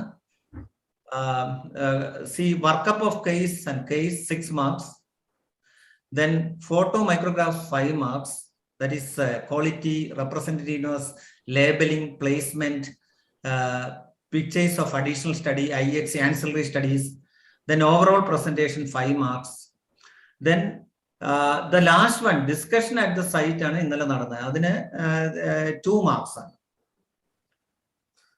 So rest of the marks will be given by the judges offline. അതിനും 3-member കമ്മിറ്റിയാണ് നമ്മൾ ചെയ്യുന്നത്. ഈ പ്രാവശ്യം number of posters are so high. അത് നമ്മൾ 3ആയി ഡിവൈഡ് ചെയ്ത് 3 ഗ്രൂപ്പ് ജഡ്ജസിനെ ഉണ്ടാക്കിയിട്ടാണ് നമ്മൾ അയച്ചു കൊടുത്തത്. But there is lot of subjective variation. I agree. Even for paper, ഒരാളുടെ പേപ്പർ കുറച്ച് സബ്ജക്റ്റീവ് വേരിയേഷൻസ് ഉണ്ട്. അത് വി കനോട്ട് ആക്ച്വലി അതിനൊന്നും ചെയ്യാൻ പറ്റില്ല. So this is the criteria we saw. Rajan, ഒരു സജഷൻ പറയട്ടെ. Doctor Jayalakshmi here. ഇപ്പൊ അനോണിമിറ്റി കീപ്പ് ചെയ്തത് വളരെ നന്നായി. I appreciate that move.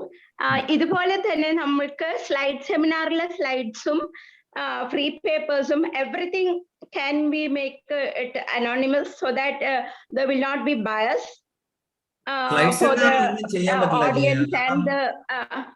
Slide സെമിനാറിന് നമ്മൾ ഡ്യൂപ്ലിക്കേറ്റ് സ്ലൈഡ് അത് ഇതെല്ലാം കട്ട് ചെയ്ത് അവര് പറയുന്ന പോലെ കൊടുത്തുകൊണ്ടിരിക്കണം. അപ്പൊ അത് അല്ല for the circulation during the moderator can know which sender is, but for circulation can it be made anonymous? So first slide വെക്കണ്ടെന്നുള്ളത്. So when they present, എന്താന്ന് വെച്ചാല് യൂഷ്വലി PGs എസ്പെഷ്യലി ഒരു സെന്റർ നോക്കിയിട്ടാണ് ഡയഗ്നോസിസ് ബയസ്ഡ് ആവുക. അപ്പൊ RCC ആണെങ്കിൽ ഇത് malignancy അല്ലാതെ വേറെ ഒന്നുമല്ല, അല്ലെങ്കിൽ ഇപ്പൊ ഫോർ എക്സാമ്പിൾ വേറെ ഏതെങ്കിലും സ്പെഷ്യൽ അമൃത എന്നാണെങ്കിൽ ഇത് ഹയർ മോളിക്കുലർ സ്റ്റഡിയുള്ള കേസാന്നൊക്കെ അസ്യൂം ചെയ്യും. അപ്പൊ അങ്ങനത്തെ ഒരു ബയസ് ഇല്ലാതിരിക്കാൻ വേണ്ടി sender anonymity during circulation and even during presentation. How about that? Slide seminar, I don't agree with that. Oh, please.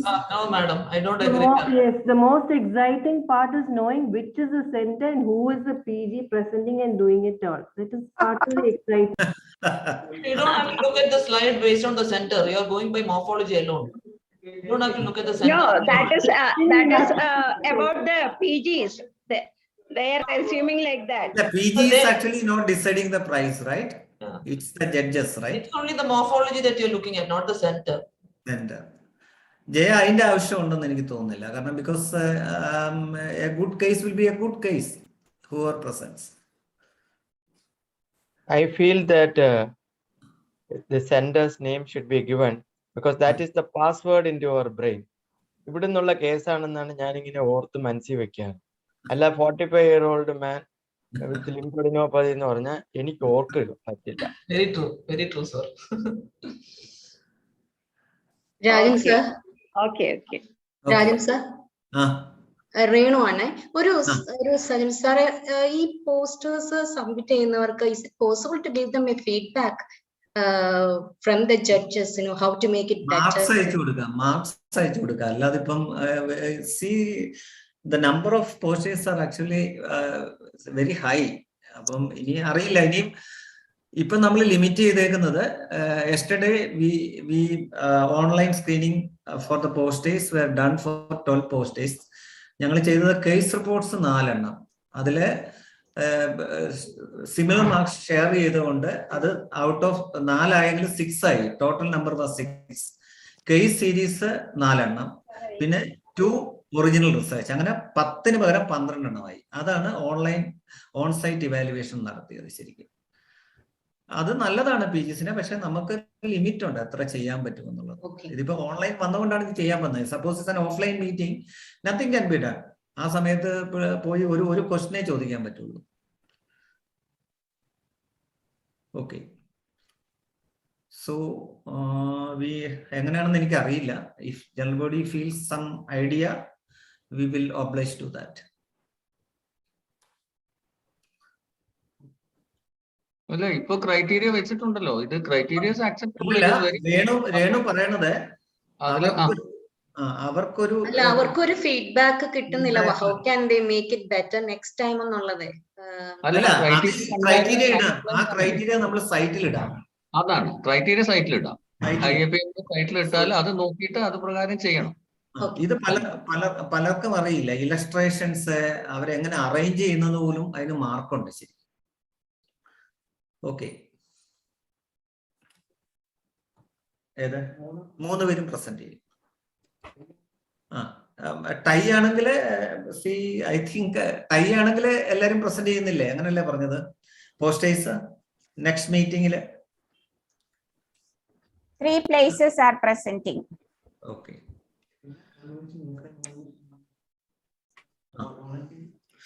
This is a synoptic report format. നമ്മൾ 12 modules complete ചെയ്തു. Entire discussion was over and 12 modules has been completed. അതിലെ MRM സ്പെസിമെനെ നമ്മളൊരു prototype ആയിട്ട് ഇപ്പം software ടീമിനെ ഏൽപ്പിച്ചിട്ടുണ്ട്. I think within 2 weeks they will. And ബ്രസ്റ്റിന്റെ ഗ്രൂപ്പിലുള്ള 2 പേരെ കൂടെ അവരുടെ കൂടെ കൊടുത്തിട്ടുണ്ട്. So to address their queries. അപ്പം within 2 weeks or 2 to 3 weeks they will come with the final thing. Demo software അത് നമ്മൾ ജനറൽ ബോഡി ഓൺലൈൻ വിളിച്ച് നമ്മുടെ ഫെബ്രുവരി 25-ാം തീയതിക്ക് മുമ്പ് ആന്റിസിപ്പേറ്ററി സ്റ്റേറ്റ്മെന്റ് കൊടുക്കാൻ ആവശ്യപ്പെട്ടിട്ടുണ്ടല്ലോ. പിന്നെ സിനോപ്റ്റിക് റിപ്പോർട്ട് ഫോർമാറ്റിൽ നമ്മൾ കുറച്ചുകൂടെ എക്സ്പേർട്സിന് ആവശ്യമുണ്ട്. കാരണം ഞങ്ങളുടെ എക്സ്പേർട്സ് ഒക്കെ കോൺസ്റ്റന്റ് എക്സ്പേർട്സ് ആണ്. അവര് വിജയലക്ഷ്മി നായർ മാഡം കുറച്ച് എനിക്ക് തോന്നുന്നു എല്ലാത്തിലും ഉണ്ടായിരുന്നു. So final discussion will go up to 3 hours, 2.5 to 3 hours. So കുറച്ചൊക്കെ ആൾക്കാരൂടെ വന്നു കഴിഞ്ഞാൽ so we will send that entire matter may be 3-4 days back. So they can study and come as an expert. So individually ഞാൻ എല്ലാരെയും വിളിക്കാം. അപ്പം ഓരോരുത്തരായിട്ട് വരണം. സോ ദാറ്റ് ഇപ്പം സ്ഥിരമായിട്ടിരിക്കുന്നത് വിജയലക്ഷ്മി നായർ മാഡം ഉണ്ട്, നീനയുണ്ട്, സംഗീത വരുന്നുണ്ട്, ഫിറോസ് സാർ ഇടയ്ക്ക് വരുന്നുണ്ട്. Ajith is always because he's the convener, he is there. പിന്നെ ഞങ്ങൾ 2 പേരും ഉണ്ട്. ഇത്രയും ആൾക്കാരാണ് കൂടുതലായിട്ടും. സോ കുറച്ചുകൂടെ സീനിയർ ആൾക്കാർ വന്നു കഴിഞ്ഞാൽ I think even they can volunteer. It's not a problem. ഞാൻ വിളിച്ചു അല്ലെങ്കിൽ ഞാൻ മെയിൽ അയച്ചു എന്നുള്ളത് നോക്കണ്ട. They can volunteer. So you will be put in that list. Okay. വേറെ എന്തെങ്കിലും anything extra to be discussed so that we can discuss?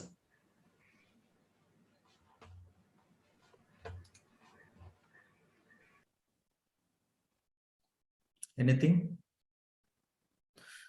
ഞാനൊരു സജഷൻ, എൻ്റെ ഒരു മീറ്റിംഗ് ഓഫ്ലൈനും ഒരു മീറ്റിംഗ് ഓൺലൈനും ആക്കിയാൽ എന്തെങ്കിലും പ്രശ്നമുണ്ട്? ഇയർലി കുറച്ച് പേര് എനിക്ക് ഒരു മെയിൽ അയച്ചതാണ്, ഒരു 1-2 പേര്.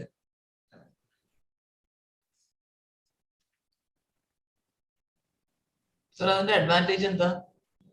അതല്ല, അവർക്ക് ഈ ഓൺലൈൻ അതിൻ്റെതായ അഡ്വാൻറ്റേജ് ഉണ്ട്, ഓഫ്ലൈന് അഡ്വാൻറ്റേജും ഡിസഡ്വാൻറ്റേജും ഉണ്ട്. ഇതിപ്പം കൊറോണ ആയതുകൊണ്ടല്ലേ നമ്മൾ ഓൺലൈനിൽ പോയ. ഓൺലൈനിന്റെ അഡ്വാൻറ്റേജ് എവിടെ ഇരുന്നാലും എല്ലാവർക്കും അറ്റൻഡ് ചെയ്യാമല്ലോ. കൊറോണ സിറ്റുവേഷൻ അവോയ്ഡ് ചെയ്യാൻ വേണ്ടിയിട്ടല്ലേ നമ്മൾ ഓൺലൈൻ ആക്കിയിരിക്കുന്നത്. അതെ അതെ. അത് കണ്ടിന്യൂ ചെയ്യും till the Okay, അല്ല, next meeting we try to be offline if the condition favorable. permits. Okay. Sir, നമ്മുടെ കോൺസ്റ്റിറ്റ്യൂഷൻ പറയുന്നത് a minimum of 2 meetings per year.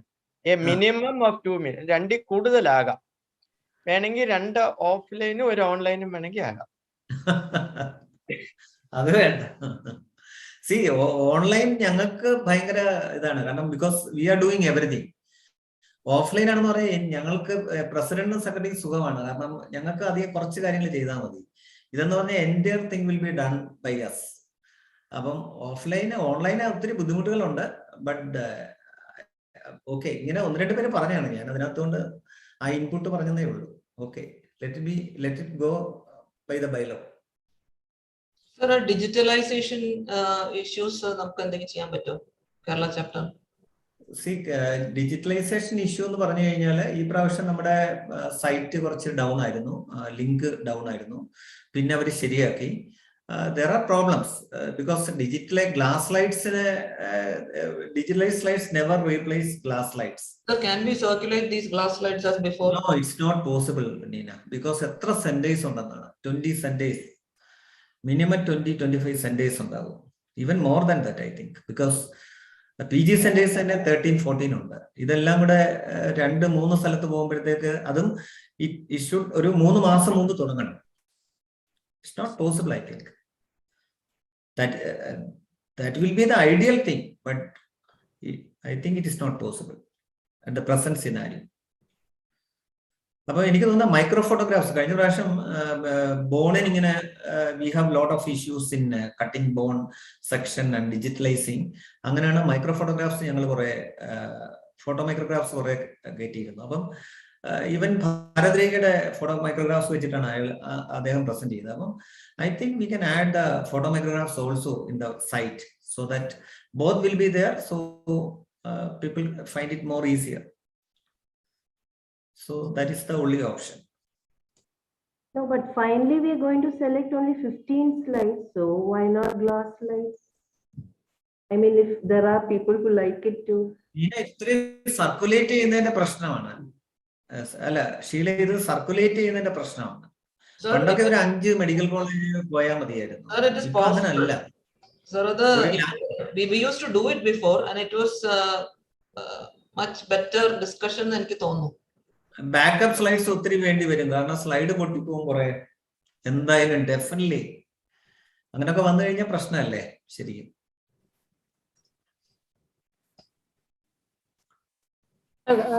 കുറെ കൂടെ ഗ്ലാസ് ലൈറ്റ്സ് ആണ് ഇഫക്റ്റീവ് ആയിട്ടുള്ള. അതാണ് ഗ്ലാസ് ലൈറ്റ്സ് ഉണ്ടായിരുന്നപ്പോൾ ഉള്ള discussion not there when it's digitalised. Rajan, if you can increase the number of local executive members, maybe you may be able to circulate. അത് ചെയ്യാൻ പറ്റും മാഡം. നമ്മളൊരു 10-12 അല്ലെങ്കിൽ 15 നമ്പർ വരെ നമുക്ക് പോകാൻ പറ്റും, ഒരു പ്രശ്നമില്ല. So each local executive circulation അല്ല മാഡം അതിന്റെ പ്രശ്നം, സർക്കുലേഷൻ അല്ല. കാരണം ഇത് നേരത്തെ തുടങ്ങണം, ഒരു 3 months മുമ്പേ തുടങ്ങേണ്ടി വരും. ശരി, that's true. കാരണം എല്ലാവർക്കും ഇനഫ് ടൈം കൊടുക്കണ്ടേ. ഇപ്പൊ കോട്ടയം റീജിയനിൽ അല്ലെങ്കിൽ ട്രിവാൻഡ്രത്ത് എത്ര പ്രൈവറ്റ് labs ഉണ്ട്, അവരെല്ലാം കാണണ്ടല്ലേ ശരിക്കും. Each member is very important for the chapter. The local executive member can see that everyone gets it. That's possible. Nina, from Cochin, I can tell you we are 25 institutes. I struggle to circulate the glass slides because the time given for the opinion is maybe less than a month. So I have to finish the circulation among these 25 institutes within that 20 or 25 day window period. So it becomes very that's Dr. Rajan said. You have to give more time. Let's start earlier. Why can't we start earlier? അല്ലല്ല അതല്ല അങ്ങനെയാണെങ്കിൽ ഒരു 3 to 4 set of slides ഉണ്ടെങ്കിൽ things will be easier. It has to be zone wise, depending on the number of institutes. If you increase the number of boxes to that But zone. the findings will be slightly different, right? ഓരോ ഇത് അടുത്ത സെക്ഷനിലേക്ക് പോകുമ്പോൾ. And sir, now we are moving into a digitized era. I think all of us should start getting used to seeing digitized slides. That is true. Otherwise, we'll still remain on a glass slide when the world moves ahead with digitization. But Malini, you should also remember that there are people, there are centers, and even our institutes, you know, they struggle with net connections. It's not all the same everywhere. Ma'am, this is accessible from everywhere. No, even at home, you can come and do it. In home also, you know, there are problems with net connection. You cannot blindly say that. There is to this slide set also was tremendously difficult with wonderful net connection also. Some will not get downloaded, some will not get moved. So some line gets stuck, and so many problems come. And people don't spare that much of time to spend on the front of the computer screen. That is an absolute truth. It's the truth. Okay. People will not spend more time on the computer screen. Now if the net comes, downloading comes, then it's okay. If it is getting stuck, just leave it. Go. But all these things are so that problem is there. At present, I think. And Rajan sir, one more point I would like to add here, because our senior most members, we want them to share their rich experience on morphology. That is too precious for us and all juniors in pathology. So if they have to get the glass slides only, they will participate actively. Surely. The problem is അങ്ങനെയാണ് set of slides കൂടുതൽ വേണം. The second thing is എൻ്റെ അമ്മ ഇനിയും കഴിഞ്ഞിട്ടില്ല muscle. ഒരു 3 months before നമ്മൾ ഇത് സ്റ്റാർട്ട് ചെയ്യണം. I don't think it's possible. So we used to do it. It was being ഒരു സെന്ററിൽ നിന്ന് നിങ്ങൾ കിട്ടാനായിട്ട് ചിലപ്പോൾ എത്ര സമയം നിങ്ങൾ വെയിറ്റ് ചെയ്യേണ്ടി വരും. ആദ്യം അയക്കുന്ന ബ്ലോക്ക് അല്ലെങ്കിൽ അത് വീണ്ടും കട്ട് ചെയ്യണം, എന്തെല്ലാം പ്രശ്നങ്ങളുണ്ട്. See, for the time being, I think this is the real way. Rajan sir, both online and circulation ആക്കിയല്ലോ. ഓൺലൈൻ കാണുന്നവർക്ക് ഓൺലൈൻ കാണാം, പിന്നെ circulation will reach by its own time. അങ്ങനെയൊക്കെയല്ലോ. That's also a good suggestion. See, I don't have any problem because lot of executive members are there. It's easy to circulate. ഒരു problem ഇല്ല. പക്ഷേ the slide seminar moderator, they should get the slides ready by minimum 3 months before. They should do that, sir. Sir, ഒരു problem ഉള്ളത് tissue കുറച്ച് വലുതാണെങ്കിൽ കുഴപ്പമില്ല. പക്ഷെ core biopsy, especially ഇപ്പൊ ന്യൂറോ പറയുമ്പോൾ ചെറിയ STB അങ്ങനത്തെ ചെറിയ ടിഷ്യൂസ് ആണെങ്കിൽ നമുക്ക് സ്ലൈഡ് അത്രയും കൊടുക്കാനുണ്ടാവില്ല. ഉള്ള മെറ്റീരിയൽ ഭയങ്കര പ്രഷ്യസ് ആയിട്ട് കുറച്ച് സ്ലൈഡ്സ് ഉണ്ടാവും. That may not be much, you know, in 1 or 2 or 3 cases maybe. For that you just Sita had conducted renal biopsies very effectively. ചെയ്ത അത് കൊറേ പ്രശ്നമായിരുന്നു, ഇങ്ങനെ സ്പെഷ്യൽ സ്റ്റെയിൻസും എല്ലാം കൂടി എടുക്കാൻ.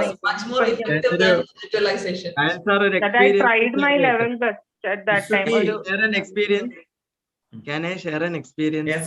പലപ്പോഴും IAPM സ്ലൈഡ് കട്ട് ചെയ്യുന്നതിൽ ഒരു ഭാഗമായിട്ടുള്ള ആളെന്ന നിലയിൽ സ്ലൈഡ് കട്ട് ചെയ്ത് വരുമ്പോഴാണ് ഡയഗ്നോസ് മാറുന്നത്. പുതിയൊരു സാധനം 10ാമത്തെ സെക്ഷനിൽ നിന്ന് കിട്ടുന്നത്. അങ്ങനെ പലതവണ സംഭവിച്ചിട്ടുണ്ട്. I can remember many instances, the curiosity of discovering something new in the deeper sections. ആ ഒരു ചാമെല്ലാം ഇപ്പൊ പോയി ഒരു ഫോട്ടോയിലൂടെ. We should go back to the glass slides. So if add the digitalization also, but glass slides handle ചെയ്യുന്ന ഒരു സ്കില്ലാണ്. അതുപോലെ ഇപ്പോഴത്തെ post graduate സ്റ്റുഡൻസിന് അറിയത്തില്ല. അത് പഠിപ്പിച്ചേ പറ്റൂ. How to handle a glass slide and how to keep it in the tray. So the task is കാലത്തേക്ക് നമ്മൾ പോകേണ്ട കാര്യം. Shankar, the task is given to the next moderators. That is Hindu as well as the Dr. Abarna, if she is willing.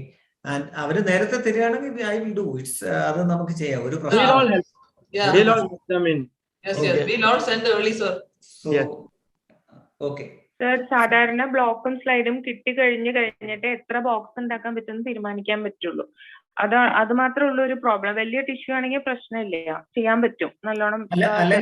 അല്ലെങ്കിൽ വലിയ block ഉള്ള ഇത് മാത്രം circulate ചെയ്യുക, ബാക്കി നമ്മൾ അല്ലാതെ നോക്കാം എന്നുള്ള ചെറുത് സ്കാൻ ചെയ്ത് ഇടുക, അങ്ങനെ പറ്റും. 15 സ്ലൈഡ്സ് ഉണ്ടെങ്കിൽ 10 സ്ലൈഡ്സ് സർക്കുലേറ്റ് ചെയ്ത് കഴിഞ്ഞാൽ അത്രയാവുമല്ലോ. പറ്റണത് ചെയ്യാം, ബ്ലോക്ക് ഉള്ളത് കുഴപ്പമുണ്ടാവും. The moderator will decide which all. How many boxes to be? They should get it very early. So how many sections and boxes to be circulated എന്നുള്ളത് ഒരു rough idea moderatorsന് കൊടുക്കാം. Actually, secretary can do that. A rough idea as to how to distribute, and then the local executive members take it up and circulate. Okay, right. So I think we are running late. And sir, sufficiently. Subject neuropathology. Sir, sufficiently early ഇത് slides മോഡറേറ്ററിന് എത്തുന്നു എന്നുള്ളതും കൂടെ important ആണ്. That is a problem. I can tell, I can give in writing or whatever it is, but they have to give it. പലയിടത്തും പല പ്രാവശ്യം വിളിച്ചിട്ടാണ് slide അയച്ചു കൊടുക്കുന്നത്. ഇനിയിപ്പോ ആ പരിപാടിയൊക്കെ നിർത്തണം. Oh, Rajan, you should not do that. You set up a date, you announce it, and you are communicating it to the centers, and it is a center's responsibility to send the slide or the case if they want to by that particular date. There is no reason why you should run behind the centers. No, absolutely no. Keep a deadline, correct? Yeah, you keep it and target a date, and that it should reach the moderator by that time. Yes. Moderator should not run after the centers. It is the center's responsibility. Madam, എനിക്ക് തോന്നുന്നു guidelines, strict guidelines if you put up in the website and if you are asking everyone to follow that, then that should be okay. Otherwise ഇത് ഇങ്ങനെ change ചെയ്തുകൊണ്ടിരിക്കും. Okay. അതില് ചെയ്യുമ്പോ Rajan digitalisation എന്തായാലും ചെയ്തോളൂ. One problem I am anticipating is the private labs has increased so much. കുറെ പേരെങ്കിലും മിസ്സാവും. നിങ്ങൾ കുറെ പേർക്ക് കൊടുക്കില്ല, അവരുടെ കംപ്ലൈന്റ് പിന്നെ വരും. അപ്പൊ അവർക്ക് ഡിജിറ്റലൈസേഷൻ ഉള്ളത് കാണാമല്ലോ. കോൺഫറൻസിന് വരുമ്പോഴത്തേക്ക് മുമ്പ് തന്നെ ഇങ്ങനത്തെ ഇഷ്യൂസ് ഉണ്ടായിട്ടുണ്ട്. അവർക്ക് കാണാൻ കൊടുത്തില്ല, അവരുടെ പേര് ലിസ്റ്റിൽ വന്നില്ല എന്നൊക്കെ പറഞ്ഞു. ഇപ്പോ മൾട്ടിറ്റ്യൂഡ്സ് ഓഫ് പ്രൈവറ്റ് ലാബ്സ് ആണ്. അപ്പൊ അവർക്കൊക്കെ ഇത് എത്തിക്കാന്നുള്ളത് എളുപ്പമായിരിക്കും. അപ്പൊ എന്തായാലും ഡിജിറ്റലൈസേഷന്റെ ഒരു ഭാഗം അവിടെ ഇരിക്കട്ടെ. Class slide we can see പറ്റുന്ന അത്ര സർക്കുലേറ്റ് ചെയ്യാം. കംപ്ലൈന്റ് വരും എന്നുള്ളത് പിന്നെ ഡീൽ ചെയ്യേണ്ടി വരും. എന്തായാലും കംപ്ലൈന്റ് വരും എങ്ങനെ ചെയ്താലും. Okay. And depends on the efficiency of the local executive member. അതല്ല ഇതിനകത്ത് ലോക്കൽ എക്സിക്യൂട്ടീവ് അവരുടെ കൈ കിട്ടിയാലേ അവർക്ക് ചെയ്യാൻ പറ്റുള്ളൂ. അതിന് മുമ്പുള്ള കാര്യങ്ങളാണ് പ്രശ്നം. So we have lot of youngsters who can do this, but see അവരുടെ കയ്യിലെത്തണം റൈറ്റ് ടൈം. രാജൻ സർ അങ്ങനെയെങ്കിലും പത്തോളജിസ്റ്റ് തമ്മിൽ മീറ്റ് ചെയ്യുമല്ലോ. അതെ. We will have more cooperation and team building through that exercise. I definitely feel. Okay. I accept the verdict of the general body. We will do like that. So the moderator പറയുന്നതെല്ലാം ഞാൻ IAPM പ്രസിഡന്റിന്റെ മെയിലിൽ നിന്ന് തന്നെ പോകാം. So it is mandatory to see they have to obey the deadline of sending slides to the moderator. Okay. Yes sir. Rajan, ഞാനൊരു കാര്യം പറഞ്ഞോട്ടെ.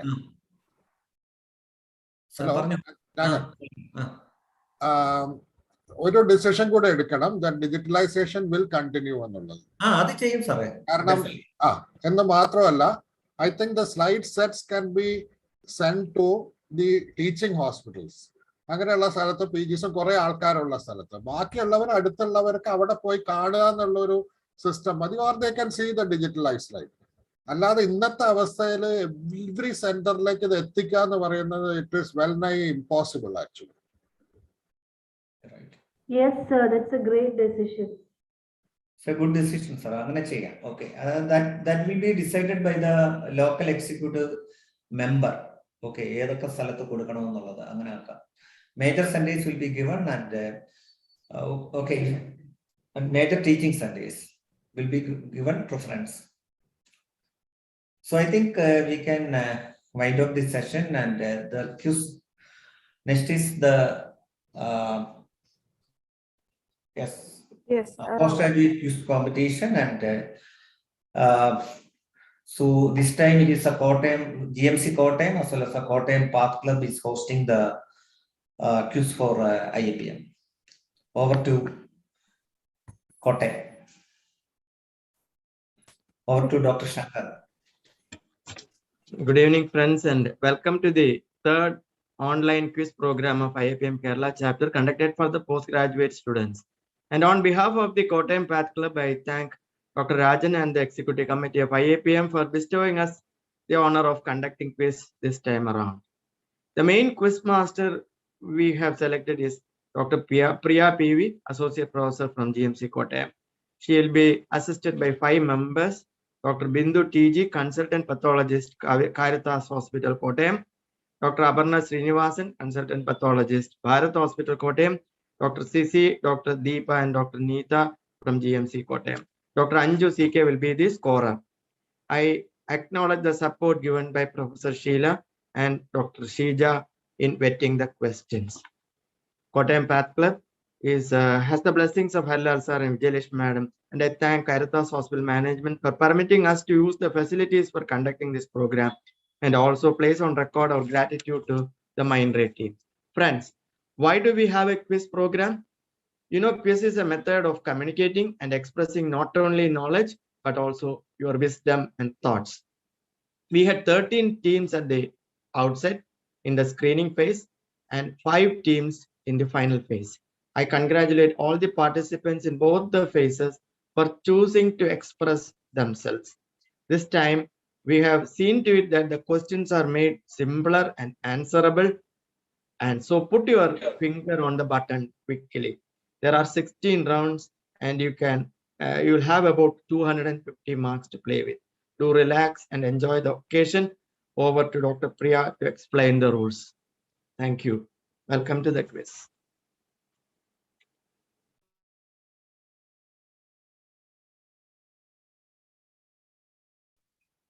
Sir, please announce not to post any answers in the chat box.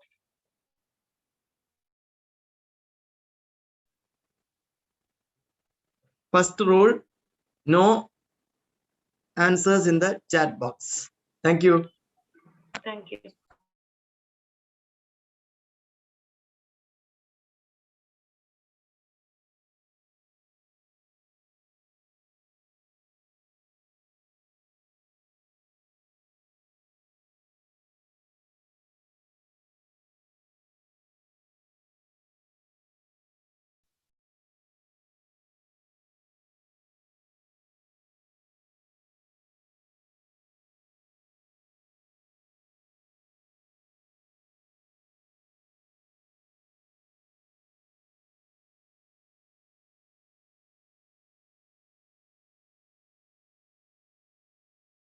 And you are on mute.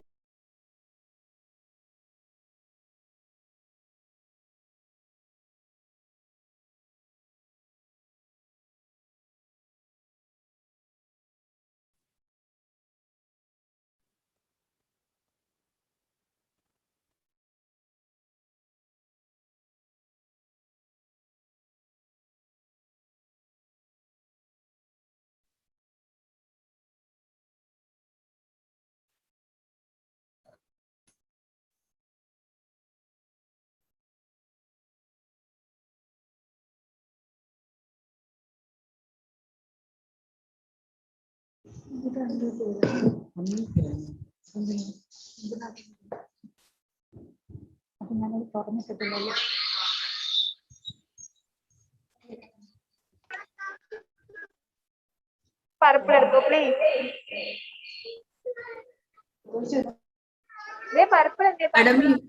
Madam, you have to mute one. Madam, you have to mute one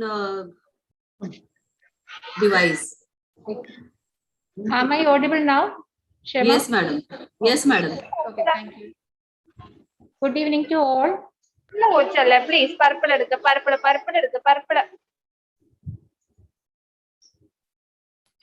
First of all, I would like to thank Dr. Rajan, our IAPM president, to giving me this wonderful opportunity to conduct quiz in this academic event.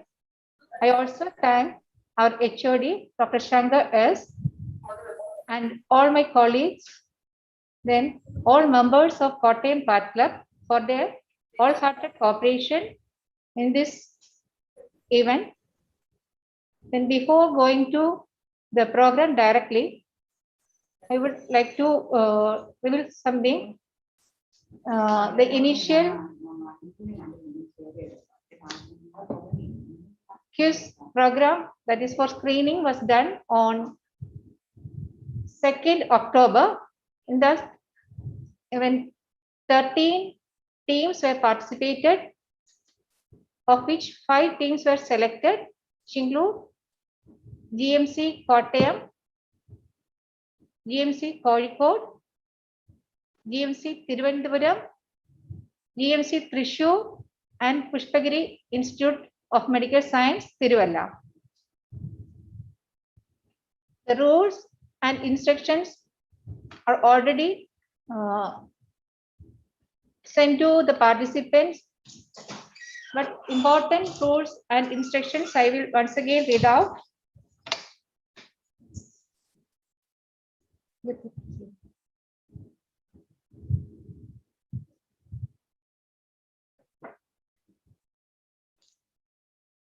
There will be 16 rounds of questions.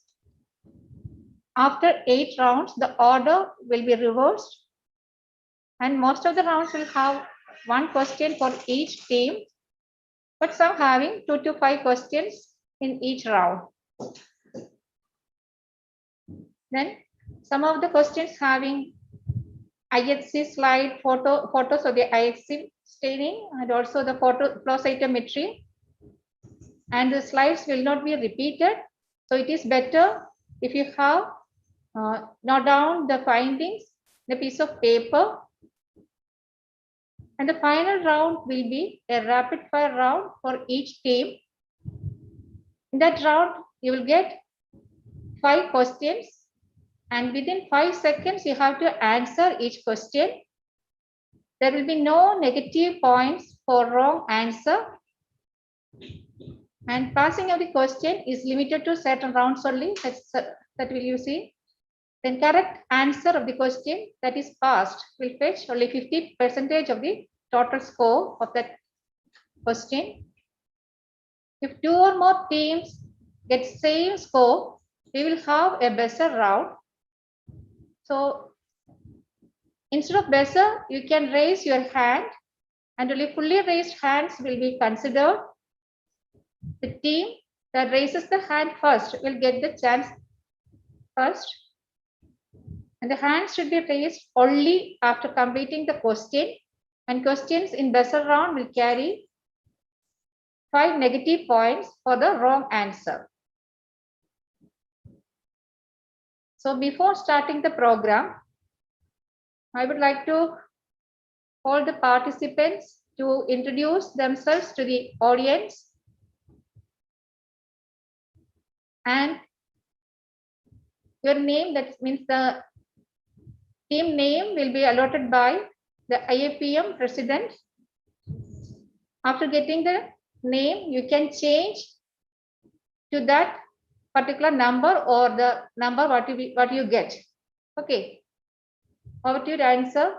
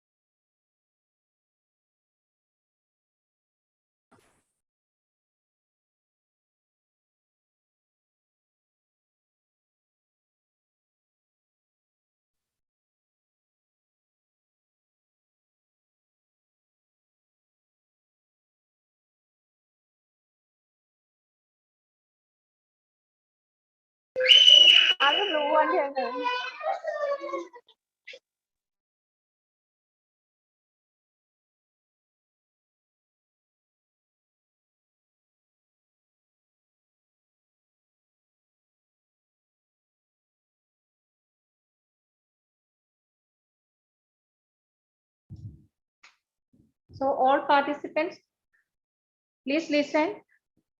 You can change your name as Team A by Trivandrum GMC. Team A, Trivandrum GMC.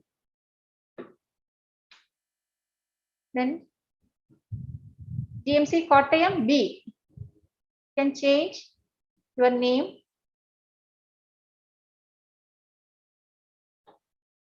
Then Pushpagiri Institute. Where is Pushpagiri Institute? You didn't join?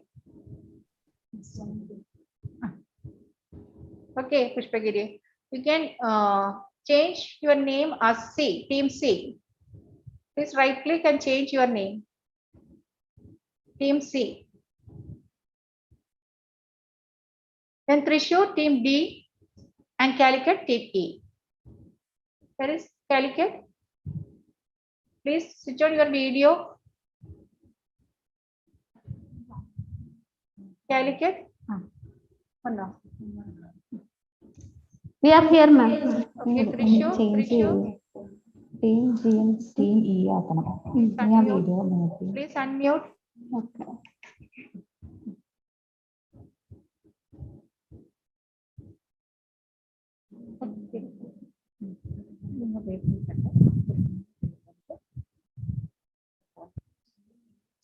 Okay.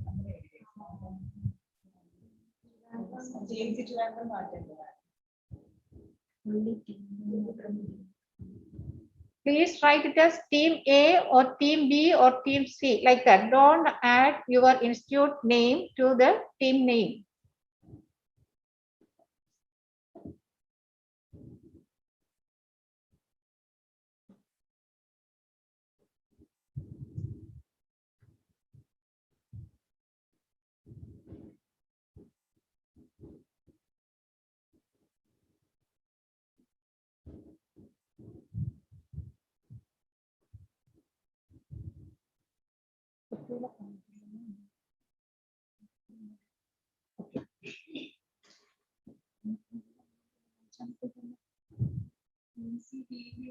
Team C, please switch on your video. Okay, right. You can have a piece of paper and pen. You can write down if you want something. Okay.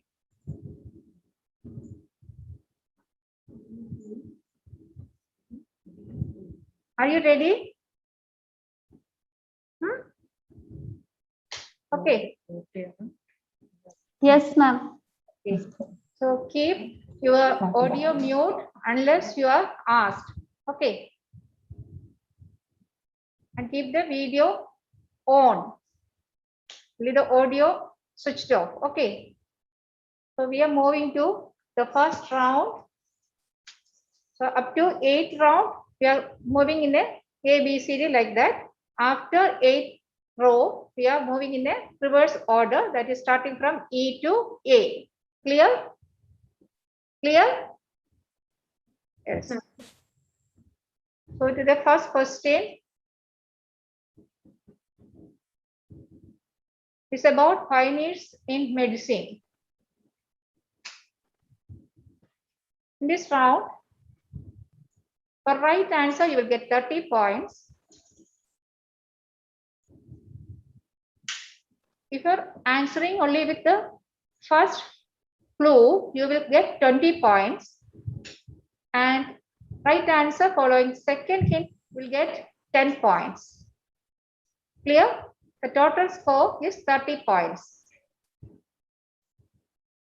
So each team will get one question. Now the chance is for Team A. Team A. Identify the personality. Time starts now.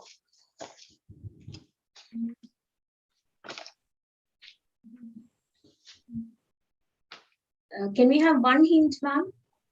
Yeah, I will give.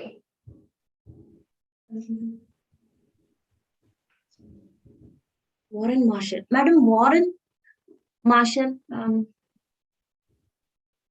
No. Warren. No.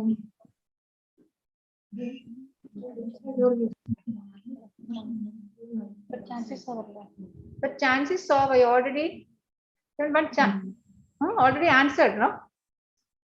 Okay. You can try with the second one, but you will not get the mark. Okay. Warthin, ma'am. Warthin's tumor. Warthin. Okay, Warthin. right. But you will not get the mark. Okay. This Warthin ordered score. Who first introduced the silver staining for demonstration of Trypanemia pallidum, and also identified the Warthin Pigildi giant cell in measles infection. And this parotid tumor is named after him, Warthin tumor. And also started study about the familial cancers that later led to the discovery of Lenz syndrome. Okay. Then moving to the next question, it is to team B. Okay. Team B ready? Is team B? Who is team B, please? Okay. Identify this personality.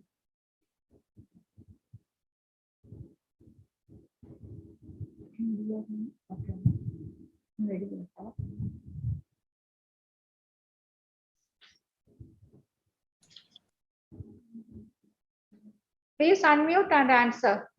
Team B.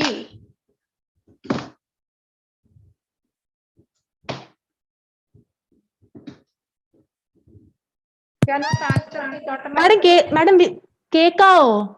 കേക്കാം. ശരി madam. Madam first clue തരാവോ? First clue. Okay. An important book written by him. Second clue, ma'am.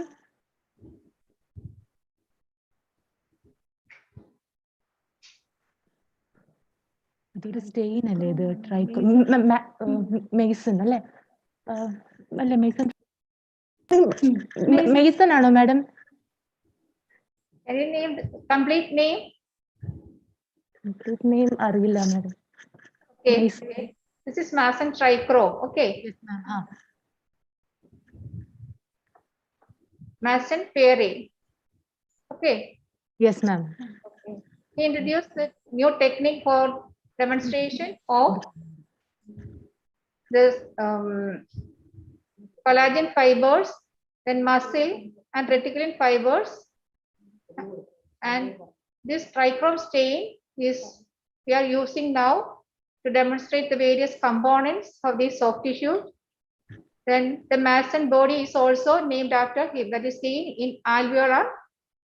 That is the fibrin that is found within the alveoli in organizing pneumonia.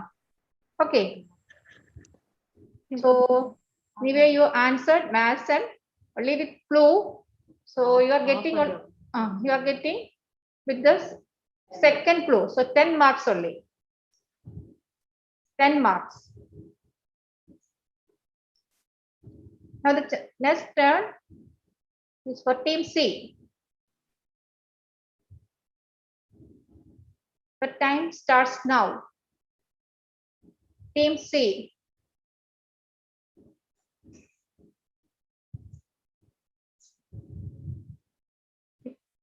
You got the answer? First clue. An important book written by him. Actually, he migrated from Poland during the First World War, and based on the experience he wrote this book during that time. Can we move to the next clue?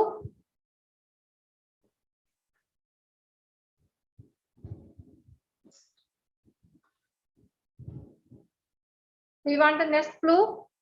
Yes, ma'am. Okay.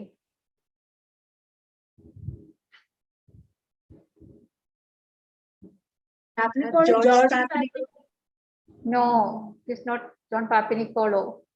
Anyway, this person is a legend in cytopathology. This is the first print of this book. This is the Coase. Leopold G. Coase, legend in the field of cytopathology. Okay. Now moving to the next question. Team D. Identify. Team D.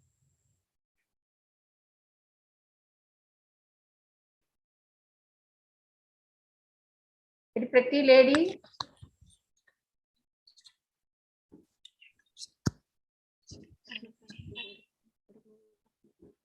Next clue, please. Okay. She wrote one important book. Milk, the indispensable food for children.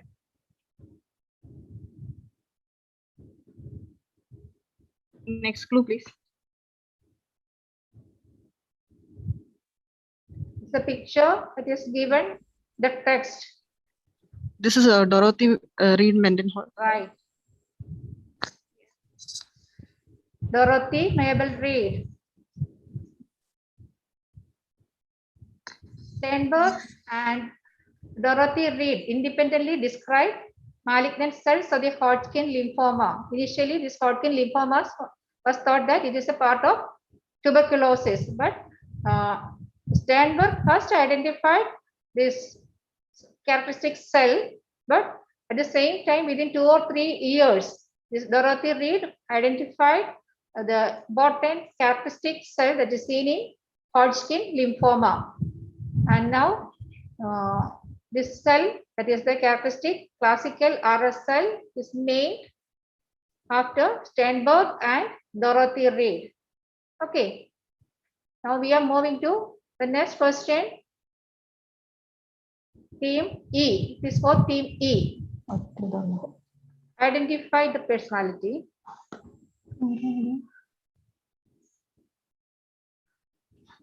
Ma'am, can we have the first clue?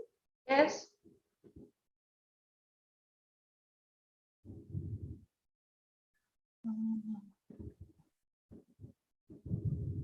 Ma'am, can we have the second clue?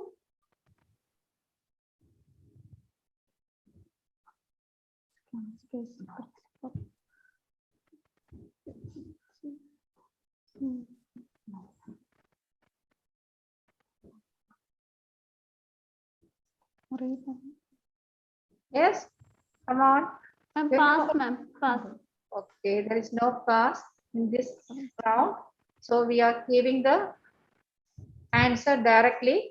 This is the Emanuela Mary Charpentier, who received the Nobel Prize in Chemistry in 2020 for identifying the CRISPR gene editing. All these are given in your Robbins, the first chapter. So read about all these things. Okay. So the first round is over. Now moving to the second round. Okay. So the first group, that is the Team A.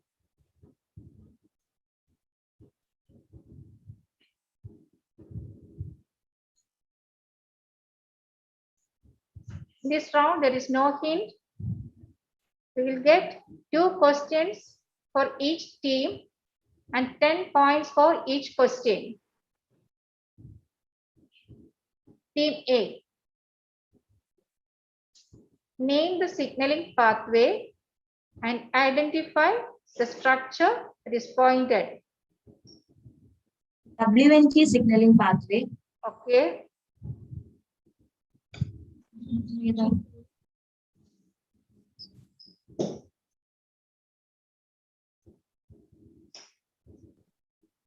So we'll get half mark. Please answer the second also. Just pointed, ma'am. Pointed. Beta catenin. Right.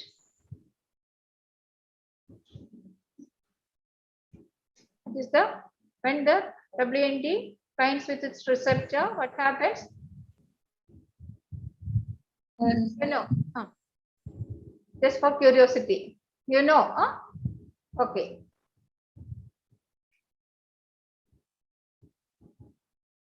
This is the canonical WND pathway. This is the second is the beta catenin. Okay, when the intracytoplasmic beta catenin increases, cell proliferation occurs. Okay. And moving to the question number 7, that is for team B.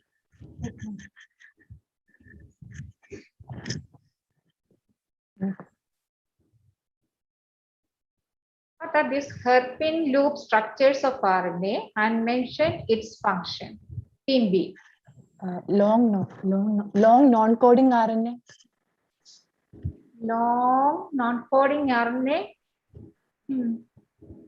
Then what is its function?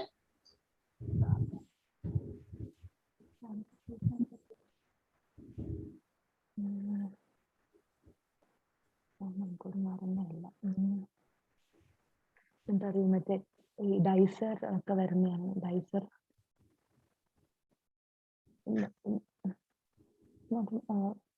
Silencing ആണ് madam Jean silencing ആണ് ചെയ്യുന്നത്.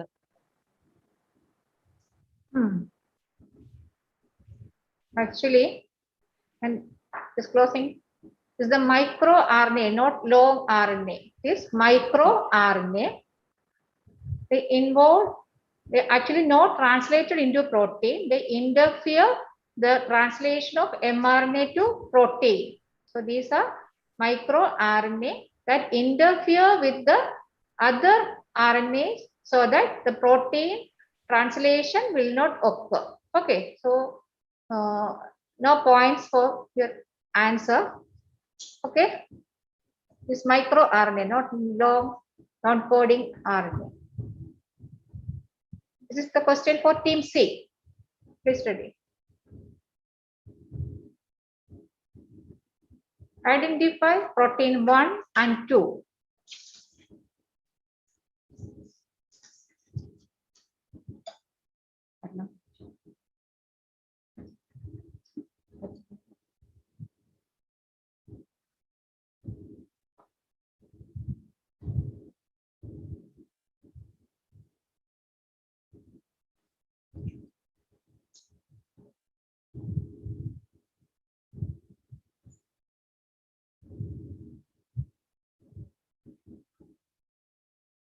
Can answer?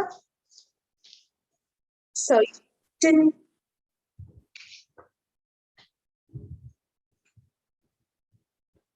C. Team C.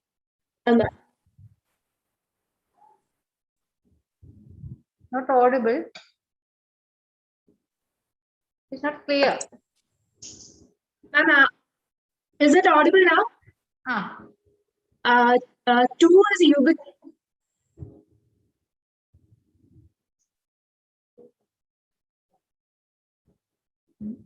Shall I move to the answer? Okay, time up.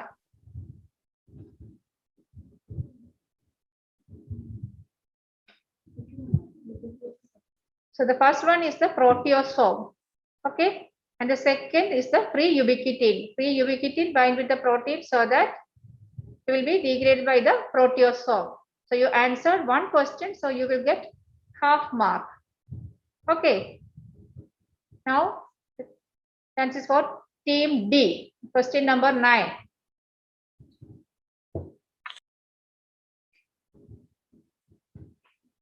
Which is the strongest chemical mediator at this level? That is 1. And identify the strongest endogenous pyrogen. It is activated by the immune cells.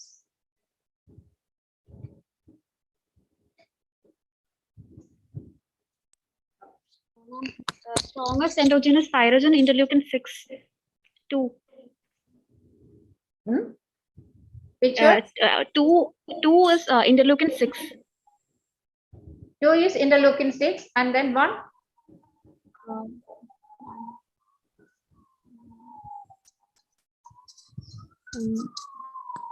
Don't know, ma'am. Okay, moving to the answer.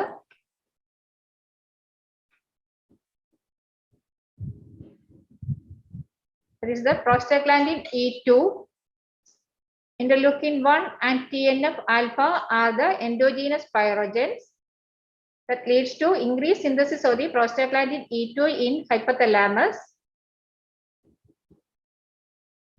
and set the temperature at higher level by the neurotransmitters. Okay, so that is a cause for fever during infection. Next question, team E.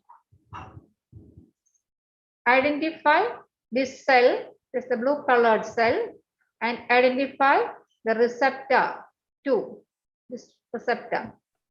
And the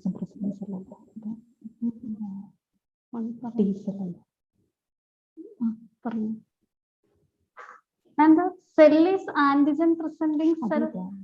One is antigen presenting cell, then two is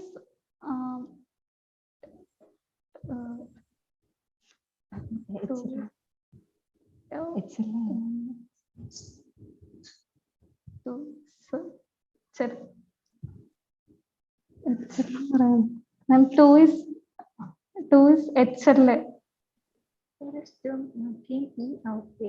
Okay, you answered. Okay, this is antigen presenting cell and this is the HLA. No, you can see the antigen presenting cell here.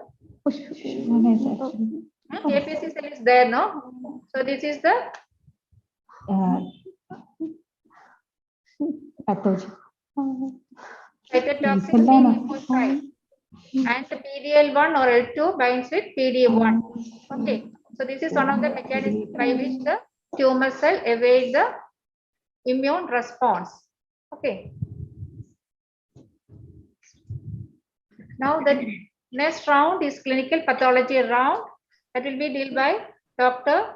Neeta Unnikrishnan, our assistant professor.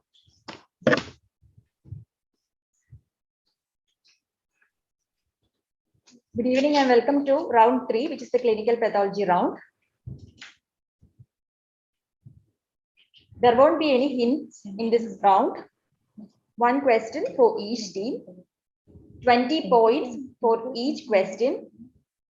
Unanswered question can be passed, which carry 10 points. Okay. Shall we move on to the first question? Question number 11 to team A.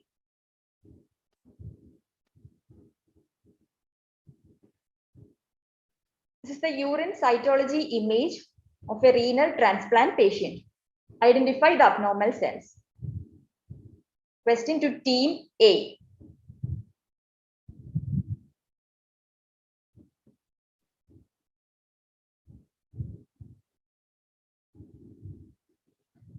Team A.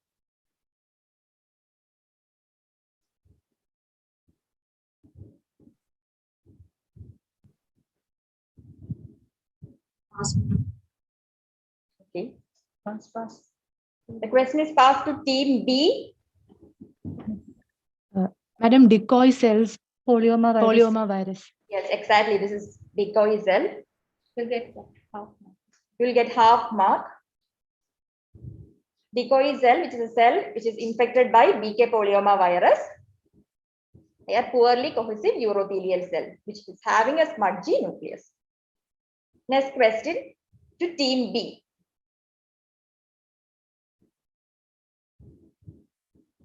This is the pleural fluid cytology of a 21-year-old female presented with arthralgia, low-grade fever, and dyspnea. Identify the cell. Focused. Madam, LE cell. Exactly, this is LE cell. Your answer is correct. You'll get full mark. Okay. Next question to team C. Team C. Yes, sir. Identify the test.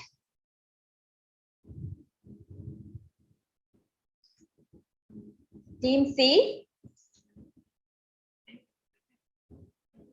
Identify the test shown here.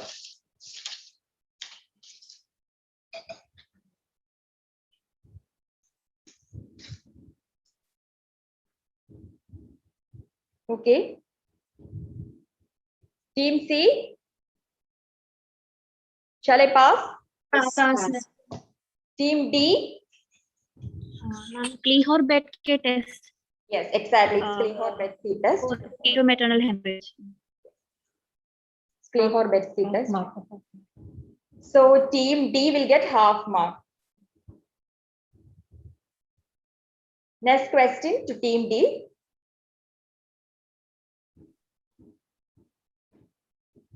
Identify the instrument which is shown here. Question to team D. Identify the instrument.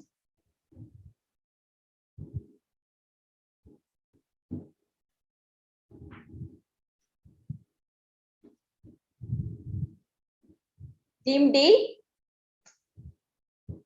Shall I pass? Yes, ma'am. Pass. Okay. Then question to team E. Team E.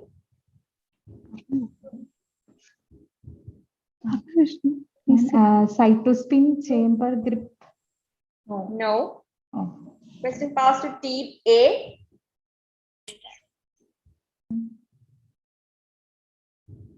Team A. Lock holder and the brush to cut the. No. Team B. Question passed to team B. Miller's eyepiece. No. Question passed to team C.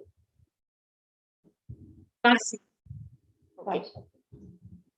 This is Meckler's chamber for doing sperm counting. Okay. It's Meckler's chamber. Last question in clinical pathology round to team E. Which is the ideal blood collecting vial for HbA1c estimation? Which is the ideal blood collecting vial for HbA1c? One ma'am, EDTA. One EDTA tube. Exactly, your answer is correct. You will get full mark. It's the EDTA.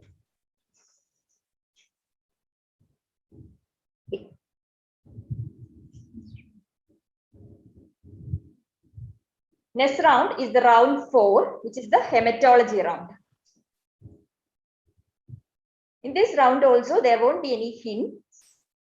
One question for each team, 20 points for each question, and unanswered question can be passed, which carry 10 points. Okay, shall we move on? First question to team A.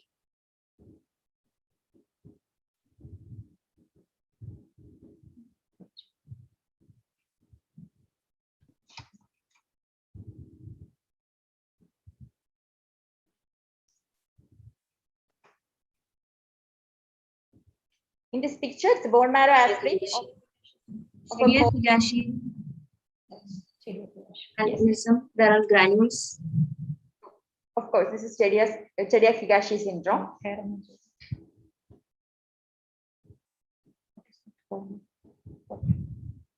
What is it? What's the clinical picture? What is shown in this clinical picture? Can you explain? Albinism. Albinism. This is decreased pigmentation and the Chediak-Higashi granules. So that is Chediak-Higashi syndrome. It's an inherited immune disorder due to the mutation in the LIS gene. Okay. Coming on to the question number 17, team B. Shown here the picture of a boy with developmental delay and recurrent infection. Hemoglobin value is 5 gram per deciliter, and identify the disease. Correlate with the clinical picture and give the diagnosis. Team B.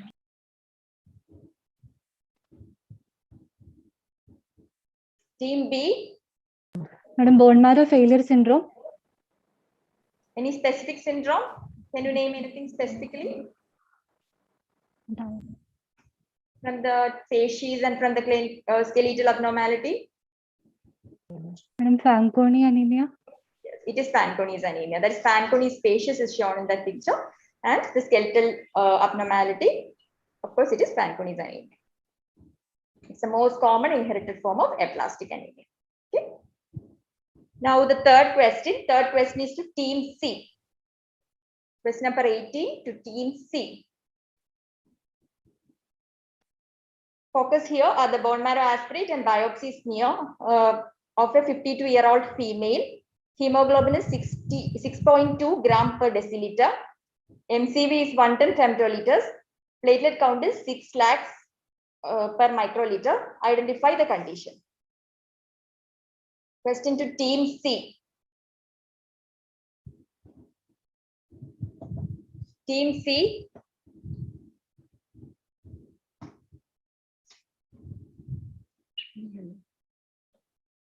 Team C. Essential thrombocythemia. No. Shall I pass? Yes, sir, pass. Question to team D. Question to team D. Yes, it's a case of myelodysplastic syndrome. It's incomplete. Can you complete it? Myelodysplastic syndrome. Can MDS. you categorize it? 5q. Yes. Myelodysplastic syndrome with 5q deletion.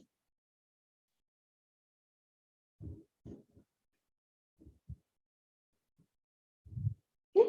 MDS with isolated 5q deletion is the answer. Since it's a female with macrocytosis, erythroid hypoplasia, thrombocytosis were there, and from the smear, hypolobated micromegakaryocyte is evident. So it's a MDS. Next question is to team D. Question number 19. Team D. The case was that of a male, 48 years, with symptoms of extreme asthenia. Hemoglobin was 6 gram per deciliter. MCV 120 femtoliters. You have to identify the condition. Cold agglutinin disease. Yes, this is called agglutinin disease. Your answer is right. Can you say what is this blue thing in the background? That is the protein cold agglutinins or the antibodies. Yeah, it's cryoglobin. It's called agglutinin. Cryoglobin. So that's a case of a cold agglutinin disease. The next question is to team E. Team E. Focus here are the clinical picture as well as the bone marrow images of a child with pancytopenia. Storage disease. Is it like, is it any storage disease? Yes. Anything specifically? From the morphology? Team E. Your answer is correct. Partially correct. No, it's not Gaucher.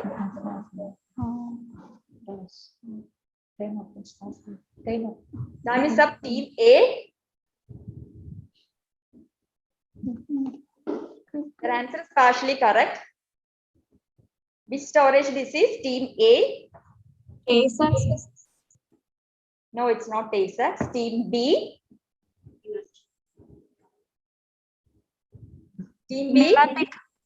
Yeah, it's Niemann-Pick. It's Niemann-Pick disease. So team B will get half points.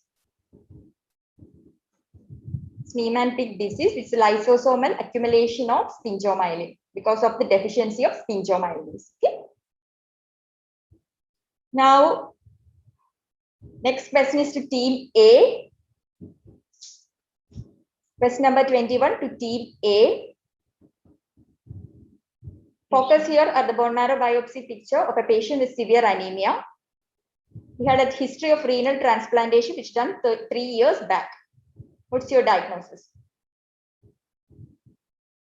Give your diagnosis. Question to team A.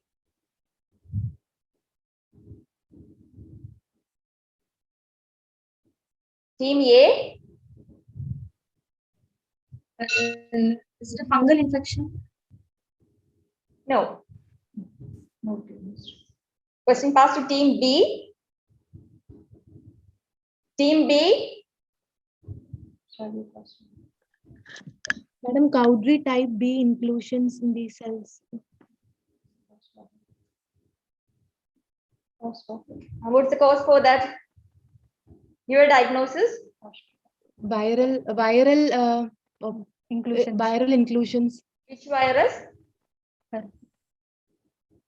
Correlating with the clinical history. Just correlate with the clinical history.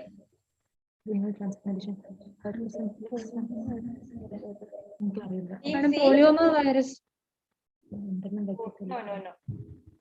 Team C.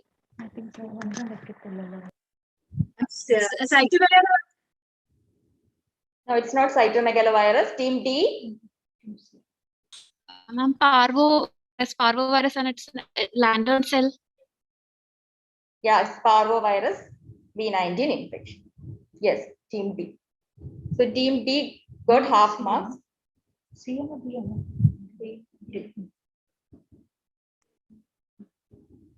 Acute parvo B19 infection. Eosinophilic intranuclear inclusions in erythroblast. Okay. Next question is question number 22 to team B. Given here is the peripheral smear picture showing of a patient with pyrexia of unknown origin. Give your diagnosis. Madam, Maltese cross babesiosis. Yes, this is a case of babesiosis. You will get full marks. Your answer is correct.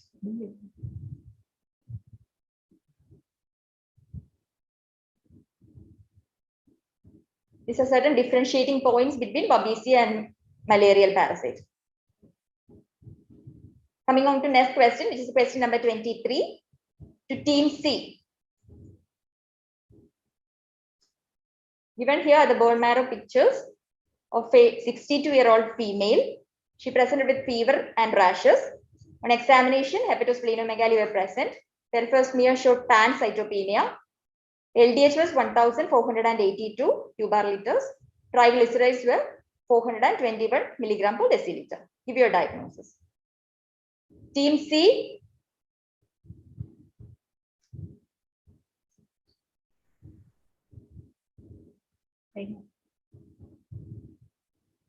Team C.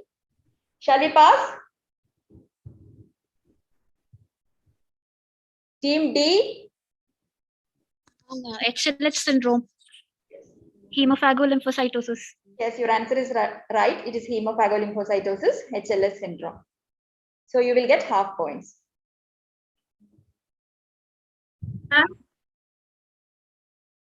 Ma'am? Yes. Ma'am, we answered actually hemophagocytic lymphohistiocytic syndrome. But we didn't hear. Ma'am, are we audible? Are we audible enough? Yes. Now you are audible, but we didn't hear the answer. Said hemophagocytic. You should sit in a place where there is proper internet connection. We didn't hear your answer. No one got here. Okay. So you should have a good internet connection. Then finish. So the other team will get half mark. Okay. Team D. Team D will get half points. Next question to team D, question number 24. Given here the pictures of a female 24 years. She presented with menorrhagia. Correlate and give your diagnosis. Question to team D.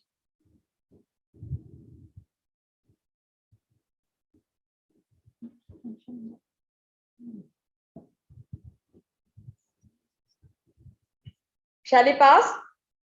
Yes, ma'am. Pass, ma'am. Question to team E.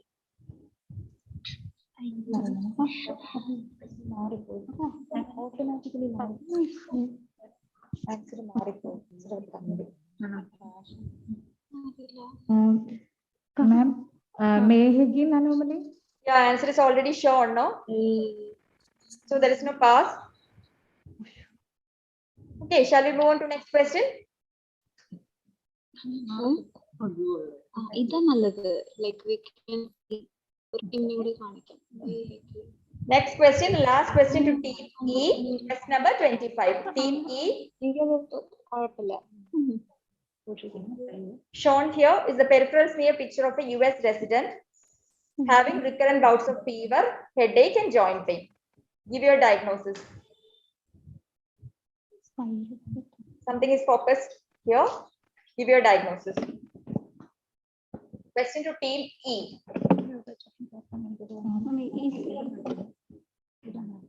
Is it Borrelia? Yeah, absolutely, it's Borrelia. Your answer is correct. So that's all in hematology round. Thank you. The next round is flow cytometry. So, welcome to the flow cytometry round. In this round, there are 5 questions, 1 question for each team. No clues will be given to you, but from the 2 pictures available, you can give a diagnosis. You have to give your diagnosis and interpretation of the diagnosis. Okay, shall we move on to the question? First question, question number 26 to team A. 36 male with severe fatigue.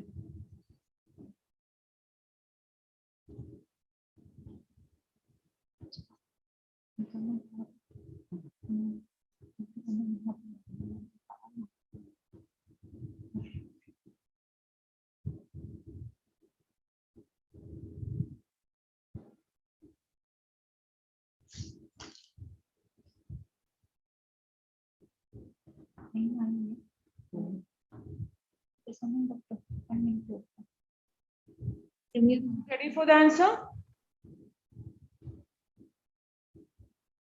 Aplastic anemia.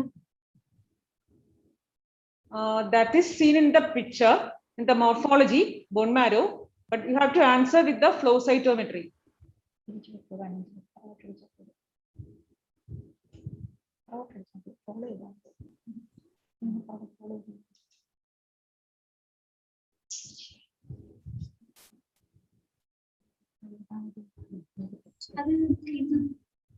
Hello? Yes? Madam, flare, there is positivity. That is flow cytometry aerolysine.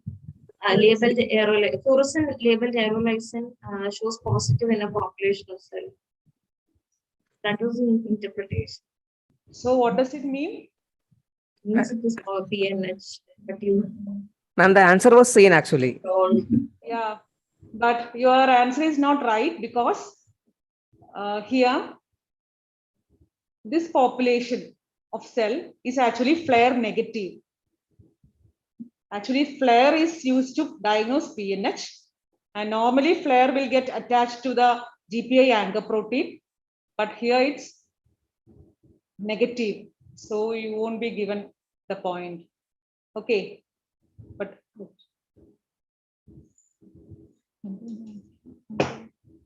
so the answer is actually PNH, but your interpretation is wrong. Okay.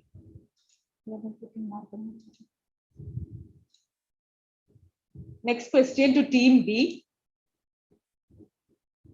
Male 70 years.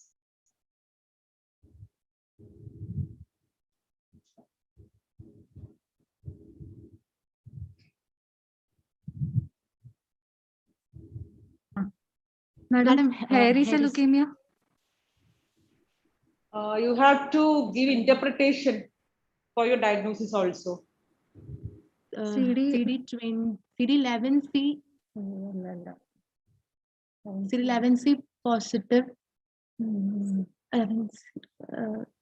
Madam, the population marked blue is CD20 positive and CD25 positive, and it is negative for also positive for 11C. 103 and 103 negative. 103 also positive. All these 4 are positive. Hairy cell leukemia, madam. Could you say once more? Madam, all 4 markers are positive. CD The population marked in blue is CD103 positive, CD25 positive, CD11C positive, and CD20 positive. And the bone Is it correlating with the bone marrow? Madam, fibros cellular, hypocellular. Yeah. So Hypocellular bone marrow. Bone marrow is a hypocellular marrow. It's suggestive of a hypocellular hairy cell leukemia. Flow cytometry showing co-expression for CD11C and CD20, and also co-expression for CD25 and 103. So it's hairy cell leukemia. Okay.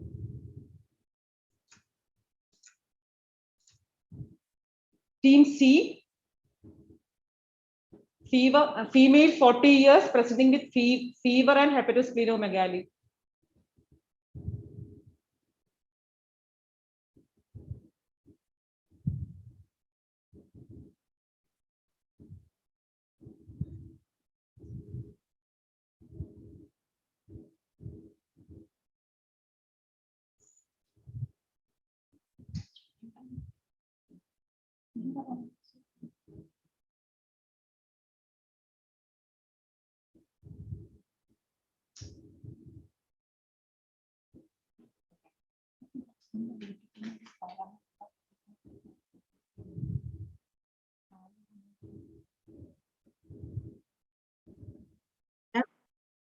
Yes. So answer please. Team C. Can you hear us? Yeah. Atypical lymphoid cells. Okay. Which are positive for CD45, CD2, CD56, and TIA1. So what is your diagnosis?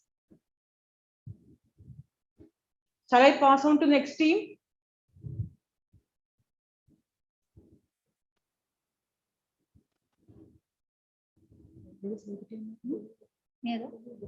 Team D.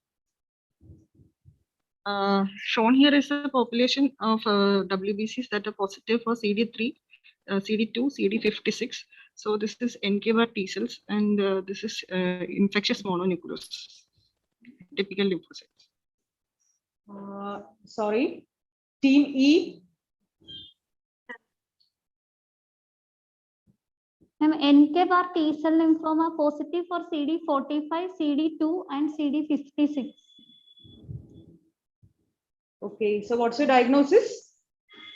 T cell bar, NK bar T cell lymphoma or leukemia. Why it is T cell? It is CD2 positive, ma'am. What about CD3? CD3. I'll give you the mark. Actually, the morphology of the cells is similar to that of a large granular lymphocytes. And so these are NK cells. The gated cells are actually CD45 cells, which shows strong. The gated CD45 cells show strong positivity for CD56 and TIA1, and also is positive for CD2, but they are not positive for surface CD2. So it's aggressive NK cell leukemia. Okay, you'll be given marks. Okay. Half marks. Okay. Question number 29 to Team D. 7-year-old boy with mucocutaneous bleeding.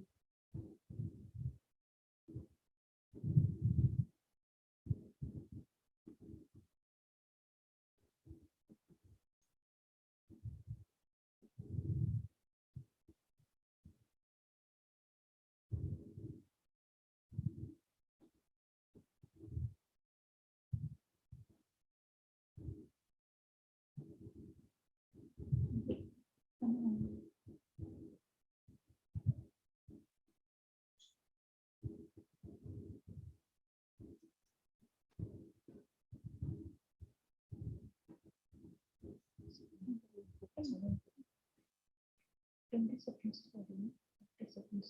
you answer?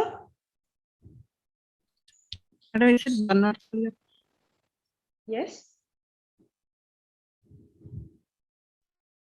Couldn't hear. There is, hello. Hello. Hello. Yes, ma'am. Is it Bernard Solier? Why? There is absence of aggregation with ADP. And 42 B.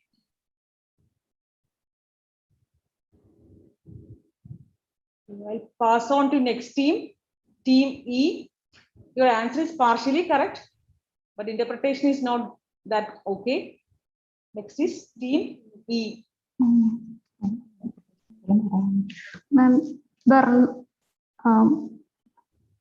pass. Pass, ma'am, pass. Team A. Madam, in the first diagram, with ristocetin, the diagnosis is Klansman thrombocythemia.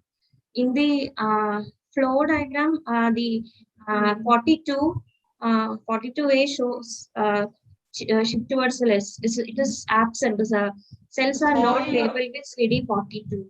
I'm sorry, your answer is wrong. Next team, team B. Madam, there is no correction with of platelet function with ristocetin. Condition is Bernard Solier. 1D. So if you don't get correction with, if you don't get aggregation with ristocetin, are you sure it is Bernard Solier? What about the flow cytometry? It can be either von Willebrand disease or Bernard Solier. But in case of flow cytometry, the 42B and 42A are low. So it is Bernard Solier. Okay, you will get half marks. Team C also gets half mark for team C. Sorry, team D. Team D. 50-50. So here, the light transmission aggregometry shows absence of aggregation to ristocetin. It is suggestive of von Willebrand disease or Bernard Solier, but there is reduced expression of CD42A and 42B, suggestive of Bernard Solier. Team E. Next question to you. 32-year-old male with fever and lymphadenopathy. Ma'am, the flow picture is not clear, ma'am. You can see it. You can bring your laptop to near you.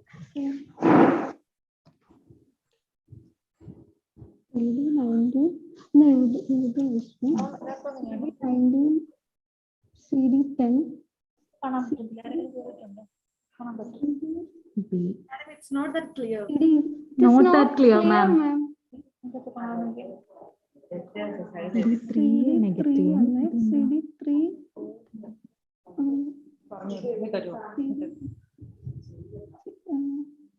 CD11. We can't read the. Actually, I'll tell you. The first one, the first scatter plot shows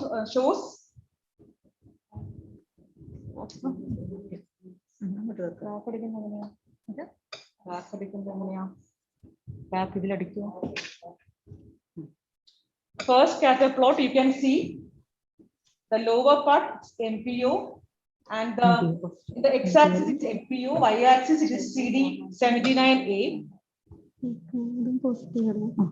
Second scatter plot showing x-axis CD19, y-axis it is Y-axis is CD19 and CD79A. CD10, sorry, it is CD10.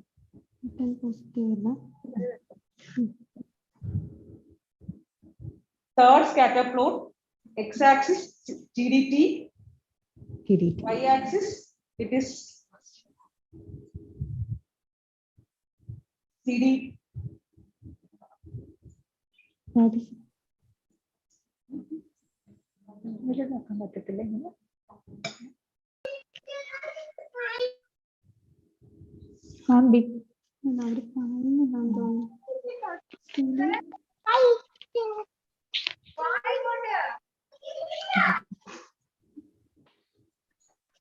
X-axis in the third floor, X-axis it is TDT and Y-axis is CD3. And in the fourth one, X-axis CD34, Y-axis.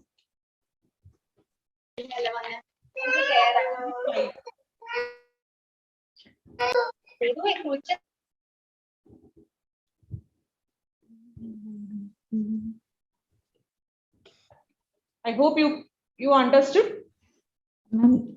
Last CD34 and Y-axis, last plot Y-axis, ma'am. CD5.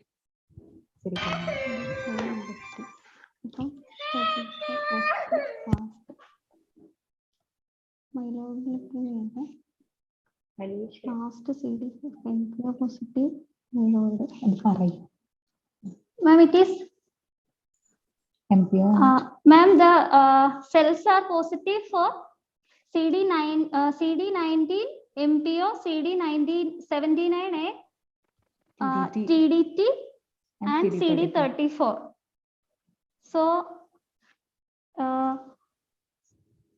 TDT positive on plastic. Myeloid markers positive. And it acute myeloid. Ma'am, it is acute myeloid leukemia.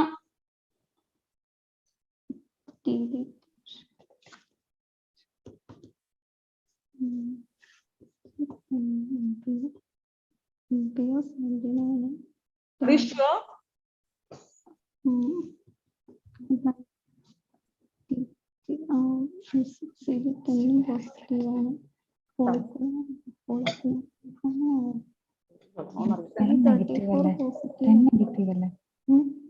Then positive.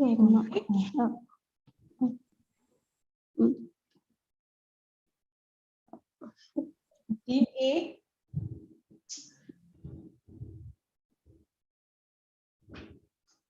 Shall I pass to next team? Team A. Why phenotypic leukemia? MPO. To be more specific. MPO positive. 34 is positive. TDT is positive. Even common T cell antigen is also positive. So myeloid bar T cell. Myeloid bar.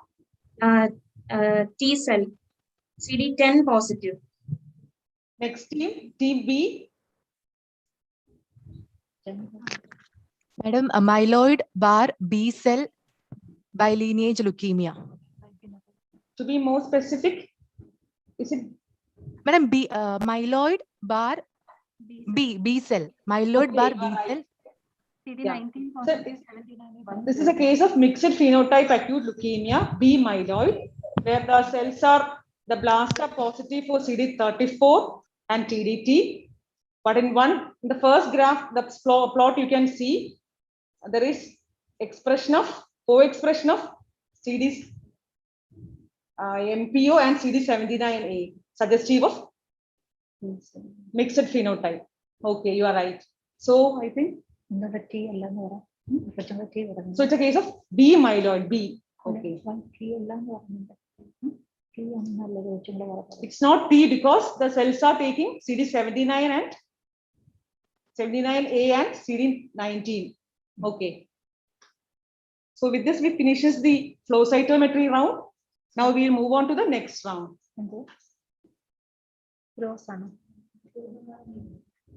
So the next round is cytology round. Here, there is no passing of questions. 1 question for each team and 10 points for each question. There are 5 questions in this round. Okay. So for first question to team A, question 31. Bronchial wash cytology of a 30-year-old female with prolonged fever and cough.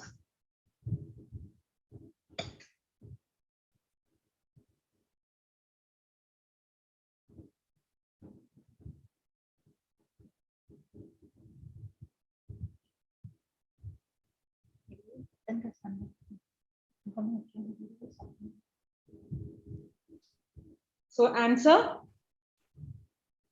GMS, there's broad-based separations in the fungus. So what is the diagnosis?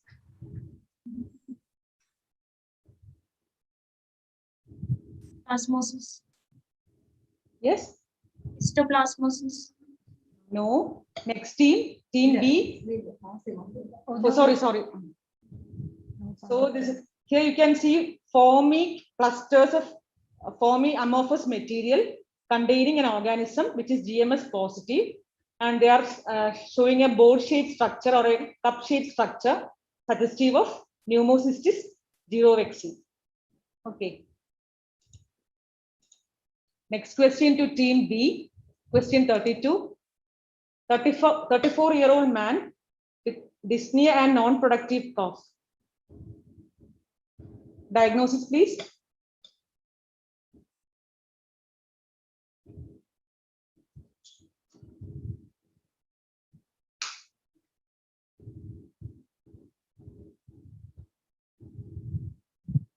No, sir.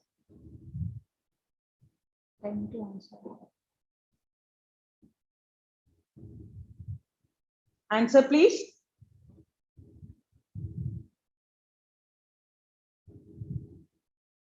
Team B and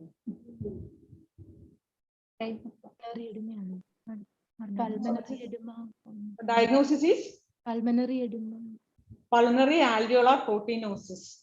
Here you are seeing a milky colored fluid in which you can see globules, pink eosinophilic globules on PA stain. This is characteristic of pulmonary alveolar proteinosis. Next question to team C. Question 33. Female 28 years with swelling front of neck.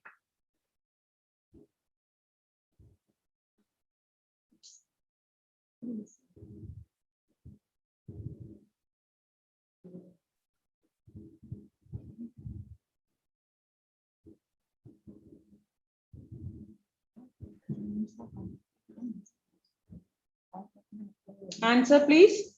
Thyroid. Okay, why? Spindle population causes malignancy. Amorphous. You're not audible. Spindle-shaped cells. And the amorphous amyloid deposits. Okay. Amorphous amyloid deposits. Okay, you get full marks.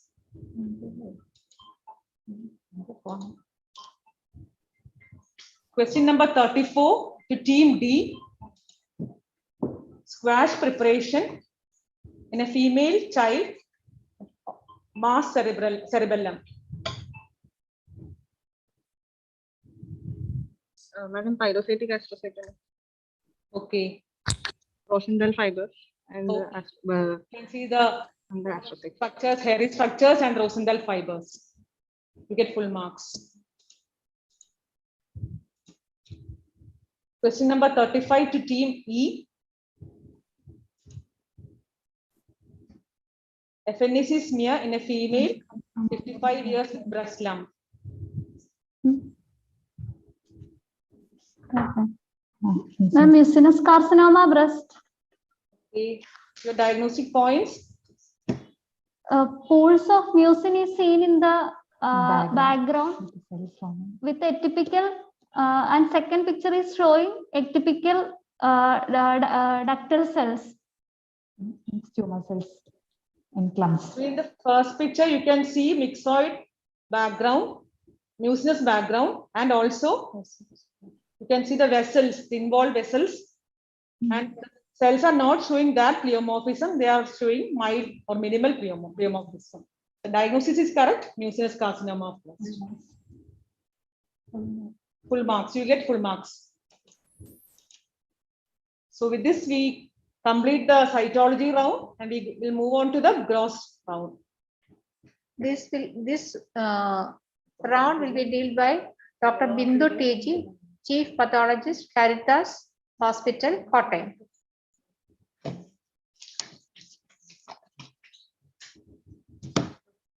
Good evening. So in the gross morphology, there is no pass of questions. You have to look carefully into the photographs and try to identify any normal organ or normal structure there and answer. There is no pass. Okay. First question to team A.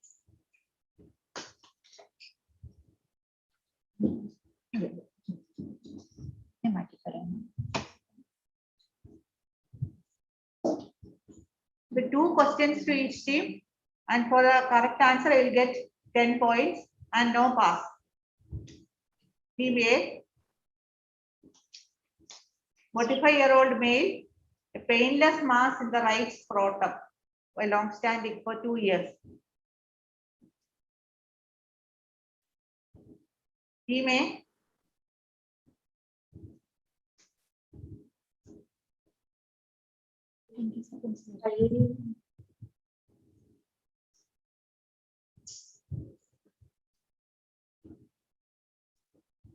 East India assessment. No. Time over. Time over. Say, you can see the nodules, no? The calcified chalky material, the answer is, you can see the chalky material there. It's nodules. So it is the common condition, scrotal calcinosis. Next to team B. Are you ready? Look Yes, the picture carefully. We'll have only 20 seconds. It's a spotter.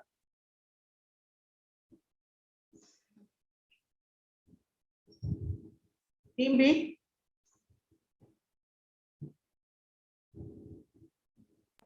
Madam, spleen. Gant, G-A-N-T.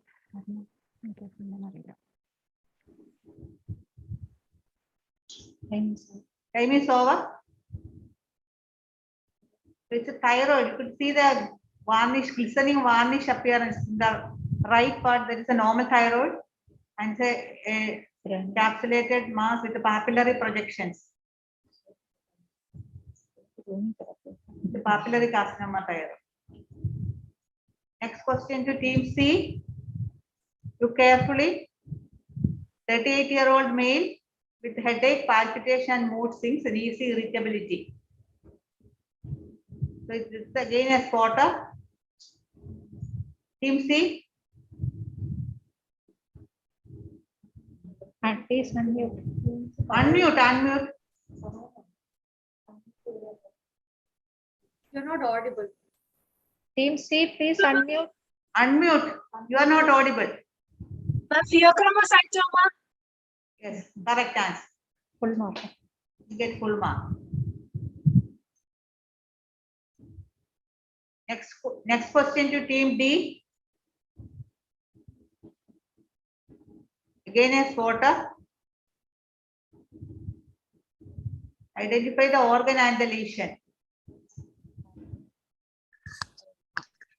Madam, this is kidney, chromophore, RCC bar, oncocytoma.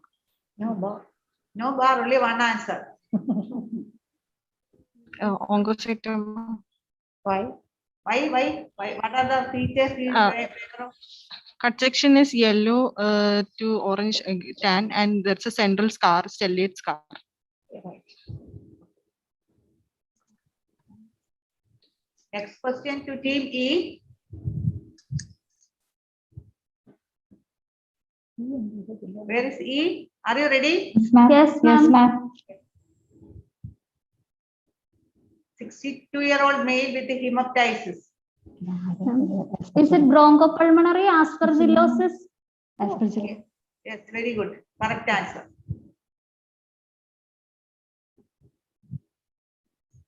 Next to team A, the second round.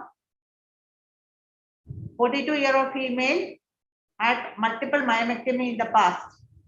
Now the identify and diagnose.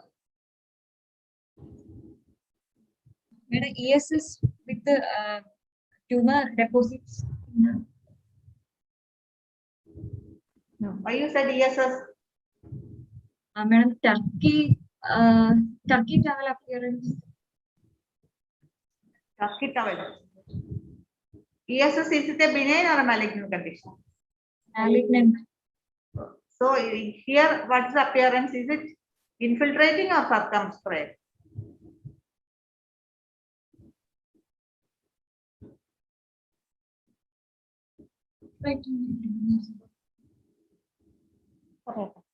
So the answer is disseminated peritoneal leiomyomatosis. The hysterectomy showing multiple leiomyoma. They are all nodules in the uterus and the same nodules in the peritoneum, myomendole. Next question to team B. No history.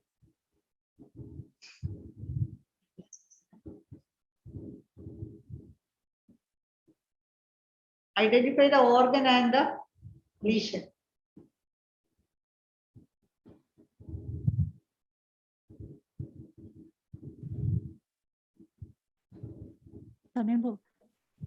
Salivary gland. This much large salivary gland. Pancreas.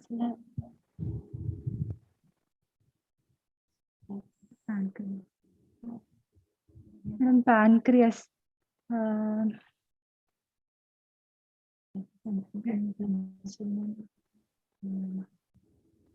Neuroendocrine tumor pancreas. Neuroendocrine tumor pancreas. No, that's wrong answer. The correct answer is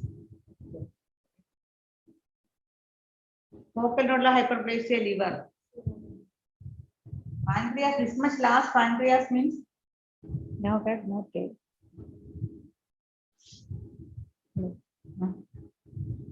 Okay, next to team C.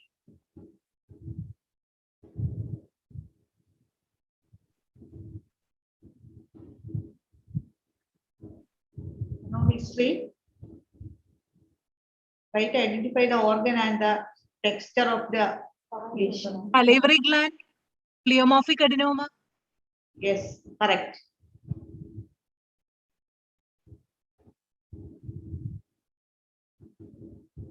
D, get the next question. 60-year-old postmenopausal lady with bleeding.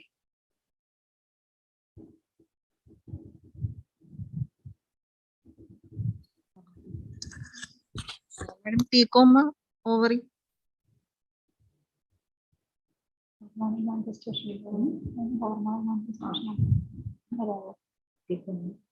Yellowish cut section, Lymphoma. Lymphoma, what is, can you spell that? Lymphoma. T-H-E. Lymphoma. Okay. T-H-E. Okay. Actually, it's a fibrothecoma. You can see more of a fibrous whitish appearance already along with yellowish, so it is a fibrothecoma. Last question to questions. Last question to team E. Again a spotter. Ma'am, seminoma testis. Yes. Gray white with lobulated mass. Okay. Correct. So here ends the gross pathology section. I will go to the histopathology techniques. Next round. Are you ready? So here,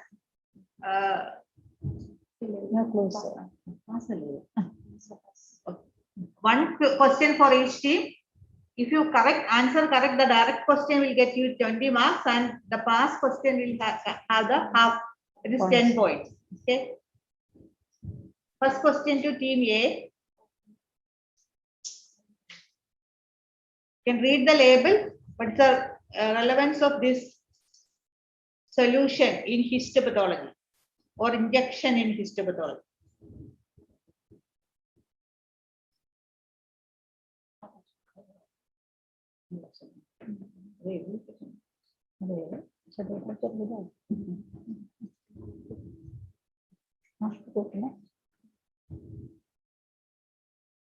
So your time is over. Will definitely pass. Okay.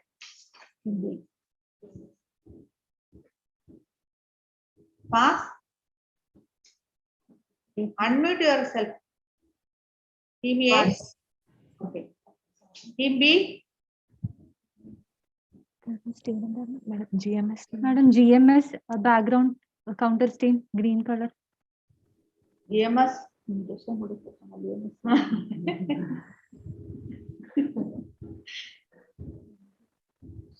You suspect background. A fungal infection, you give injection.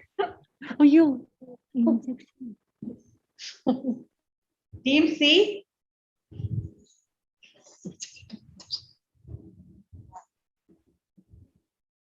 Team C. You are not audible. Something wrong with your audio. Your audio is not working. What about others? Can you hear the team C answering? No. See, it's not our problem, your problem. 1 second, why don't you write it on the chat box?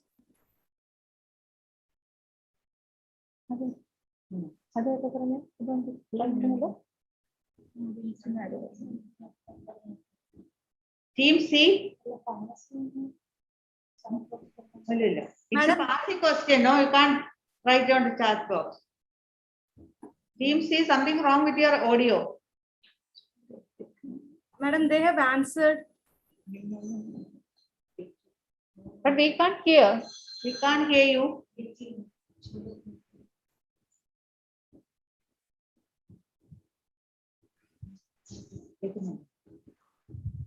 Next. If somebody has Sentinel node biopsy, madam. Okay. Who answered that? Team C. Team C. Okay. You'll get half mark. So it is isocyanate green for injection. That's why detection of fluorescent detection of sentinel node. Okay.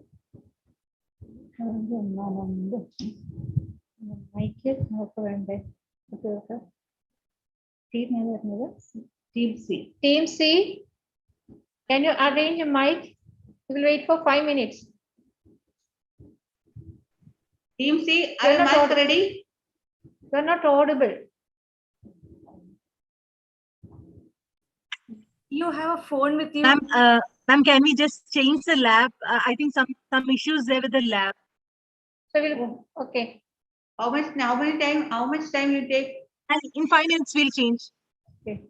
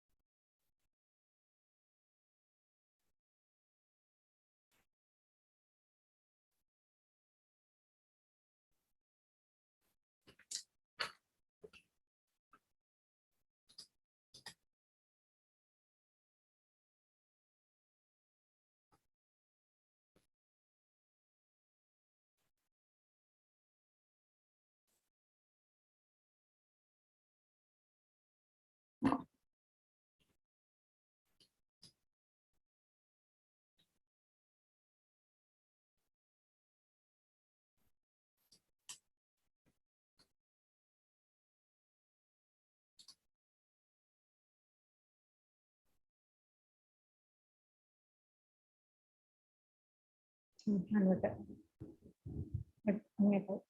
C, are you ready now?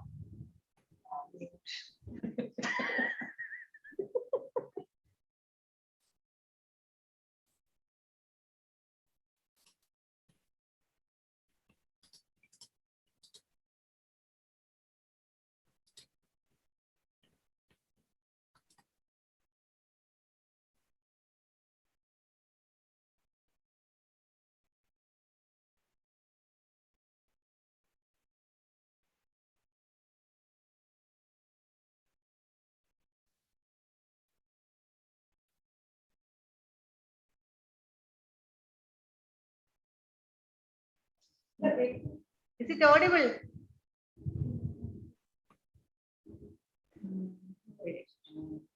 Other team, can you hear team C sound? No. ഇതിന്റെ charge കഴിഞ്ഞു കേട്ടോ. ഏതിന്റെ? ഇതിന്റെ ബ്ലൂടൂത്തിന്റെ charge പോയി.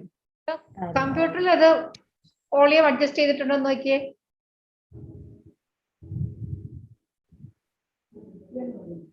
ഇടയ്ക്കിടയ്ക്ക് കേൾക്കുന്നുണ്ടായിരുന്നു പക്ഷെ. What happened to your standby laptop?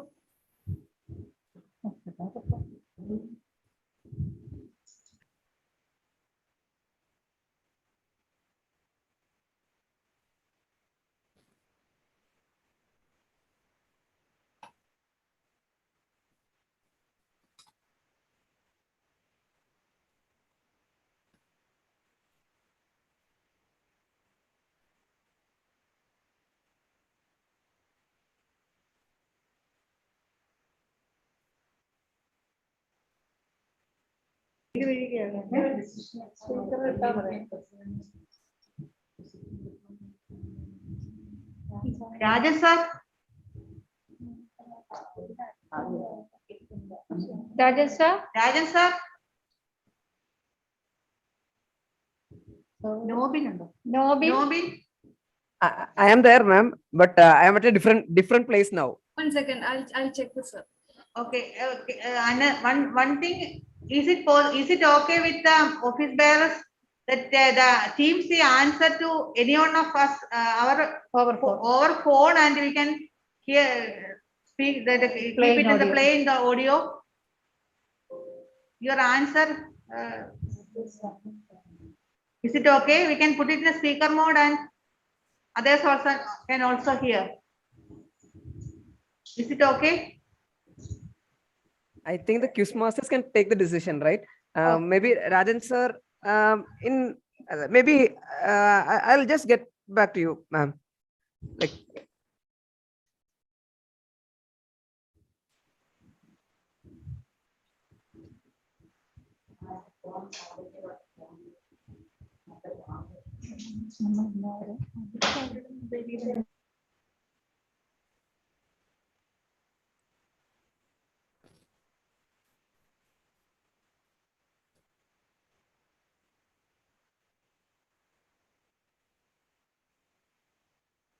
Team C,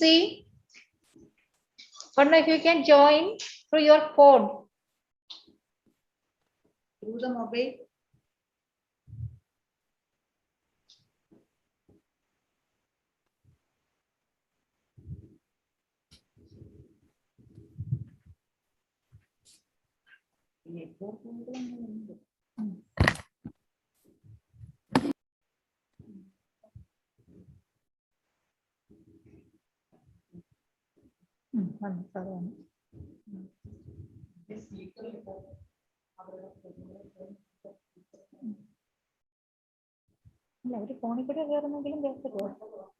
hello. Sir ഇത് ഒരു ടീമിന് അവർക്ക് ഓഡിയോ പ്രോബ്ലം ആണെന്ന് തോന്നുന്നു, കേൾക്കുന്നില്ല അവർ പറയുന്നൊന്നും. If you permit, നിങ്ങൾ ഡിസിഷൻ എടുത്തോളൂ, കാരണം അവർ ഫോൺ വഴിയോ എന്തെങ്കിലും. നമ്മളിപ്പോ അവരോട് ആവശ്യപ്പെട്ടു, ഫോണിൽ കൂടെ സംസാരിക്കാനായിട്ട് കൊടുത്തു. Okay.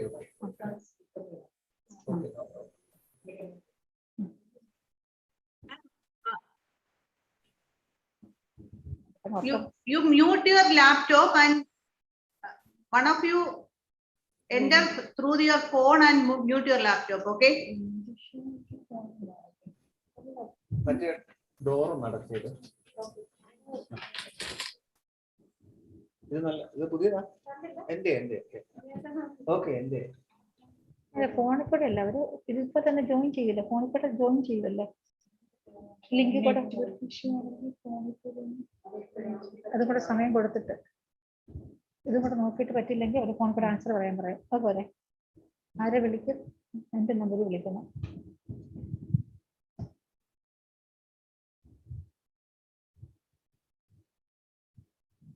ഇത്ര സമയം കൊണ്ട് എത്തുന്നത് എല്ലാവരും നടത്തുകയാണ് 93 participants ഇല്ല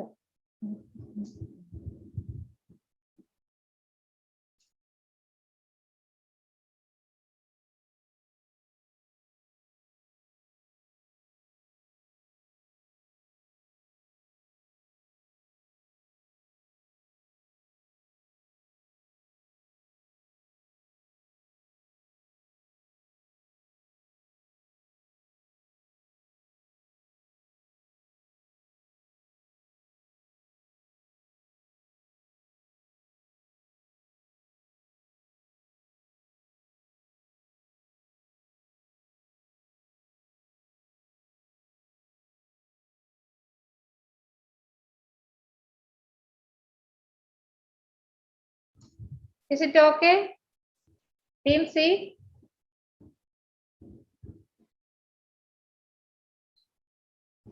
Is it okay?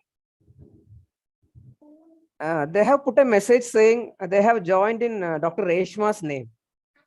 Ma'am, we have joined on this phone, Team C, Dr. Reshma M. That is the message in the chat box. Chat box നമുക്ക് പറ്റുമോ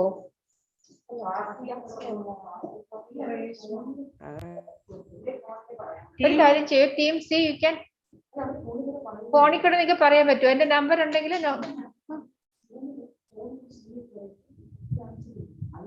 അത് പറ്റുന്നില്ല അതൊക്കെ പറ്റുന്നില്ല അപ്പൊ ടീം സി ആയിട്ടല്ലേ വേറെ ആളായിട്ടാ കയറുന്നത്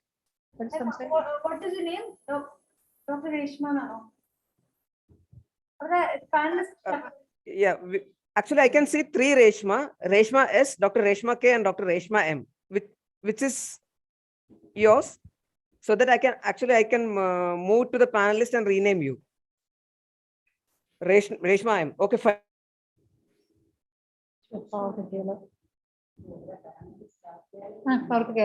Reshma M has been promoted to panelist. Can be renamed, I think.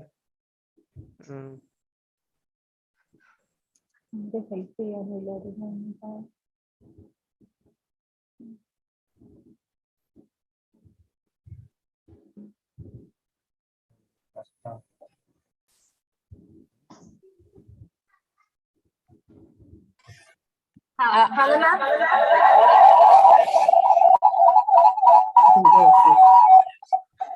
You need to sign out from the other one. Yes, ma'am. Okay.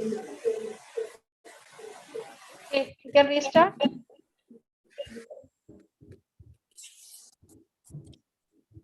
Team C. Yes, ma'am. Okay. Continue. Oh, that is over. I have renamed them as Team C New. Okay. Team C New. I have renamed them as Team C New. Okay. Dr. Reshma is now Team C New. Okay. The next question.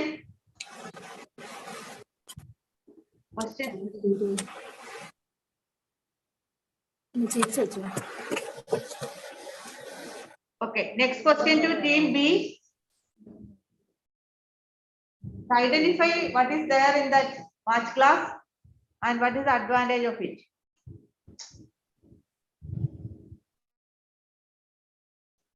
Team B. Madam, albumin pellets ano? Albumin pellets. What is the advantage of that? Adhesive. Slide adhesive.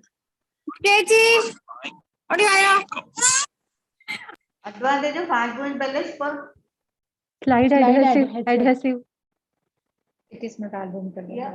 Do you see pellets like this in your lab? Wax, madam, wax. The chance is over. Over. Next.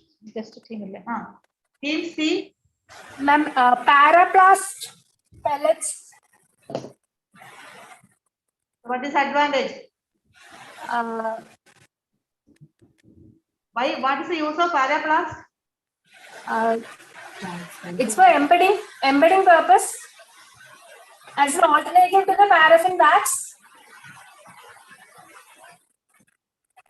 No, the answer is wrong. Team D.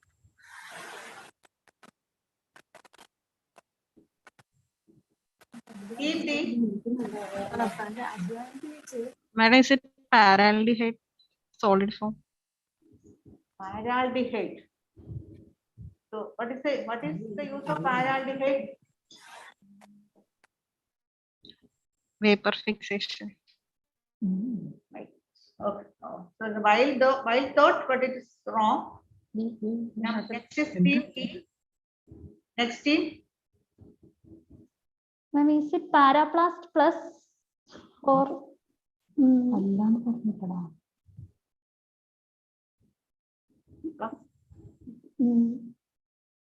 that's wrong answer. Team A. Wax pellets there, better storage and easy to handle. Yes, it's a wax, usual paraffin wax, not paraplast. So the team A will get half mark.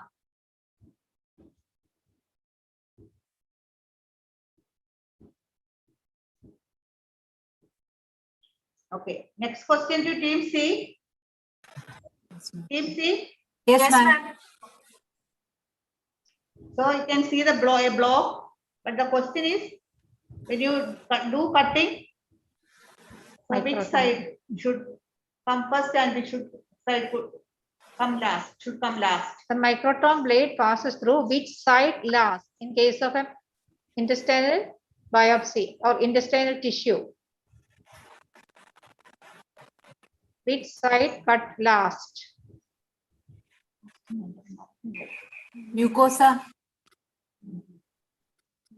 Yes, correct. Why? Any reason for that? If the serosa is, the tissue is more thicker in the serosal aspect when compared to the mucosa. If we cut through the mucosa first, mucosa will get it will get detached. Partially correct, okay. Team C get full mark. Team D, next question. I think you can read the label, the name of the chemical, and the question is, what's the use of this chemical related to IHC or immunohistochemistry?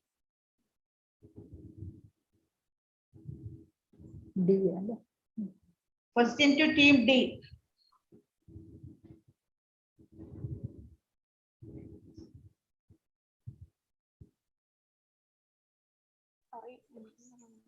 Madam, it is a primary thing in IHC. Pardon? Primary state. No. So wrong. Next team E. Ma'am, is it buffer? Team E, buffer for what? Buffer for primary antibody. Primary antibody buffer. Okay. Not. But you can read the name. Dibasic sodium phosphate. Okay. So that the answer is wrong. Buffer is okay, but not for primary antibodies. Next team A.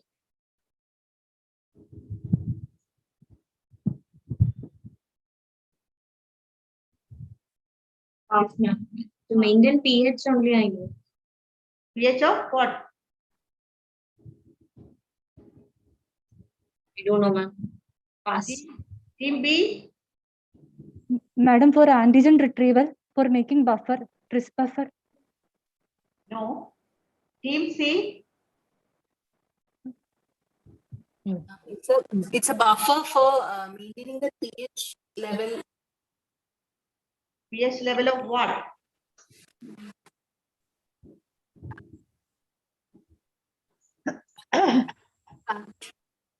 Pass. Okay. So the correct answer is actually it's the preparation of formalin in fixation. Actually, it is not directly connected to IHC staining, but you are all discussing about IHC staining. Why? Because the quality of IHC stain depends on the pH of the fixative. Okay, so when you want to get a good stain, you should fix the tissue in 10% neutral buffered formalin. Okay, so next question, last question to team E.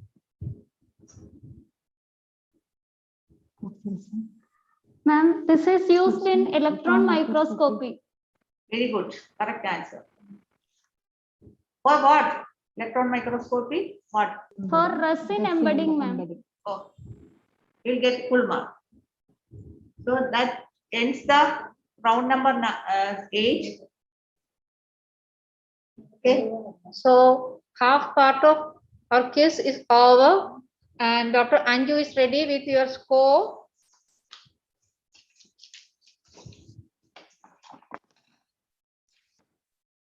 Team A got 50 points, Team B 130 points, Team C 70 points, Team D 110, and Team E 100. Okay. The next round is histomorphology round, and this round will be led by Dr. Aparna, Chief Pathologist, Bharat Hospital, Kottayam. Welcome to round 9, purely based on histomorphology. From this round onwards, we'll be asking the questions in reverse order. That's first question will go to team E. The rules in this round are there will be no hints, one question for each team, and 20 points will be awarded to each question. Unanswered question will be passed to the next team, and it carries 10 marks each. Question number 51. The question is to team E. It's a case of 42-year-old male presenting with painless mass type. What's the diagnosis? Team E.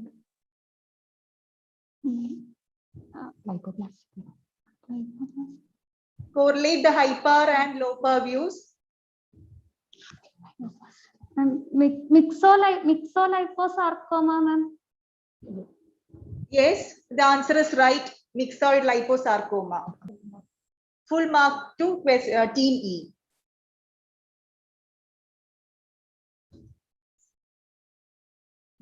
Next is question number 52 to team B.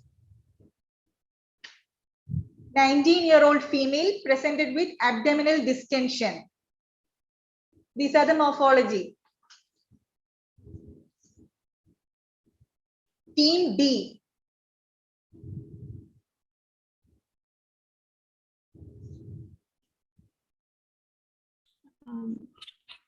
Yolk sac tumor. Yes, the answer is right. It's yolk sac tumor.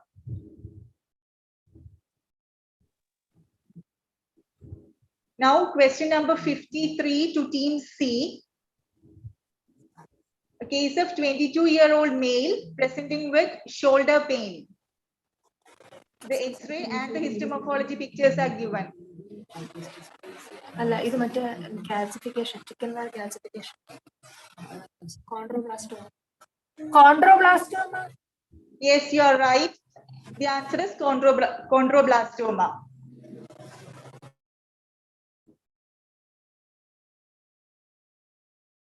Now, question number 54 to team B.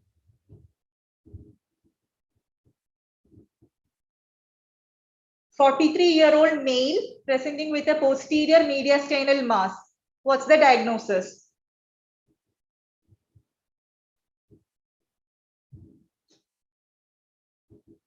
Madam, ganglioneuroma. Yes, you're right. The answer is ganglioneuroma.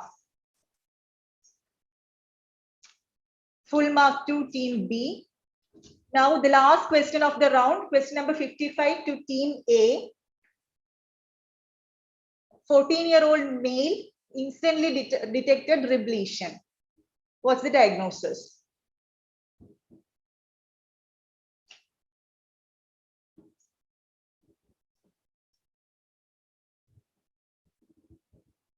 Team A. Non-ossifying fibroma. No. Correlate with the X-ray picture.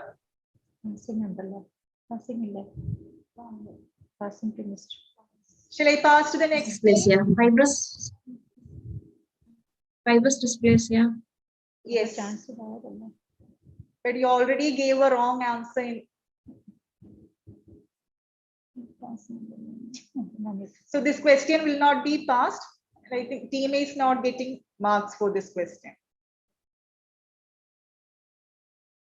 So that's all for round 9. I think all of you have done well in this round. Next is round 10, immunofluorescence, based on immunofluorescence study. It will be conducted by Dr. Deepa.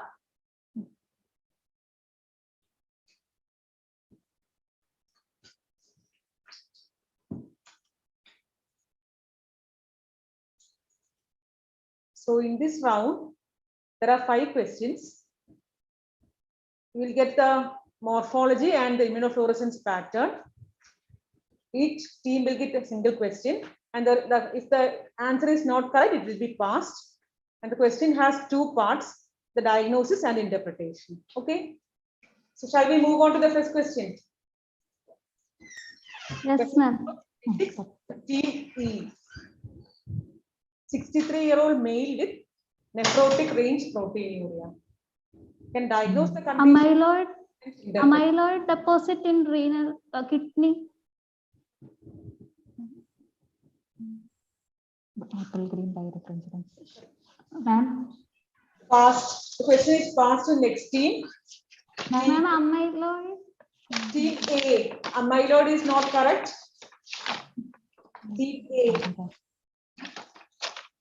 Team A or team D. Team D. Okay. Team D. The question passes to team D.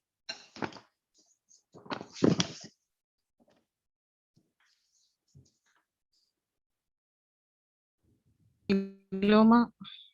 Yes. Immunoglobulin deposit, myeloma, kidney. Could you specify more? There is the proteins are. What is the lesion seen here?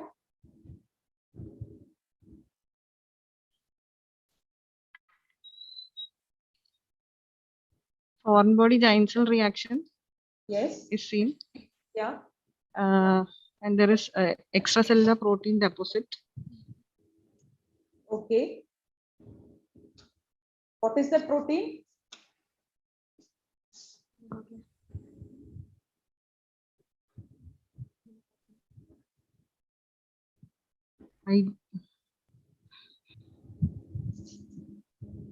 So the next team.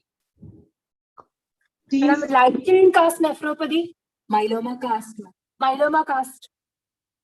Yes, the answer is correct. Could you please interpret the findings that you saw? It was a myeloma cast. It was seen on the histopathology unit. Yes. And immunofluorescence was showing light chain restriction, lambda. That deposits lambda restricted. So this is a case of myeloma cast nephropathy. You can also call it myeloma kidney. But so first team.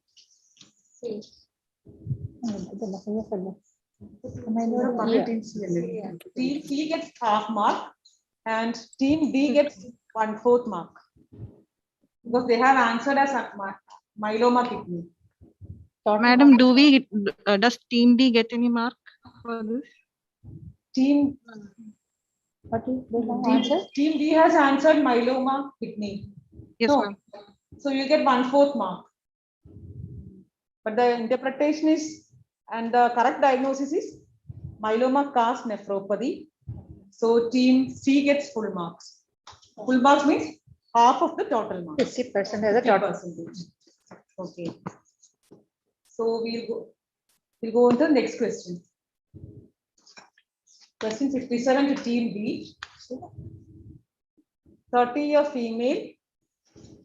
You can diagnose this condition with proper interpretation.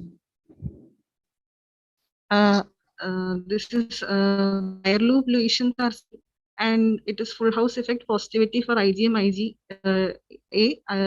C1q, and C3. So this is lupus nephritis, SLE kidney. Yes. What about A and B first two slides? What do you see there? There is mesangial proliferation. Not actually mesangial. Hypercellularity. There is hypercellularity. So the answer is right. There is focal proliferative and diffuse proliferative glomerulonephritis, along with wire loop lesions and full house effect. So answer is right. Okay. You get full marks. Team C. Next question to team C. Male, 26 years. Anti-GBM disease. So why do you say it's anti-GBM disease? Presence. They're not able. Team C.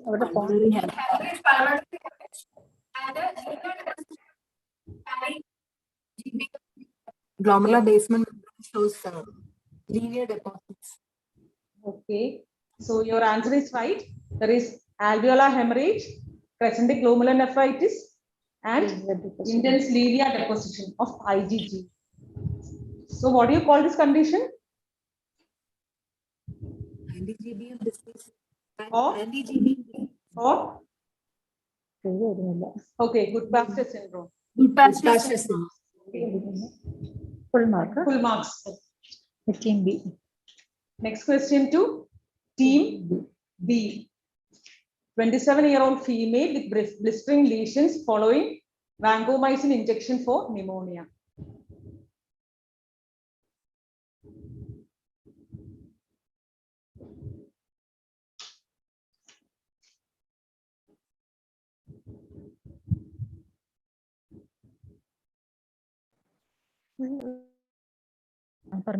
Madam, dermatitis herpetiformis.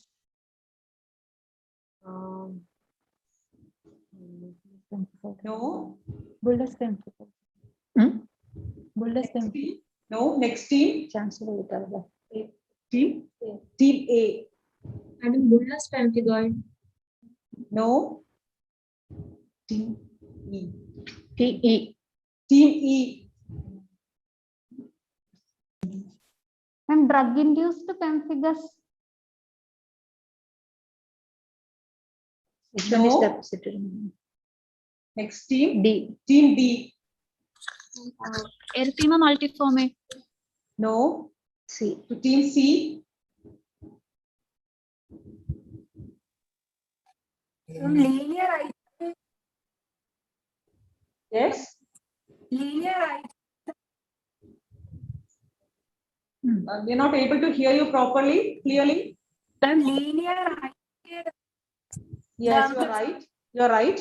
Why do you say it's linear IgA dermatosis? Linear deposition of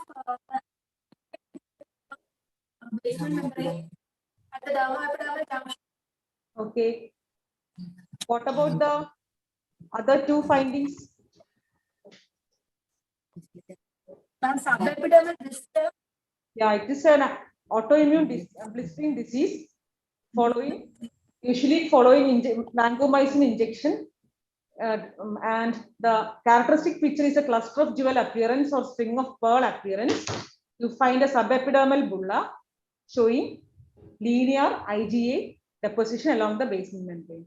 Okay, so you get the half marks. Okay. Next question. So we are going to the last question. To team A, 16-year-old female with vesicles and bullae on extremities, which heal with scarring. Diagnosed with proper interpretation.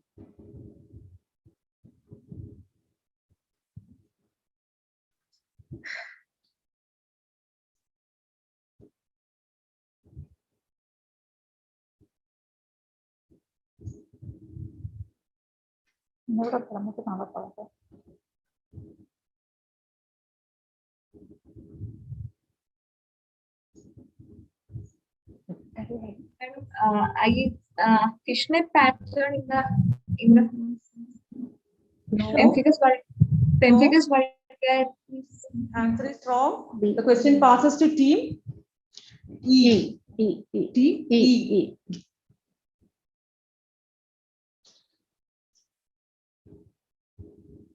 Now, is it paraneoplastic pemphigus? Team D. No, to team D. Please say pass or no. Bullous pemphigoid. No. C. To team C. Staphylococcus scallop skin syndrome. B. No. To team B. B. Madam, erythrolysis bullosa. What is that? Erythrolysis bullosa. Sorry, no. What did you say? Epidermolysis bullosa. Madam, epidermolysis bullosa. Okay, you are right. Why do you say it's epidermolysis bullosa? IgG. Madam, she had a bullous lesion with scarring, and then there was IgG immunofluorescence, linear immunofluorescence. Where you get the immunofluorescence? In the DIF? DIF. In the DIF. What is the location of the staining deposition? Subepidermal. Okay. Below or above the bulla? In relation to the bulla. Below the bulla. Your answer is partly right. The condition is epidermolysis bullosa acquisita, and usually seen in areas with more friction. Then what you find is a subepidermal bulla. In the direct immunofluorescence, you get a deposition on the dermoepidermal junction. There is an indirect immunofluorescence on a fixed salt skin preparation. It is mainly based to the lower part of the lesion. So you will get half marks. Half marks of the past half marks. So it's quarter marks. Okay. So with this we finish this round, and now we are moving on to the next round, electron microscopy, which will be dealt by Priya ma'am.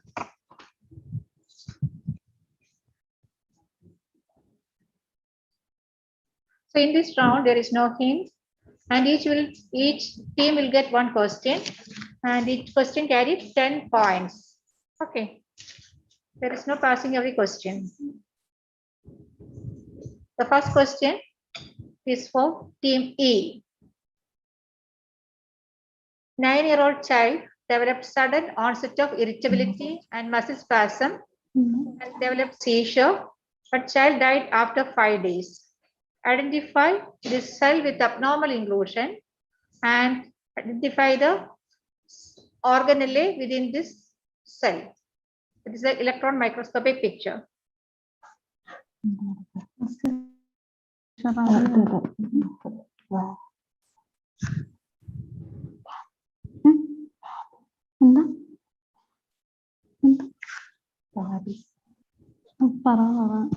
Team E. Is it Is it negri body, ma'am? Negri body. Okay. What is the appearance of the negri body in H&E stain and in electron microscopy? Team E.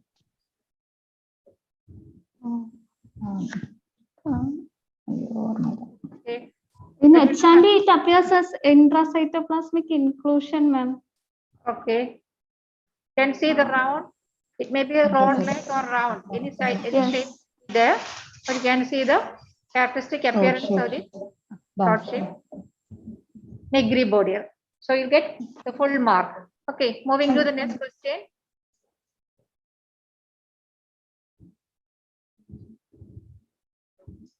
This is the Purkinje cell in the cerebellar cortex with the negri body in the cytoplasm. And the negri body, you identified only the negri body. You couldn't identify the cell, so you will get half mark. Okay. So moving to the next one, only half mark, that thing. They didn't identify the cell. And question number 62 is for team D. 37-year-old woman with gradual progression of dystonia in all limbs, ataxic gait and vertical supranuclear gaze palsy, and CT brain shows atrophy of the brain. Identify the intracytoplasmic organelle or the structure, not organelle, the structure.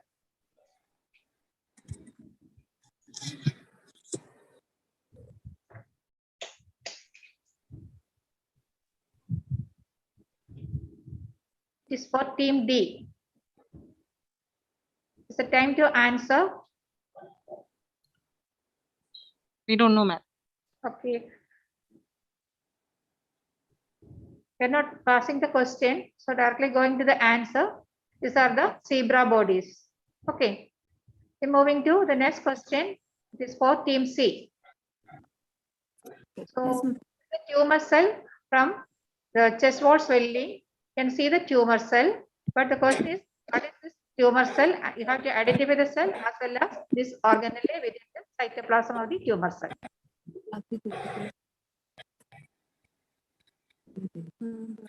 And the organelle is the endoplasmic reticulum. Right.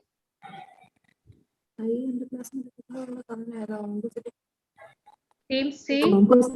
Cell. Cell. Which cell? Oncocytic neoplasm. Oh, you are wrong. Partly correct. The organelle is a rough endoplasmic reticulum, but the cell is plasma cell. Moving to the next one. Half mark. Half mark. It's for team B. The 2-year-old male child presented with painless mass near the orbit, that is mainly in the temporal region. And this is the tumor cell. How to identify the cell as well as the organelle. That is the structure within the cytoplasm. How to identify both the cell as well as this structure. Right. Histiocyte. Langerhans cell. Histiocyte. What about the organ that structure seen in the cytoplasm? Beer body. Okay, complete mark, full mark. The Langerhans cells and the Birbeck granules. In team A, this is the next question for team A. Male, 52 years, a circumscribed renal mass with a firm to hard central area, the tumor, and this is the cell from that tumor. How to identify this cell and what are these structures? Electron microscopic picture is the cell, and these are the organelles, and the picture shown is the organelle here. Mitochondria structure. Mitochondria, then. Oncocyte. Oh, Oncocyte. right. Very good. It's for team A, full mark. Then the next session is about molecular and cytogenetics. That will be dealt by Dr. Sisi, Associate Professor, Department of Pathology, Kottayam.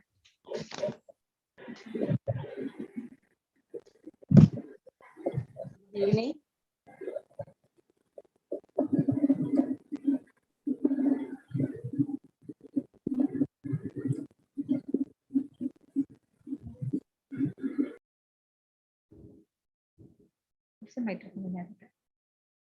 Okay.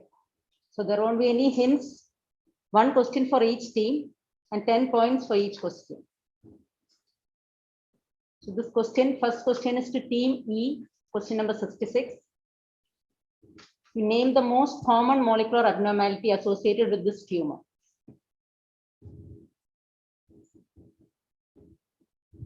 Mucoepidermoid carcinoma. Yes, what is the molecular abnormality?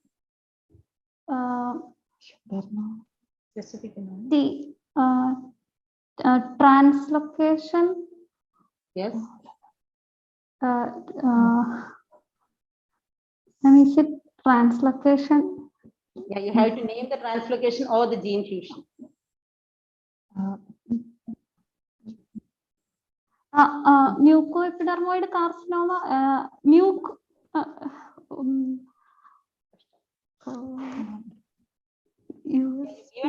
US.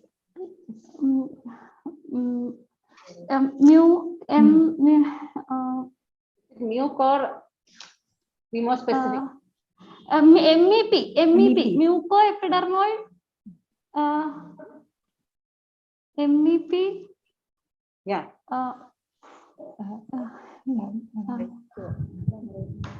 MEP. MEP is.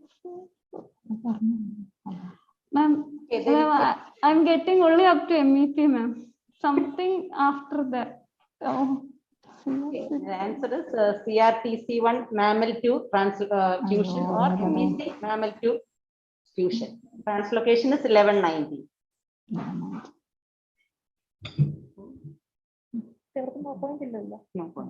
No points for this.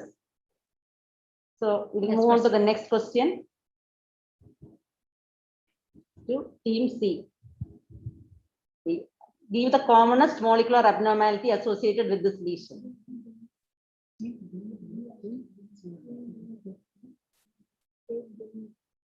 It is team D. Team D. Sorry, it is for team D. So team D. It is for team D. I'm stat B6. Yes, couldn't hear you. Stat B6. No. Stat B6. Your answer is wrong. Your answer is wrong. So it is the lesion was aneurysmal bone cyst and the underlying genetic abnormality was CDH11 USP6 fusion. An aneurysmal bone cyst. The next is for team C. The next question is for team C.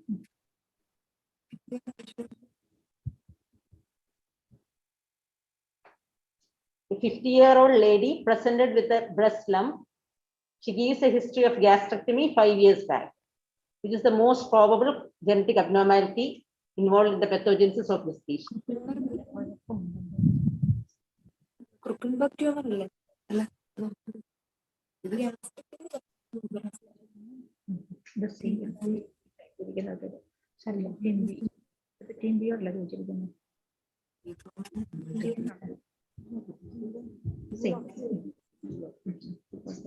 Lymphoma syndrome.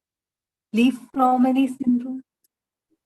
No, answer is wrong.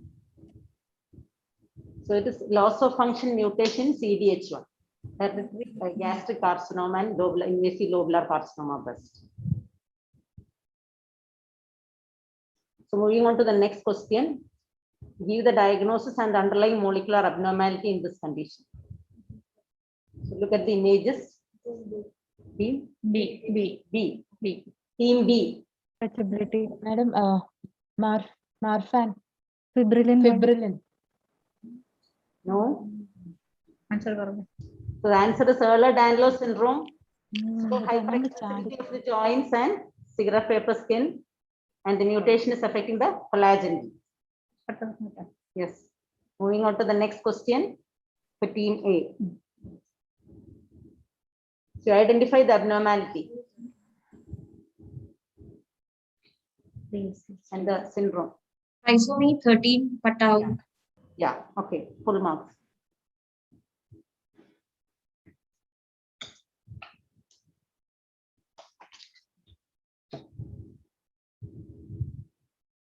So the next round is the immunohistochemistry round.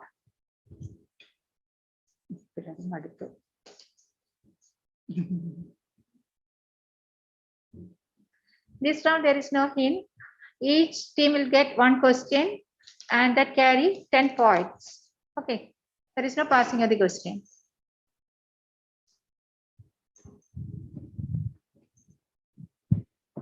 First question to team E. Male 50 years presented with dyspnea and right pleural effusion. Right supraclavicular lymph node was palpable, and this is the FNAC of the lymph node, and this is the biopsy of the same lymph node, second picture, and third picture is the pleural biopsy. You can see the IHC of the lymph node. And is it mesothelioma? Mesothelioma. Any specific variant?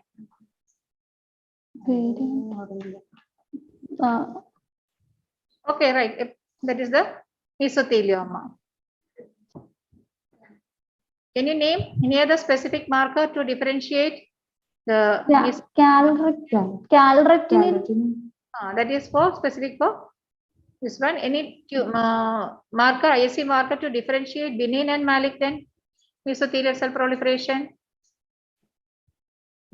Not related to this. Okay, PAP1. Okay. Is the epithelial mesothelioma flora that metastases to right supraclavicular lymph node. The next question is to team D. So case of female 41 years progressively worsening headache for 6 months. And investigation showed a dura-based lesion. This is the biopsy. From that lesion, you can see the IHC pattern. And the diagnosis. Team D. And solitary fibrous tumor, SFT. Okay, SFT.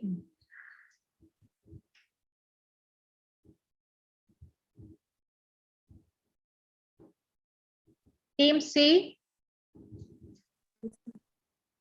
Male 50 years. A well circumscribed neoplasm in kidney is the morphology. The ISC pattern. And clear cell papillary. So without seeing, okay. What is the characteristic pattern in CA9? And the reverse, the nucleus arms away from the basement membrane. That is the nucleus, ISC pattern CA9. Carbonic anhydrase is 9. It's a cup plate pattern. Okay. So anyway, your answer is correct. Clear cell papillary RCC, full mark. Okay. Next is to team B, no? Team B. 72-year-old woman with a painless mass in the left breast at 3 o'clock position. Is the mass. You can see the morphology of the tumor and the ISC pattern from its diagnosis.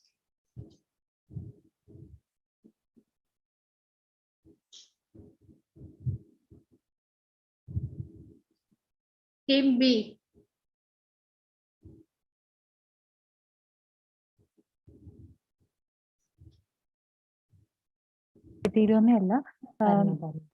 Vimentin positive ആണ്.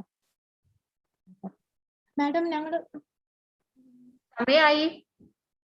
is the desmoid fibromatosis breast. Okay. Next.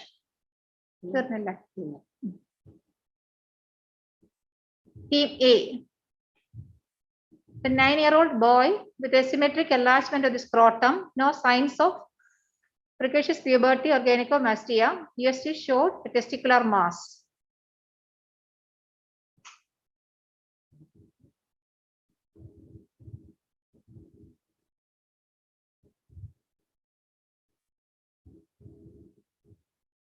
Team A.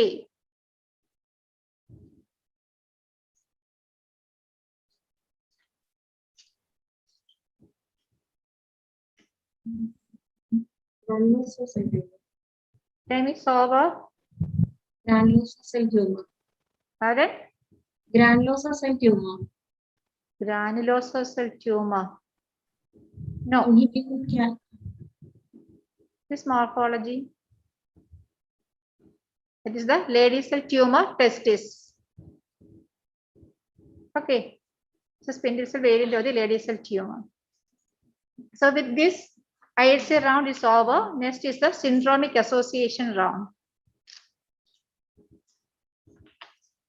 First question is to team E. In this round, there is no hints. For each team, there will be one question that carry 20 points. Unanswered question will be passed to the next team that carry, if you answer, you get 50% of the point. It's 10 marks. Question to team E. The 42-year-old man presented with increased frequency of motion and he had hyperproteinemia and colonoscopy showed carpeted colon.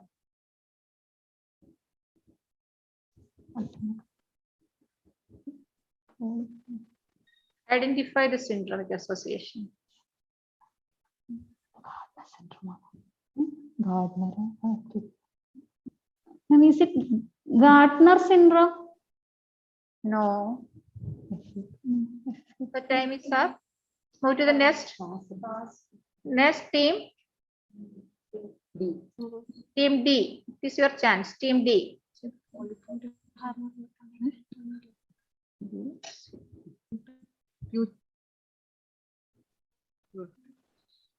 Okay, chance to C.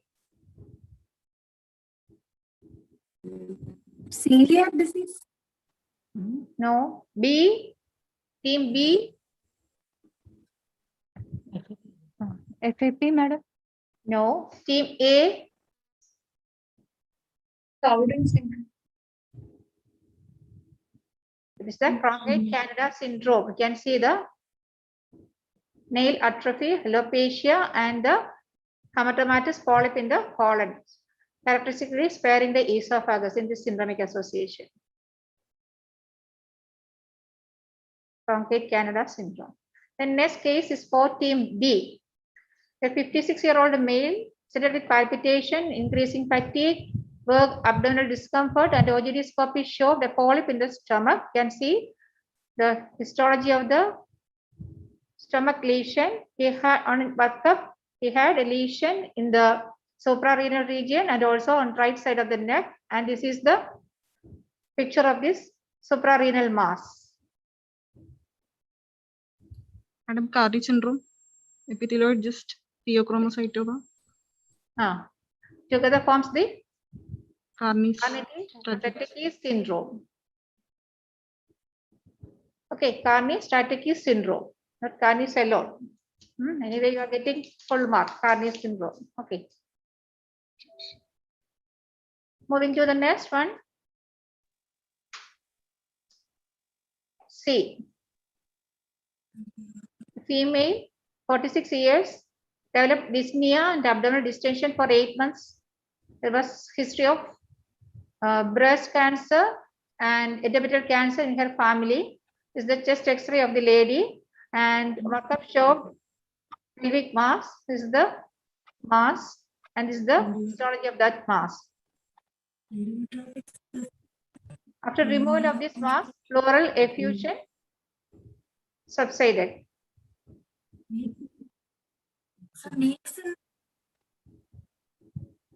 Which team? Team C. The time is over. No. No. Team D. No, team B. Team B. Lynch syndrome. Team B. Lynch syndrome. No, team A. Leigh-Fromage syndrome. Pardon? Leigh-Fromage syndrome. No. Team E. Ma'am, pseudomic syndrome. Okay, what is Steve's pseudo-mix syndrome? It's breast lump with pleural effusion and. Here, this patient has no breast lump. എന്തായിരുന്നു സ്യൂഡോമികല്ലേ plural expression എന്തായിരുന്നു അതിനകത്ത്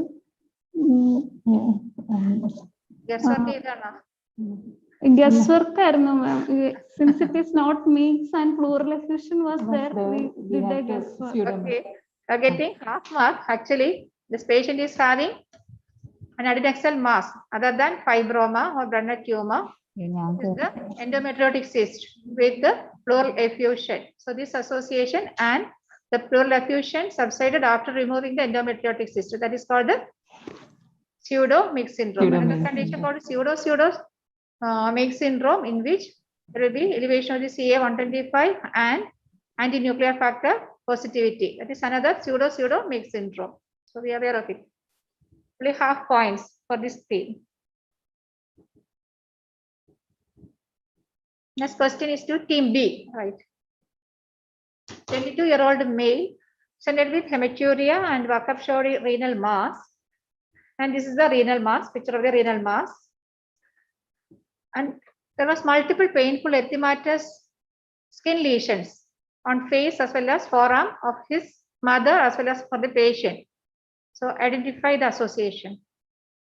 Hereditary renal cell carcinoma syndrome with leiomyomatosis, cutaneous leiomyomatosis. Okay, very good. Complete, full mark.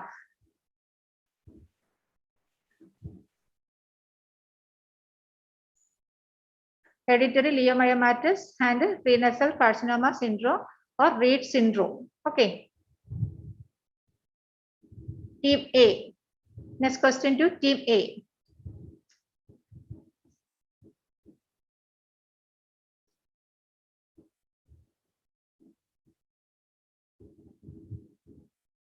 Let's see the typical appearance of the abdominal wall and absence of testis in the scrotum.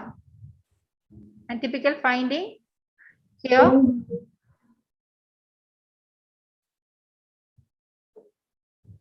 Prone belly, madam. Okay. Complete mark. Full mark.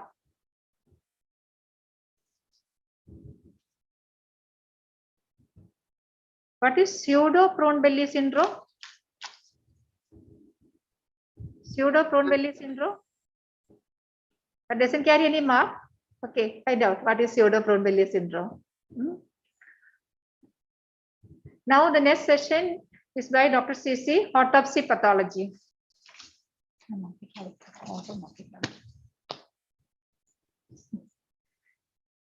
So there won't be any hints. One question for each team.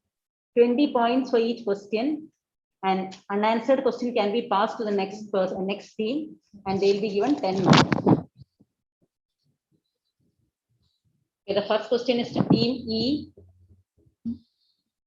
So identify the postmortem finding in this organ, and what is the most possible cause of death. I mean, the demonstrated lesion is diffuse hemorrhage.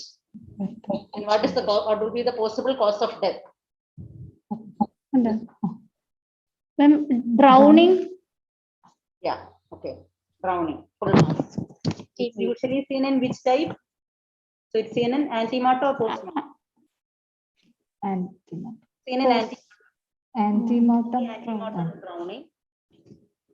Only occurs when the patient is conscious. Okay. Team D. Then next question is to Team D. So you identify, look at the image and identify the postmortem finding.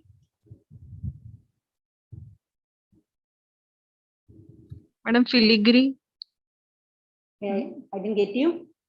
Filigree. Postmortem staining. Filigree. Filigree pattern. No. അതല്ല postmortem staining. No. Pass. Okay, next team. Team C. Team C. Libido reticularis. Libido reticularis. No. No, next team. Team B. Madam, marbling.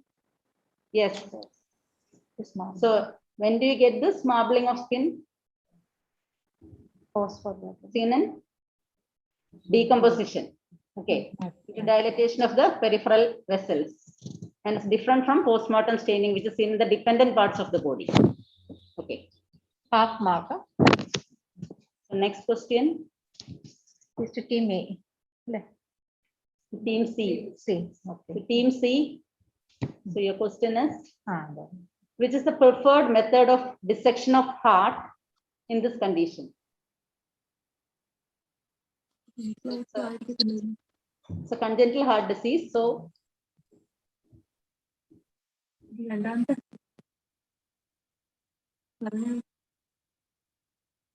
any modification from the usual method? Short.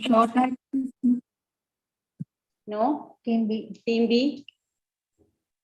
Madam, 4-chamber method. No. Okay. Quite different from the usual methods. So team A. I'm tracing it from the aorta. Tracing? No. No. Okay. Team E. Team E. Ma'am, it is the reverse of inflow outflow method, which was done usually. D. Team D. Team D. Don't know, ma'am. So actually you do it in situ. So it is in situ dissection. Because you have to know the relation of the vessels. Where there is any abnormality in the congenital heart disease, you have to do in situ dissection of the heart. Okay. Team B. Next question to team B. So bank manager with no significant past history was admitted with sudden onset of breathlessness and anasaka after consuming seafood. So which is the most relevant tissue blocks? From where do you take the most relevant tissue blocks during autopsy to arrive at a diagnosis? Madam, glottis, larynx. Larynx, okay. It's a type 1 reaction, type 1 hypersensitivity anaphylactic reaction. Okay, next question, the last autopsy question to team A. So this is an autopsy finding in a 34-year-old male admitted with hypertension. He had past history of penile ulcers. The gross and microscopy is given. Team A.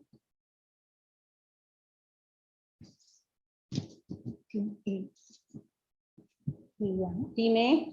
Pass one. Okay, team E. Ma'am, is it LGV, ma'am? No. Team D. Next team, team D. Madam, syphilis, there's rebarking of the aorta. Yeah, absolutely correct. Half mark. Rebark appearance of aorta in tertiary syphilis. Now we are coming to the last part of this program with the rapid fire. So before that, we will get the score. Ready, Anna? Okay. So we will continue to the next round. After that, we will get the final score. Okay. It's also by Dr. CC.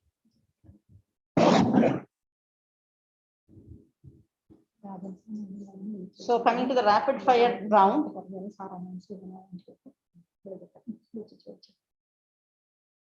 5 questions at a stretch for each team. You have to answer within 5 seconds. And for the total marks will be 50 points. If you answer all the questions. No negative marks.